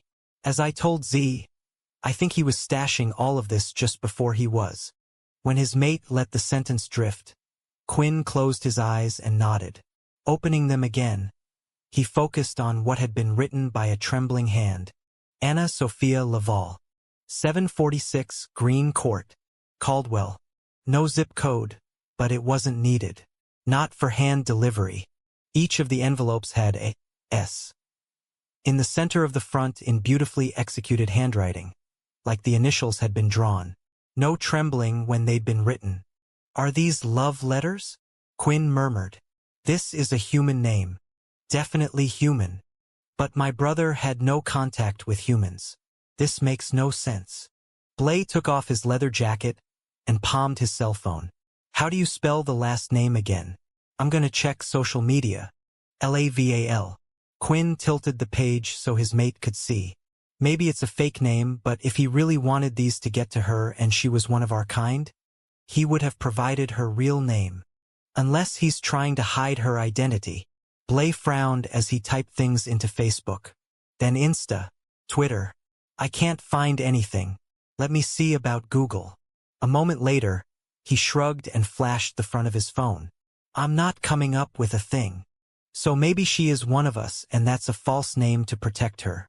I mean, most humans just have to have a presence on the internet. It's like breathing to them. We know who we could ask." Blaze held up his phone. "If you want to." Quinn nodded. "I need to find this female. Or woman if that's the case." Blay drafted a text and sent it to V, then put his phone down. You know, I have to be honest. If she was human, right? If he had had any relationship outside of the species, he would have kept that shit on the DL like you read about. Holy fuck. Our parents would have thrown a fit. There was a bing, and Blay checked his phone. V says to come to the pit. He's happy to help. Let's do it. Quinn put the letters back into the larger envelope and then frowned. Actually, can you take a picture of this? I don't want to take this stuff out of our room. As he held the piece of paper up, Blay snapped an image on his phone, and then Quinn put everything in the second drawer of their bedside table. As the two of them headed for the door, he pulled Blay in and kissed his mate. I'm glad you came out to the house. I was so happy to see you. Blay's brows worried up. I was concerned you'd think we were stalking you. Not at all. I wanted to go in there alone, but it was a relief to see you out on the lawn. You make me feel safe. The flush that hit Blay's face was pretty much the best thing Quinn had seen all night, and he squeezed his mate's hand, then kept a hold of it, especially as they walked down the grand staircase. As much as he loved everyone in the household, he hoped they didn't run into anybody else. There was too much on his mind, too much sapping his energy. But meeting with V was different. Figure out how to cope. As he and Blay went out through the vestibule, the cold was a slap, and he liked it. It seemed easier for him to breathe. Glancing over at Blay, he frowned. Do you want my coat? He was in the process of taking his jacket off when Blay put his hand on his arm. No, I'm good. Quinn put an arm around the male and pulled him close. I'll keep you warm. You always do. Together, they descended the stone steps and went around the fountain, and he noted that a replacement tarp had been secured across the sculpture and its basin. On that note, he glanced back at the mansion over his shoulder. The glass that had been broken on the second floor had already been replaced. Healing, in the bricks and mortar sense. As they came up to the pit, they didn't have to knock. This house opened things and seemed prepared to go to work. He not only had his muscle shirt tan leathers uniform on, he was sporting a lit hand-rolled in one hand and a rocks glass of what had to be goose in the other. So yeah, Quinn thought the brother was ready for anything. How we doing? What do you need? They stepped into the pit's warm interior, and Quinn was aware of a nervousness clutching the front of his throat. Stripping off his jacket, he worried about things he couldn't control. Names, addresses, people who had moved, people who lied about their identities. You know, the social equivalent of new owners doing the floors over. He took yet another deep breath. We need to search for a woman or female my brother might have had contact with before the raids. V went totally still, but only for a split second. Then he nodded once and went over to his 4 toys. Sitting down in front of his computers, he put his drink aside and his hand rolled between his teeth. Name. Blay held out his phone and Quinn took the thing and put it in front of the brother. He should have said the name, but it felt sacred somehow. There's an address there too, he mumbled. Like the brother couldn't frickin' read? V set to typing, his fingers, both the ones in the lead-lined glove and the ones that were not, flying over a keyboard. Have a seat. This'll take a minute. Quinn and Blay parked it on the sofa, the two of them side by side, their knees together, their backs straight, like they were a couple of school kids trying to make a good impression on the teacher. Like maybe if they behaved themselves, V would find what they needed. Got her. Quinn burst up and tripped over the coffee table on the way back to the desk. And even before he got in range, V leaned to the side in his office chair, so there was plenty of room to get close to the monitors. The central screen was showing the front and back of a current New York State driver's license. The image was of a dark-haired woman staring into the camera with dark eyes. Her height was listed as 5'6", she had corrective lenses, and she was an organ donor. The name was definitely Anna Sophia Laval. The address is different, Blay murmured. V tapped his hand rolled over his ashtray. This is her current address. I found the one on the note as her previous residence. So this really is her, Quinn said as he moved even closer to the image. Not that it got him any more information about her or any further acuity on her features. But we don't know if she's one of user, do we? I've initiated a deep search into the species database from the audience house. In about an hour, I'll know more. Quinn continued to stare at that face. The photograph was not all that distinct, but even if it were in hard focus, it wasn't going to tell him what he wanted to know. For those questions, he was going to need to speak to the woman. Or vampire. Herself. Chapter 36. The Brotherhood house was typically at its most quiet between 1 and 4 p.m. in the afternoons. Those 3 hours were not only the dead zone between last meal cleanup and first meal prep. They were when the dog-gen themselves retired to their quarters for a brief rest from all their other duties like housework, supply acquisition, and planning. So, as Quinn sat propped up against the headboard in his and his mate's bedroom, he just listened to all the silence. Beside him, sleeping on his stomach under a heavy load of covers, Blay was twitching like a Labrador chasing bunnies in his dreams. "Shoo," Quinn said as he stroked his male's bare shoulder. "Be easy." Instantly, his mate stilled. Then there was a turn of the head, Blay's face now in his direction. A big inhale followed and, finally, a slow exhale. Quinn smiled to himself. "You just rest. I've got you." As Blay fell back into REM land, Quinn repositioned himself against the stack of pillows he'd punched up an hour ago, crossing his arms and staring across the dim room. So odd. V could find nothing on Anna Sophia Laval in any of the species databases or social media groups. Therefore, it was either a code name that she and Luches had used when together, or she was a human. But how was the latter possible? His brother hadn't been raised like that. Not that Quinn cared one way or the other but the family's golden son. Falling in with one of those rats without tails? He rubbed his face as the whens, wheres, and hows jogged around the inside of his skull like they'd had cocktails made of Adderall and Pepsi. Insomnia sucked, and he had a feeling he'd better get used to it. On that note, he leaned to the side, reached into the bedside table, and got his contraband iPad. Before turning the thing on, he compulsively opened the second drawer and made sure that the letters were where he'd left them. Maybe he should discreetly cut the flaps and take images of the contents? On a just-in-case that seemed like an inappropriate violation of privacy.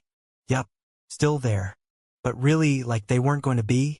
Shaking his head at himself, he fired up the iPad and wasn't sure what he was going to do with it, except then he remembered his previous request of this house.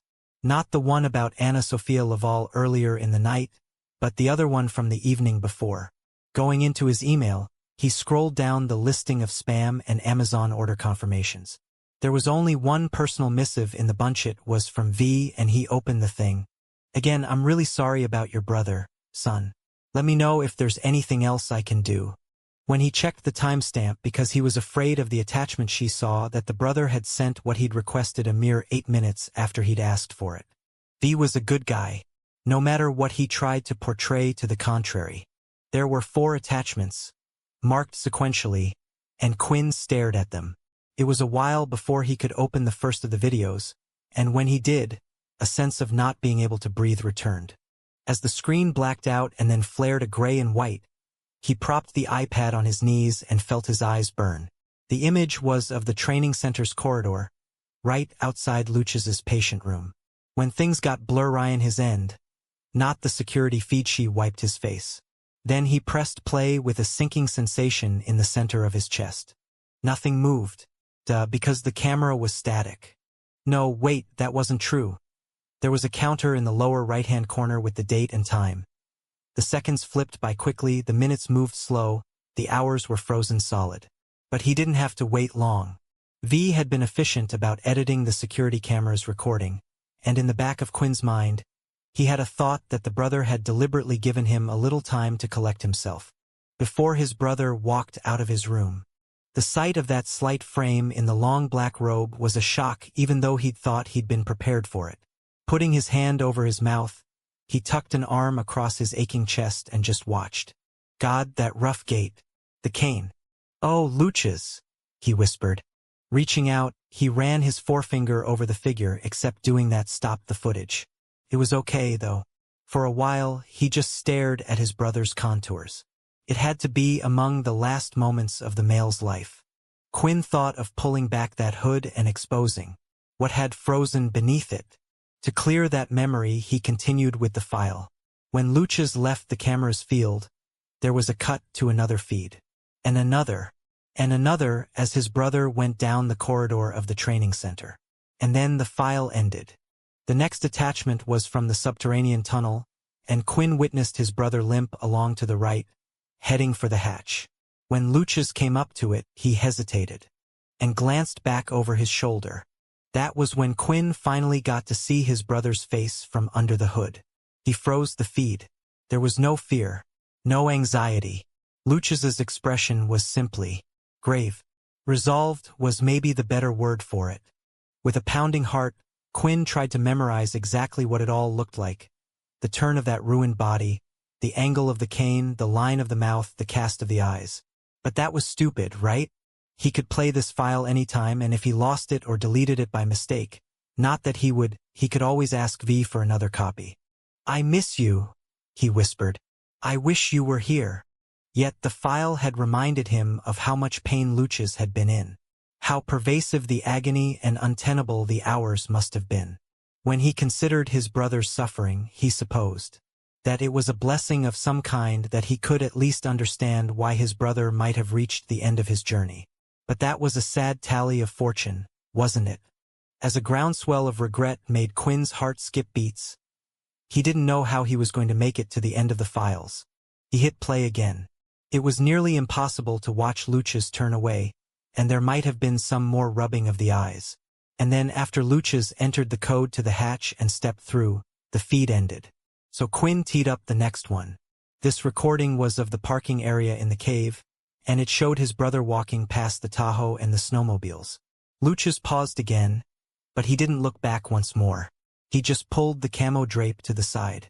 And then, with a swirl of snow from the storm, he stepped out of sight. At that point, the feed switched to an exterior camera mounted somewhere on the lip of the cave. It showed Luchas struggling through the freezing cold onslaught, the winds lashing at him, his body weaving.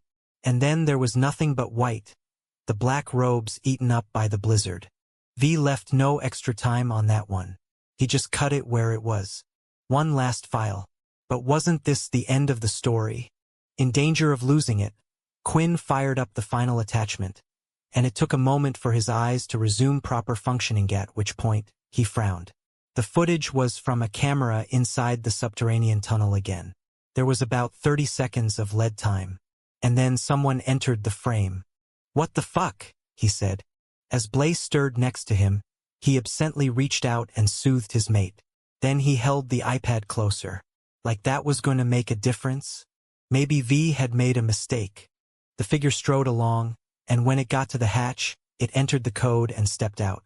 Then there was footage tacked on from the area inside the cave and then outside in the storm, which was still raging, even though the timestamp was about 5 hours later. Close to dawn. Very close.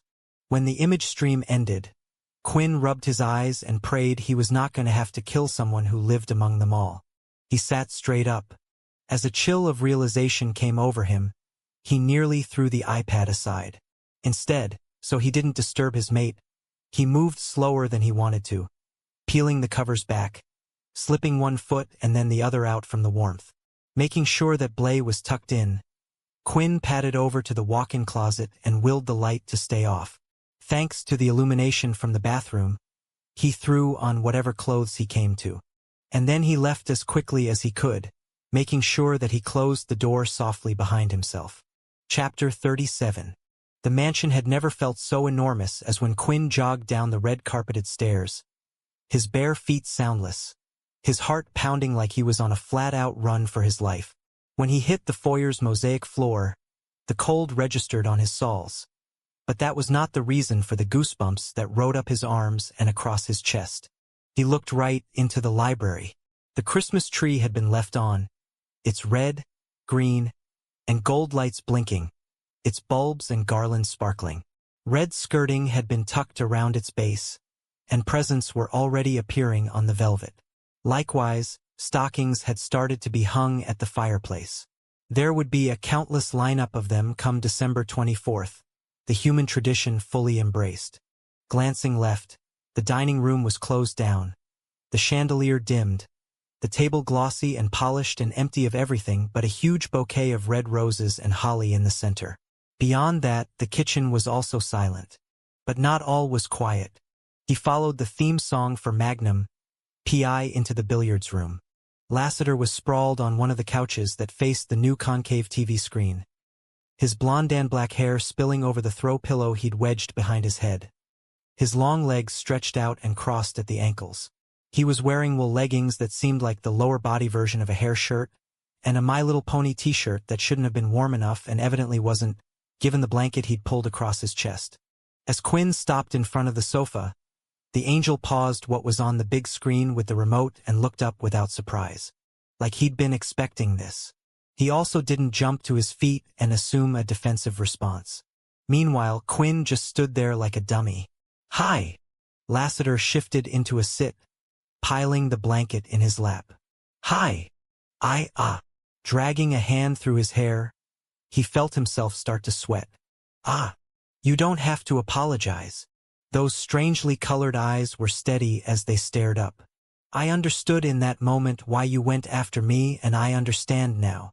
At a loss, Quinn looked around at all the things he'd seen before. The pool tables, the mounts of sticks on the wall, the balls arranged in their triangles on the felt. He saw the Persian rugs under each play area, the leather sofas, the bar with its top-shelf liquor bottles and its sparkling glasses. "You want something?" Lassiter said as he got up. That's a yes. Are you drinking? 'Cause you don't usually drink." "Not alcohol." The angel went behind the bar. "Sit. I'll make us some fruit juice for the vitamin C. You can't be too careful with scurvy." Quinn sidled up to the long, thin granite counter and parked it on a stool. And then he watched in silence as Lassiter sliced 4 Halegrove's pink grapefruits in half and started to squeeze them on an old-school glass mount, the kind that had a rib center to do the grinding and a circular base to catch the juice. Clearing his throat, Quinn figured there was no reason to wait for better words. "So the night my brother died," at that moment, he realized he would never use that other word, as accurate as it was. "I know that you were in the tunnel, just before dawn." Lassiter didn't say anything. He just kept working the halves on the grind part. The juice that filled the base was pink as a blush and smelled like sunshine. "That's how Luches's remains were still there the following night," Quinn said quietly. "You stayed with him all day long and blocked the sun from him, didn't you? You protected him, so I could see him one last time, didn't you?" Lassiter tipped the juicer over a rocks glass and then put the serving in front of Quinn.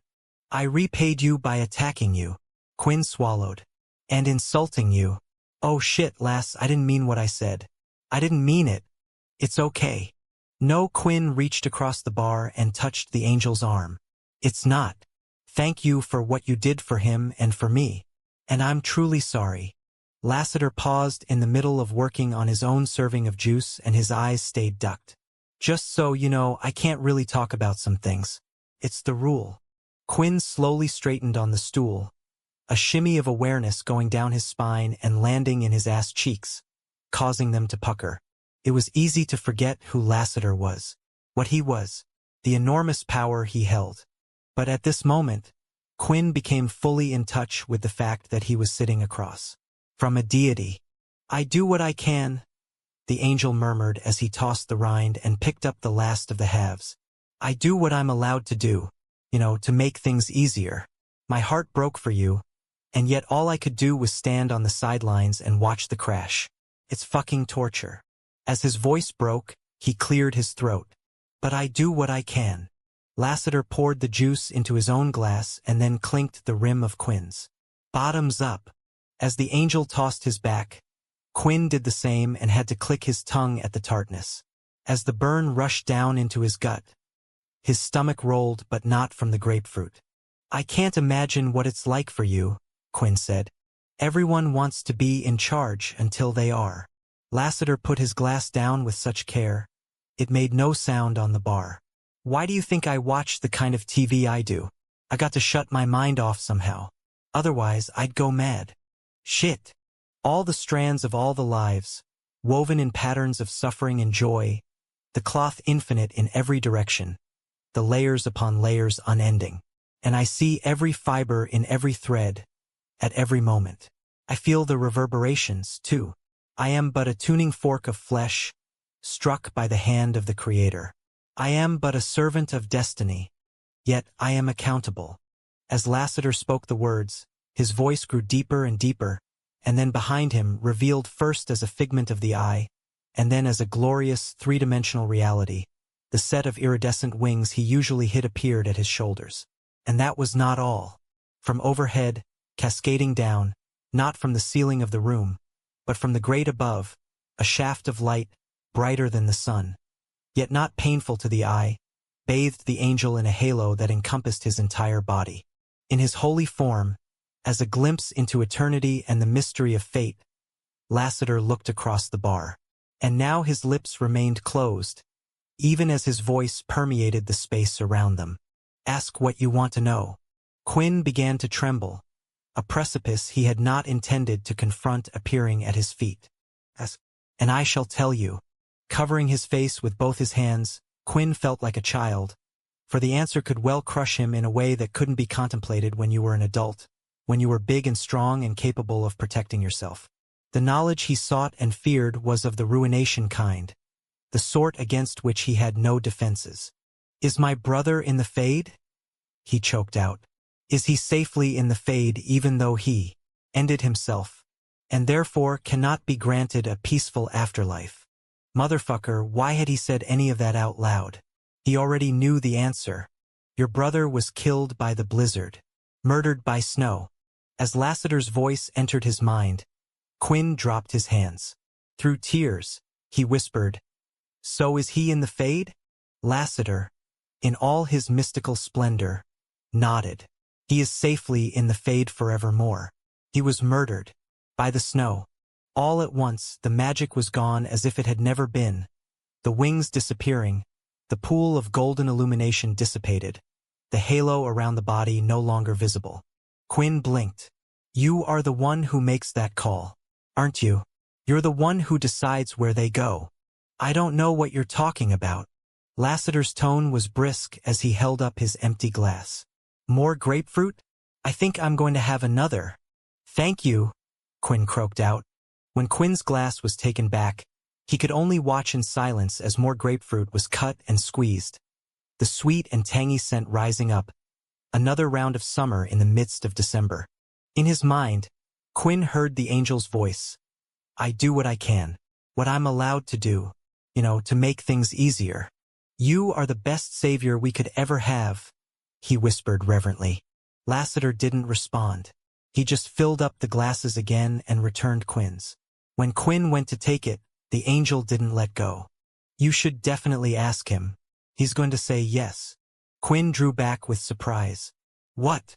The angel winked. You know what I'm referring to, or you will as soon as you think about it. Chapter 38. At nightfall, Blay got dressed in civilian clothes. He wore his second favorite pair of slacks. His first favorite having been so delightfully destroyed 2 nights before, and chose a Christmas green cashmere sweater, a red and green silk scarf, and the camel hair hand-me-down coat he'd gotten off of Butch the season before.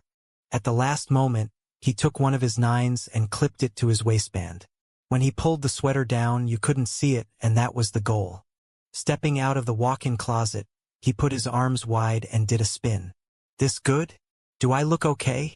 Quinn, who was sitting over on the bed, smiled. Come here. As Blay walked over, he was conscious of those mismatched eyes watching every move he made, and not necessarily in a sexual way. Although there was heat, as always, in that gaze. It was more. You're beautiful, you know that? Quinn said as he wrapped his arms around Blay's waist and put his chin on Blay's belly button. You're going to make me blush. Good. I like when you do. Blay could only shake his head slowly and smile like a fool. The truth was, something had happened during the day to his mail. He wasn't sure what it was. Quinn was still sad. That was obvious. But there was a peacefulness about him, a calmness in the morning that had not been there before. You must have finally slept, Blay said as he stroked that black and purple hair back. What do you mean? You look rested. Quinn shrugged. I'm finding a way to cope, I guess. And I'm glad you're coming with me. Anything for you. I'm nervous. I don't blame you.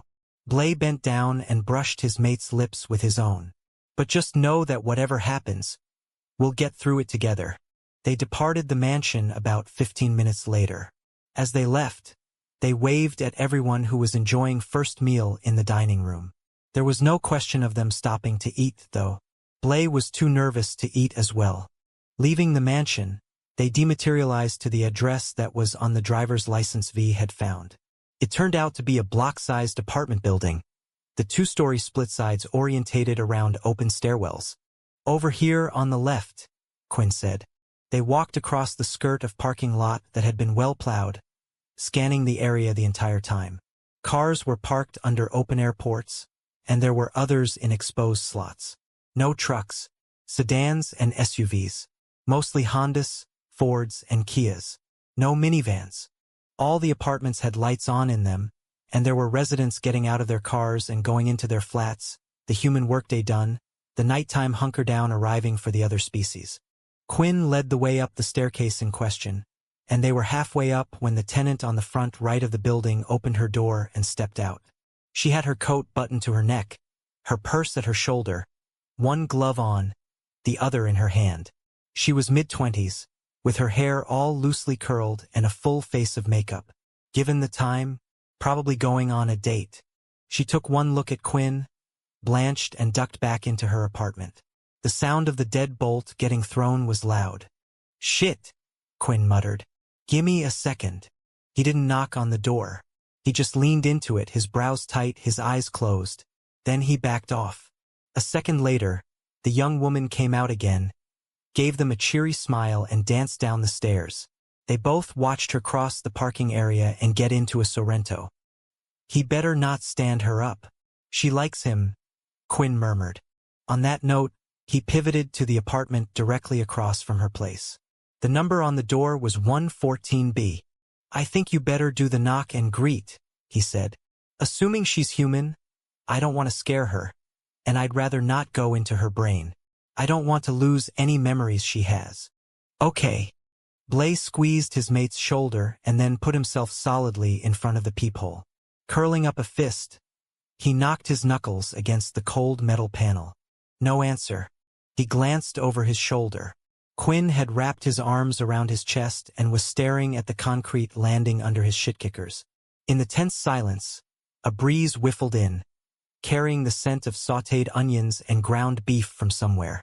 Blay tried again. The lights on. The door opened. The woman on the other side was, just as the license had stated, 5 feet 6 inches tall, with dark hair and dark eyes.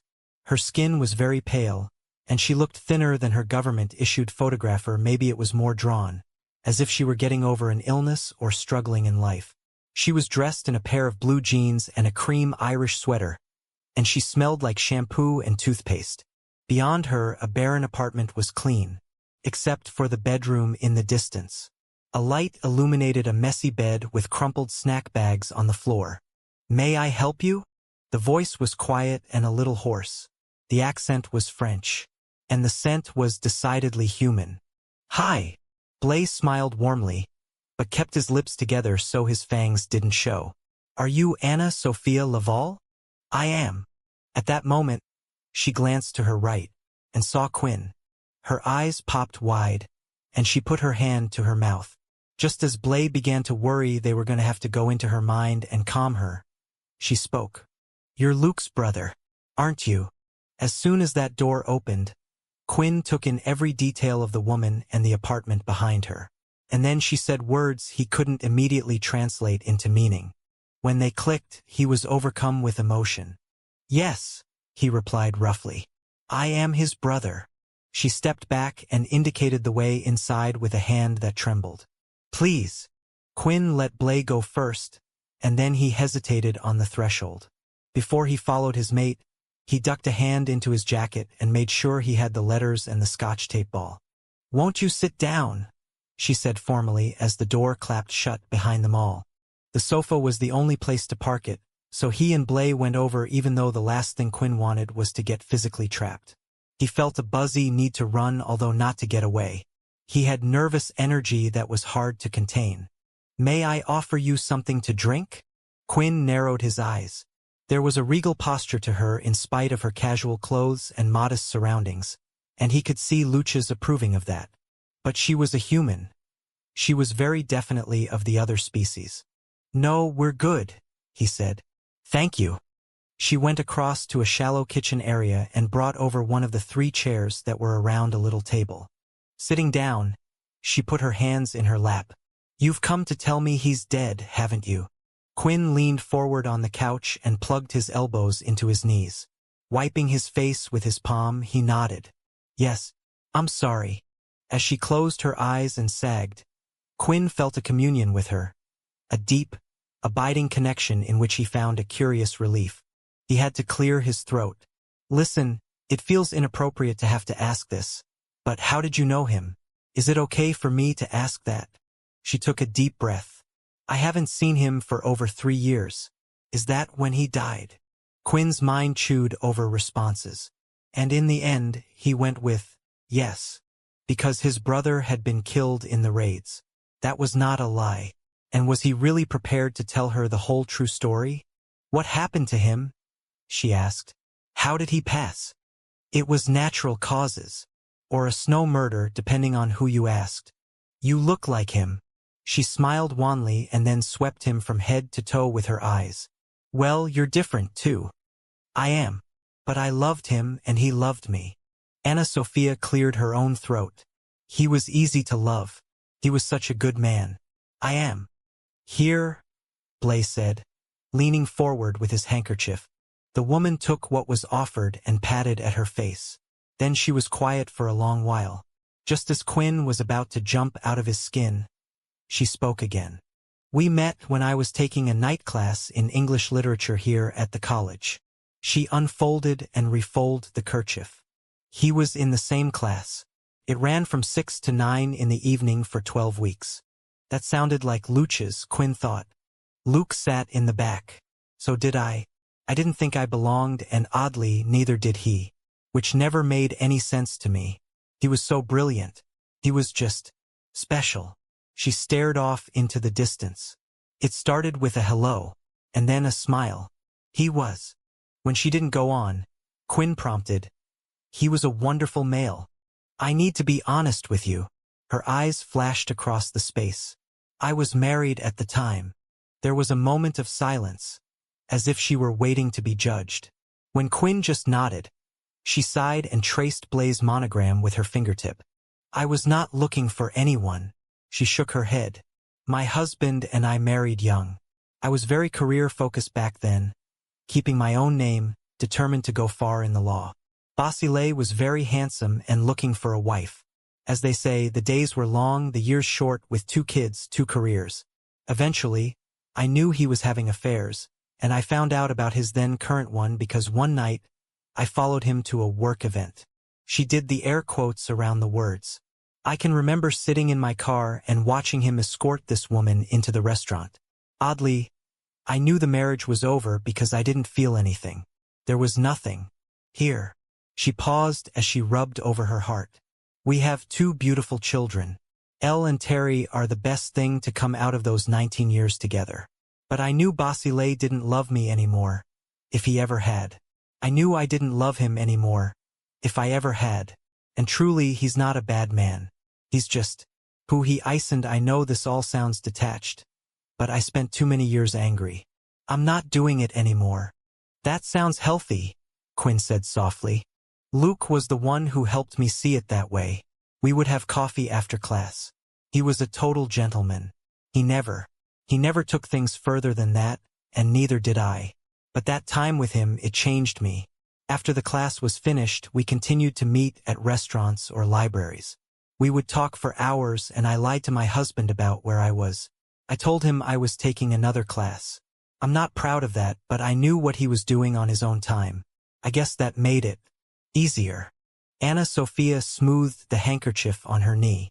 "It went on for a year, until I told Luke I was getting a divorce. I'd finally decided to talk to my husband and just be real about where we were. Basile put up a fight, but not for long. I think he was relieved. It was hard on us to keep pretending everything was okay in front of our girls. She looked up sharply. I told Luke I had no expectations about him and me. I didn't need rescuing. He seemed surprised by my announcement, but we set another date for a week later. I waited for 2 hours at the restaurant. He never showed up. When was this? It was August, 3.5 years ago. Quinn looked at Blay. The raids, he thought as his mate nodded back. It wasn't like Luke. I phoned him several times, but I never heard back. No texts, no calls. That was it. I figured I spooked him. That I was good enough when I was uncomplicated, but 2 kids. Newly divorced single mom? Too much. Her eyes dropped back to the handkerchief. The next day, I became convinced that something had happened to him. I had no idea where to find him other than his phone, though. I called St. Francis Hospital, feeling like a stalker, a paranoid stalker. They could tell me nothing. I searched the papers and the news. Nothing. But it turns out, I was right, wasn't I? Something had happened. I'm so sorry. Quinn cursed as he heard his words in the tense air. That's so fucking lame to say, though. What else can anyone do? Her sad stare lifted again. And I returned the sentiment. I'm sorry for your loss as well. They held eyes for a long moment, and in the mutual mourning, there was again that strange relief to know that his suffering was not solitary, although that was bullshit, wasn't it? Everybody back at the mansion, and Blay, as the male sat beside him, was grieving. But it was different for him. Different for this woman, too. How exactly did it happen? She asked. His death, I mean. You said it was natural causes. Was it a heart attack? A stroke? For a moment, Quinn felt like he did owe her the full truth. But then the species divide reared its proverbial head. How the hell could he explain Lash and the Omega and the Lessening Society? And as for the details of what Luchas had chosen to do, he was going to spare her them. His heart gave out, Quinn said. His heart just stopped. Anna Sophia pressed the handkerchief into her face for a minute. When she lowered her hands, her eyes were even more bloodshot. He brought so much to my life. She shook her head. And then after he was gone, I just became so lost and I haven't cared about much since then. I am ashamed of my failures with my girls, but I can't seem to resurrect myself. Maybe I was wrong. Maybe I did need rescuing. Quinn reached into his jacket. I have some things he asked me to give you. Anna Sophia stiffened. And then she breathed in on a gasp as he leaned forward with the 3 letters and the little ball of tissue and scotch tape. These are for you, he said. Chapter 39. An abiding sense of peace and completion came over Quinn as the woman took the letters and the little present. First, she just held on to them. And then she looked at each one in turn. Where did these come from? She murmured. He hid them. When she glanced up, he rephrased. Saved them. For you. At the time of his death, he was working to get to a place where he could present them to you personally, but he never. I don't believe he ever got there. And I'm truly sorry for the delay. I didn't actually find all this myself until very recently. In the quiet that followed, while she took the time to examine each of the envelopes and the tightly wound ball, he imagined the Luchas she had known, strong and tall, handsome and well-spoken, a male in his prime. I'm scared about what is in these. She glanced up. Will you stay while I open them? Of course we will. Is there an order to them? I don't know. I'm sorry. She nodded. And then she carefully opened one of the envelopes. Extracting the letter, she lifted the single fold of creamy, high-quality stationery. As she absorbed the words intended for her, her eyes went back and forth slowly. Her tears dropped onto her jeans. That was the way of it. One after the other, she read each of the 3 letters, her eyes moving faster and faster. When she finished the last one, she sat back. The tissue paper ball was in her hand, but she seemed to have forgotten everything around her. Quinn didn't move. Neither did Blay. He wasn't sure any of the 3 of them were breathing.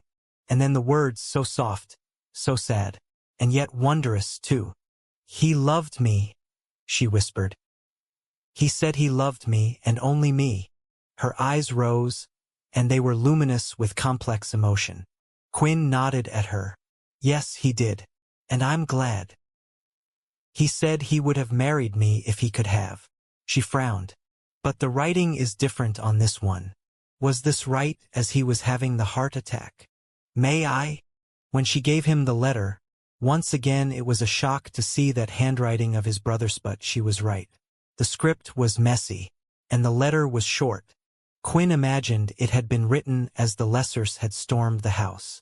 Had Luches been hearing the screams of their parents, their sister, their dog Jen, as he scribbled this all? And the message was plainly stated. He loved Anna Sophia Laval, and he had decided to tell his parents that he was going to be with her, if she would have him. If he survived the attack, Quinn tacked on to himself. But that was not to be, not because their mommin and father would not allow him. It was the start of the nightmare. Yet it was good to know that Luches had broken free of their upbringing, just as Quinn had.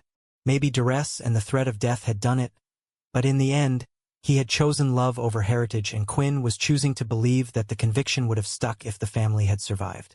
This is beautiful, Quinn said as he returned the letter to its owner. Anna Sophia took the missive back, and then her hand dipped under the collar of her sweater. As she pulled out a gold cross, he thought of his little grapefruit session with Lassiter. You know what? He murmured. I personally believe that love is immortal, that love abides even after death, and I know that Luches is up in heaven, and he's waiting for you there. At the end of your course, I believe you and he will be reunited, because the fallen angel who watched over the fade was going to have it no other way. Her eyes shimmered. Thank you for saying that. Will you open his gift to you? You don't have to. But, oh yes. She tucked the letters under her hip and struggled with the scotch tape and the tissue. When she got the tangle free, she gasped and held out a ring as if she couldn't believe what she was looking at and needed a good second opinion. It was a diamond solitaire of good size, 2 or 3 carats, set in a modern setting that had to be platinum. Simple, beautiful, a symbol of enduring love. Quinn didn't recognize the piece. It wasn't one that their mommin had owned. That's an engagement ring, he said, like an idiot. Is it for me? As if she were in the same state of shock he was. And then he realized something about the ring. You didn't go out and buy something like that while there were slayers in your house, murdering everybody. Hell, given its size and the way it sparkled even in low light, you didn't just waltz out and pick it up at the local mall. This was an important ring. One that had been chosen with care over time and with consideration, for which a tremendous amount of money had been spent. So Luches had made his mind up before the raids, before that night. As that math added up, Quinn felt a tremendous swell of pride toward his brother. Do you? Anna Sophia looked worried. Do you need this back? It's very expensive. I'm sorry, Watto, no. That's yours. My brother clearly bought it for you. Are you sure? Never surer about anything in my life. Well, except his love for Blay and his young. Anna Sophia sat back and stared at the ring. Then she slipped it on the 4th finger of her left hand. I wish he were here. Me too. Is it wrong? Is what wrong? I'm glad that he didn't just forget me. She looked around the apartment. I have felt forgotten by my husband over the last decade of our marriage. By Luke, especially by Luke. I loved him too, you see, but you're not supposed to care what others think of you, right? Others are not supposed to define us. The last sentence was said with resignation, as if it were something she had been trying to convince herself off with little success. A sudden fear had Quinn leaning forward. Anna Sophia, I know you don't know me, but I do. You're Luke's brother. Well then, please listen to me. You have things to live for on this side. There's no reason to rush. Seeing your Luke again. There's time for that. Much later. It was a relief when she nodded. You are very right. I have my 2 daughters. And God knows, I haven't done enough for them lately. And Luches had you, Quinn thought. He just didn't trust your love was strong enough to handle his physical suffering. Quinn reached forward and took the woman's hand. The one that bore his brother's ring. Luke will be waiting for you. At the end of what I hope for you is a very long life. You're in your middle, though. Not at your end. So you must stay here with your children and carve out your life now, knowing that you were loved by a male of great worth. He squeezed her hand and then sat back again. At which point Anna Sophia splayed her fingers out. As she considered the ring, her face was cast in shadows of sadness. But there was a light in her eye that had not been there before. "Thank you," she said. "This gives me closure that I needed. I don't want him to have passed, and I hate that he died so young. But I am. This is more than I could ever have hoped for. So thank you." Quinn smiled a little. "It's helped me too. Just doing this makes me feel like I've done something for him." Anna Sophia smiled back at him. Then she grew serious. "I'm never going to see you again, am I?" For a moment, Quinn considered lying. "No, you're not." And yet he wasn't going to take her memories. It felt important that she remember this just as much as he did, as if they were in a pact together that swore to the one thing that mattered most to him in this moment. He had honored his brother's last request, which had been a beautiful, bittersweet one. "I'm leaving town," Quinn explained. "Sometimes a fresh start is best." She looked at the ring, looked at him. "I'm not going to sell this, ever. Don't worry about that." Quinn nodded. "Wear it in good health. And think of him every time you see the sparkle." Anna Sophia curled her hand in. "I think I'll put it in a really safe place for a while. It would be hard to explain to my girls. But maybe later. The future is yours to decide." They all stayed where they were for a little while, and then Quinn took Blaze's hand and they got to their feet. Anna Sophia stood up too, and tilted her head to one side. "Is this your husband?" she asked. "Ah, we don't call it my partner, yes. You two look like you fit together." Quinn blinked as a realization hit him hard, and then he slowly turned his head toward his mate. "We do," he heard himself say. "We do fit together." Chapter 40. As they arrived back at the mansion, Blaze was the one who went into the vestibule first, and after he stepped through the heavy outside door, he put his face up to the security camera. Almost immediately, the door was opened by Fritz. "Sires, you have returned, and there is still time for first meal. Come, come." The butler seemed concerned as he inched back. Then again, Quinn's absence at meals had been well noted by everyone, and the butler had a lot in common with Blaze Mammon. People needed to eat good, home-cooked food, or they were in danger of expiring on the spot. Blaze opened his mouth to placate the dog Jen with an order of room service. But Quinn spoke up. "Let's go in," he said, "and see everybody. Your place settings are awaiting you." Fritz clapped his hands like he was giving a rousing round of applause. Come this way," like they hadn't eaten at that big table before. Like the huge room with all the food was a mystery when it came to its purpose. Then again, Quinn seemed like he was in a daze as they walked over to the archway, and Blaze was of a mind to suggest they bail, except then there was a lull in conversation as their presence registered. People paused in the consumption of their eggs and bacon, forks going still in the mid-rise from plates of food, coffee cups hitting saucers too loudly, jaws halting from chewing. There was a quick recovery, however, the assembled throwing themselves back into the eating thing, trying to pretend that they weren't worried and relieved all at the same time. Quinn, on the other hand, seemed to be in a complete stupor. Their 2 seats, next to Ecker and Layla and the twins, had indeed been left vacant, and Blaze made sure Quinn sat closest to the young. It seemed like a good sign that he greeted both Lyric and Ramp with smiles and murmured words, but he didn't take either of them into his lap. Then again, the pile of calories on a porcelain plate that was presented to him was nearly as big as the mountain they were all on. Blaze's plate was no shorter when it came to macros. Quinn picked up his fork, but he didn't eat. He just pushed things around, and Blaze felt compelled to lean back and mouth "and it's okay" to their co-parents because Ecker and Layla looked really concerned. And he supposed, considering it all, things were okay. Quinn had closed the circle with his brother's final request, and it had been sad, but lovely. A secret love. A human. A break with tradition. It made Blaze respect Luch's even more. Still, it was no wonder Quinn was rattled. And hey, he had made the effort to come here for the first time since. Quinn jumped up with such force, his chair went flying backwards. As the thing bounced off the carpet and rattled across the bare floor, Everyone went shock silent as Blay wrenched around on his own seat. Reaching up, he stammered, What? Was his mate having an aneurysm? At least Manny and Doc Jane were across the. Quinn's chest was pumping up and down as he dropped to the carpet. Medic! Blay called out as he reached toward Doc Jane. He's going over. I don't think that's what's happening here, somebody said gently, which was when Blay realized Quinn was still very definitely conscious, and not collapsing, but down on one knee, staring up with blue and green eyes that glowed with love. Abruptly, the room tilted and spun, and that sensation of spinning got more intense as Quinn took Blay's dagger hand into his own. In a voice that was full of emotion, Quinn said, Thank you for all your support since my brother's passing. And thank you for all the nights and days before that. And thank you for all the nights and days that are ahead of us. What are you doing? Blay breathed.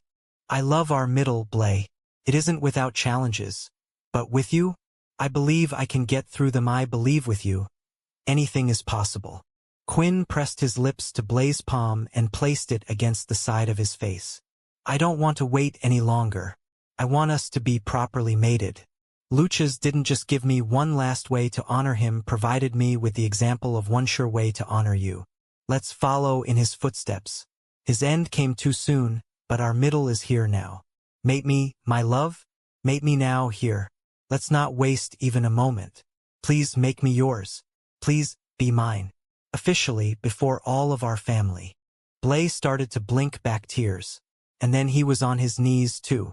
As he stammered to give his answer, he reflected that time was never a given, love was never to be taken for granted, and some gifts could not be wrapped and put under a tree.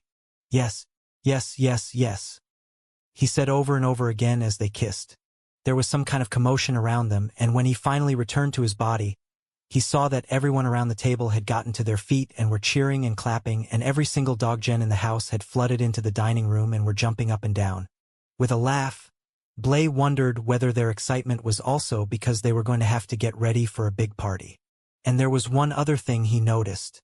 Out of the corner of his eyes, he saw Lassiter standing back against the wall, a satisfied expression on his face. He was right, Quinn murmured as he looked over at the angel as well. About what? You said yes. At that moment Lassiter bowed to them, and then blew them both a kiss. Blay refocused on his mate and felt a wave of love come over him. As if there could ever have been any other answer? Chapter 41. Talk about a whirlwind. And yet, even though everything came together in a matter of nights, it still felt like the preparations for the mating ceremony took too damned long.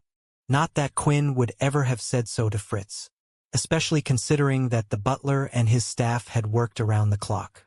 The thing was, though, when Quinn had dropped to one knee and asked his true love to properly mate him, he'd intended to have the ceremony then and there. Like, bring on the daggers, get the salt, let's do this thing.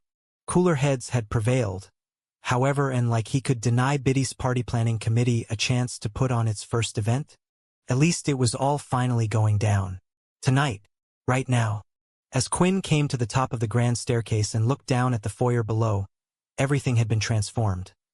Black candles flickered from 100 different stanchions, and a ceremonial table had been set up, also draped with black, and the entire household, along with Blay's parents, were assembled on the mosaic floor, everyone in formal garb. It was go time. For real. Wrath was standing behind the table, George on one side, Tor on the other. And behind them, the Brotherhood was lined up, all of them bare-chested and wearing the same loose black pants that Quinn had on. You ready? At the sound of Quinn's favorite voice in all the world, he turned. His mate was stepping out of their bedroom, and he took a moment to enjoy the sight of that bare chest and that handsome face and that red hair. On a whim, Quinn had gotten ready in the second-floor sitting room, just for this moment, and he was so glad that he had. You look amazing, he said as Blay came up to him. I'm just in the same thing you are. Come here. Kiss me. Quinn tugged his male forward until their lips met. I'm more than ready for this. I can't believe this is happening. And yes, I'm so ready. Mating ceremonies for members of the Glimera were highly prescribed affairs, no surprise there. Add in the fact that one of the couple was a member of the Black Dagger Brotherhood. That elevated everything to a celestial realm in terms of propriety, and there was a list of things that traditionally had to happen. Not the least of which was a mandatory mourning period to honor Lucius's death. Yet he and Blay had decided to do all of this their way, and Wrath had given them his blessing. And as for the mourning period, Quinn felt as though this was all partially for Lucius. He had what his brother did not. This moment now with his true love. "Let's do this," Quinn said. They each took the other's hand, and then they walked down to the assembly together. When they got to the bottom, they took the twins from Layla and Ecker, who were both glowing with happiness for them, and then they with their young went up to Wrath and the ceremonial accoutrement of 2 black daggers, an enormous bowl of salt, and a pitcher of water. Wrath beamed. "I know I speak for all of us when I say this is a blessed occasion. We're happy to do it your way, and I understand there is one tradition that you all feel very strongly about." On that note, Lassiter stepped out from the crowd. For once, he wasn't in some costume, just a black silk shirt and black slacks. His blonde and black hair braided into a rope that hung over his shoulder. His gold removed, everything toned down. Wrath leaned to Tor and hissed, "Is he in the Elvis suit again?" "No. He looks normal." "Great," the king muttered. "They get normal, but I get the Elvis suit." Lassiter came forward and stood between Blay and Quinn, taking their hands. Then the angel closed his eyes, and that illumination rained down on them all, the warmth and grace levitating both them and the young off the depiction of that apple tree in full bloom. As everyone in the foyer gasped, they were resettled back upon the earth.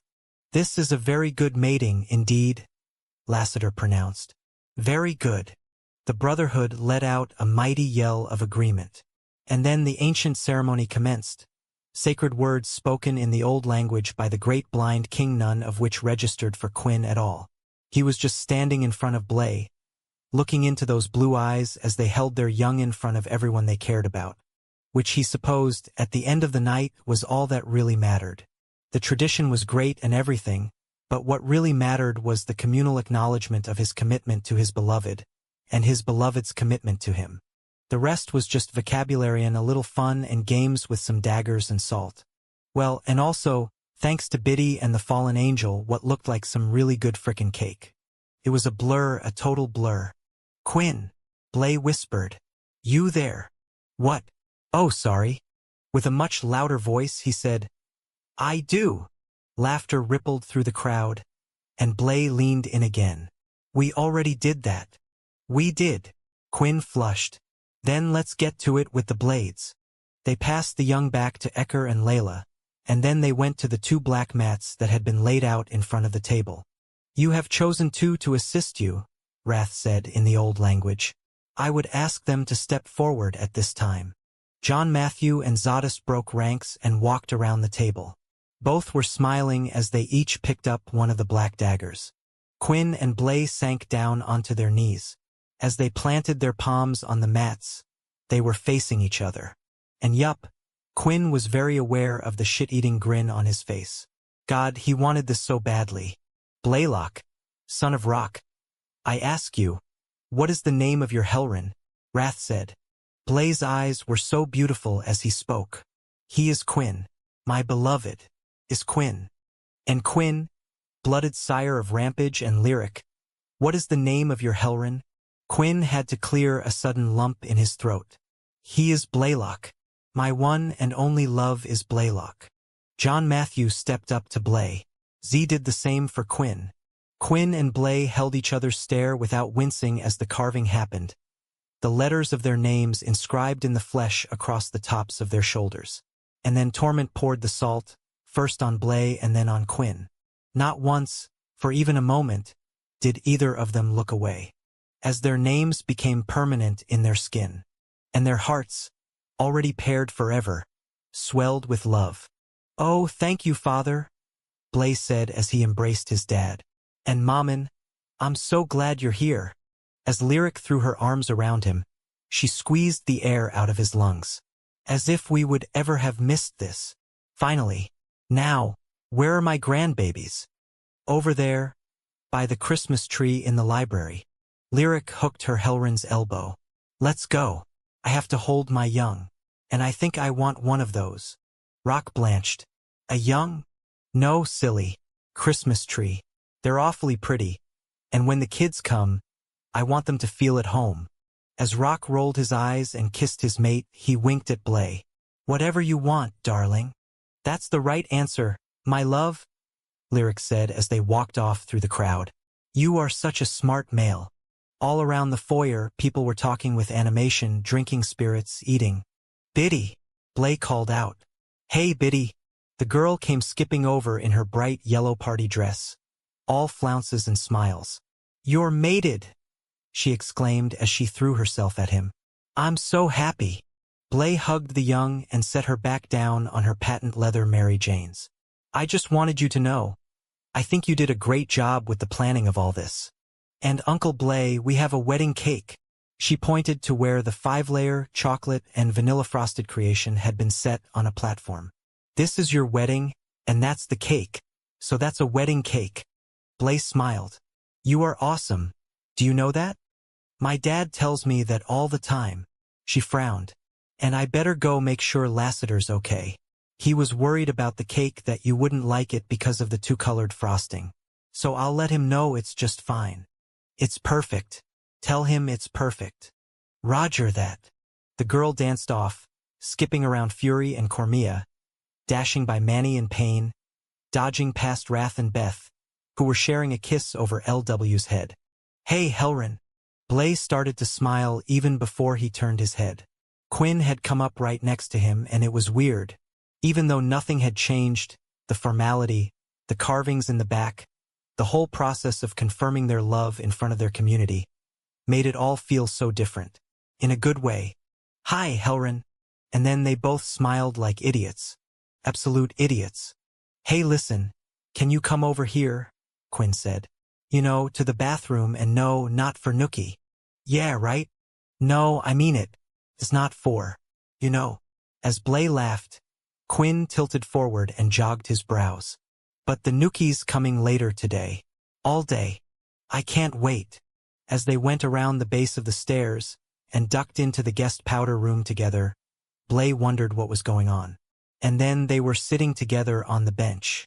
When Quinn took a deep breath, Blay got anxious. Is something wrong?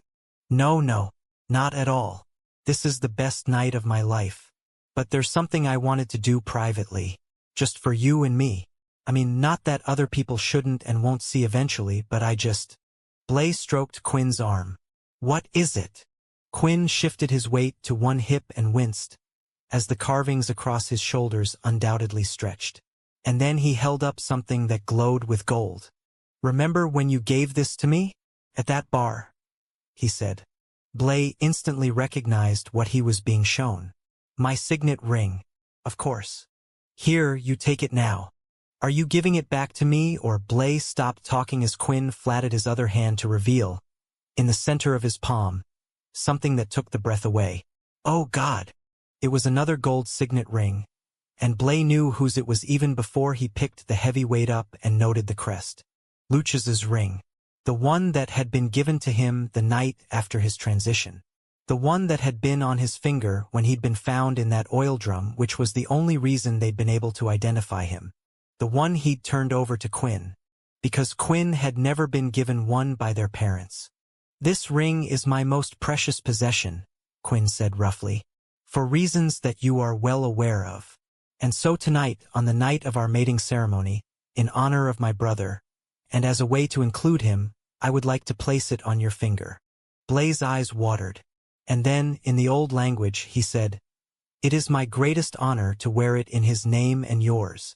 Quinn took a deep breath and stared at the gold crest. And then he cleared his throat. I miss him. How could you not? With an effort, Quinn seemed to refocus. And then he smiled a little. Shall we? Yes, Blay murmured. They both placed the rings on the other's fingertips. And then, as they tilted in and kissed, they slid the gold home. They kissed for a bit longer and eased back. Quinn smiled and brushed the side of Blay's face. You are my warm heart in winter.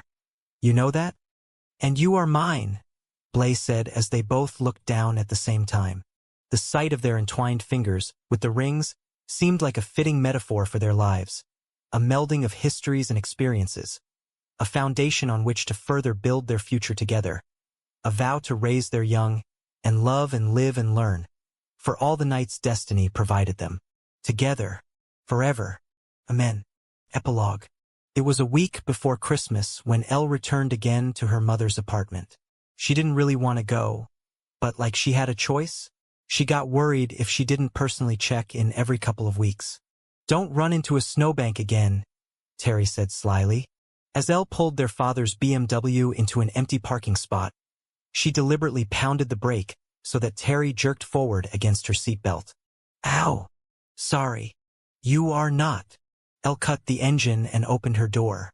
With her period of monitored driving finally up, she was now allowed to go out on her own, and their fatherhood been feeling extra permissive since. Well, since their little talk that morning when she'd gotten up early to confess something she'd ultimately kept to herself, was letting her take out the BMW pretty much whenever it was free to be used. Getting out, she rolled her eyes as Terry bitched her way around the far side of the car, but all the sister-stressing dried up as they both stared at the apartment building. "I don't know why you dragged me here," Terry whined. "I don't. She's our mother, and it's almost Christmas, and that's why you have to come, too, sometimes." As they started off for the stairwell, the pit in Elle's stomach got more hollow. "I'm hungry," Terry said. "Can we go to McDonald's after this?" "Sure." "Really? You'll, really take me? Even though it's almost dinner time. Dad's out tonight, remember?" "Oh, another work event." "Yeah," Elle muttered. Work again. Always with that work of his. Up on the second landing, at their mother's door, Elle went to knock. The panel opened, and Elle jumped back in surprise, although not because someone other than their mother was standing there. It was because of the smell, which was, "Are you making dinner?" Elle blurted. Their mom nodded. "I thought you girls might be hungry. It's almost 6, and I know you like lasagna." "Is this our lasagna?" Elle demanded. "I mean, wait, what is that?" She barged in and stared across the shallow living room at the Christmas tree that had been put up in the corner. The thing was 4 feet high and had a coordinated decorating scheme of blue and white lights and bulbs. No garland. But their mother had never liked garland. "It's not a live one," their mom said. "Without your father to help, well, this was what I could handle. But I think it's pretty non." Terry raced over and skidded on her knees on the carpet. "There are presents. This one is for me." Elle narrowed her eyes on their mother as the door to the apartment shut by itself. "What's going on?" Before their mom could answer, the timer in the kitchen went off. "Excuse me."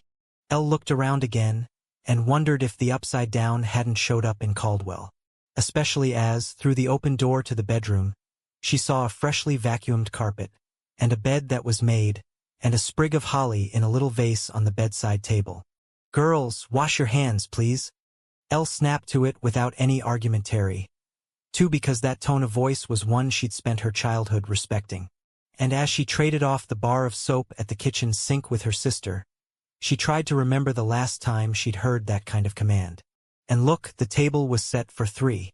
The next thing Elle knew, they were seated together and holding hands, the prayer done in French. And then their mother was serving them from the glass pan in the center of the little table. "I love this lasagna," Terry exclaimed as she accepted her plate. "2 or 1 piece?" their mom asked Elle. Elle looked down at the melted cheese and the perfect layers. "2, please." Their mother even put a piece on her own plate. As Elle took a test taste, she closed her eyes because they had started to water. It was exactly right, the sauce, the cheese, the noodles. And this was exactly right, too, the 3 of them together just like old times. "So I'm going back to school," their mom announced. "You are," Elle said as she flipped her lids back up. "If I work hard, I should finish my psychology degree 2 summers from now. And then I want to get a master's in social work." "I think that would be amazing, Mom," Terry said. "I want to be a therapist, too. I'd love to talk to you about everything I learn," their mom said. "I want to help people." "With your mouth?" Elle thought. You'd have better luck being a drill sergeant in the Marines. So tell me how school is going for you both. Their mom flushed. I'm afraid I haven't been asking about it enough. I'm afraid I haven't been present enough. But that's all going to change from here on out. There was a pause. And then Terry dropped her fork loudly on her plate and launched herself at their mother. Anna Sophia embraced the girl, and then settled her in her lap. As she stroked Terry's back and murmured things that were too soft to hear, Elle looked out the window. The blinds were pulled up, the view one of the parking lot and the shallow ring of trees behind the building. Confusion warred with a treacherous hope as Elle breathed deep and smelled anew the dinner that had been made specially for her and her sister. And that was when she saw the tow truck. It was red and white, the name Murphy's written on the driver's side door. As she stared at it, a memory trembled underneath the surface of her consciousness. Something that, from out of nowhere, a headache lit off, and Elle frowned and rubbed her temples. She had the strangest sense that she had seen the truck before, that it had done something for her, that the night she had taken her father's car without permission, a tow guy had. Are you okay? Her mother asked over Terry's head. Elle came back to the present. As she focused on what was on her plate, the pounding ache in her skull immediately let up. Yes, I'm fine. I'm good. Just really hungry. She glanced out at the parking lot again. The tow truck was gone. What did it matter, she thought. She had other things to worry about. Are you okay? She asked her mom.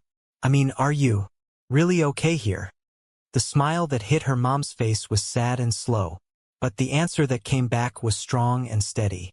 I am very okay. I have you too. And that's all I need going forward. Elle felt her eyes water. I've missed you. Their mom leaned forward and put her hand on Elle's. I missed you too, and I'm not leaving you ever again. Okay? I'm sorry about where I went, but I'm back now. In a child's voice, Elle whispered, What made you return? Their mom squeezed Elle's palm. Only the most powerful thing in all the world. What's that? Love. Their mom smiled deeply. What else could it be? Elle blinked quickly. Then she took a deep breath, filled up her fork, and took a bite. As the familiar taste bloomed in her mouth, and her mother continued to stare into her eyes with the kind of levelness that had previously been a hallmark. Elle found herself nodding.